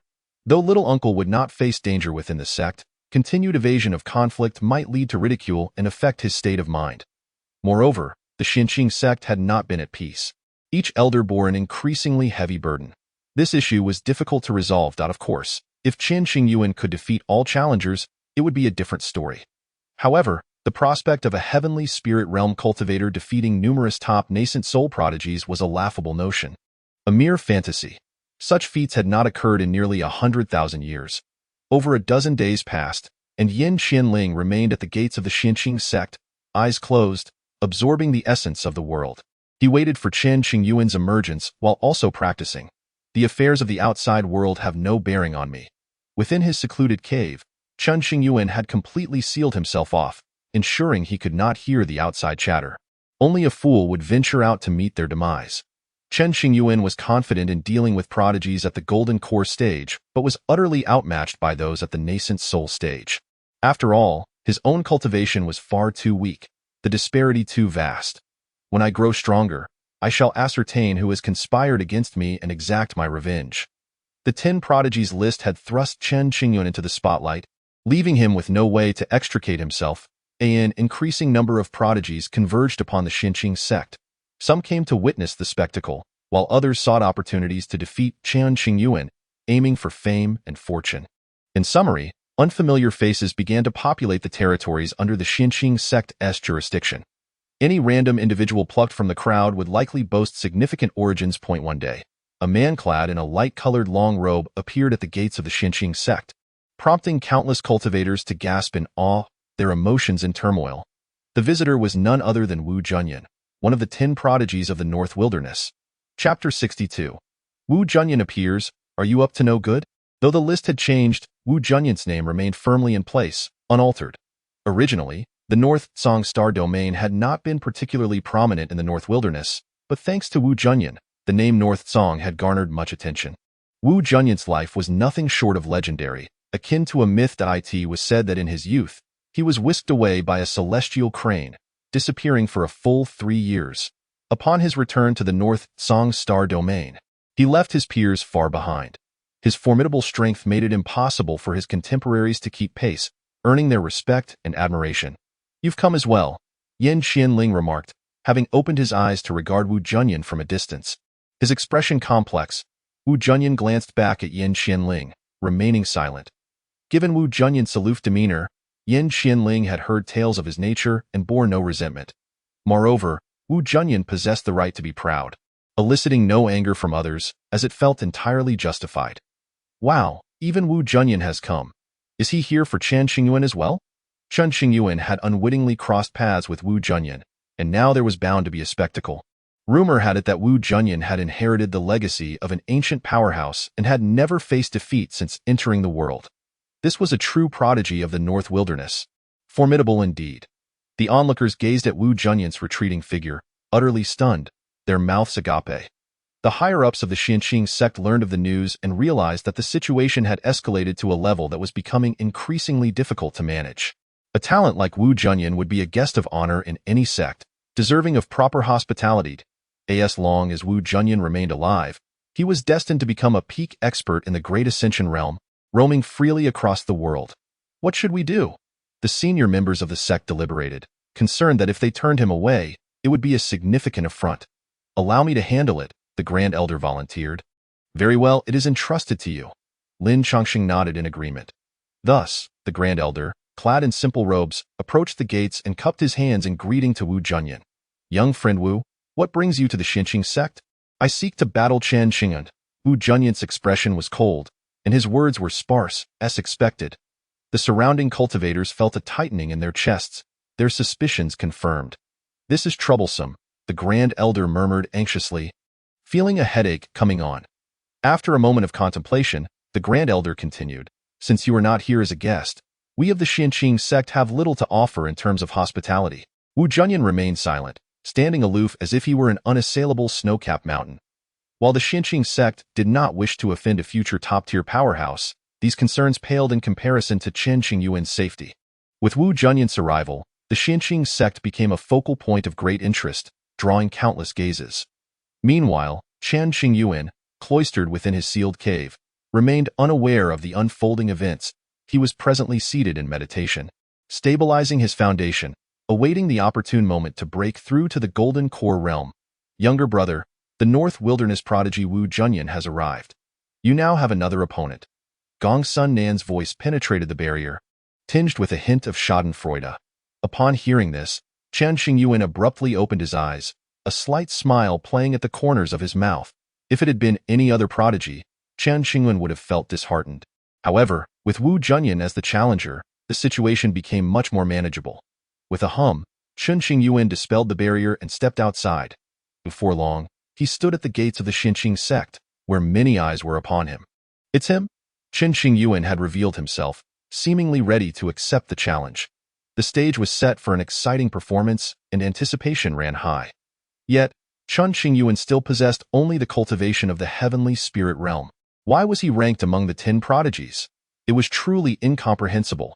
Since his cultivation had been exposed, Chen Qingyuan no longer concealed it with the power of the jade bracelet. He displayed it openly. The spectators gazed at Chen Qingyuan's appearance with excitement, settling down with their chairs to watch the unfolding drama. Yan Xianling's expression was frigid, his eyes glinting with fierce resolve, as he proclaimed, Chen Qingyuan, do you dare to engage in battle with me? Chen Qingyuan chose to ignore Yan Xianling's challenge. What kind of nonsense is this, to demand a battle so casually? Of course, this was merely a thought he kept to himself, never voicing it aloud. Oh, old Wu, you are certainly eager to join the fray. Chen Qingyuan turned to Wu Junyan, greeting him with delight. In just a few years, it will be time for our scheduled duel. I came early to await your arrival, so you wouldn't run off. Last time, Chen Qingyuan ventured into the death domain, and on his return journey, he was intercepted by Wu Junyan. Under Wu Junyan's coercion, the two established a 10-year duel agreement. Given Chen Qingyuan's recent rise to prominence, Wu Junyan harbored concerns that Chen might evade the challenge or be defeated by others. Thus, he came early to preempt any unforeseen circumstances. For Wu Junyan, this battle held immense significance, and there could be no room for carelessness.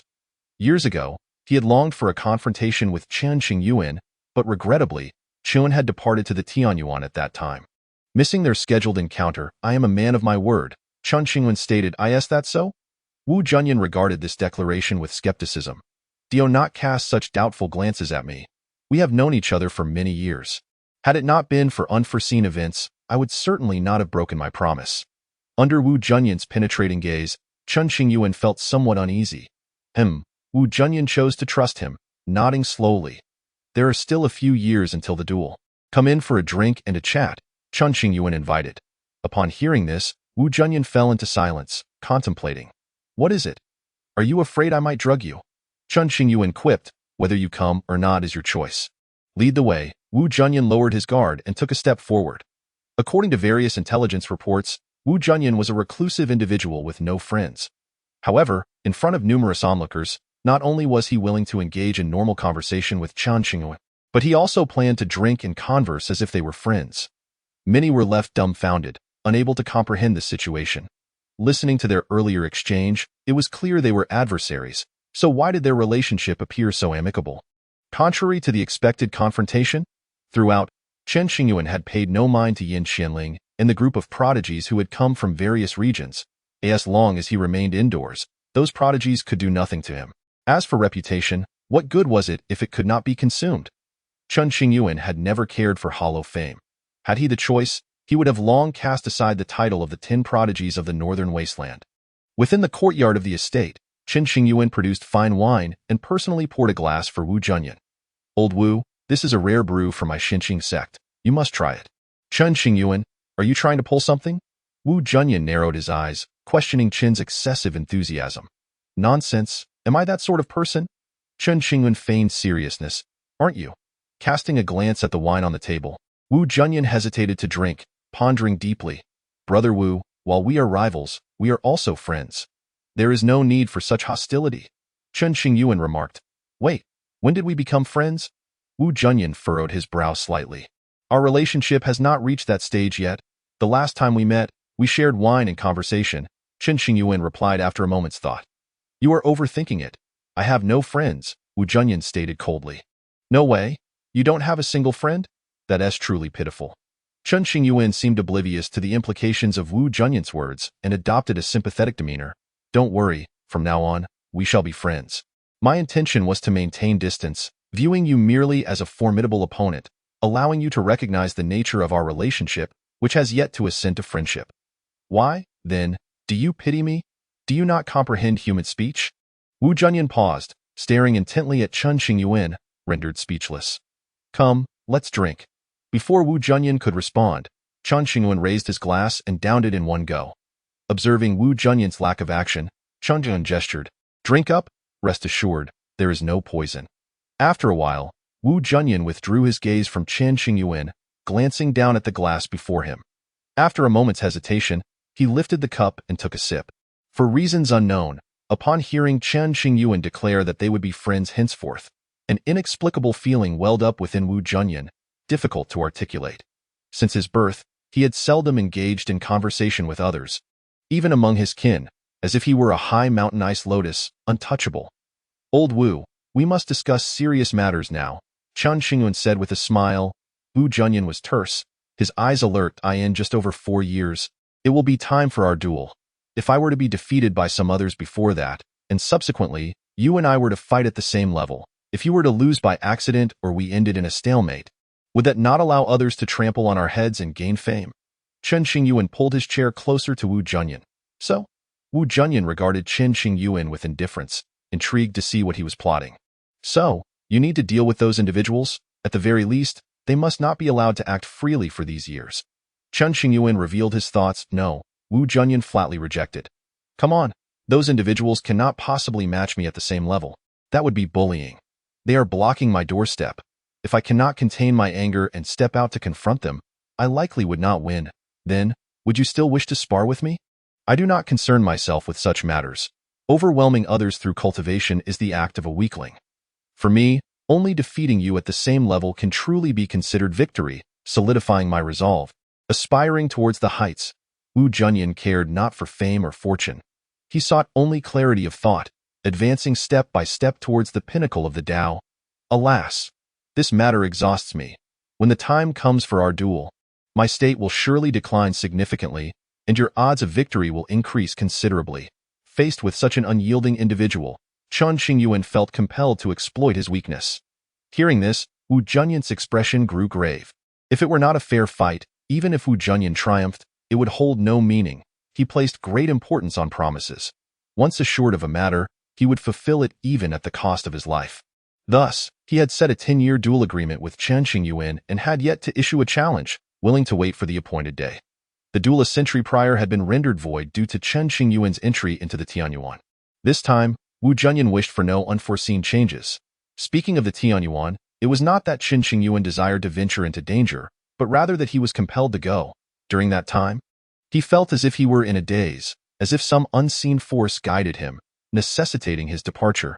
Before you and I duel, no one shall disturb you. Wu Junyan pondered for a moment and made a promise. Exactly, now that is what friends do. Chen Qingyuan smiled happily. Unpalatable. Taking another sip of wine, Wu Junyan stated earnestly, as if lamenting his discomfort. This is the finest brew from my Xinqing sect, Chen Qingyuan insisted. The taste was acceptable earlier, but now it is not. The implication was that the wine was not distasteful. Rather, it became unpalatable solely due to Chen Qingyuan's presence. Wu Junyan's manner of criticism was quite subtle, leaving Chen Qingyuan momentarily taken aback. Chen Qingyuan paid no heed to such remarks. As long as Wu Junyan could resolve these issues, that was sufficient. Leaving already? As Wu Junyan rose to depart, Chen Qingyuan inquired. What I promised you, I shall not go back on. With that, Wu Junyan stepped out of the courtyard, leaving gracefully. Truly impressive, Chen Qingyuan praised. To be honest, Chen Qingyuan felt quite at ease in Wu Junyan's company. Free from the need for scheming and intrigue. To deal with a cunning old fox would be akin to treading on thin ice, requiring utmost caution. Battling him at the same level meant that at least he would not be subjected to humiliation, and there was a significant chance of victory. However, fighting against those who played unfairly would lead to a lopsided contest, where he would simply be on the receiving end of blows. Chen Qingyuan was prepared for a fair duel with Wu Junyan. After all, neither would resort to lethal force, and merely determining a victor was not a significant issue. Outside the gates of the Xinqing sect, Wu Junyan stood upon the clouds, surveying the surroundings with a detached expression, proclaiming to all realms, "From this moment forth, no peer may challenge Chen Qingyuan, nor obstruct the gates of the Xinqing sect. Those who defy this may duel with me." The announcement sent shockwaves through the crowd, eliciting gasps of astonishment. What was happening? The prodigies arriving from various factions were left bewildered. Was Wu Junyan standing up for Chen Qingyuan? What was their relationship? Those who sought to ascend by stepping on Chen Qingyuan found themselves filled with questions. In my recollection, Wu Junyan seldom takes a stand for others. Practitioners from the northern Song Star domain were particularly aware of Wu Junyan's solitary nature, preferring to walk alone and avoiding companionship. The most outrageous tale was that a certain sect saintess from the northern Song Star domain went to great lengths to trap Wu Junyan in a secluded chamber, igniting aphrodisiac incense to awaken his primal instincts. The saintess had no ill intentions. She merely wished to share a fleeting bond with him, hoping that should he ascend to greatness, he would remember her. However, to her surprise, Wu Junyan remained resolute, maintaining his clarity. Faced with the sight of the unclad saintess, he said nothing, his gaze unclouded. Subsequently, he approached the entrance of the chamber and began to pound on the door with his fists. Despite knowing the chamber was incredibly sturdy, inscribed with ancient laws, he did not relent. His hands became bloodied, and his vital energy surged within him as he forcefully broke through the stone door, leaving behind a solitary, desolate figure. There is no wall that does not let the wind through. This incident reached the ears of many.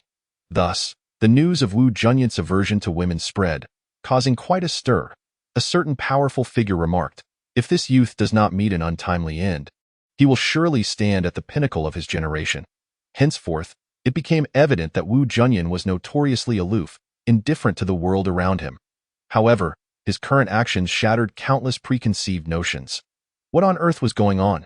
Many began to panic, bewildered. In the void, Yin Xinling, once one of the 10 prodigies of the northern wasteland, frowned and turned to Wu Junyan, inquiring, "What do you mean by saying that peers may not challenge him?" "The literal meaning," Wu Junyan replied coldly, locking eyes with Yin Xinling. "I have never heard of a prohibition against peers clashing. Are you protecting him?" Yin Xinling, wary of Wu Junyan, spoke in a hushed tone. "He is my rival," Wu Junyan stated bluntly. "Before my battle with him, no one may disturb a battle with you?" Yin Xinling was momentarily taken aback. "You have always been one of the 10 prodigies of the northern wasteland, a top-tier genius of this age. If the Chen Qingyuan of the past could stand shoulder to shoulder with you, does the current version possess the qualifications to be your opponent? The weak will never understand." Wu Junyan offered no further explanation on the matter, deeming it pointless. Hearing this, Yin Xinling's expression darkened considerably. Nearby, the observing cultivators widened their eyes. Yin Xinling was a renowned figure in the northern wasteland, exceptionally talented and powerful. If he were deemed weak, what did that make the rest? Nothing at all. The crowd felt insulted yet powerless to retort. "You are indeed strong, and you possess the arrogance to match. However, there are many stronger than you in this world." This sentiment echoed from Wu Junyan's lips. Were it any ordinary cultivator, they would have already been trampled beneath Yin Xinling's feet. "There are indeed many who surpass me. I do not dispute that." Wu Junyan stood with his hands clasped behind his back, his tone flat. "At the very least, you do not." "You?" Yin Xinling gritted his teeth, eager to challenge Wu Junyan. Yet, he lacked the confidence, knowing that the odds of victory were exceedingly slim. Controlling his emotions, Yin Xinling decided against engaging Wu Junyan at this moment. Once he had bested Chen Qingyuan and his own power grew, he would certainly regard Wu Junyan as his next target. Individuals like you only see those temporarily weaker than yourself as rivals, relishing the feeling of assured victory. Regardless of how far you may go in the future, you can never become a true powerhouse. Wu Junyan never bullied the weak. In his eyes, only higher peaks existed. When it came to a battle with Chen Qingyuan at the same level, he held no confidence in victory. Everything remained uncertain. It was precisely this uncertainty that drove Wu Junyan to continually strengthen his foundation, contemplating ways to grow stronger in order to face the unknown. Listening to Wu Junyan's discourse, Yin Xinling's expression turned ashen, leaving him speechless. "Do not elevate yourself too high. Beware of falling." Wu Junyan continued. After a moment's thought, Yin Xinling chose not to remain in the air above the gates of the Xinqing sect, instead descending to the ground, waiting in a nearby city for the opportune moment. Had he remained, he likely would have faced Wu Junyan's assault the very next moment. With the obstacles at the entrance cleared, Wu Junyan found a comfortable spot at the foot of the Xinqing sect's mountain, seated upon the ground, closing his eyes to meditate. Among his peers, none dared to disregard Wu Junyan's words. For the next 4 years, should anyone dare to provoke Chen Qingyuan or disturb his life, their fate would undoubtedly be dire. When did my junior brother's relationship with Wu Junyan become so amicable? The elders of the Xinqing sect exchanged glances. Puzzled. Young matters should be resolved by the young. With Wu Junyan's appearance, our Xinqing sect is suddenly tranquil, devoid of any clamor. Many elders sighed in admiration, recognizing Wu Junyan as a top-tier prodigy among the 10 prodigies. With formidable presence, is Wu Junyan preparing to duel my junior brother? Can he handle it? A number of elders felt a sense of crisis, for the first time doubting whether Chen Qingyuan could withstand the pressure. The oppressive aura Wu Junyan exuded was simply too overwhelming. Why does it seem that my junior brother appears so inferior in comparison to Wu Junyan, despite them both being among the 10 prodigies of the Northern Wasteland?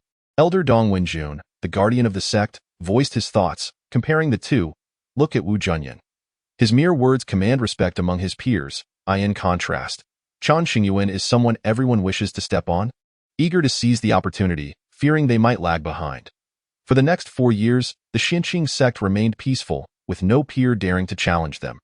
Even someone as strong as Yin Xinling had to avoid Wu Junyan's edge, granting him a measure of respect. In the case of ordinary prodigies, they certainly did not dare to act recklessly.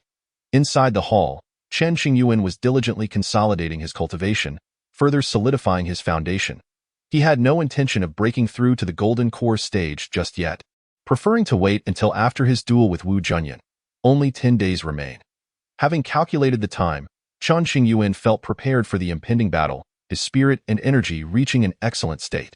At the foot of the mountain, Wu Junyan slowly opened his eyes, murmuring to himself, "This time, I must determine a victor between us." Whether in victory or defeat, Wu Junyan would finally resolve a lingering concern, allowing him to take a step forward and grow even stronger. 8 days passed, leaving only 2 days until the duel. Suddenly, a guest arrived at the Xinqing sect, a young man, standing 8 feet tall, donned in a white robe with a flower pattern embroidered on his left chest. The young man, elegant in demeanor, eluded the attention of countless observers as he strode directly into the Xinqing sect's gates, disregarding the barrier's obstruction. The gatekeepers and disciples of the Xinqing sect did not sense the young man's presence as they brushed past him. In the next moment, he arrived at the depths of the rear hall. Slowly approaching Lin Changsheng, it was not until the young man was within 10 zhang that Lin Changsheng finally sensed him, turning around like a startled tiger, cold sweat beading on his forehead. Who? At such close range, Lin Changsheng only then reacted. The young man, seemingly somewhat translucent, appeared as if he did not belong to this realm, his features obscured by a veil of white mist, rendering him unrecognizable. Upon hearing these words, Lin Changsheng's body trembled slightly, and his expression changed dramatically. He quickly clasped his hands in salute and said, "So it is the envoy of the academy. I have been remiss." He then inquired, where might the candidate for the assessment be? As the token he had shattered was in Lin Changsheng's possession, the young man in white was able to pinpoint the location with precision. "It is in the Yuxia Hall, 100 miles to the west." Lin Changsheng indicated a direction. "I have taken the person," the young man in white stated, his tone devoid of any room for dissent. Before Lin Changsheng could respond, the figure of the young man vanished.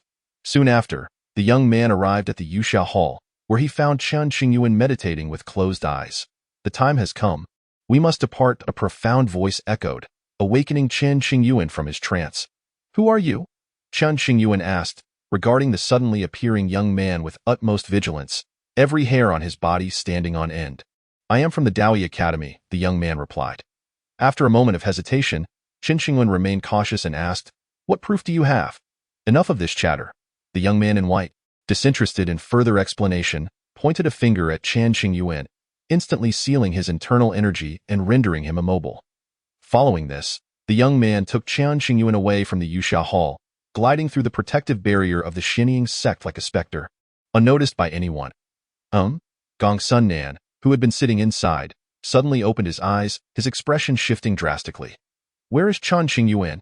It wasn't until Chen Qingyuan was taken away from the Xinjiang sect that Gongsun Nan realized he was missing, as if he had vanished from the face of the earth, leaving no trace behind. Was this a trick of the Xinjiang sect, or was it the work of a person? If it were merely an illusion, Gongsun Nan could somewhat accept it, considering the former grandeur of the Xinjiang sect had left behind some legacy.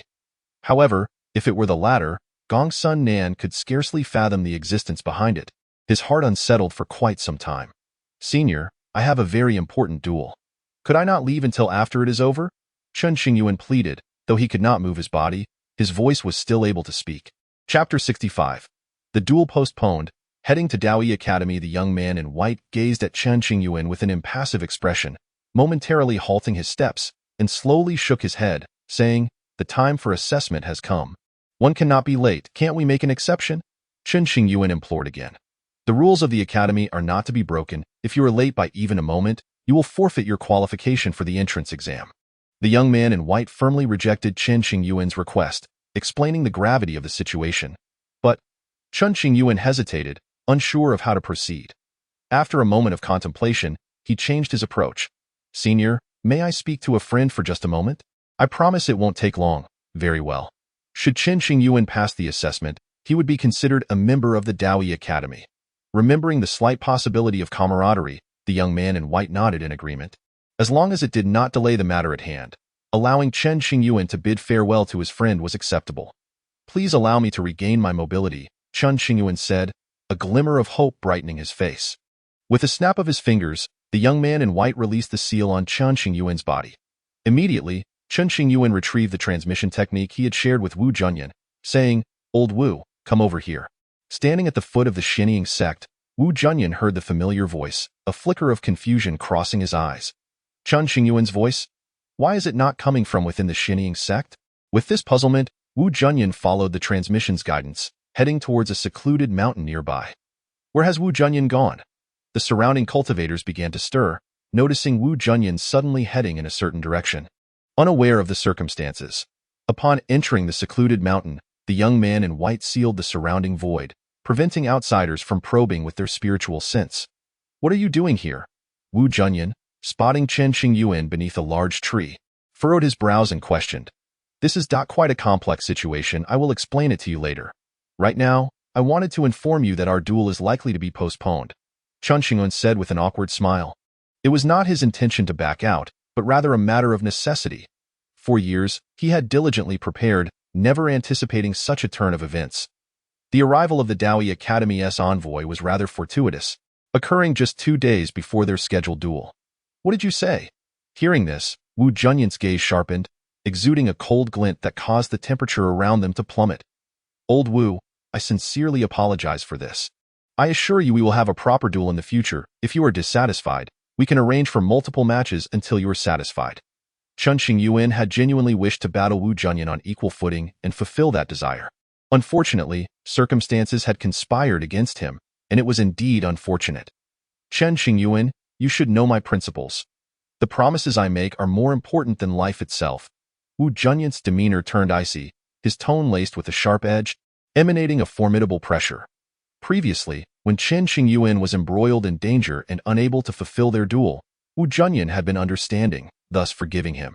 However, this time, Chen Qingyuan was once again backing out, which Wu Junyan could not tolerate.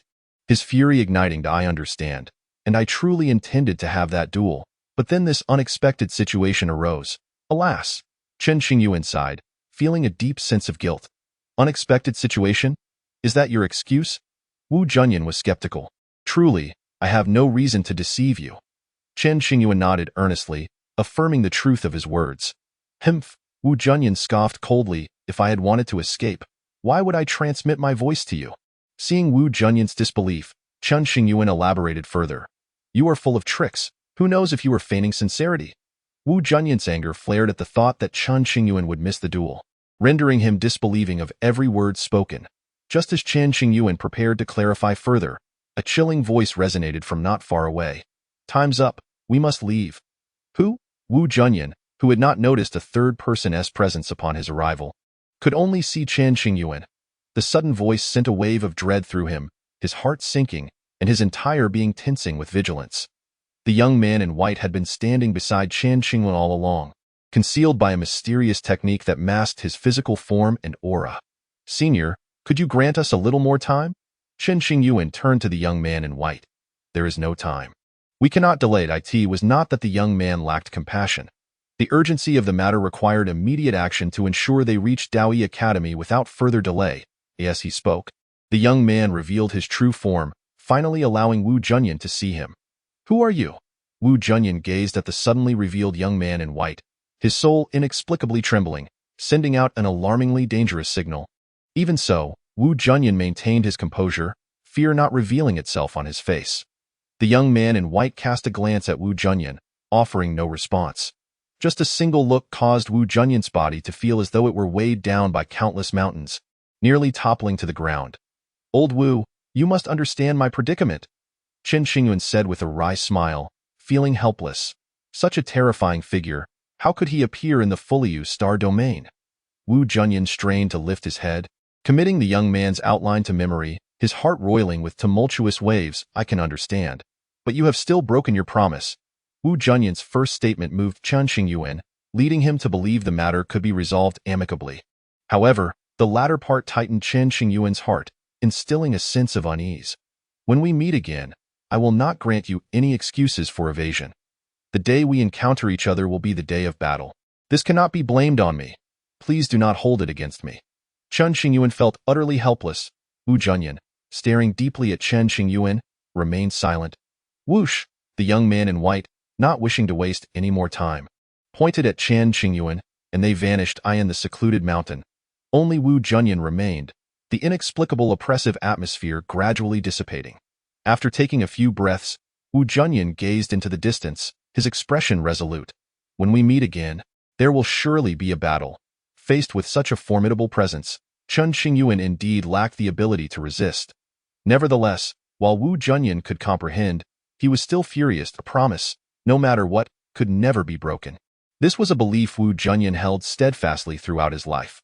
After a brief moment of rest, Wu Junyan quietly departed from the Fulliu star domain, his destination unknown.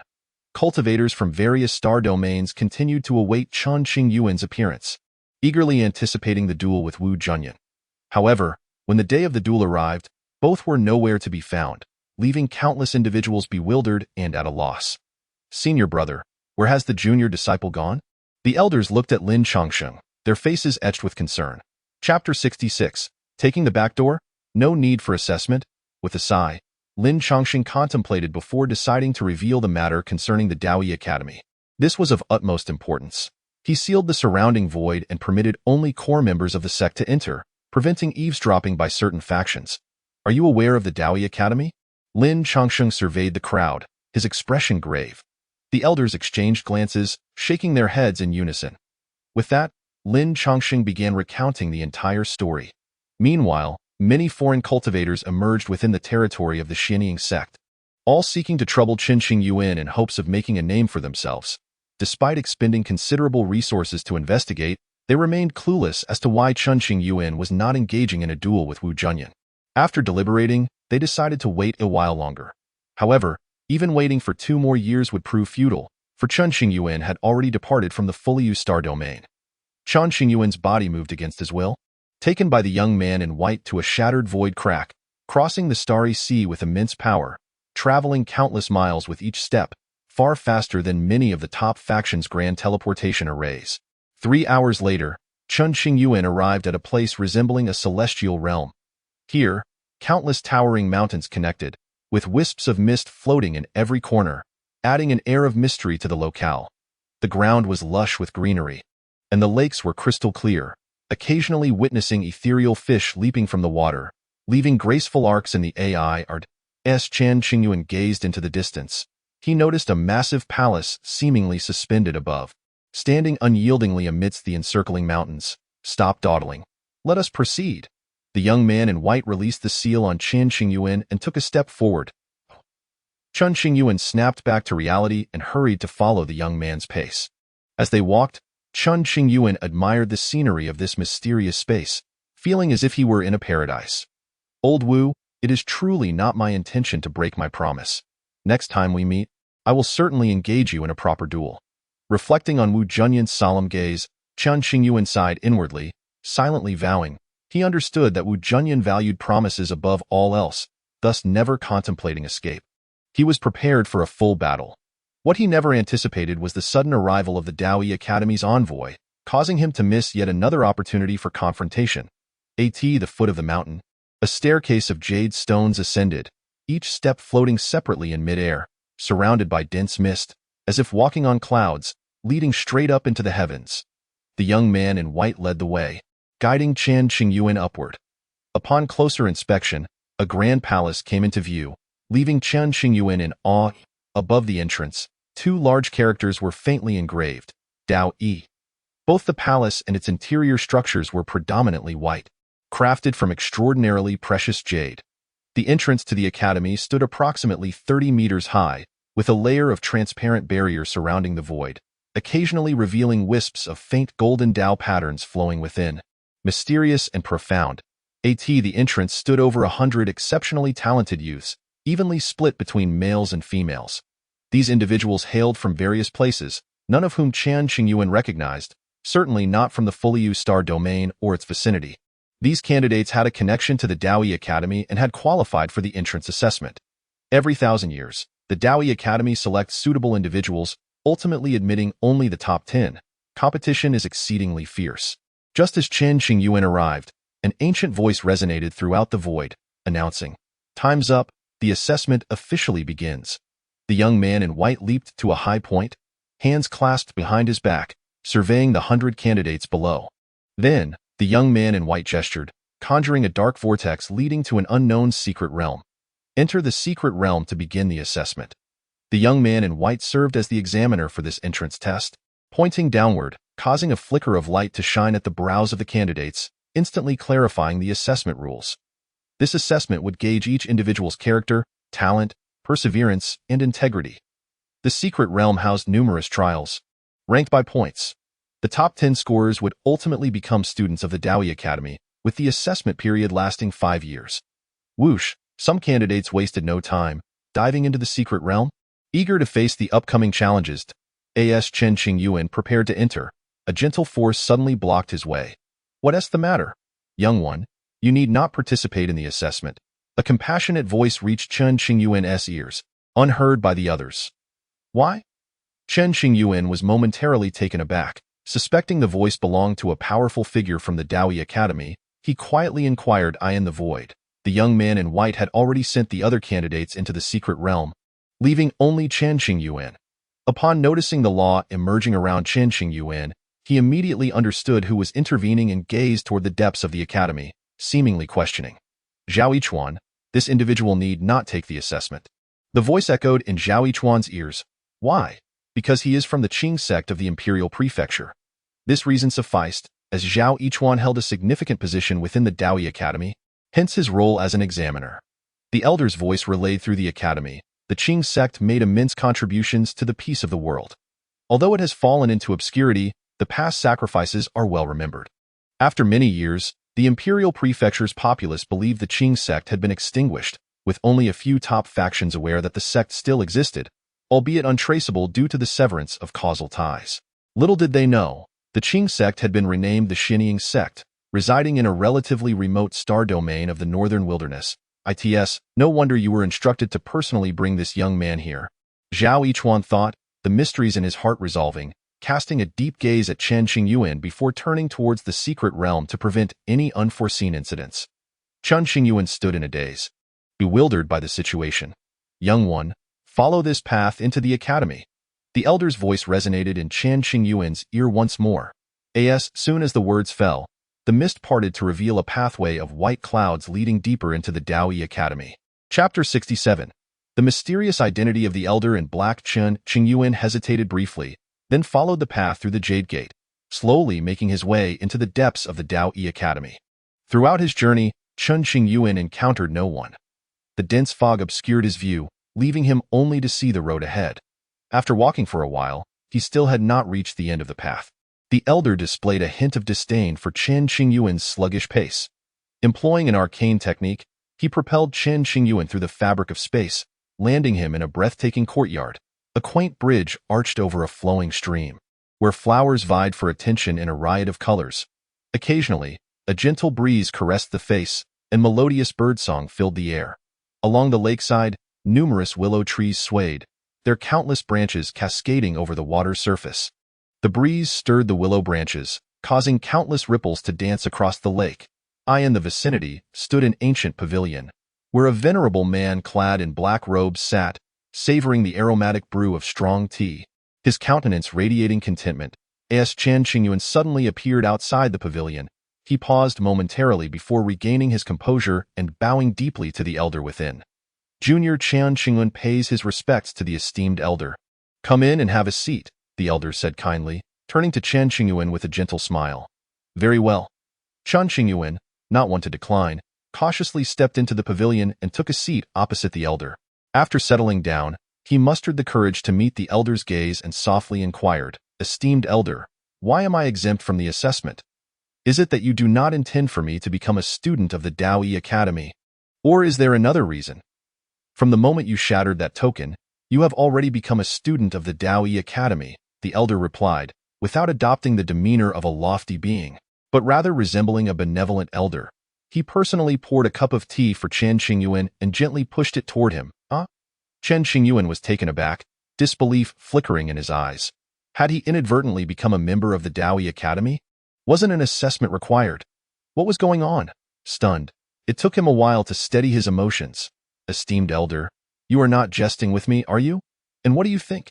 the elder retorted, a smile playing at the corners of his mouth, his eyes deep as a fathomless abyss. Such a powerful being as the elder surely had no reason to jest with a junior like himself. However, Chen Qingyuan hesitated, then decided to voice all his lingering doubts. "It simply feels somewhat unsettling that I have done nothing to warrant this admission." "You have indeed done nothing, but others have acted on your behalf," the elder replied with a knowing smile. "Someone acted on my behalf?" Chen Qingyuan's expression grew even more perplexed upon hearing this. Suddenly, he recalled his benefactor, his master, who had left behind the token of the Daoyi Academy and that letter. Could this matter be related to his master? After all, Chen Qingyuan had never truly met his master. He had only seen their portrait. "Esteemed elder, could you please clarify this for me?" Chen Qingyuan immediately rose, performing a respectful bow in earnest. "No need for such formalities," the elder said, gesturing for him to sit again. "First, pledge yourself to me as a disciple, and then I shall elucidate your queries. Become a disciple." Chen Qingyuan's pupils dilated, his body trembling slightly as he stammered, "Esteemed elder, you are well aware of my background. I already have a master, I am aware." The elder chuckled lightly. 2 centuries ago, I met your master and discussed your matters. It was made clear then that if I found you to be worthy, I could take you as my disciple, and your master would not object. You met my master? Chen Qingyuan was astonished, calculating the timeline. 200 years ago was precisely when he was born, and he remembered nothing. Indeed, that was their first and last meeting. Reflecting on this, the elder sighed deeply, feeling both a sense of regret for the lost time and a tinge of nostalgia. "You are not deceiving me, are you?" Chen Qingyuan murmured quietly. "At my age, would I have any need to mislead you?" The elder scoffed lightly. "That remains to be seen. The older one gets, the more cunning one becomes, capable of deceiving without leaving a trace." This thought Chen Qingyuan dared only to entertain internally, not voicing it aloud. "There's some truth to that," Chen Qingyuan conceded, though he felt it was disingenuous. The elder, observing the subtle shifts in Chen Qingyuan's expression, continued, "Your master once visited the Daoyi Academy and took with him a token. Whenever that token is shattered, it signifies your time to join the Daoyi Academy." "I see." Chen Qingyuan had no doubts regarding this, as it was indeed the truth. "Here are the letter and the unique Taoist seal left by your master from his time in the Xinqing sect. Take a look." The elder produced a jade slip in an envelope. Curiosity piqued, Chen Qingyuan first opened the letter, recognizing the handwriting as unmistakably that of his master. Having seen his master's portrait and writing, he was certain. Next, he directed a strand of his consciousness into the jade slip, where intricate markings of the core secret arts of the Xinqing sect were inscribed, an ancient and undisclosed power that even the Daoyi Academy could not counterfeit.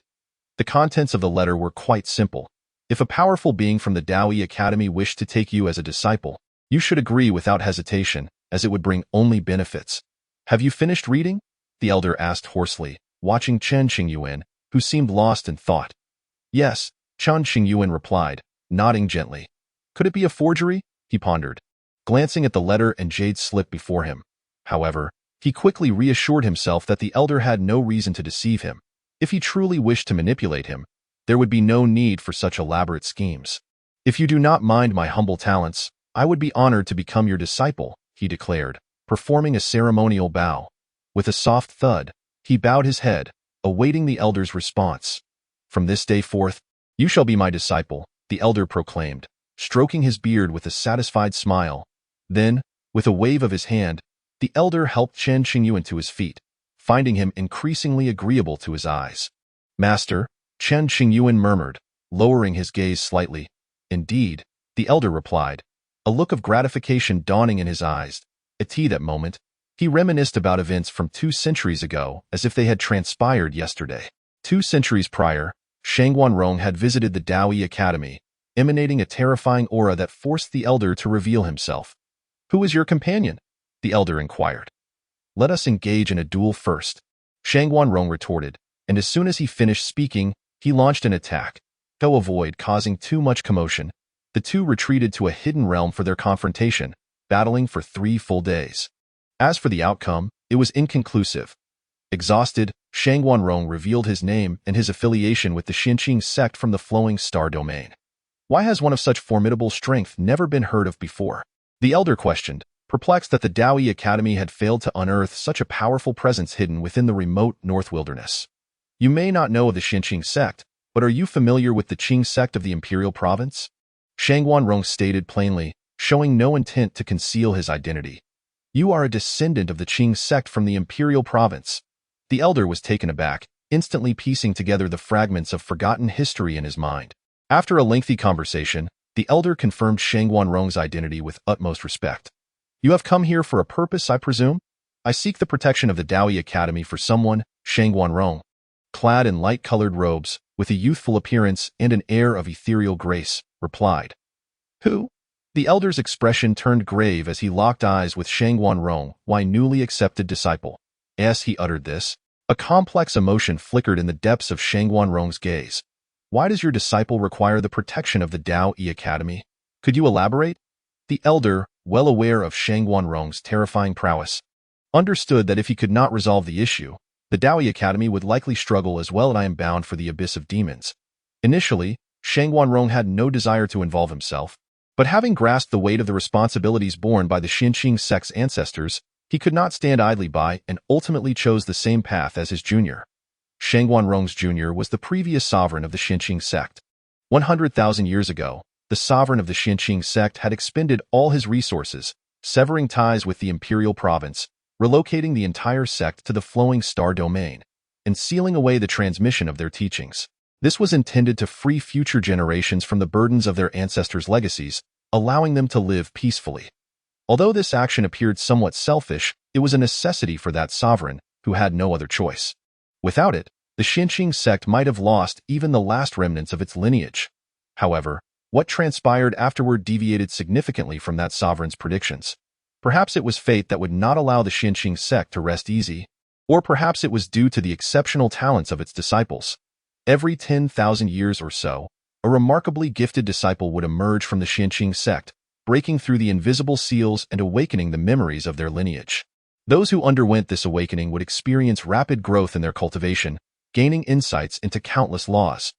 The previous sovereign of the Xinqing sect, Feng Changxian, reached astonishing heights in just a century after activating the memories of the lineage. Consequently, he faked his death, severed ties with the Xinqing sect, and traveled to the imperial province under the alias of Zongxian Daoist. Before confronting the abyss of demons, Zongxian Daoist first dealt with numerous powers within the imperial province, feeling a deep sense of injustice for the ancestors of the Xinqing sect. Ultimately, he discovered signs of the weakening seal of the abyss and charged in without hesitation. Now, Shangguanrong, like Feng Changxian, had awakened the memories of the lineage and chosen this path.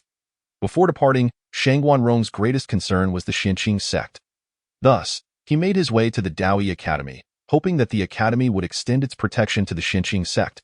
Given its accumulated merits over countless years, I assure you, the Xinqing sect shall not decline under my watch, and I will take good care of your disciple, the elder promised, having grasped the situation. In the endless expanse of time, how many powers could achieve what the Xinqing sect had? Initially, the abyss of demons was suppressed by the top sects of the imperial province.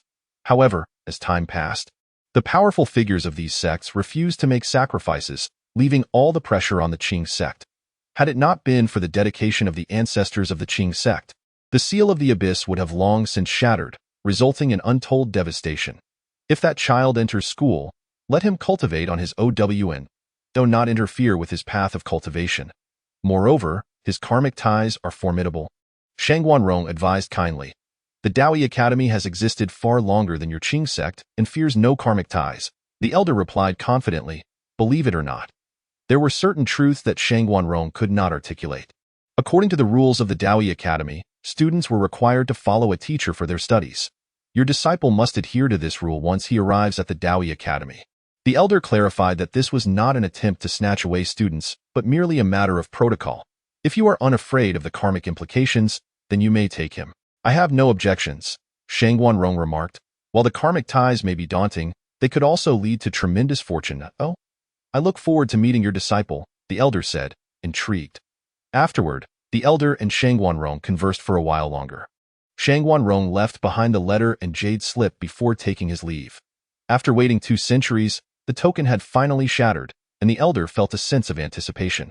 Upon seeing Chen Qingyuan for the first time, the elder began to observe him closely, striving to comprehend his essence. Oddly enough, whenever the elder felt he had grasped Chen Qingyuan's true nature, an impenetrable fog would appear before him, rendering the situation enigmatic. This lad is indeed extraordinary, the elder mused inwardly, eagerly anticipating Chen Qingyuan's future. Returning to the present, Chen Qingyuan found himself with an additional, if somewhat unorthodox, master and cautiously inquired, Master, I have yet to learn how to address you. I am called Yu Chenran, the vice president of the Daoi Academy, the elder introduced himself. You are the vice president of the academy? Chen Qingyuan exclaimed, taken aback by the formidable lineage of the teacher he had just pledged to. The title alone was impressive. Modesty, modesty, Yu Chenran said, feigning humility as he stroked his beard, observing Chen Qingyuan's astonished expression. Master, may I now ask you to clarify my doubts? Chen Qingyuan inquired, clasping his hands in reverence.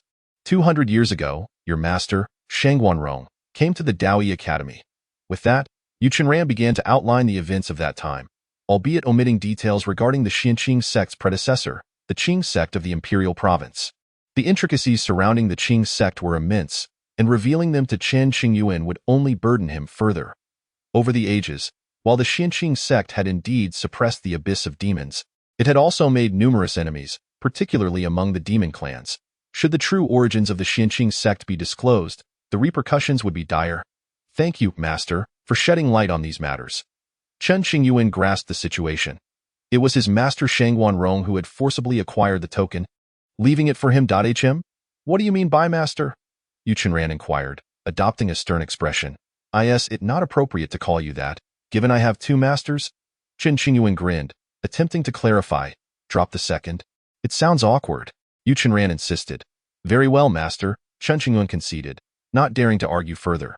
Sit down and speak, Yu Chenran instructed, nodding with satisfaction. In truth, Yu Chenran was a bit of a mischievous old man.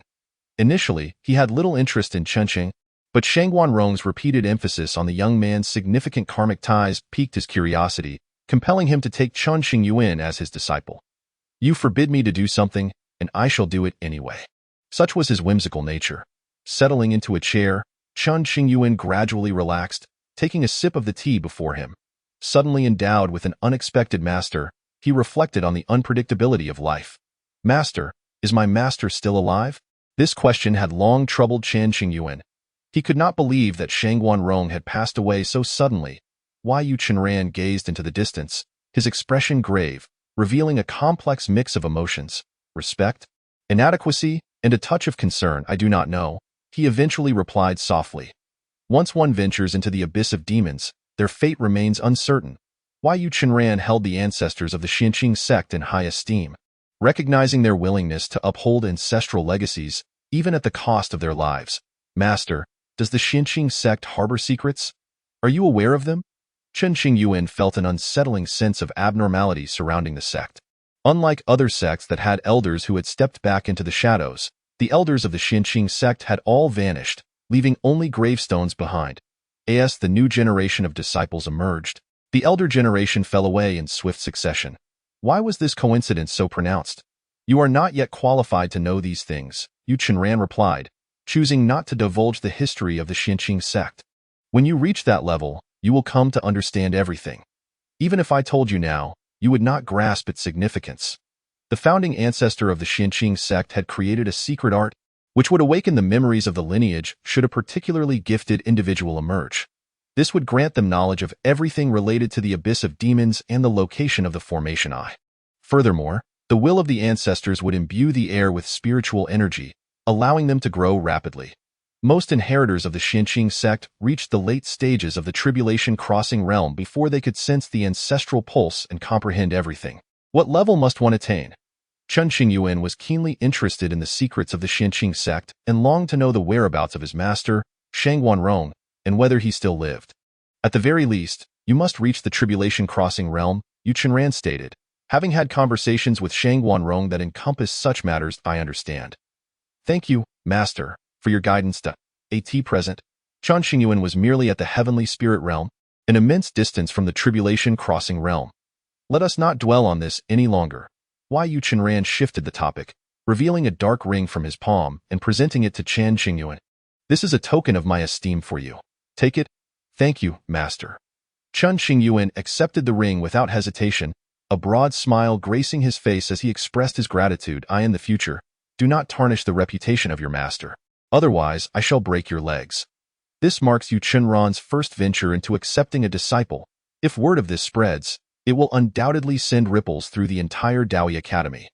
For many years, Yu Chenran has encountered countless prodigies, yet he has never entertained the thought of taking on a disciple. Until now, becoming Chen Qingyuan's mentor, Yu Chenran gains sufficient grounds to protect him. Though he considers himself inferior to the numerous heroes of the Xinqing sect, he cannot allow the sect's successor to suffer humiliation. This era subtly differs from the past.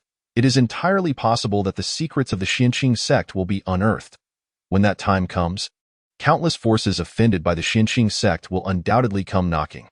Although the sect has suppressed the demon abyss for countless years, earning immeasurable merit, how many will truly be grateful to the Xinqing sect when the truth comes to light? Most of the top forces in Emperor Prefecture regard the Xinqing sect as a mere plaything, sending each generation of its strong to subdue the demon abyss while reaping the rewards without effort. It would be fortunate if these forces merely refrained from stepping on the Xinqing sect. Indeed, the disciple shall not bring shame upon his master, Chen Qingyuan vowed earnestly. Begone. Yu Chenran waved his hand, indicating that Chen Qingyuan could leave. Master, where exactly am I to go? Chen Qingyuan stood still, unfamiliar with his surroundings at the Daoi Academy. Having nowhere to turn, I almost forgot, Yu Chenran realized, pointing his right index finger toward the void beside him, causing a passage to materialize, its destination unknown. You may depart now. Very well, enjoy your tea at your leisure. Chen Qingyuan stepped into the circular passage and arrived at an exquisitely refined location. It was a manor enclosed by 3-meter-high walls constructed of white stone, coated with a smooth layer of white paint, without any seams. Through the open gate, one could see over 10 bamboo houses within. On one side lay a serene pond with a few willow trees planted by the water's edge, beneath which sat a stone table and chairs. The innermost bamboo house stood 3 stories tall, presumably a resting place, while the other bamboo houses served various purposes. Above the entrance hung an ornate plaque inscribed with the words Yunchi Residence. Every corner of this place seemed to exude an aura of scholarly elegance, isolated from the world, akin to a paradise beyond reach. From now on, you will reside here. After 5 years, I will assign you your duties. Yu Chenran's voice echoed in Chen Qingyuan's ears, advising him to promptly enhance his strength. Otherwise, he would surely face repercussions. Should the other candidates discover that Chen Qingyuan had taken a shortcut, they would undoubtedly seek him out for an explanation. Among the youthful scuffles, as long as nothing too outrageous occurred, the Academy's higher-ups would remain uninvolved. Understood. Chen Qingyuan entered Yunchi Residence. Suddenly, a token appeared in Chen Qingyuan's hand, engraved with the characters Yunchi. Upon grasping the token, he instinctively bound himself to its laws, comprehending its usage and the purpose of each bamboo house within Yunchi Residence. Seal. With the token in hand, Chen Qingyuan concentrated, and an invisible barrier enveloped Yunshi residents, preventing outsiders from entering. Each bamboo house appeared ordinary, yet upon entering, one would find themselves in a realm of profound mysteries. The library, let us explore. Following the stone path, Chen Qingyuan arrived at a simple thatched bamboo house, using the token to unlock its restrictions before pushing the door open. With a hum, a white vortex appeared before him. After a moment's hesitation, Chen Qingyuan took a step forward. Suddenly, an unforgettable vision unfolded before his eyes. Before him lay a seemingly endless corridor 3 meters wide, flanked by towering bookshelves. One shelf held time-worn ancient tomes, another displayed jade slips, while yet another contained fragments of texts. The books here encompassed the histories of the North Wasteland and various star domains, detailing the lives of top-tier powerhouses and the extraordinary deeds of ordinary cultivators. There were tomes on artifact forging, techniques for cultivating laws, insights into formations, puppet crafting, and alchemy, among others. A cursory glance led Chen Qingyuan to estimate that the total number of books and jade slips here exceeded 1,000,000. Moreover, these were merely the volumes accessible for his perusal.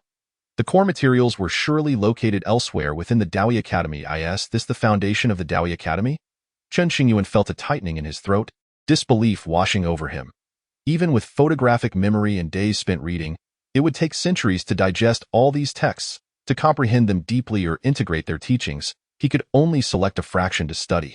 What else might the other bamboo houses hold? Temporarily setting aside his reading, Chen Qingyuan exited the library, casting a curious glance at the neighboring structures.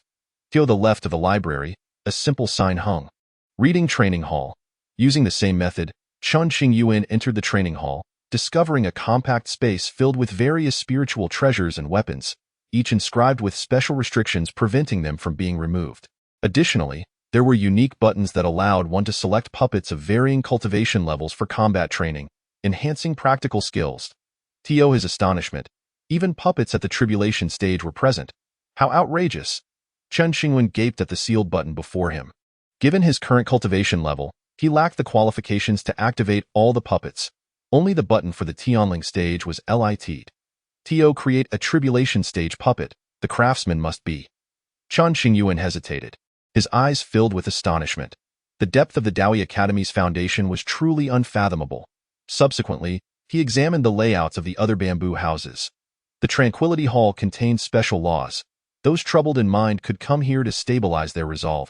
Spending several hours meditating in the Tranquility Hall greatly benefits one's mental fortitude, even enhancing spiritual strength. The Cultivation Hall boasted rich spiritual energy and a robust defensive barrier, impervious to disturbances. The Artifact Forging Hall housed numerous precious ores and tools for crafting swords and other weapons. As he walked through, Chen Qingyuan was genuinely astounded. This was true wealth. He had previously been far too modest.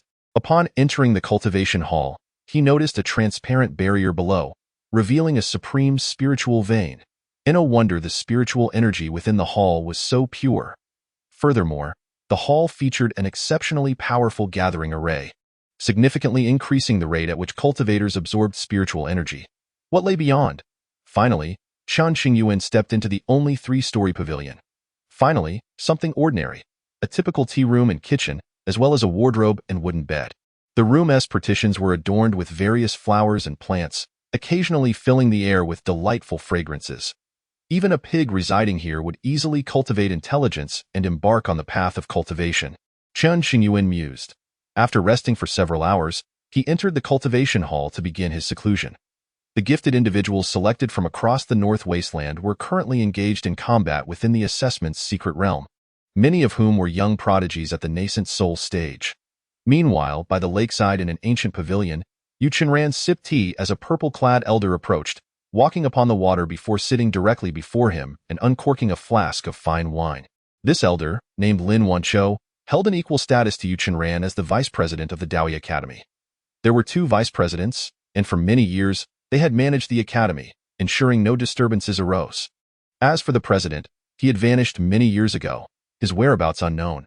You old coot actually took in a disciple. How utterly bizarre! Lin Wanqiu, fond of wine, often contrasted with Yu Chenran, who preferred tea. Their interactions sometimes resembled those of close friends, while at other times, They behaved like adversaries, quick to quarrel. The nature of their relationship was too complex to summarize in mere words. Mind your own business, Yu Qingyuan retorted. What is this kid's background? Care to enlighten me? Lin Wenqiu was unaware of the matters concerning the Xinqing sect. See for yourself. Yu Qingyuan, disinterested in providing explanations, tossed a jade slip towards him. The slip contained most of the information regarding Chengqing, detailing his age, the level he had achieved in cultivation, and his past encounters. It even recorded his connections with the ghost doctor and the Changgung sword immortal. Yet, the slip failed to reveal anything about the matters within the Tianyuan. So he formed a bond with the Changgung sword immortal. This little fellow possesses extraordinary fortune. Lin Wenqiu dismissed the ghost doctor as merely a physician from a small place, unworthy of note. However, upon seeing the name of the Changgung sword immortal, he was genuinely taken aback. The Changgung sword immortal was a peerless figure from 10,000 years ago, a formidable warrior who dared to draw his sword against the heavens. It would not be an exaggeration to say that even combined, Lin Wenqiu and Yu Qingyuan would struggle to defeat the Changgung sword immortal at his peak. He is the heir of the Qing sect, Yu Qingyuan stated flatly. What did you say? Lin Wenqiu nearly choked on his drink, his eyes wide with disbelief. Upon seeing the earnestness in Yu Qingyuan's gaze, he could not harbor any doubts, muttering to himself, I see. So that's why this old fellow suddenly took on a disciple. This child must not come to harm. Why? Yu Qingyuan's expression turned solemn as he spoke, his tone brooking no dissent. The heir of the Qing sect could indeed not afford any misfortunes. Lin Wenqiu's face grew serious as he suddenly recalled something. This little fellow has been to the Tianyuan. What transpired there? You ask me? Who should I inquire? Yu Qingyuan, too, yearned to know about the Tianyuan, yet had no means to investigate. Did he intend to venture into the Tianyuan? That would be akin to courting death. Ordinary individuals had no comprehension of the true horrors of the Tianyuan, but as a high-ranking member of the Daoi Academy, he was privy to certain insights. It was said that a powerful figure had resided within the Tianyuan for many years. This little fellow managed to escape the Tianyuan alive. He must harbor some secret. Lin Wenqiu furrowed his brow. I advise you. There are some matters you ought not to pry into. Be cautious of attracting trouble. Though Yu Qingyuan shared the curiosity, he would not deliberately seek information about the Tianyuan. I know. I'm not foolish. Lin Wenqiu, clad in purple, responded. You're not foolish? Ha! Yu Qingyuan shot him a glance, sneering. Speak plainly. No need for your cryptic insinuations. Lin Wenqiu bristled, pointing an accusatory finger at Yu Qingyuan. I'm feeling rather vexed right now. There's nothing more to discuss with you. You're nothing but a nuisance. Hurry and leave. Yu Qingyuan was blunt with his old friend. I refuse to take my leave. Let us see what you can do about it. Lin Wenqiu huffed, indignant.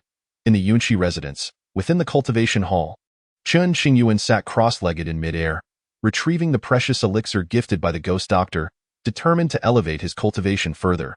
Countless strands of pure spiritual energy swirled around him, ready to enter his body at his beck and call. His foundation was already remarkably solid. It was time to take a step forward. The supreme Tao bone within him quivered slightly, bringing forth a sensation akin to flesh being torn apart. Refining the elixir, absorbing the spiritual energy, Chen Qingyuan's body underwent a transformation, his aura gradually shifting as well. Not long after, a luminous moon appeared behind him, transitioning from transparency to substance. After several more hours, the moon began to shrink, forming a fist-sized golden dan. Clearly, Chen Qingyuan had successfully condensed a golden dan, significantly enhancing his power. Yet, he did not cease his cultivation, continuing to push forward. The wave of powerful law energy emanated from the golden Tao bone within him, enveloping his body and adorning him with a layer of mysterious Tao patterns. This is not my limit. Chen Qingyuan sensed the vast potential still residing within him, specifically stemming from that enigmatic Tao bone. Thus, he continued to fortify his foundation, exploring a path of golden dan cultivation previously unknown to him. A month later, a slightly dark red orb manifested at the center of his forehead. Gradually, the red orb floated behind him, radiating the aura of the golden dan realm. 2 Golden Dawn now. Yet, this was still not Chen Qingyuan's limit. Ancient texts recorded that should an exceptional prodigy undergo a breakthrough, it was possible to form 2 Golden Dawn within them. However, such prodigies were exceedingly rare, with only one found among millions of cultivators. Golden Dawn represented the foundation of the path to transcendence, typically categorized as low, mid, or high quality. Commonly acknowledged prodigies could effortlessly condense high-quality Golden Dawn, such as Qingyuan, who had battled Chen Qingyuan. Beyond that, there were Earth, Heaven, and Sacred grades.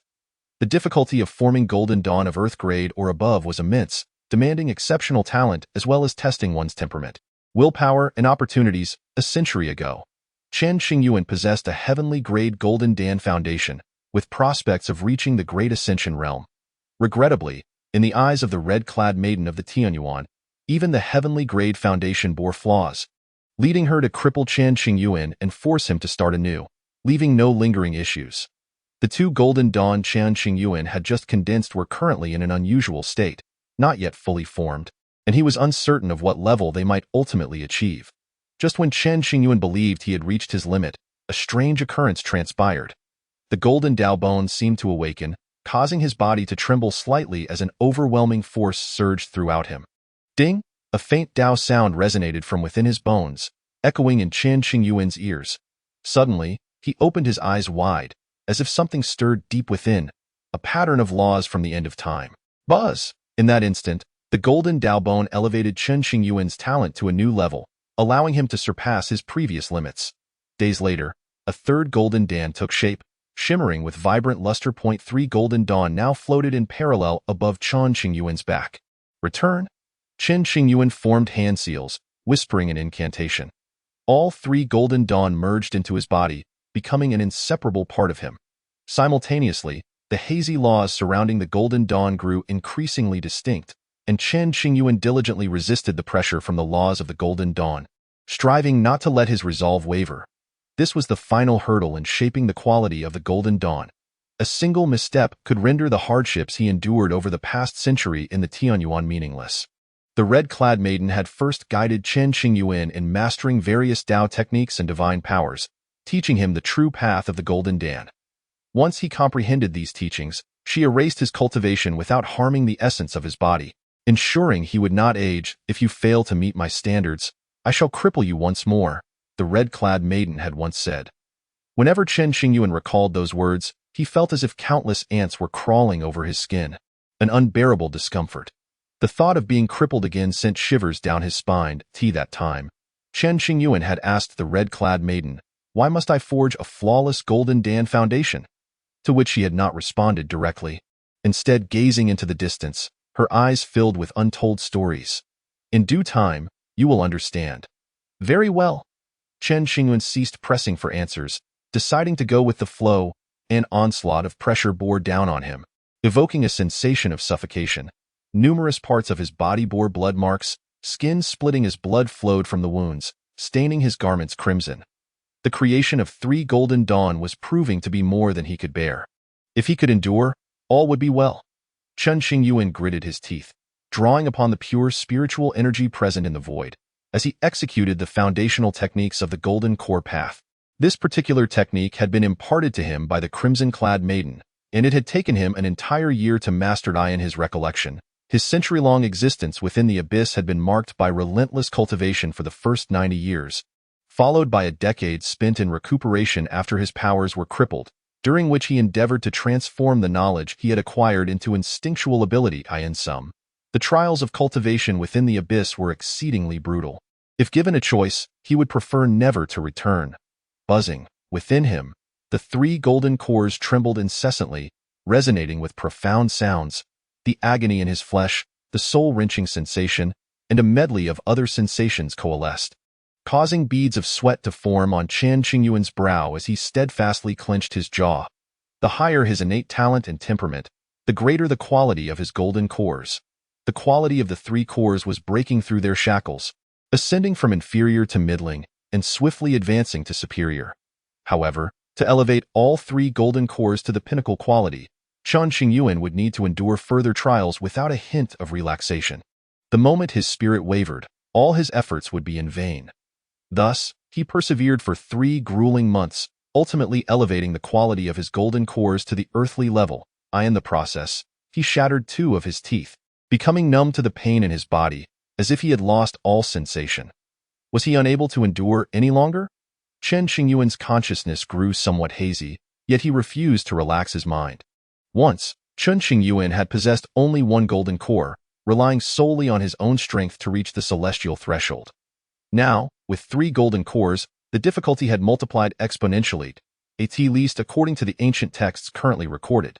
No prodigy with 3 golden cores had ever been documented, especially not cores of such high caliber. No, I do not wish to endure any further association with that woman. It is far too painful. Chen Qingyuan seemed to hear countless voices urging him to give up on a fleeting moment. He recalled the crimson-clad maiden, and his mind suddenly cleared, allowing him to press on. Despite her alluring figure and captivating beauty, the ruthlessness of the crimson-clad maiden still sent shivers down his spine. At that time, she had presented him with 2 choices, whether to become her Dao partner. Chen Qingyuan had decisively chosen the latter. Only a fool would become a Dao partner with the crimson-clad maiden. I shall see if this forced endurance will cost me my life. Should he falter, the crimson-clad maiden would undoubtedly drag him back to the abyss for yet another torment. Rather than endure a repeat, it was better to gamble his life on this occasion and strive until the end. If word of his 3 earthly golden cores were to spread, it would undoubtedly send ripples through the world. Yet, Chen Qingyuan remained unsatisfied. According to the crimson-clad maiden, anything below the saintly level was deemed worthless. Chen Qingyuan had no choice but to forge ahead, seeking even the slightest opportunity, even if it meant risking his life to touch the realm of saintly golden cores. Whether he could succeed would ultimately depend on his own fate. Chapter 72. I am unworthy of being this saintess in the northern wasteland. Within the flowing star domain, the battle between Chen Qingyuan and Wu Junyan had ended abruptly, leaving countless onlookers in a state of bewilderment. After some time spent gathering intelligence, it was discovered that Wu Junyan had long since departed from the flowing star domain. With no more reservations, the various young prodigies began to provoke Chen Qingyuan. "Do you not dare to fight?" they taunted. "The 10 prodigies of the northern wasteland are nothing but this. How can a coward like you qualify to be among the 10 prodigies?"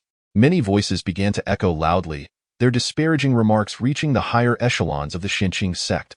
Some disciples of the Xinqing sect, unable to bear the indignation, sought to step forward and resolve the matter. However, this action was suppressed by the elders. They are all top-tier figures of the younger generation. You are not their match. Although the disciples felt furious, they knew this to be the truth. Lamenting their own weakness, cultivate diligently. One day, you shall surpass those individuals and stand at a higher position. Utilizing the external pressure, the elders encouraged the disciples within the sect to deeply comprehend the significance of strength. Naturally, there remained a few prodigious disciples within the Xinqing sect who had not been dispatched to engage in combat. There was no need, as those individuals were targeting Chen Qingyuan. If the younger disciples of the Xinqing sect lacked the ability to suppress everyone, defeating just 1 or 2 would be of no consequence, and the end result would only be embarrassment. Chen Qingyuan is not within the Xinqing sect. All of you may withdraw, an elder announced.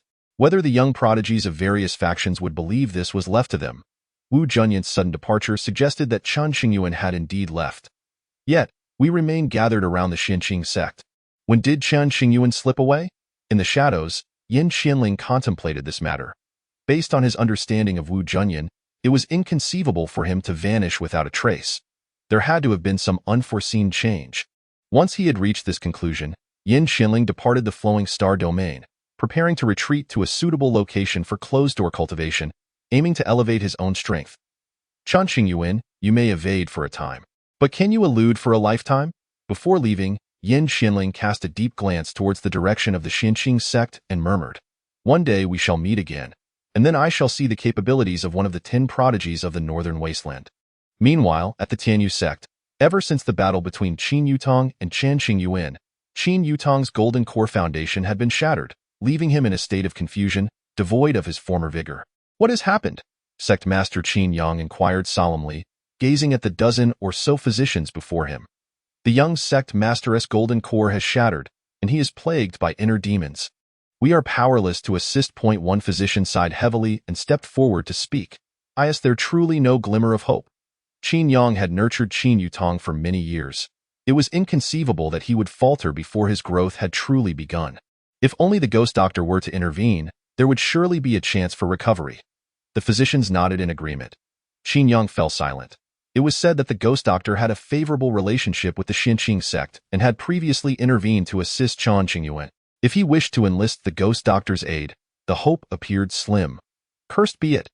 Qingyuan dismissed the group of physicians, gazing at the dazed Chen Yutong with a face full of rage, muttering under his breath. When Chen Yutong had sought trouble with Chen Qingyuan, Qingyuan had not intervened, believing that with Chen Yutong's strength, he would surely not encounter any issues. Who could have predicted such an outcome? On the other side, at Dongyi Palace, the senior members of the sect were discussing important matters when a sudden ringing of a bell interrupted them. All stood and turned their gazes toward the same direction, their eyes filled with astonishment. The bell of Yinsno City. Has someone from our Dongyi Palace finally passed the trial of Yinsno City? Is it that girl, Shishue? The ancient bell's chime signified the recognition of the ancestral will. Bai Shishue had been within Yinsno City for quite some time. Had it not been for the fact that her soul lamp remained lit, the people within the sect would have likely assumed her dead. Let us go and take a look. Sect Master Du Ruosheng, clad in a blue gown, swiftly made her way toward the secret realm of Yinsno City. Yinsno City, at its end, stood a black ancient bell. Bai Shishue stood there in a white dress, her expression devoid of joy, her gaze complex, filled with shame, regret, pain, and a touch of longing. During the trial, Bai Shishue had faced perilous situations several times, struggling to extricate herself. With her talent, she could only be considered excellent, not even reaching the standard of an ordinary prodigy. After cultivating for over a century, she had not managed to break through to the golden core realm on her own and had to rely on medicinal pills. In the face of death, a mysterious glow had surged from within Bai Shishue, protecting her foundational Tao body from calamity. She had caught a whiff of a familiar scent, the aura of Chen Qingyuan's Tao. In that instant, the memory she had forcibly sealed away flooded back into her mind. I left a trace of my law mark within you, which will gradually alter your constitution and can protect you once. A century ago, Chen Qingyuan had spoken these words in a calm tone, yet it had cost him greatly. Bai Shishue's mind conjured another memory, the conversation she had shared with Chen Qingyuan. Brother Qingyuan, why will you not help me enhance my cultivation? Your talent has not yet reached the pinnacle. You need to spend more time solidifying your foundation. Pursuing speed and breakthroughs will yield no benefits for the future. Brother Qingyuan, you are the top prodigy of this era, while I am merely an ordinary disciple. Do you truly wish to become my Tao partner? I do. Why? It is destiny. Initially, Chen Qingyuan had regarded Bai Shishue merely as a stranger reminiscent of a deceased acquaintance. Over time, Bai Shishue developed feelings for Chen Qingyuan and began to follow him closely. As they grew more familiar, romance blossomed in no time. Bai Shishue was taken as a personal disciple by an inner sect elder named Yao Susu. Given Bai Shishue's talent, she was not qualified for such a position. Yao Susu's willingness to accept her as a disciple was entirely due to Chen Qingyuan's influence. Both sects were aware of their relationship and had established a verbal engagement, intending to find an auspicious day for their wedding in the future. Shishue, I may have to venture into a perilous place. I do not know if I will return. Must you go? Yes, it is imperative. I shall await your return. If I should inadvertently perish, you must live well, though not speak such nonsense. No matter what happens, I will wait for you. For 1,000 years, 10,000 years, until we grow old and die. A century ago, as Chen Qingyuan prepared to journey into the abyss, he had met with Bai Shishue. When I return, we shall officially wed.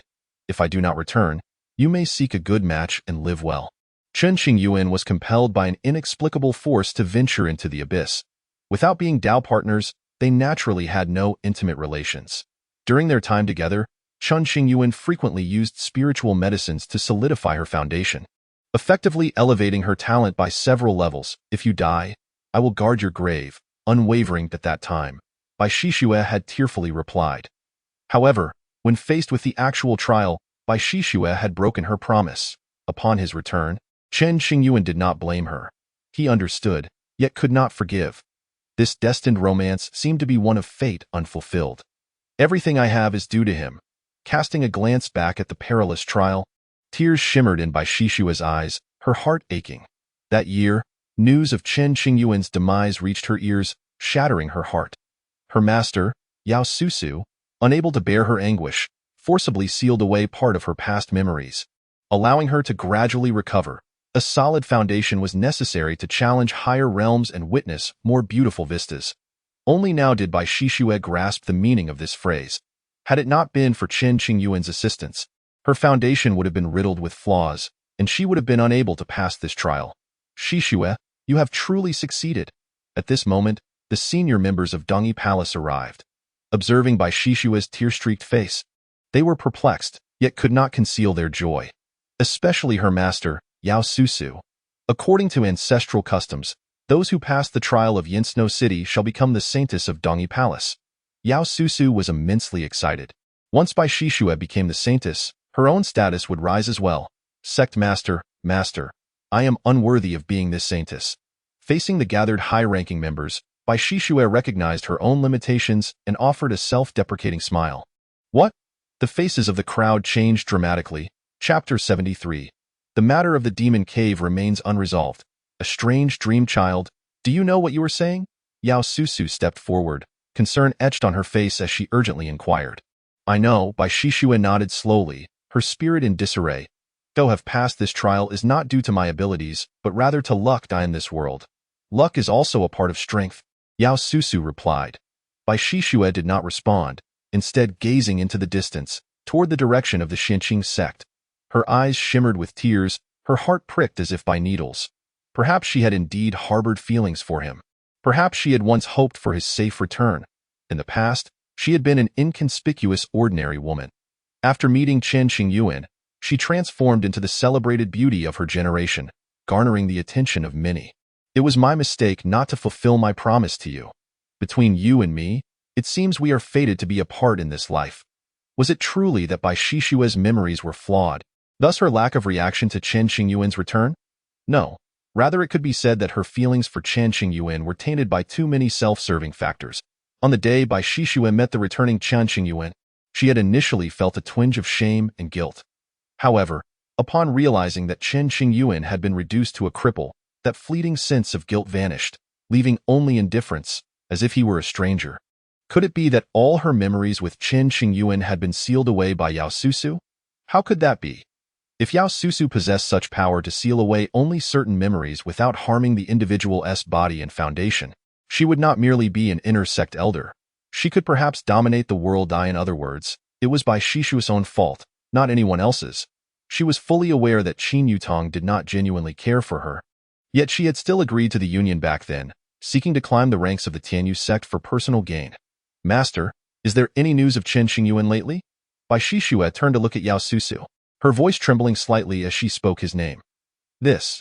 Yao Susu hesitated, unsure how to respond. Standing beside her, Sect Master Du Ruoxing answered, according to reliable sources, Chen Qingyuan remains one of the 10 prodigies of the northern wasteland. Not long ago, he fought against Qin Yutong, defeating him with his celestial realm cultivation, and he is currently recuperating. Upon hearing this, Bai Shishue's delicate figure trembled slightly. Indeed, he was still as captivating as ever. Unmatched by mere mortals, I have severed our ties. Perhaps it was fated. A person like me has no right to stand by his side. Moreover, it was my failure to hold on. I deserve this outcome. Reflecting on this, Bai Shishue smiled, laughing at her own ignorance and lack of sentiment. The life and death experiences within Yinsno City had made her acutely aware of just how well Chen Qingyuan had treated her in the past. Alas, all of that was now in the past, never to return. With a thud, Bai Shishue suddenly collapsed, the world going dark before her eyes. After enduring countless trials and internal torment, she could bear no more. Take her away to rest. She must not suffer any harm, Du Ruoxing commanded, looking at the fallen Bai Shishue. Elders quickly rushed to examine Bai Shishue's condition and carried her back to the sect for treatment. From this day forth, Bai Shishue would be the saintess of Dongyi Palace, her status elevated above many elders. Those disciples who had joined the sect alongside Bai Shishue were astonished to learn of this news. Once, Bai Shishue had been merely an ordinary inner sect disciple.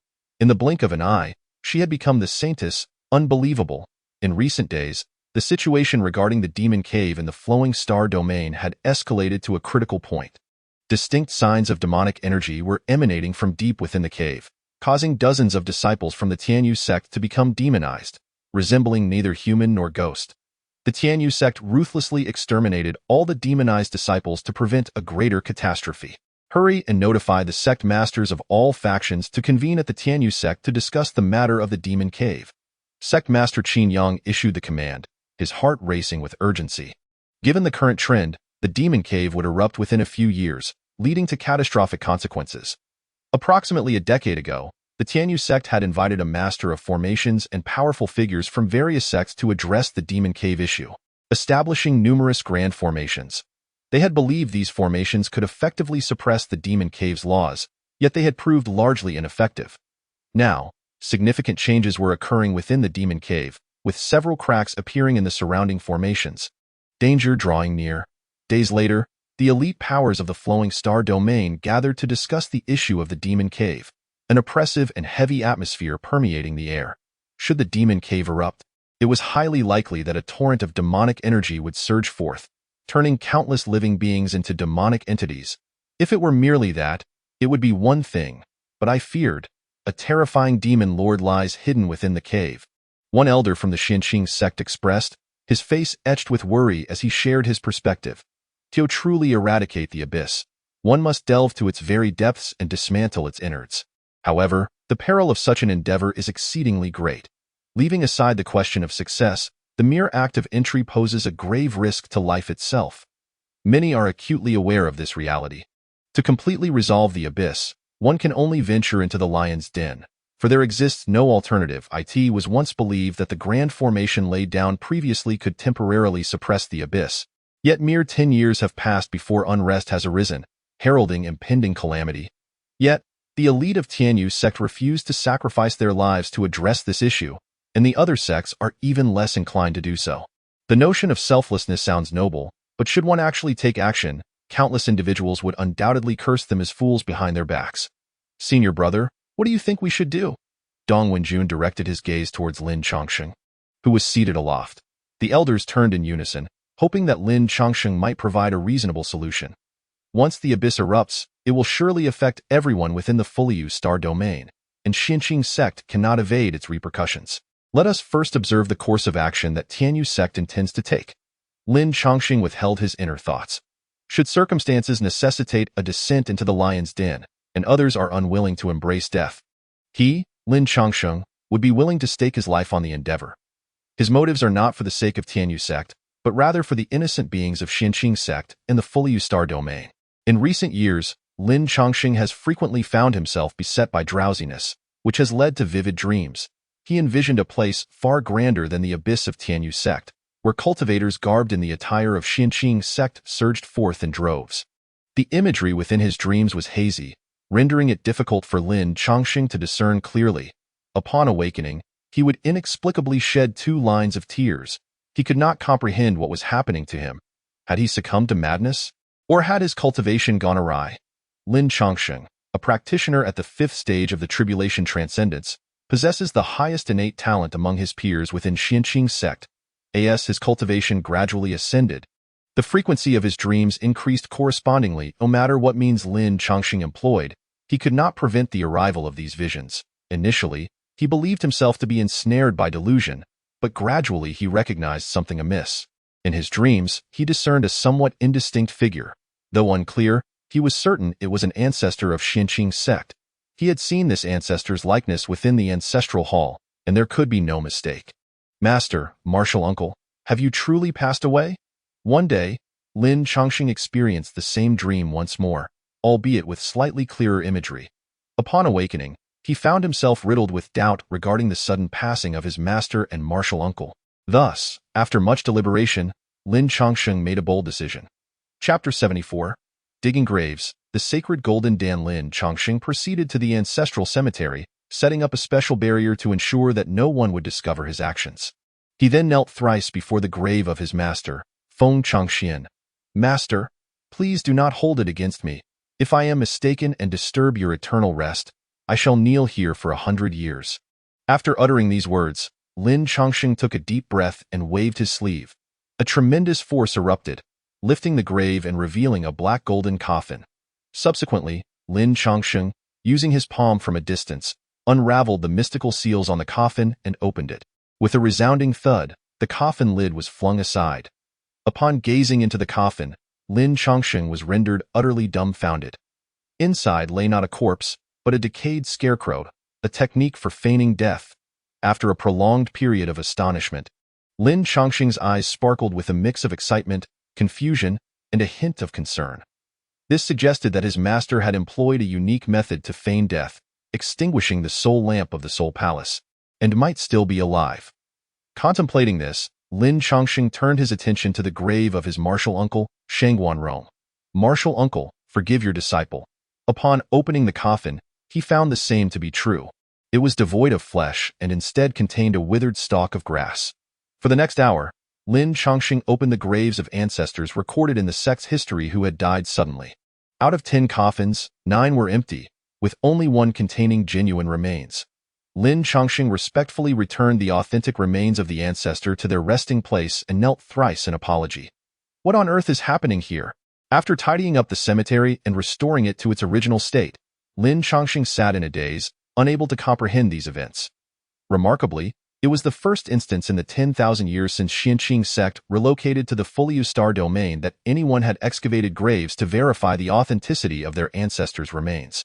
Initially, the incarnations possessed formidable mystical principles, rendering those within unaware, and the ancestors were buried with great pomp.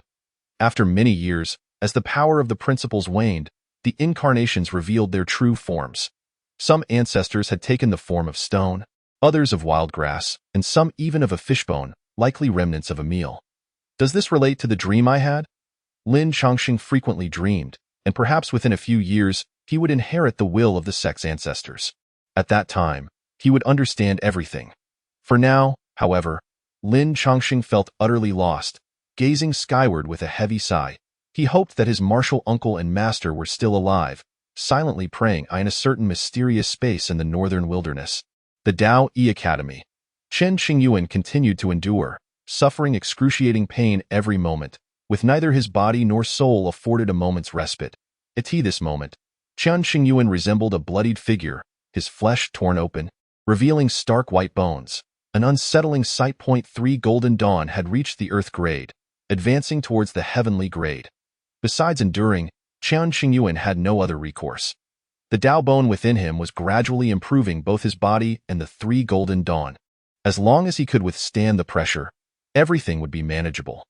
Whenever Chen Qingyuan felt on the brink of collapse, he would immediately recall the torment inflicted by the girl in red, rekindling his fighting spirit and allowing him to endure a little longer. I would rather perish on the path of refining the Golden Dawn than return to that woman. Clinging to this belief, Chen Qingyuan persevered, enduring for over 5 months. Suddenly, a stream of mystical light erupted from within Chen Qingyuan, and the 3 Golden Dawn ascended to the heavenly grade, exuding immense power that distorted the void within the secret chamber. The heavenly grade Golden Dawn was still insufficient in times past. Chen Qingyuan would have been satisfied with this progress. However, the girl in red had stringent demands. Anything below the sacred grade was deemed worthless. Only by elevating the quality of the Golden Dawn to the sacred grade could Chen Qingyuan avoid being dragged back to the Tianyuan. Should he be rendered useless once more, he would be consumed by despair. If you are truly so reliable, then do not let me perish, I shall handle the rest. Chen Qingyuan endeavored to converse with the golden Dao bone within him, preparing for a desperate gamble. The Dao patterns on the golden bone flickered, seemingly responding to Chen Qingyuan's call. He then retrieved a substantial quantity of high-grade spirit stones, drawing in the pure spiritual energy that wafted through the void. It was a gamble. As he spoke, Chen Qingyuan spat out a mouthful of blood, forcibly enhancing the quality of the Golden Dawn in an instant. Terrifying phantoms and ancient Dao maps materialized behind him. At a certain moment, Chen Qingyuan felt his soul being propelled outward by the power of the Golden Dawn, drifting away, exceedingly frail. The next instant, the Golden Dao bone played a crucial role, drawing his soul back within, stabilizing his foundation. Dao E Academy, by the lakeside pavilion. The 2 vice deans, enjoying tea and wine, simultaneously sensed the fluctuations in the laws of heaven and earth, exchanging grave glances before calculating with their fingers. Have you discovered anything? After a lengthy pause, Yu Chenran turned to his old companion, inquiring solemnly, no trace to be found. Lin Wanqiu, clad in purple, shook his head, his gaze deep and tinged with concern. The laws of heaven and earth are in flux, and the specific reasons remain unknown. This is not a good omen. Let us hope that no great turmoil arises. Yu Chenran sighed deeply. The dean has been missing for 5,000 years, and there is no telling when he will return. Alas! Lin Wanqiu mused, a storm is brewing. This era is unlike any before. and our Daoi Academy may no longer remain in the shadows. 5,000 years ago, the dean had detected an anomaly and instructed the two vice deans to safeguard the academy, after which he vanished without a trace. During this time, the vice deans and several lecturers had ventured out to investigate, yet they found no sign of the dean. With the dean's capabilities, it was unlikely anyone could slay him. However, one could not dismiss the possibility that he had stumbled upon some forbidden causality. Let us not dwell on this. Since we are here, we must accept it. The two vice deans ceased their discussions, gazing at the slanted reflection of the sun on the lake, each lost in thought. Over a year later, Chen Qingyuan had been in seclusion for 2 years, his body marred and battered, flesh falling away, exposing bones, while the golden Dao bone emitted a faint glow, enveloping his internal organs. Chen Qingyuan could no longer perceive the pain of his body. Only a vague consciousness remained, clinging on. Each moment felt unbearably prolonged. Thud, thud, thud. At this moment, the sensation of his heart's beating intensified, resonating like a drum. Chen Qingyuan's eyes appeared to have been baptized by rainbows, radiating with brilliance. Boom! A surge of warmth emanated from his heart, coursing throughout his body. Simultaneously, the 3 golden dawn underwent transformation, rotating within his dantian, ascending in quality, entering the realm of the sacred grade. Chapter 75. Manifestation of Anomalies. The world astounded 3 golden dawn, all of sacred grade. Such a situation had never been documented in ancient texts, unprecedented in history. The existence of 2 golden dawn within a single body was already an exceedingly rare occurrence, let alone someone like Chen Qingyuan. Should this news become public, it would undoubtedly cause a sensation across the world, drawing the attention of cultivators from the Empire Prefecture, Northern Wilderness, Western Frontier, Southern Domain, and Eastern Lands, thrusting Chen Qingyuan into the spotlight. At that point, Chen Qingyuan would likely find himself unable to lead a peaceful life, standing at the vortex of a grand era, where a single misstep could lead to being devoured by a terrifying whirlpool, leaving no trace behind. There are many nefarious techniques in this world capable of grafting another's golden dan onto oneself. If all 3 of Chen Qingyuan's sacred grade golden dawn were to be exposed, while he would dominate his peers and bask in unparalleled glory, he would also be accompanied by unimaginable peril. I have truly succeeded.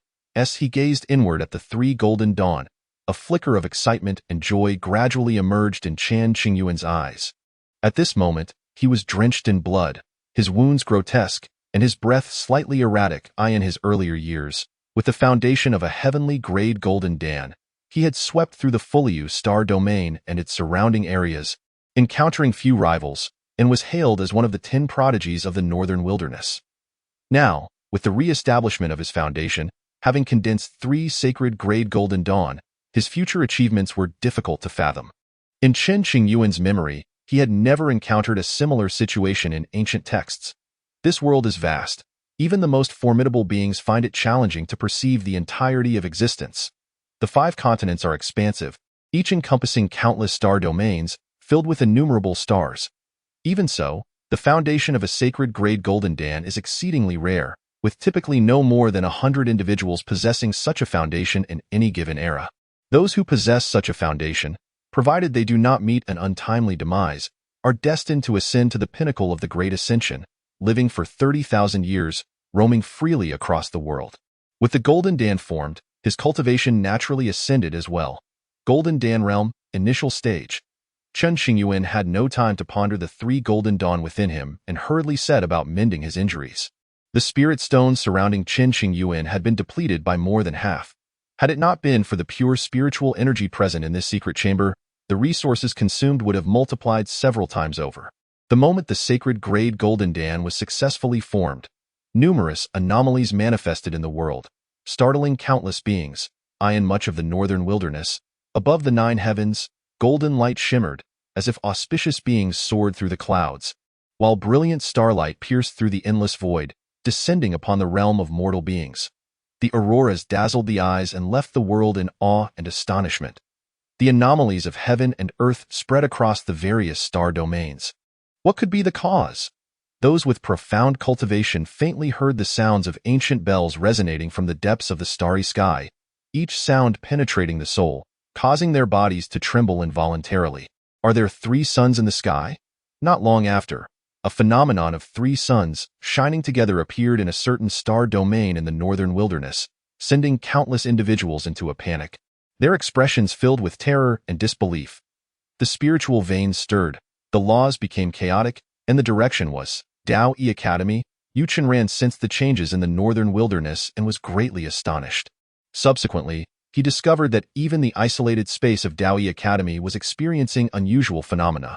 Utilizing his profound abilities to calculate, he followed an invisible trace of the laws to fix his gaze upon the direction of Yunqi residence. Immediately, Yu Qinran moved to Yunqi residence, sealing off the area to prevent anyone from discovering the anomalies occurring here. Even the other vice dean, Lin Wanqiu, would be unable to ascertain the truth. It is not that I wish to steal your secrets, but you have made too much noise. My apologies. Yu Qinran surmised that Chen Qingyuan was within the training hall and silently thought to himself, using mystical techniques to observe. Upon looking, he was immediately taken aback. At this moment, Chen Qingyuan was engaged in healing his wounds and stabilizing the foundation of his golden dawn, thereby neglecting to use that special jade bracelet for concealment. Yu Qinran effortlessly glimpsed the three golden dawn within Chen Qingyuan, rendered speechless, his voice trembling as he murmured, "Three dawns standing together, flawless in the sacred grade." Even though Yu Qinran had witnessed numerous extraordinary events, he was still startled by this sight. The Dao E Academy possesses profound heritage, with ancient texts recording many historical events.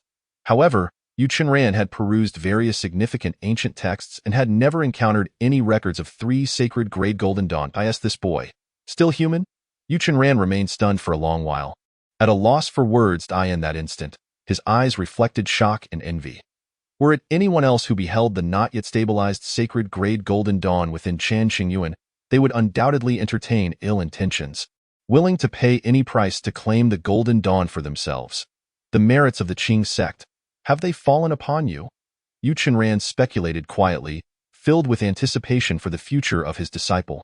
Chen Qingyuan to safeguard Chen Qingyuan's secret, Yu Qinran falsely claimed that he had inadvertently caused a disturbance during his own cultivation, resulting in the chaotic signs within the laws of Dao E Academy. As for the anomalies occurring throughout the northern wilderness, they might simply be the emergence of certain extraordinary treasures. The people within the academy harbored no doubts regarding Yu Qinran's words. 3 Dawn of Sacred Grade are an unparalleled rarity. Until Chen Qingyuan has genuinely matured, Yu Qinran would do everything in his power to keep this secret hidden, ensuring Chen Qingyuan's safety. Should some old-timers seeking advancement learn of this, Chen Qingyuan's future would likely be fraught with peril. Thus, Yu Qinran chose not to inform even his old companion, Lin Wanqiu. Fewer people knowing meant less danger. Meanwhile, in the northern wilderness, the Tianyuan Forbidden Zone. This is a peculiar space, where a vast expanse of land hosts a simple bamboo hut, beside which flows a slowly meandering blue stream, with no end in sight. In the courtyard of the bamboo hut, bizarre flowers and plants, unlike anything from the mortal realm, were cultivated. The sun in the sky casts a light upon this land. Strangely, regardless of how much time passes, the sun never sets, as if eternally suspended in the sky. Upon closer inspection, it becomes evident that this sun is not real but rather a projection created by a spiritual treasure. Suddenly, the tightly shut bamboo door creaked open, revealing a woman in a red dress stepping out. She is the master of the Tianyuan, the girl in red who has been guiding Chen Qingyuan on his journey. Tall and graceful, her features are striking. However, her dark veil obscures her complete visage. Though concealed, one can infer from her prominent nose and star-like eyes that her beauty beneath the veil must be breathtaking. The flowing red dress accentuates her perfect figure and noble demeanor. At her waist, she was adorned with a delicate jade pendant, its red silk ribbon cascading gracefully at her side, fluttering occasionally like a whispering breeze. The young lady in the crimson dress had her lustrous black hair secured with a wooden hairpin, which seemed to anchor her from the celestial realm down to the earthly plane, imbuing her with a hint of worldly essence. Barefoot, her exquisite feet graced the ground, untouched by any dust or grime. As if fearing to tarnish this sacred being, she gazed up at the festive sky. The crimson-draped maiden appeared to pierce through the illusory confines of this forbidden realm, catching glimpses of the world beyond. She murmured softly, a smile unconsciously gracing her lips, while a shade of longing flickered in her eyes. Chapter 76. The True Origin of Chen Qingyuan, the Maiden's Longing. When will we meet again? If only she could remain by Chen Qingyuan's side, never depart. Yet, She was bound to linger in the abyss, hoping that her yearning might ride on the gentle winds, gradually wafting into his heart in this lifetime. Your smile has multiplied beyond all previous ones combined. Remove your mask, so you need not struggle through life so painfully. This is one of the few ways I can assist you, and I hope you shall not hold it against me in the future. Each time she recalled the smile upon Chen Qingyuan's face, warmth flooded her heart, rendering the desolate confines of the abyss less lonely and cold. Her thoughts began to drift, taking her back over 2 centuries. 200 years prior, she cradled a sleeping infant in her arms, tears welling in her eyes. She tenderly caressed the boy's cheek, whispering, "In this life, let me take charge." Later, she conveyed a message to Shangguan Rong of the Xinqing sect, summoning him to the outer reaches of the abyss. Upon awakening to his ancestral memories, a voice suddenly resonated within his mind, bewildering and intriguing him. When Shangguan Rong arrived at a certain location within the abyss, he beheld the crimson-clad maiden approaching, cradling the boy. "Who are you?" "You need not know," she replied, withholding her identity as she placed the boy upon a stone beside him. "Take this child and leave. He shall fulfill the will of the Qing sect in the future." At the mention of the Qing sect, Shangguan Rong tensed. Having just learned the history of the Xinqing sect, which was shrouded in secrecy, he was astonished that this enigmatic woman had unveiled such knowledge. This child? He pondered, but then realized the abyss was a place of great peril, and this mysterious woman must possess an extraordinary background.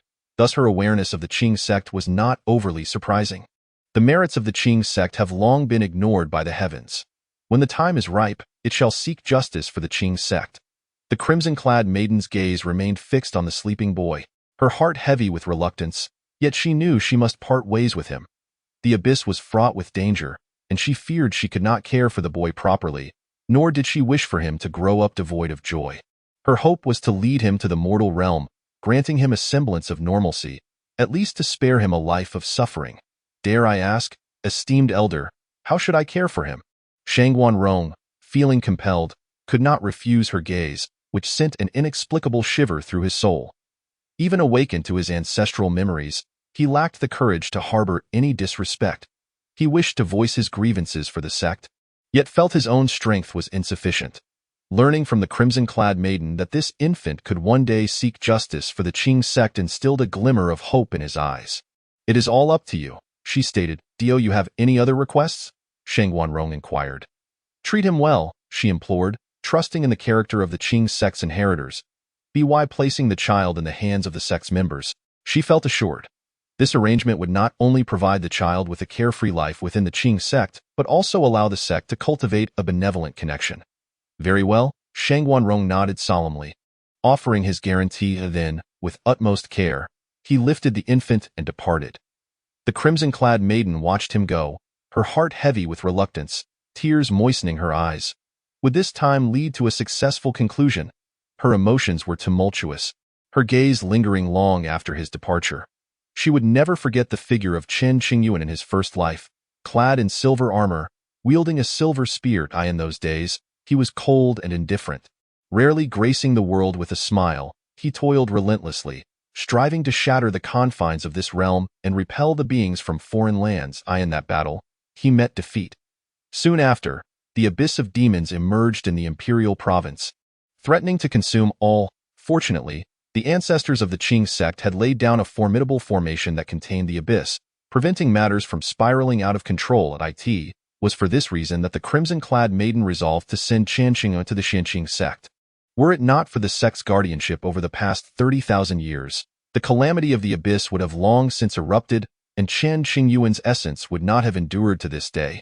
With no opportunity for another chance, through 8 cycles of reincarnation, the remnants of Chen Qingyuan's spirit gradually healed. The crimson-clad maiden devoted extensive time to shaping his flesh and blood, heralding the arrival of his 9th life. This new vessel was fragile. She knew she must allow him to grow stronger before the right opportunity arose to summon him back to the abyss using special methods. In doing so, she would finally have the chance to spend time alone with Chen Qingyuan, a period of happiness she had long yearned for.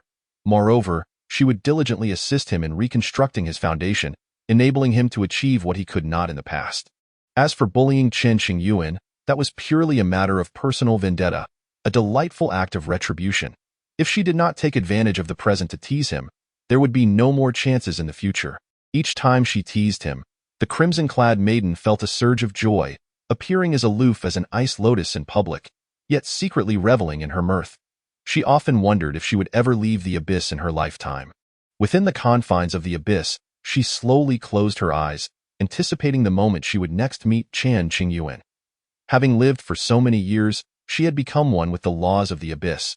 Unable to take even a single step away, to force her way out would surely provoke the causal repercussions of time itself, leading to divine retribution and her own demise. Yet it mattered not. As long as he lived, there remained hope. With anticipation gleaming in her eyes, she turned and returned to her bamboo dwelling, in the northern wilderness. Strange phenomena persisted for several days, causing considerable upheaval. Many factions speculated that a rare treasure had descended from the heavens, dispatching numerous experts to investigate, yet to no avail. Others believed a prodigy favored by the heavens had been born, seeking individuals who met the corresponding criteria. In short, the northern wilderness grew increasingly chaotic, and the younger generation began to vie for supremacy. Unbeknownst to Chen Qingyuan, the central figure in all this, time continued to slip away. His benefactor, Tianyuan, remained vigilantly stationed outside Yunchi residence, patiently awaiting his emergence. It was not until the 4th year of Chen Qingyuan's seclusion that he finally solidified his Tao body and cultivation. Fully aware of the significance of the 3 Dan Saint products, he promptly concealed the true nature of his golden Dan using a jade bracelet, crafting the illusion of a heavenly-grade golden Dan.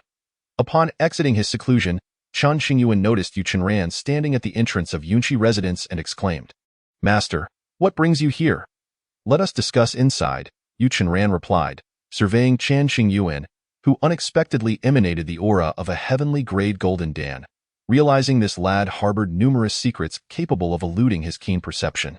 Seeing the grave expression on Tianyuan's face, Chen Qingyuan nodded slowly, respectfully inviting him in. Chapter 77. The Third Pact, Never Have Regrets. Inside, Chen Qingyuan poured a cup of tea for Tianyuan and quietly inquired, "Master, do you have something to say? The human heart is inscrutable. Unless absolutely necessary, do not reveal your true self," Tianyuan cautioned subtly. Upon hearing this, Chen Qingyuan's eyelids twitched slightly. He was no fool. He discerned the underlying meaning in Tianyuan's words and felt a twinge of anxiety. Surely his benefactor would not harbor ill intentions towards him. "You brat, stop overthinking. If I wanted to harm you, would I have waited until now?" Tianyuan, guessing Chen Qingyuan's thoughts through his eyes, lightly kicked him and playfully scolded. "Hee, disciple has not been thinking wildly," Chen Qingyuan retorted. "That makes sense," he replied with a grin, feeling somewhat reassured. "Humph." Tianyuan shot him a sidelong glance, huffing, "Your thoughts are as transparent as glass to me. But speaking of which, when I first saw you, I was taken aback and felt a twinge of envy. If master desires, I shall dig it out for you." Chen Qingyuan joked. "Get lost, don't disgust me," Tianyuan replied, amused by Chen Qingyuan's banter. With that jest exchanged, their bond strengthened, and the atmosphere lightened considerably. "I ask you to keep this confidential for me," Chen Qingyuan urged. "Do you think I am a fool?" Tianyuan retorted, reclining casually and taking a sip of tea. "I shall personally safeguard your path, fearing any missteps." Regarding the matter of Chen Qingyuan's 3 Dan Saint products, Tianyuan would not disclose it even to trusted confidants within the academy, intending to keep it to himself. "Thank you, master," Chen Qingyuan said, feeling a warmth in his heart as he bowed deeply. "Enough. If you truly wish to thank me, procure some decent tea. This brew is dreadful," Tianyuan quipped, rising to leave. Given Chen Qingyuan's intellect, he would undoubtedly refrain from foolish actions. Thus, Tianyuan felt it unnecessary to elaborate further. A brief reminder was sufficient. "Understood, master," Chen Qingyuan replied with a wry smile. Seeing him off, "Safe travels, master." After bidding farewell to Tianyuan, Chen Qingyuan sat within the room, a wave of trepidation washing over him. This time, he had narrowly escaped danger, grateful that his breakthrough occurred within the Tao Academy. Had it been outside, it would have undoubtedly caused significant trouble. With a deep exhale, Chen Qingyuan felt his spirit relax. Subsequently, a thread of his consciousness entered the space of the jade bracelet. He had not forgotten his agreement with the crimson-clad maiden. She had mentioned that he could learn of the Third Pact only upon reaching the Golden Dan realm. Now that the moment had arrived, he entered the realm with a mixture of curiosity and apprehension. Buzz! Within the mysterious space of the jade bracelet, a line of text materialized. Suppress the 10 prodigies of the northern wilderness, excluding yourself. What? Upon reading the third pact, Chen Qingyuan's expression shifted dramatically, exclaiming in shock. Wasn't this a bit excessive? The 10 prodigies of the northern wilderness were among the strongest of his peers. For him to suppress them all was tantamount to trampling upon the entire cohort of northern wilderness cultivators. Can we negotiate a different pact? Chen Qingyuan suggested softly. We can, but then we shall withdraw our agreement. You must marry me, and everything is negotiable. The moment Chen Qingyuan activated the restrictions of the jade bracelet, the crimson-clad maiden could communicate briefly with him through it. I suddenly feel that this pact is quite reasonable. No need for further discussion, he promptly retracted, fearing he would step into a trap. What a joke! To bind myself as a partner with this woman would mean no peace for the rest of my life. Chen Qingyuan's consciousness quickly withdrew from the jade bracelet space, sealing its restrictions to avoid hearing the crimson-clad maiden's voice. Suppressing the 10 prodigies of the northern wilderness was no simple feat. Chen Qingyuan felt a headache coming on, letting out a sigh. Alas! Though he had forged the foundation of the 3 Dan Saint products, his own cultivation remained relatively weak, making it improbable to contend with those top-tier prodigies in the near term. Unless he revealed the full extent of his golden Dan, victory would be out of reach. However, should the matter of the golden Dan come to light, countless troubles would inevitably follow. After all, there was no deadline set, so he could afford to take his time. Chen Qingyuan had only wished to live a low-profile life, earning a modest amount of spirit stones through legitimate means. He held no regard for the hollow titles of the mortal realm. The Daoi Academy's assessment should be concluding soon. Calculating the time, merely a year remained. If they were to discover that Chen Qingyuan had entered the academy without undergoing the assessment, it would surely seem unfair, and they would view him with hostility. After all, in this world, people only respect the strong. If Chen Qingyuan did not demonstrate some true prowess, it would be challenging to win their favor. Moreover, the 2 vice presidents could not disclose Chen Qingyuan's identity as the Qing sect's inheritor. He would have to face everything on his own. If he could not resolve such troubles, what hope would he have of inheriting the will of the Qing sect? When soldiers come, we shall defend. When water comes, we shall block. Chen Qingyuan put these worries aside and resumed his meditation, consolidating his cultivation while also seeking to understand the wonders of the Saint-grade Golden Dan. Time flowed swiftly, and a year passed in the blink of an eye.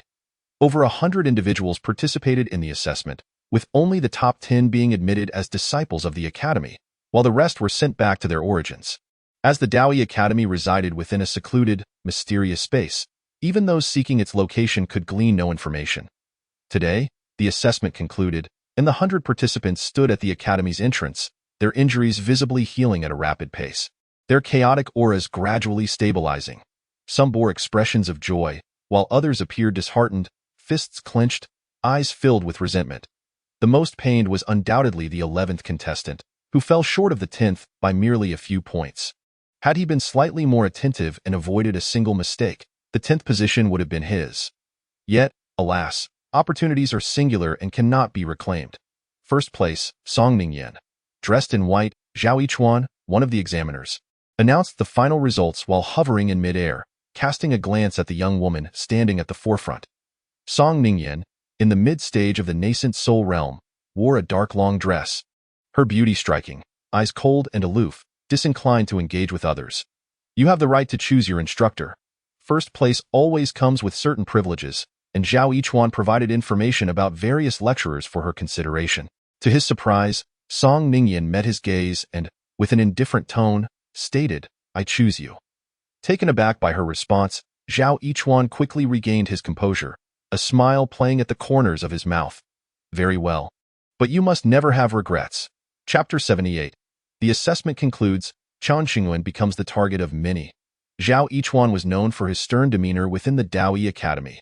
There had been students who had once been his pupils, only to be driven away in the end. On the day Chen Qingyuan first arrived at the academy, Yu Chenran had directly allowed him to bypass the assessment.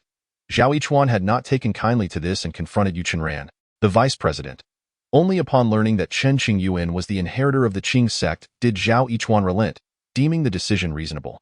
Had it not been for this causal relationship, he would likely have resisted firmly against the vice president. "I will not have regrets," as the first-place winner of the assessment. Song Ningyan was undoubtedly powerful, effortlessly dominating her peers, her pride soaring. Let us hope so. Zhao Yichuan's previous sternness dissipated, replaced by a light chuckle. At this moment, within Yunqi residence, Yu Chenran's voice echoed in Chen Qingyuan's ears. You brat, the enrollment assessment has concluded. You must come over. Master, what do you need me for? Chen Qingyuan inquired, looking towards the void. Though you have entered the academy, many procedures remain incomplete. If I say go, then go. Do not dawdle. Since he had already tricked Chen Qingyuan into becoming his apprentice, Yu Chenran would not hold back. The inheritor of the Qing sect was of no consequence. He was still Yu Chenran's apprentice, and he would scold and reprimand him without hesitation. Understood, Chen Qingyuan replied with a wry smile, changing into a clean, light-colored robe and making his way to the mountain gate.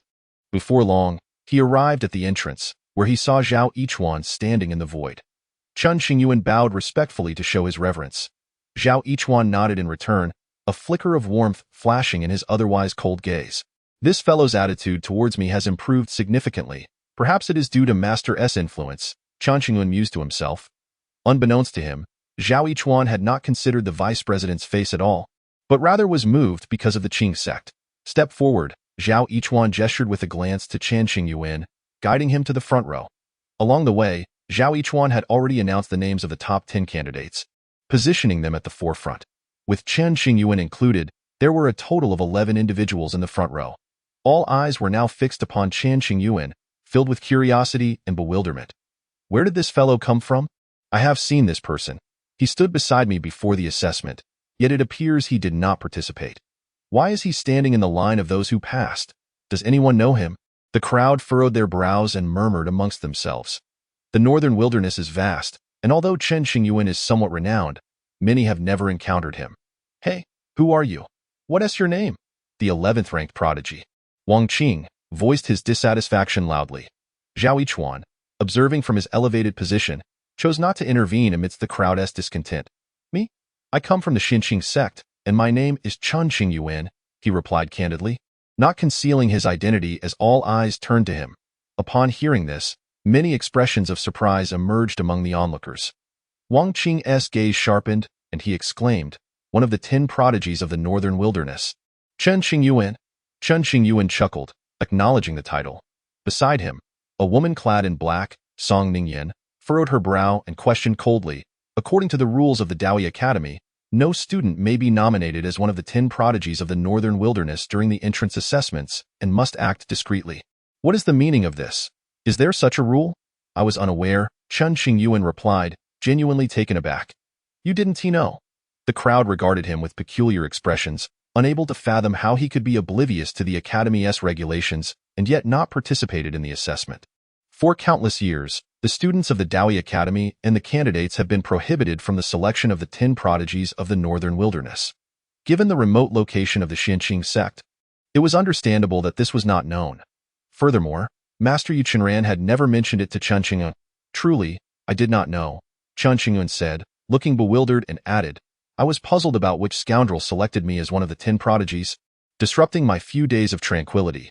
But what relation do the 10 prodigies of the northern wilderness have with the candidates of the Daoi Academy? When the crowd heard Chen Qingyuan's lament, they began to genuinely believe he was unaware of the situation, and many cast looks of admiration and sympathy towards him. You're finished, Song Ningyan observed Chen Qingyuan critically, a slight smirk gracing her lips. What do you mean? Chen Qingyuan was even more confused at this remark. I merely commented on the 10 prodigies. How am I finished? Can you clarify your words? Just as he was about to press further, Zhao Yichuan's voice resonated from above. The scoundrel you speak of is me. Excuse me? At that moment, Chen Qingyuan's body stiffened. His expression shifted dramatically as he locked eyes with Zhao Yichuan, his voice trembling slightly. Predecessor, what did you say? The recent lists of the 10 prodigies of the northern wilderness were compiled by me, Zhao Yichuan stated indifferently. Boom. The confirmation struck Chen Qingyuan like a thunderbolt, leaving him in a daze, utterly shocked and momentarily frozen. Historically, the list of prodigies had always been released by the Daoi Academy to inspire the new generation to grow swiftly. Those connected with the Academy were eligible for the entrance assessments, hence could not be included in the list. The Daoi Academy had remained in the shadows, unknown to the world, desiring to prevent its students from exposure to avoid breaching ancestral teachings. For countless years, Chen Qingyuan had been an exception, Being both one of the 10 prodigies and a student of the Academy. 200 years ago, Yu Chenran had recognized the Xinqing sect in the fully Ustar region as the long-lost Qing sect. However, he had not disclosed this information to anyone, nor had he revealed the connection between the Xinqing sect and the Daoi Academy. Consequently, Zhao Yichuan deemed Chen Qingyuan's exceptional talent worthy of selection as one of the 10 prodigies. As for the newly released list, it was Yu Chenran who insisted on including Chen Qingyuan, despite Zhao Yichuan's initial reservations. Thus, the then-novice Chen Qingyuan unexpectedly became one of the 10 prodigies, leading many to seek to use him as a stepping stone. The warmth from the affection of a master can be overwhelming. Why Yu Chenran aimed to place enough pressure on Chen Qingyuan to spur his rapid growth and prepare him to shoulder the responsibilities of the Qing sect. It dawned on Chen Qingyuan after a long contemplation. Predecessor, I apologize, that was not my intent. Snapping back to reality, he hastily offered his apology, and no harm done. I've been cursed at by many. Zhao Yichuan smiled at Chen Qingyuan, causing an uneasy sensation to creep over him. Shortly after, Zhao Yichuan summoned several individuals to escort the eliminated candidates back to their original locations, for once they departed from the Daoi Academy. They would no longer have the opportunity to become its disciples. Predecessor, I refuse to accept this. Wang Qing, the 11th ranked prodigy, summoned his courage and spoke loudly. Excuse me. Zhao Yichuan glanced at Wang Qing, his demeanor commanding respect. Why does he not need to undergo the assessment? Furthermore, according to the Academy's rules, the 10 prodigies cannot enter the Academy. Wang Qing pointed an accusatory finger at Chen Qingyuan, venting his frustrations. All those who participated in the assessment possess exceptional talent and strength. Many are not inferior to the 10 prodigies of the Northern Wilderness, with some even surpassing them. Just because they are connected to the Academy does not warrant exclusion from the selection of the prodigies. Does the Daoi Academy need to explain itself to you? Zhao Yichuan replied, his tone unyielding. No, but Wang Qing dared not confront Zhao Yichuan head-on, redirecting his ire towards Chen Qingyuan. I simply believe that he did not participate in the assessment, making it hard for us to accept. It's not my fault I didn't partake in the assessment. What does that have to do with me? Chen Qingyuan felt the weight of 100 hostile gazes upon him. Feeling frustrated, Chapter 79. Can face be eaten? Chen Qingyuan's admission to the Daoi Academy without undergoing the assessment seemed deeply unfair to others. Those who had been eliminated accepted their defeat to the top 10 with grace, feeling inferior. However, persuading them to respect Chen Qingyuan was another matter altogether. Wang Qing, emboldened, voiced what many were thinking, his sharp gaze locked onto Chen Qingyuan. What do you propose? Zhao Yichuan asked in a neutral tone. I wish to spar with him. If he can defeat me, I will willingly concede, Wang Qing declared. This was a singular opportunity, and he felt compelled to fight for it. Unwilling to accept his elimination, Wang Qing saw Chen Qingyuan as a final lifeline. Should Chen Qingyuan fall to him, the Daoi Academy would have no justification to expel Wang Qing, unless they were willing to sacrifice their accumulated prestige.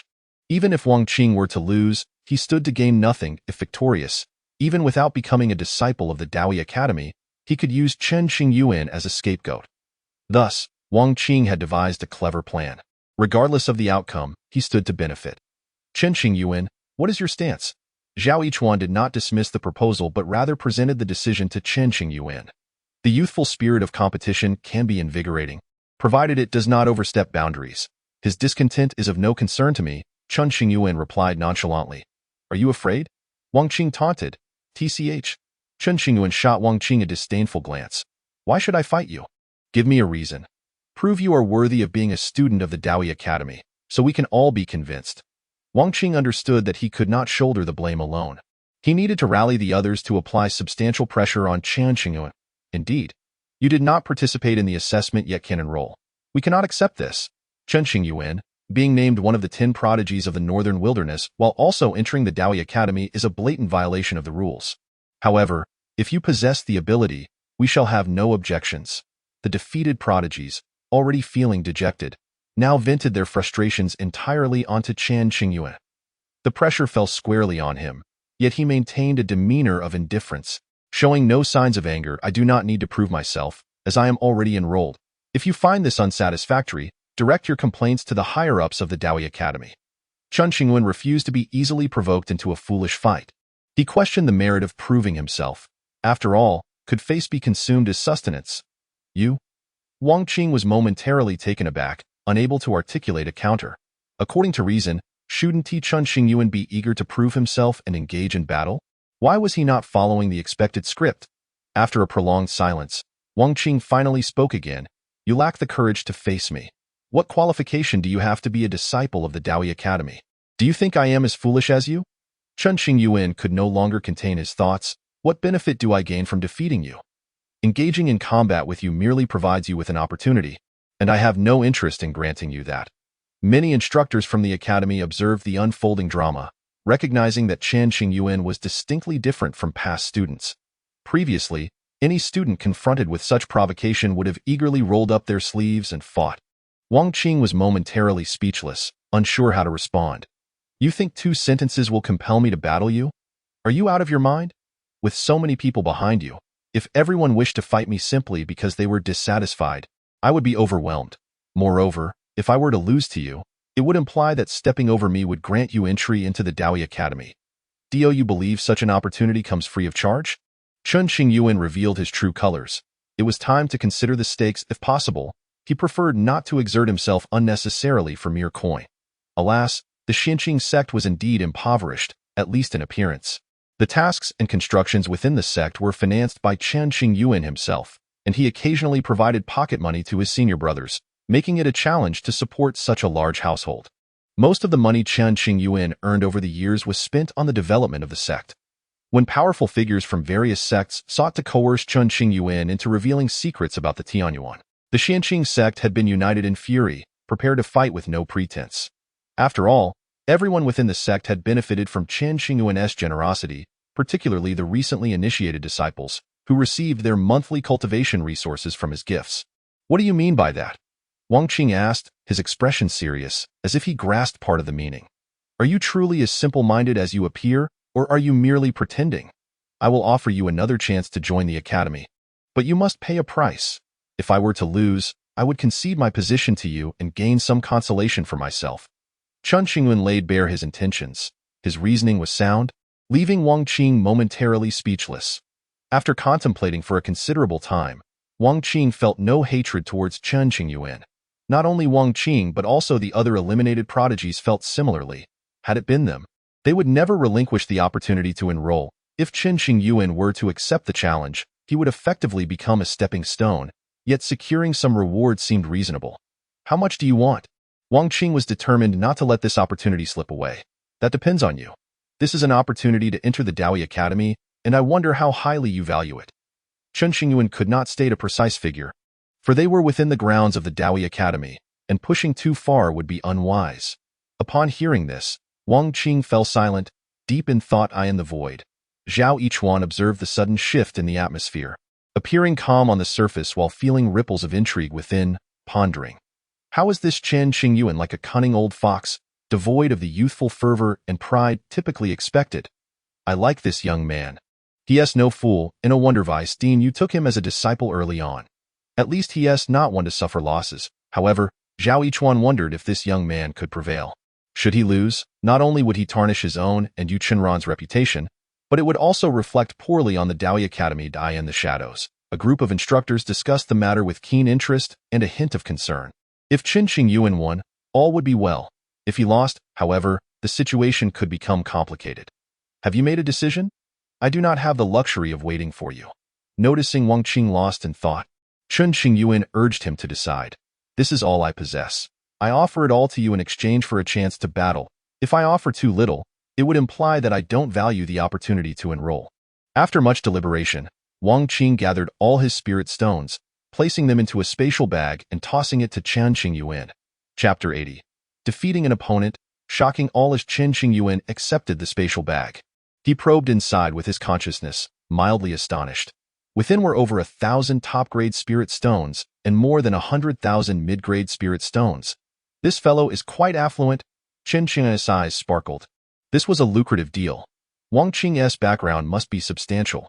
Otherwise, how could he possess such wealth?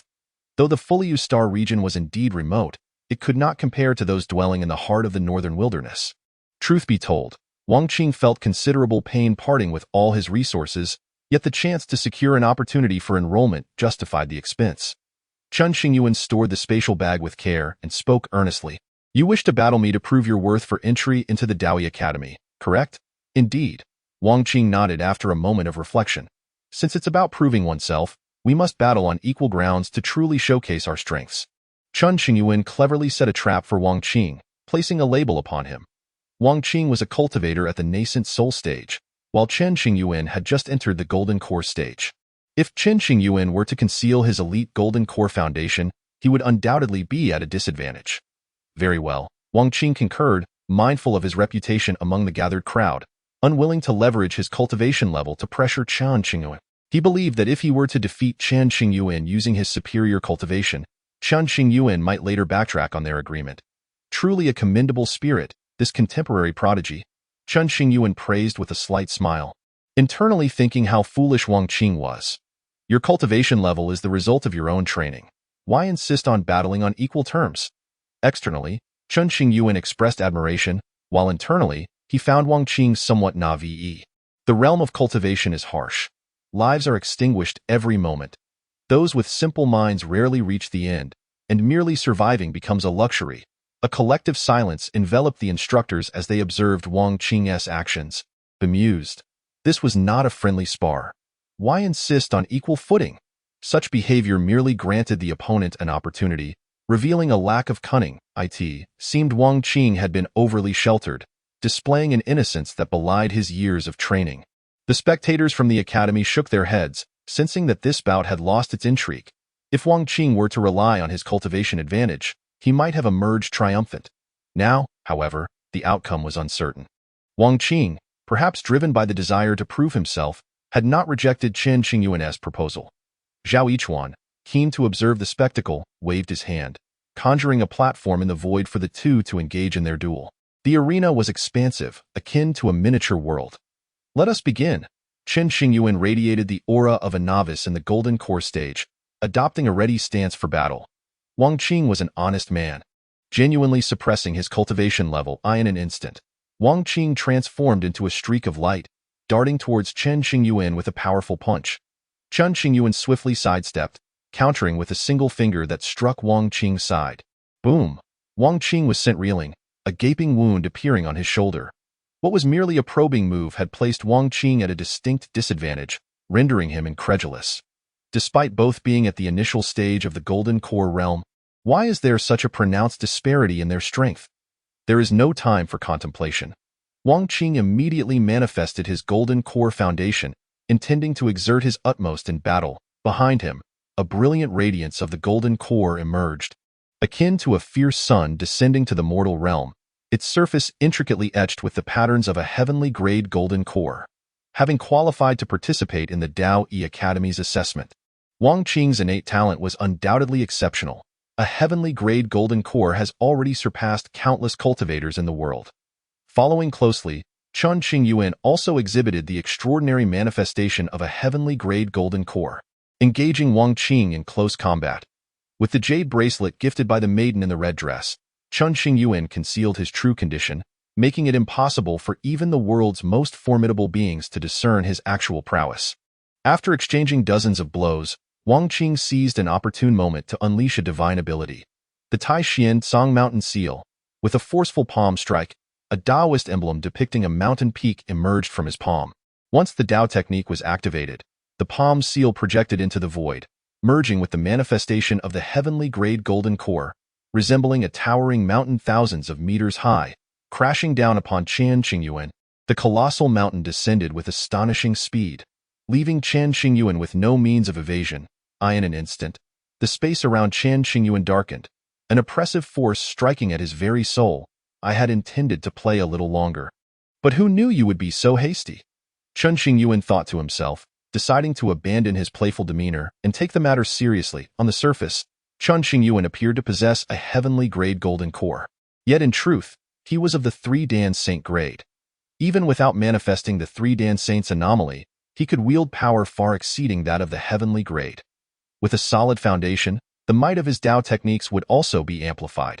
Moreover, all aspects of his physical capabilities had received tremendous enhancement, including the efficiency of his spiritual energy utilization, the speed at which he absorbed the world's spiritual essence, and his heightened comprehension, breaking free. Chen Qingyuan's right hand formed a sword with his fingers, piercing upwards towards the heavens. Swish! The sword sliced through the Tianyuan mountain seal, shattering it into fragments. Wang Qing suffered a backlash from his own technique. Stumbling back several steps, his internal energy surging tumultuously. Seizing the opportunity, Chen Qingyuan appeared before Wang Qing like a specter, his invisible sword poised at Wang Qing's brow. Everything transpired too swiftly for Wang Qing to contemplate or evade. I concede. Wang Qing felt the chilling intent of the sword at his brow. Though reluctant, he bowed his head in acceptance of defeat. Chen Qingyuan relaxed his right hand, allowing the condensed 3-foot sword to dissipate. Offering Wang Qing a smile, he stepped back from the arena. Following this battle, those who had harbored dissatisfaction towards Chen Qingyuan fell silent. Being admitted to the Daoyi Academy as a special disciple was indeed no trivial matter. The spectators were astonished. They had anticipated a fierce struggle, yet it concluded so swiftly. Their gazes towards Chen Qingyuan shifted to one of wariness, mixed with an undeniable hint of astonishment. Is there anyone else who wishes to test their mettle? If there are rewards to be gained, Chen Qingyuan was eager for more battles, grinning at the group of eliminated candidates. The crowd fell silent, none daring to step forward to challenge Chen Qingyuan. If it were not necessary to compete within the same realm, I would be willing to give it a try. Someone in the crowd spoke up. That won't do. You must prove yourselves as not inferior to others. How could you take advantage of a disparity in cultivation? Chen Qingyuan unhesitatingly dismissed this proposal. Tio, have you used your nascent soul cultivation to bully me would be meaningless. Although Chen Qingyuan's current cultivation was indeed below that of those present, following the previous battle, no one dared to underestimate him. Upon returning to the crowd, Wang Qing kept his gaze fixed on Chen Qingyuan, harboring no hatred, only a sense of unwillingness. If he were to encounter Chen Qingyuan again, he would surely seek a rematch. Even now, Wang Qing could not comprehend where he had faltered. Both cultivators were on equal footing, so why had he lost so effortlessly? This perplexity was shared by all present, including the elders of the academy. This young man is far more complex than he appears. Zhao Yichuan scrutinized Chen Qingyuan for a moment, contemplating. Chapter 81. Could he be an illegitimate child? Chen Qingyuan had demonstrated his strength, and the crowd had little room for dissent. Although his current cultivation was not on par with others, it was well known that Chen Qingyuan had ventured into the Tianyuan forbidden zone to refine his skills anew. Given sufficient time, he would undoubtedly catch up. Escort them out with that, Zhao Yichuan addressed the void. Immediately, several men clad in white emerged from the ether, gesturing towards the eliminated candidates. Whoosh! Over 100 eliminated individuals were swept away by a gentle force, departing the Daoyi Academy's realm. You, young man, dare to earn money on the day of your admission to the Daoyi Academy? You are the first in countless years. Zhao Yichuan descended and took a few steps towards Chen Qingyuan, a bemused smile playing on his lips. Under Zhao Yichuan's scrutinizing gaze, Chen Qingyuan felt an ominous premonition. Moments ago, he had scorned the individual responsible for the Northern Wilderness 10 talents, only to discover that it was Zhao Yichuan himself. Had he known the list of the Northern Wilderness 10 talents originated from the Daoyi Academy, he would have refrained from such remarks. Now that he had spoken, Chen Qingyuan had to find a way to remedy the situation. Otherwise, he risked retribution. Senior, I did not intend to profit. It was to mitigate trouble and prevent those who failed the assessment from pestering me. As he spoke, Chen Qingyuan retrieved his Qingyuan bag. Subsequently, he presented the Qingyuan bag to Zhao Yichuan, stating earnestly, now that the trouble is resolved, I am willing to offer the unexpectedly acquired spirit stones to you, senior. Zhao Yichuan glanced at Chen Qingyuan, perceiving him as a clever little fox. The academy is not so petty. You may keep it. Zhao Yichuan's tone was indifferent. If Zhao Yichuan were to accept the Qingyuan bag, it would imply a certain alliance with Chen Qingyuan, leading to future favoritism. Conversely, if he refused, Chen Qingyuan could keep the Qingyuan bag with a clear conscience. In either scenario, it would pose no detriment to Chen Qingyuan. This lad is shrewdly calculating. If he truly wished to submit, why not directly offer it to the academy? A group of onlookers discussing the situation deemed Chen Qingyuan's actions too cunning, recognizing that he would not easily fall for tricks outside. Chen Qingyuan's strategy of retreating to advance had left a lasting impression on Zhao Yichuan. Should an opportunity arise, Zhao Yichuan would surely look after Chen Qingyuan in the future. Follow me. Zhao Yichuan led the way, crossing through the academy's grand gates towards a palace shrouded in mist. Observing this, Chen Qingyuan and the others promptly followed suit. Along the way, Song Ningyan and the others continually scrutinized Chen Qingyuan, intrigued by the reason behind his exemption from the assessment and his special admission as a disciple of the academy. After a quarter of an hour, Zhao Yichuan brought everyone to a place known as the Jade Cloud Hall. The Jade Cloud Hall was remarkably spacious, devoid of tables or chairs. With a wave of Zhao Yichuan's sleeve, 11 garments and 11 jade tokens appeared in the air.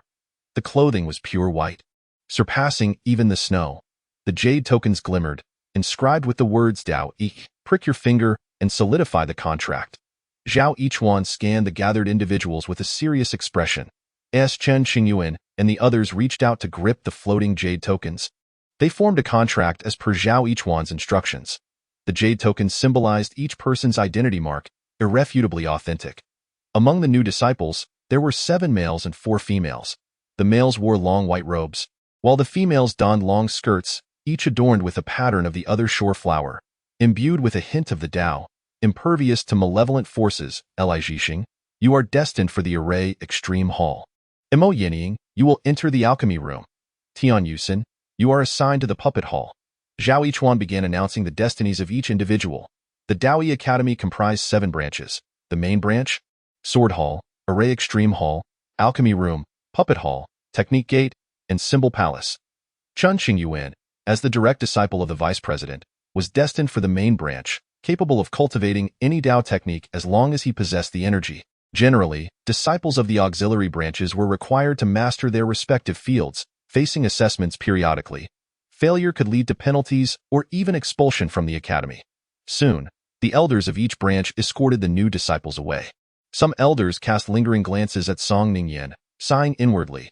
This girl possesses immense talent, yet her choice of master is unfortunate. Many elders began to wager. How long do you think Song Ningyan can last? I shall take the bets. Zhao Yichuan, the chief instructor of the Daoi Academy, was second only to the 2 vice presidents in strength. Many prodigies had aspired to become Zhao Yichuan's disciples but could not endure his rigorous training methods, ultimately transferring to other branches or exiting the academy altogether. Severe. This word encapsulated Zhao Yichuan's essence. Numerous elders within the Daoi Academy harbored fear of Zhao Yichuan, refraining from jesting in his presence. Behaving with utmost propriety, I find this matter somewhat peculiar. This time it was Elder Zhao presiding over the assessment. Knowing that Chen Qingyuan did not participate, why did he turn a blind eye? This is not in character for Elder Zhao. Chen Qingyuan is a disciple personally appointed by Vice President Yu. Elder Zhao must be giving Vice President Yu some face. Nonsense. Back in the day, Elder Zhao dared to confront the president. Although he was suppressed for a century afterward, his temperament remains unchanged. Chen Qingyuan is clearly taking shortcuts, violating the academy's regulations. How could Elder Zhao possibly give Vice President Yu face? It seems plausible. Many individuals murmured, feeling that Zhao Yichuan had transformed, ignoring matters of favoritism and shortcuts. Could it be that Chen Qingyuan is Elder Zhao's illegitimate child? It was uncertain who first voiced this conjecture, but it ignited a stir. Though the likelihood was low, it could not be entirely dismissed. Aside from this theory, the crowd struggled to conceive other explanations. Such words should not be spoken lightly. I can assure you that Elder Zhao is still a virgin, so refrain from spreading rumors. An esteemed elder from the alchemy room emerged to dispel the rumors, hastily quelling such discussions to prevent them from reaching Zhao Yichuan's ears, which would undoubtedly result in a unilateral beating. Elder Zhao has lived for over 10,000 years and is still a virgin? Surely not. Following the elder's explanation, the topic was smoothly redirected towards Zhao Yichuan. A bunch of rascals. Do not divert blame onto me. Sensing the situation turning dire, the elder from the alchemy room declared his seclusion, vowing not to appear for several years. The crowd only dared to discuss in hushed tones, lacking the courage to voice such matters in front of Zhao Yichuan, lest they suffer dire consequences. Within the Jade Cloud Hall, Zhao Yichuan remained unaware of the discussions among the branch elders regarding his virginity, gazing solemnly at Chen Qingyuan and Song Ningyan.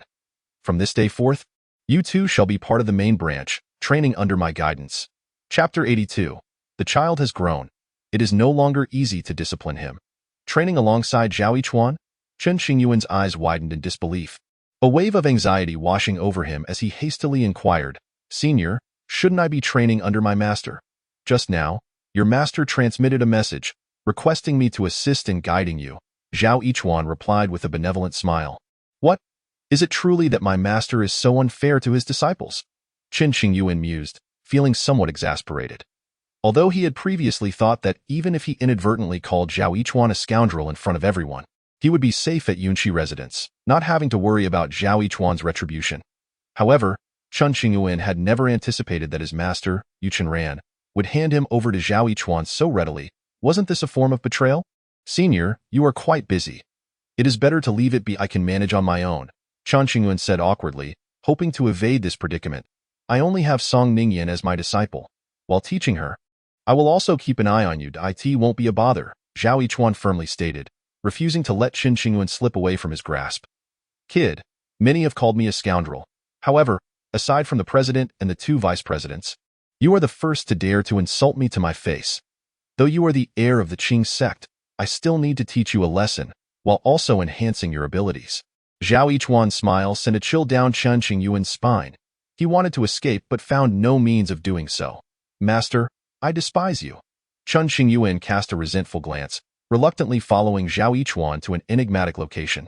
Hey, you're in for it. Song Ningyan, hailing from a top-tier power within the core region of the northern wilderness, was aware of the presence of formidable beings in her clan and had some understanding of the Daoi Academy. She had come to the academy with the intention of becoming Zhao Yichuan's disciple. You are not in a much better position, Chen Qingyuan retorted with a scoff. The two had now donned the academy's attire, pristine white robes and skirts, free from any blemish. Who is your master? Even now, Song Ningyan remained unaware of Chen Qingyuan's standing within the Daoi Academy. Through their earlier conversation, she had gleaned that Chen Qingyuan's master held considerable influence. Otherwise, how could Zhao Yichuan be willing to lend a hand and teach Chen Qingyuan?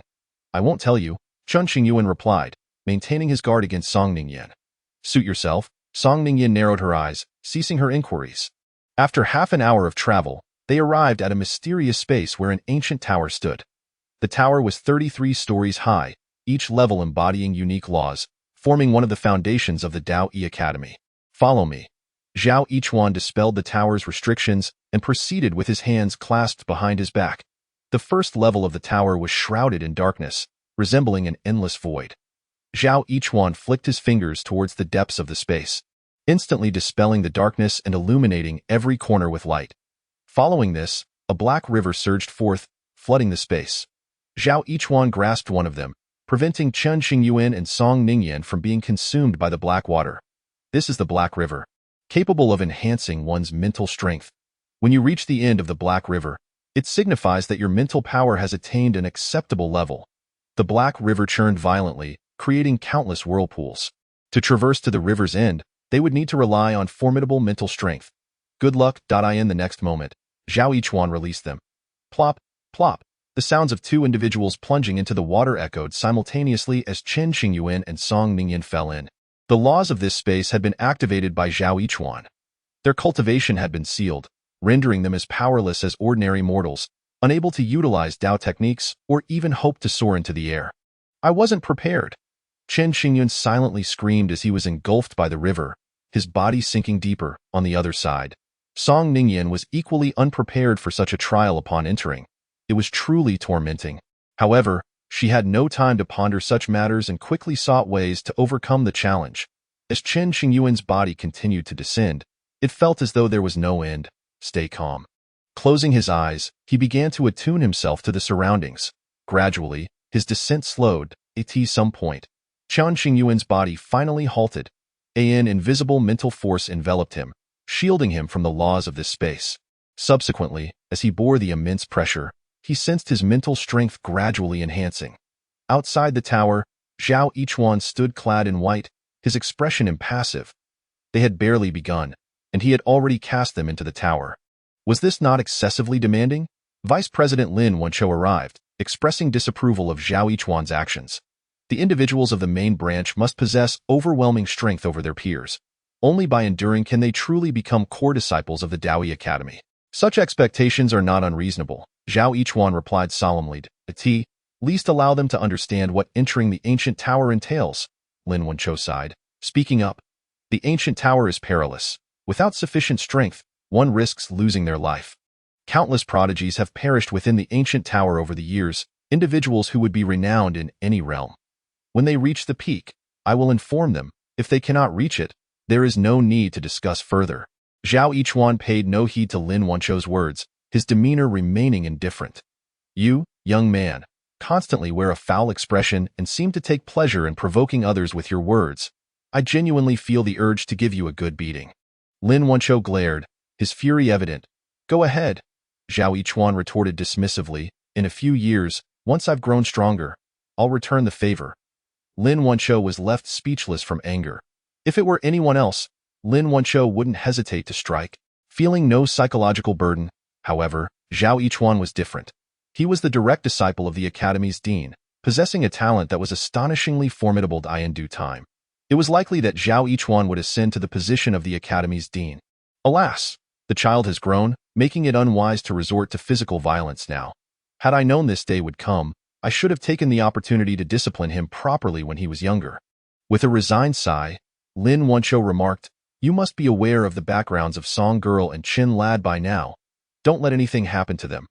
Otherwise, this benevolent connection could turn into a malevolent one, and our Daoi Academy might not withstand the consequences. I have a clear understanding, Zhao Yichuan replied, still maintaining his frosty demeanor. You have no clue what you're talking about.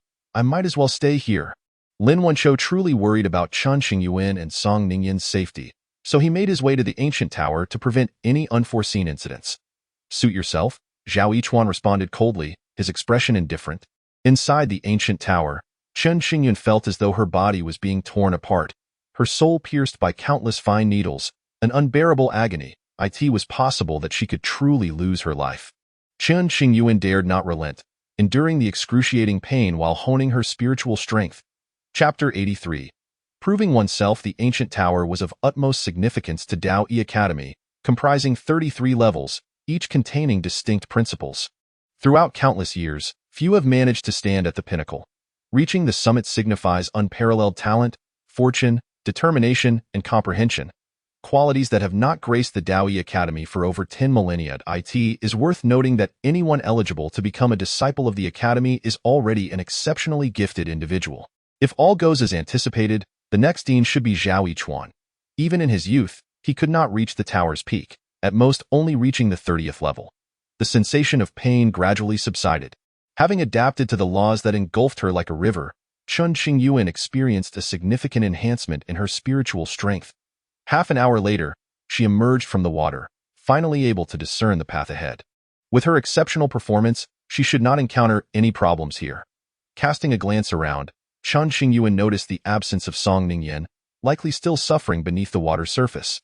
Chen Qingyuan looked ahead, unable to see the river's end for now, only feeling the overwhelming pressure of the principles bearing down upon her. This space suppressed Chen Qingyuan's cultivation. To venture deeper, she had to withstand this pressure using her spiritual strength, as all other means had become ineffective. Splash! Chen Qingyuan began to swim, albeit slowly. With each movement, she felt the pressure of the principles intensifying. After a brief interval, she had to pause to rest. A while later, Song Ningyan emerged from the water, gasping for air. Her hair was drenched, with only her head above the surface, her expression appearing somewhat frantic and anxious. In the murky depths of the river, Song Ningyan's soul was nearly suffocated. Fortunately, she quickly found a method to break free from the water's surface, experiencing an immediate reduction in pressure. This girl managed to surpass me. Song Ningyan spotted Chen Qingyuan 100 meters ahead and felt a surge of competitive pressure, her gaze solemn as she adjusted her state. Ready to advance. Proud by nature, Song Ningyan refused to yield within her family, towering over her peers, who dared not lift their heads. Upon entering Daoi Academy, she similarly passed the assessment with flying colors. She was well aware of Zhao Yichuan's strict reputation, having heard of disciples who had perished due to his rigorous training methods. Yet, she chose to become his disciple. According to reliable information from the Song family, Zhao Yichuan was likely to become the next dean. If Song Ningyan could genuinely earn Zhao Yichuan's recognition, his future position as dean would surely benefit her. Every action she took had a singular purpose, to prove herself. Historically, the Song family has always been dominated by males, with women primarily utilized for marriage alliances. Song Ningyan refused to be a mere pawn in familial schemes and recognized that she had only one path to tread: defeat her contemporaries and alter the antiquated views of her elders.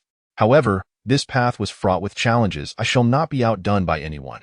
Determined, Song Ningyan pressed forward, intent on becoming the master of the Song family, thus gaining the right to shape her own destiny. Therefore, disregarding some elders' opposition, she resolutely arrived at Daoyi Academy to become stronger in the shortest time possible. With her power solidified, she would no longer be subjected to the oppression of others. Oddly enough, the discomfort she had previously felt seemed to have dissipated. With her back to Song Ningyan, Chen Qingyuan maintained a distance from her. As she swam, Chen Qingyuan detected a familiar essence within the laws surrounding her. After some contemplation, she suddenly realized that her experiences in the abyss mirrored this moment. Years ago, she endured a century of torment in the abyss. Although that time was excruciating, it yielded immense rewards. The red-clad maiden's personal guidance taught Chen Qingyuan the meaning of a human purgatory. Compared to the abyss, the pressure of the first level of the ancient tower felt somewhat lacking. Strangely enough, it was rather comfortable as time passed. Chen Qingyuan felt a tingling sensation throughout her body, as if a subtle current was coursing within her. Initially, she had felt some discomfort, as though countless mountains were pressing down upon her chest. Now, that pressure was no longer sufficient to hinder her progress. How could this be? Behind her, Song Ningyan observed Chen Qingyuan's speed increasing significantly, the distance between them widening, rendered speechless. The upcoming scene would leave Song Ningyan even more astonished, perhaps even doubting herself. Reflecting on a past experience, Chen Qingyuan's spiritual strength surged immensely. Suddenly, she felt her body become remarkably light, slowly rising to the surface. In the next moment, Chen Qingyuan found herself completely floating, her feet resting upon the dark river's surface. Witnessing this, Song Ningyan's body shuddered slightly, and she froze in place, momentarily forgetting to move forward. Her eyes brimmed with disbelief, her expression a whirlwind of emotions. After a long while, as Chen Qingyuan's figure gradually vanished into the black mist, Song Ningyan finally snapped back to reality, exclaiming in astonishment, "Is Chen Qingyuan's spiritual strength truly this formidable?" No wonder she was an exception among the disciples accepted into Daoyi Academy. She was indeed extraordinary. Soon, Song Ningyan cast aside her tumultuous thoughts and resolutely pressed onward. Days passed, and Song Ningyan navigated through the thick black mist cloaking the river, eventually arriving at a colossal stone platform. The circular platform measured approximately 500 meters in diameter, surrounded by steps. Song Ningyan's mental state had deteriorated considerably. She seemed to perceive a figure seated upon the stone platform, the silhouette unclear and somewhat indistinct. Fueled by unwavering willpower, she dragged her utterly exhausted body from the water onto the icy steps. Gradually rising, she ascended the staircase step by step. Standing atop the stone platform, she finally discerned the figure she had previously glimpsed. It was none other than Chen Qingyuan, leisurely sipping tea while leaning against a large stone. "You've finally arrived. Care for a cup of tea?" Chen Qingyuan turned to the weary Song Ningyan, wearing a slight smile. Song Ningyan intended to respond but found herself at a loss for words, her mouth opening and closing without uttering a sound. With a thud, her body crumpled to the ground, utterly drained. "What a disappointment," she muttered under her breath, while Chen Qingyuan continued to savor her tea. Chen Qingyuan had taken 3 days to reach the stone platform, her restraints lifted and cultivation restored. Based on her deductions, she surmised that Zhao Yichuan would only materialize once Song Ningyan reached the stone platform as well. Thus, during the 10 days of waiting, she spent the initial days solidifying her spiritual energy and the latter ones enjoying tea and indulging in the heavenly fruits and delicacies she carried. Outside the ancient tower, Zhao Yichuan had already learned of the situation within and swiftly appeared. The space above the stone platform began to warp, and Zhao Yichuan manifested. Chapter 84. The second level of the ancient tower. Suppressing cultivation for battle, Zhao Yichuan flicked his fingers towards the unconscious Song Ningyan, safeguarding her spirit to prevent any lingering repercussions. Then, he turned his gaze upon Chen Qingyuan, saying nothing, though a flicker of intrigue passed through his eyes. Outside, Vice Dean Lin Wanzhou wore an expression of astonishment, fully aware of the events transpiring within the ancient tower. The inheritor of the Qingzong era is truly remarkable. Chen Qingyuan's performance left Lin Wanzhou profoundly impressed. In merely 3 days, she had conquered the first level, effortlessly walking upon the water and shattering the record of Daoyi Academy. Initially, Yu Chenran had been reluctant to share this news with Lin Wanzhou, but he could not resist Lin Wanzhou's persistent inquiries. Ultimately, he relented and divulged the information.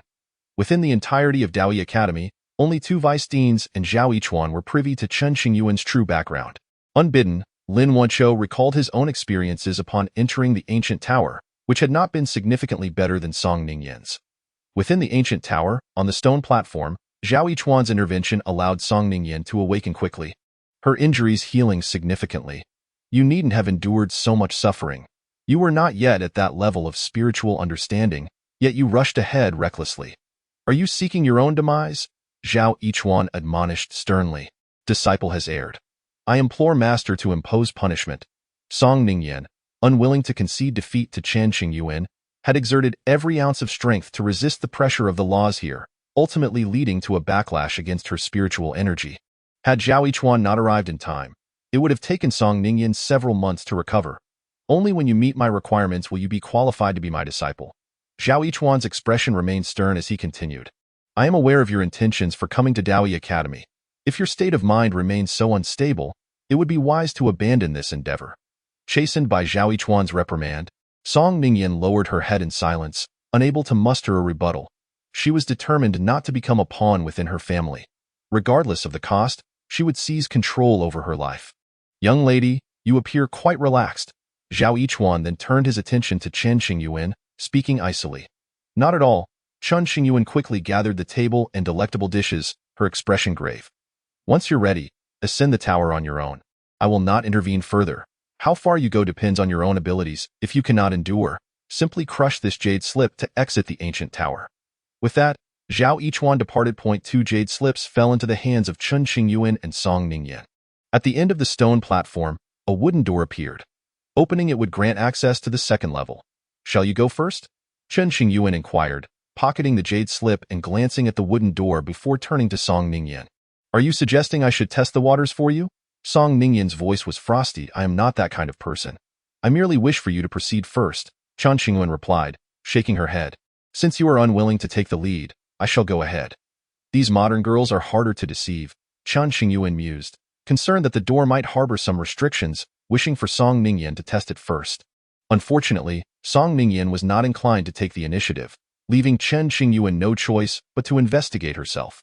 Approaching the door, Chen Qingyuan exercised caution, her right hand slowly pressing against it before pushing with force. Boom! Instantly, a powerful suction drew Chen Qingyuan in, leaving no room for resistance. Cursing inwardly, she found herself enveloped in darkness, feeling as though the world was spinning. Watching as Chen Qingyuan was consumed by the wooden door, Song Ningyan hesitated for a moment before gritting her teeth and following suit. Whoosh! Song Ningyan too departed the stone platform, entering the second level. Once light returned to Chen Qingyuan's vision, she discovered herself in a strange space. Observing her surroundings carefully, refraining from acting recklessly. After waiting for a considerable time, Chen Qingyuan did not see any sign of Song Ningyan and surmised, we must have entered different spaces. The first level served as a test of spiritual strength. Without meeting the standards, one would be unqualified to ascend the ancient tower further. In the subsequent journeys, the challenges they faced would diverge, making it impossible for them to meet again. This space was entirely white, stretching endlessly. It was vast and silent. Chen Qingyuan remained on high alert, constantly attuned to the changes around her. After half an incense stick's worth of time, a shadowy figure materialized before Chen Qingyuan. Postnatal realm? Chen Qingyuan assessed the figure, recognizing its level of cultivation. The first realm of cultivation was far too weak. Whether Chen Qingyuan desired it or not, her body was involuntarily drawn toward the depths of the space, confronting the indistinct figure from a distance of 100 meters. Simultaneously, her cultivation was suppressed to the postnatal realm, rendering her unable to sense the presence of her golden Dan, as if an overwhelmingly terrifying force had severed the ties to her golden Dan. Fight! The indistinct figure bellowed at Chen Qingyuan. Chen Qingyuan braced herself for battle, her focus unwavering. The postnatal realm is the foundational stage in the path of cultivation. Few would regard the postnatal realm with seriousness, as they all aspired to elevate their cultivation swiftly and grow stronger. Chen Qingyuan had once held such beliefs, believing her foundation to be at a high level, yearning for grander pursuits. However, when she ultimately forged her golden Dan, she had only reached the heavenly grade. Bang! Chen Qingyuan and the shadowy figure struck simultaneously, their fists colliding with a resounding impact. In that instant, Chen Qingyuan staggered back half a step, her fist aching. The figure, however, remained unaffected and launched another attack. Within the ancient tower, the shadowy figure embodied the perfect state of intent. In simpler terms, its true combat prowess could sweep away countless postnatal realm cultivators throughout the ages. Those capable of matching it in combat could be deemed to have reached a perfect foundational level in the postnatal realm. As for winning, it was nearly impossible. At least since the establishment of the ancient tower, no such individual had ever emerged. What a formidable punch! Chen Qingyuan's fighting spirit ignited as she engaged the shadowy figure in fierce combat. After over 100 exchanges, Chen Qingyuan had taken several blows from the figure, her body aching, yet she had not managed to land a single hit. According to the ancient tower's rules, as long as one could endure 500 exchanges with the figure, they would pass the level. Unbeknownst to her, Chen Qingyuan and the figure had been fighting for a considerable time. Her clothes tattered and her appearance somewhat disheveled. At that moment, she spotted a wooden door appearing in the distance. However, she had no intention of heading toward it. Instead, she continued to engage the shadowy figure. "You think you can just let me go after hitting me? What a joke." Chen Qingyuan refused to swallow her pride without retaliation. In another space, Song Ningyan, battered and bruised, had endured 500 exchanges. The shadowy figure before her paused, revealing a path leading to the third level beside her. Unlike Chen Qingyuan, who was so stubborn, Song Ningyan was resolved to leave promptly upon clearing the level.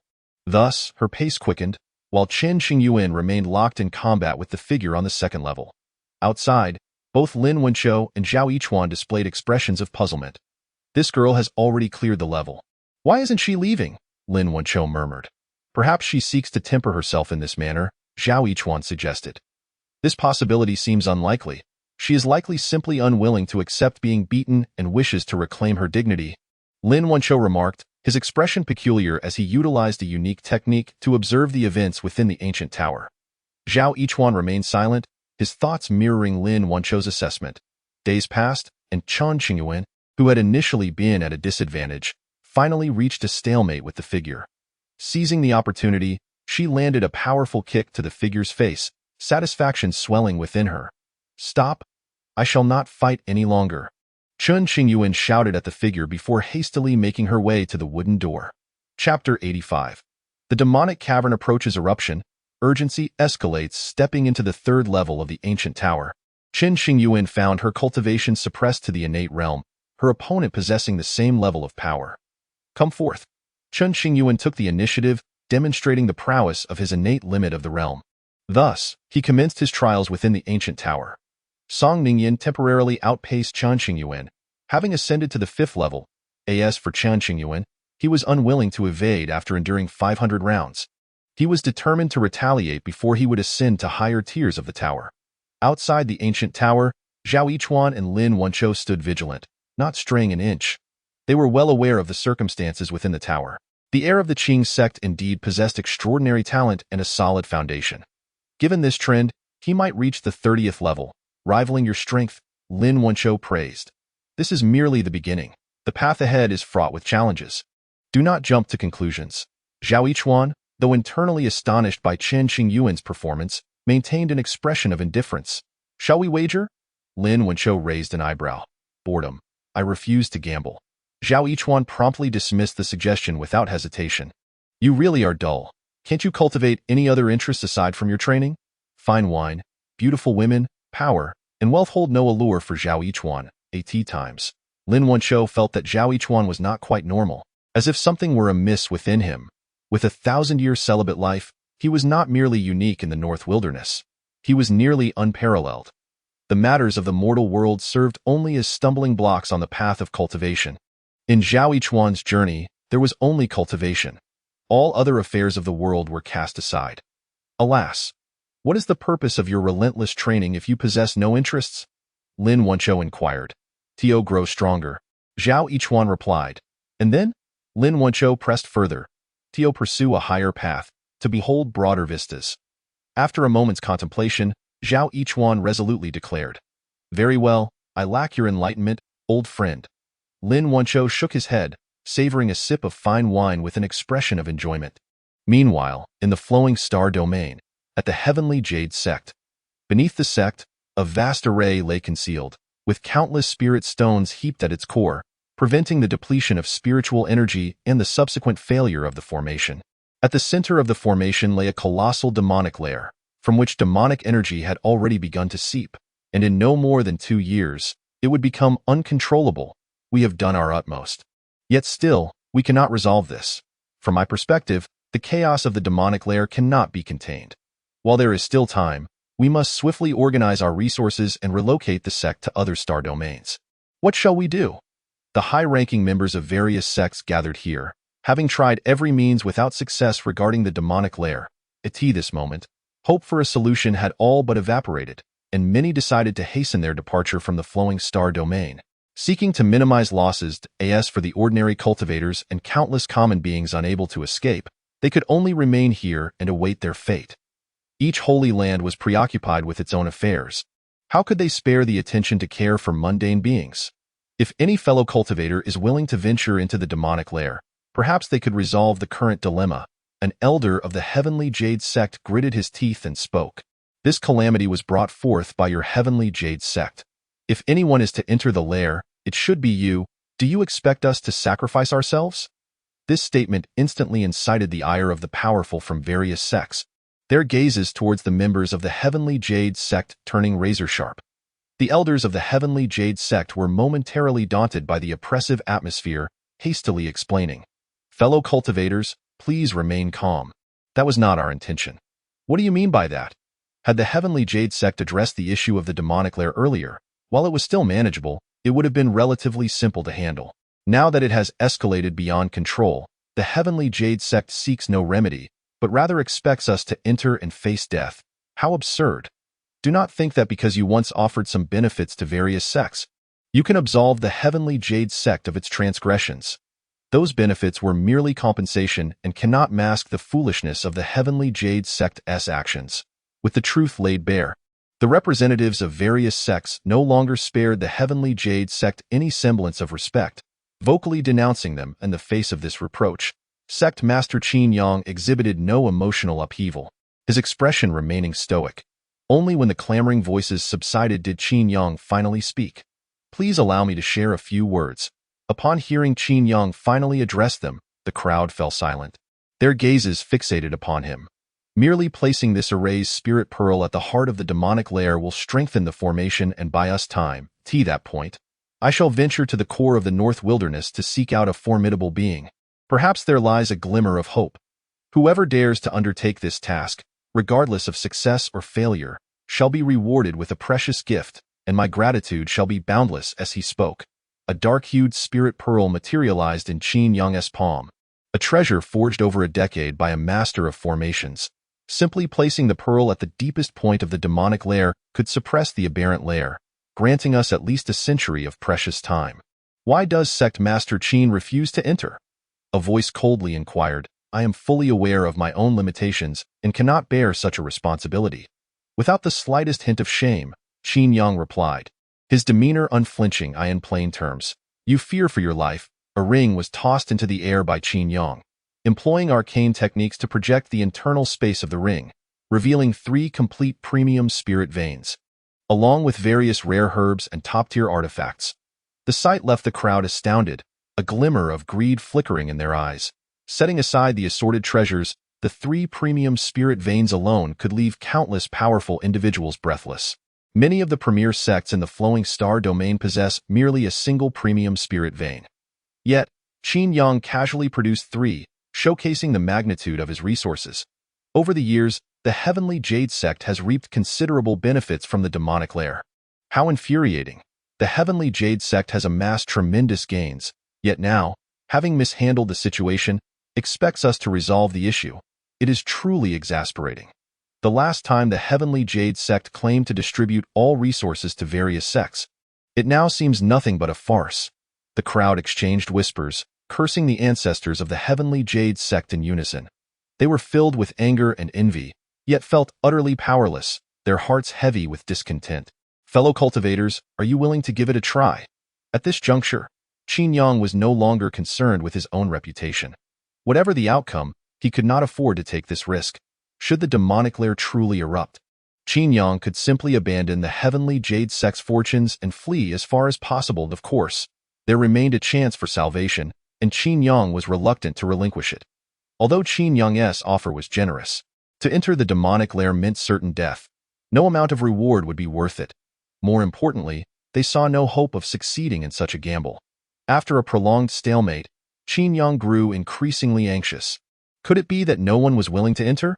The laws within the demonic lair were exceedingly chaotic. Without dispatching a strong individual to escort the array spirit pearl inside, it would be impossible to position it correctly from outside the formation. I refuse to undertake a mission that guarantees death. While the crowd harbored greedy thoughts, they maintained their rationality, unwilling to engage in such foolishness, least of all to clean up the mess caused by the heavenly jade sect. Observing this turn of events, Qingyuan felt a sinking uncertainty, a flicker of worry crossing his gaze. If no one truly volunteered, he would have to abandon the heavenly jade sect altogether. Clenching his fists, Qingyuan felt a deep-seated unwillingness, not wanting his years of toil to go to waste. Just as the atmosphere grew increasingly somber, a voice resonated from afar. I shall go. Chapter 86. Lin Chongsheng steps into the demonic lair, willing to face death. Who? Upon hearing this voice, the crowd swiftly turned to look behind them. The newcomer, clad in a light-colored long robe, was a middle-aged man with a tall, imposing figure. It was none other than Lin Chongsheng, the sect master of the Xinqing sect. Sect master, what brings you here? The grand elder of the Xinqing sect, responsible for this gathering, was taken aback upon seeing Lin Chongsheng's sudden appearance and stepped forward to inquire. Some matters must be undertaken by someone. Lin Chongsheng clasped his hands behind his back, his voice resonating like thunder in every ear, causing many to cast their eyes downward in shame. You are the backbone of our Xinqing sect. You cannot afford any misfortune. No, I cannot allow it. The elder, clad in a gray robe, appeared rather aged, his hair half-white and his face lined with wrinkles, his tone resolute and firmly opposing. My mind is made up. Before coming, Lin Chongsheng had already prepared for the worst, having settled matters within the sect. He cannot be. The grand elder positioned himself before Lin Chongsheng, earnestly stating, if the sect master truly intends to proceed, let me take your place. My demise would not significantly impact the Xinqing sect, but should anything happen to you, chaos would surely ensue. Lin Chongsheng patted the grand elder's shoulder, offering him a reassuring gaze. Then, with a flick of his finger, he temporarily rendered the grand elder immobile. Sect master. The grand elder rolled his eyes toward Lin Chongsheng, trembling in his voice. Arrangements have been made at home. Even if I do not return, there is no need for concern. Lin Chongsheng spoke softly. That is unacceptable. You are the leader of a sect and cannot risk your life. Regardless, the grand elder remained steadfast in his opposition. Lin Chongsheng ceased to respond, instead striding directly to Qingyuan. Give me the items. Lin Chongsheng signaled to Qingyuan. Sect Master Lin truly intends to take such a perilous risk. Qingyuan expressed skepticism. Not only Qingyuan, but the other powerful figures present also harbored doubts, finding it hard to believe. If Sect Master Qin does not trust me, you may accompany me into the lair to see for yourself. Lin Chongsheng replied coldly, I am well aware of my own inadequacies. There is no need for that. Although Qingyuan was retorted by Lin Chongsheng, he bore no resentment. After all, Lin Chongsheng was heading into a death trap, and he could tolerate a few grumbling words. The items. Lin Chongsheng gestured once more. This time, Qingyuan hesitated no longer, handing over both the array spirit pearl and the spatial ring containing resources to Lin Chongsheng. Lin Chongsheng turned to the Grand Elder, checking that the spatial ring had not been tampered with, then placed it in the Grand Elder's hands, softly instructing. Return directly afterward. Do not linger here, lest someone covet these resources. Regardless of whether the Heavenly Jade sect provides these resources, Lin Chongsheng would enter the demonic lair. He merely happened upon the opportunity to collect the resources and would not let it slip away. Brothered at this moment, for the Grand Elder, it was a parting of life and death. He no longer addressed Lin Chongsheng as sect master, his eyes revealing the sorrow between brothers. Just as in their youth, you must be obedient. Lin Chongsheng affectionately ruffled the Grand Elder's hair, smiling faintly. As a senior brother, he had always intervened to resolve issues when his younger siblings faced bullying. Only he could strike them. No one else was allowed. Yes. The Grand Elder choked up, tears glimmering in his eyes. He understood Lin Chongsheng's character. Once he made a decision, he never wavered. If I perish, Brother Dong can temporarily assume the role of sect master, and you shall remain safely within the sect, eventually becoming a protective elder. Lin Chongqing's decision had been communicated to the upper echelons of the sect. Although everyone objected, they could not prevent it and ultimately had to acquiesce. After relaying these words, Lin Chongqing gripped the array spirit pearl tightly, preparing to step into the demonic lair. Sect Master Lin's righteousness humbles us all. The powerful figures from various sects clasped their fists in respect. May Sect Master Lin return triumphantly. Qingyuan feigned sincerity, speaking loudly. Sect Master Lin. The strong figures all voiced their admiration, sincerely wishing him success on his journey. Lin Chongqing undertook this mission, not for them, but for the countless beings of the flowing star domain. Those living in this realm were innocent. They should not suffer due to the actions of a few fools. Lin Chongqing spoke with purpose, his words causing the members of the Heavenly Jade sect to flush crimson, yet they had no retort. Open the formation, Lin Chongqing called out, approaching the entrance to the demonic lair. The assembly of powerful figures immediately employed their techniques, creating a small passageway above the array. In an instant, a surge of demonic energy rushed forth from the formation. Lin Chongqing struck out with his palm, dispersing the demonic energy, and simultaneously stepped into the formation. Seal it. As soon as Lin Chongqing entered the array, the others promptly sealed it to prevent the escape of demonic energy. Within the array, Lin Chongqing released the Grand Elder from his restraints, allowing him to move freely. Brother, the Grand Elder immediately turned to Lin Chongqing within the formation, tears welling in his eyes as he called out, his voice strained, go home. Lin Chongqing replied gently. The Grand Elder's nails pierced his palm. Despite his myriad reluctances, he had to heed Lin Chongqing's command, hastily returning to the Xinqing sect, lest certain rogues covet the resources. As he departed, the Grand Elder cast one last lingering gaze at Lin Chongqing's figure. For him, perhaps this would be their final meeting, and the pain in his heart was beyond words. Whoosh! In that fleeting moment of turning away, the Grand Elder felt an unbearable ache in his heart. Yet, for the sake of the greater good, he had to steady his emotions and return home promptly. Lin Chongqing gazed down at the demonic lair, which was shrouded in impenetrable darkness, resembling an endless abyss with no visible bottom. Prepared, Lin Chongqing plunged headlong into the demonic lair. Boom! In an instant, an overwhelming tide of demonic energy surged toward Lin Chongqing, threatening to engulf his mind and transform him into a mindless demon. Lin Chongqing employed a calming technique, maintaining his composure and keeping the dense demonic energy at bay beyond his protective barrier. Lin Chongqing truly has no fear of death. Only upon his actual entry into the demonic lair did the powerful figures truly believe this was no mere illusion. They could not comprehend Lin Chongqing's actions, inwardly deeming him a fool. Cultivation is a challenging path, and for someone like Lin Chongqing, a powerful being in the tribulation transcending stage, entering the lair posed grave danger. Should the demonic lair erupt, he could easily retreat from the flowing star domain. He has appointed himself a savior. As Lin Chongqing had already entered, some individuals no longer needed to feign concern, sneering quietly among themselves. If Lin Chongqing could successfully place the array spirit pearl in the appropriate position, it would greatly benefit us, whether in resolving the demonic lair or relocating from the flowing star domain, affording us ample time. The crowd would not feel indebted to Lin Chongqing. When favors exceed a certain threshold, they are often disregarded by the world, as people are unwilling or unable to repay. Chapter 87. Fear not, for your senior brother is here. The demonic lair, a land of great peril, where even those of the ascendant realm risk their lives upon entry. Although Lin Chongqing, as a fifth-stage tribulation transcending cultivator, was indeed a formidable presence in the flowing star domain, he would not be viewed as such in a more prosperous realm. Entering the demonic lair, Lin Chongqing harbored no thoughts of survival. This is my destiny.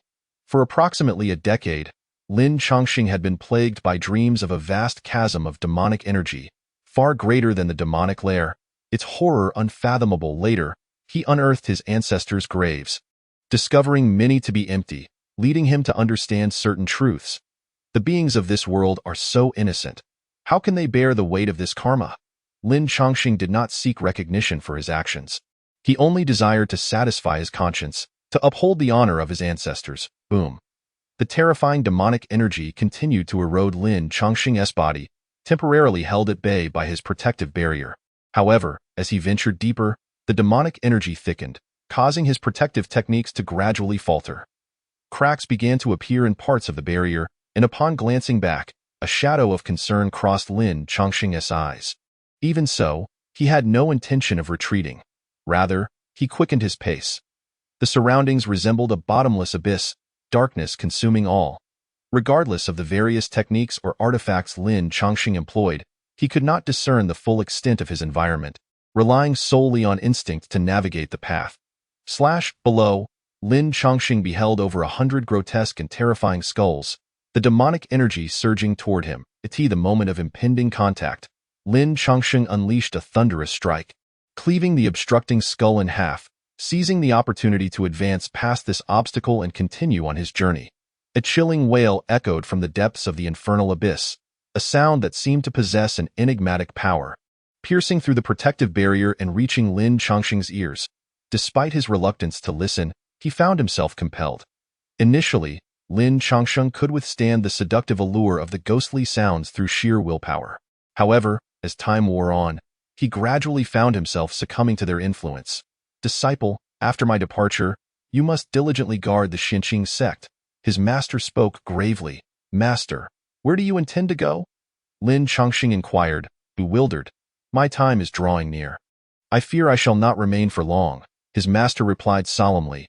Do not speak such nonsense, master. You are in the prime of your life. There remains a considerable span before your lifespan wanes. Lin Chongqing protested.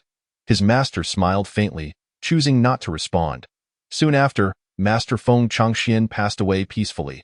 Memories of yesteryears surged forth like a tide before Lin Chongqing's eyes, momentarily unsettling his composure and moistening his eyes with unshed tears. I do not comprehend. Why must this burden fall upon my Xinqing sect? Why must we bear this responsibility? The forces of the world far exceed our own in strength. They remain indifferent, yet it is our ancestors who must sacrifice themselves. In a fleeting moment, Lin Chongqing glimpsed a fragment of a dream. The once indistinct vision became vividly clear, as if witnessed firsthand in a bygone era. Two high-ranking members of the Xinqing sect were engaged in discourse regarding the abyss of demons. Clearly awakened to their ancestral memories, compelled to shoulder the wishes and duties of their forebears. Would you wish to witness the slaughter of the common folk? An elder donned in purple inquired patiently.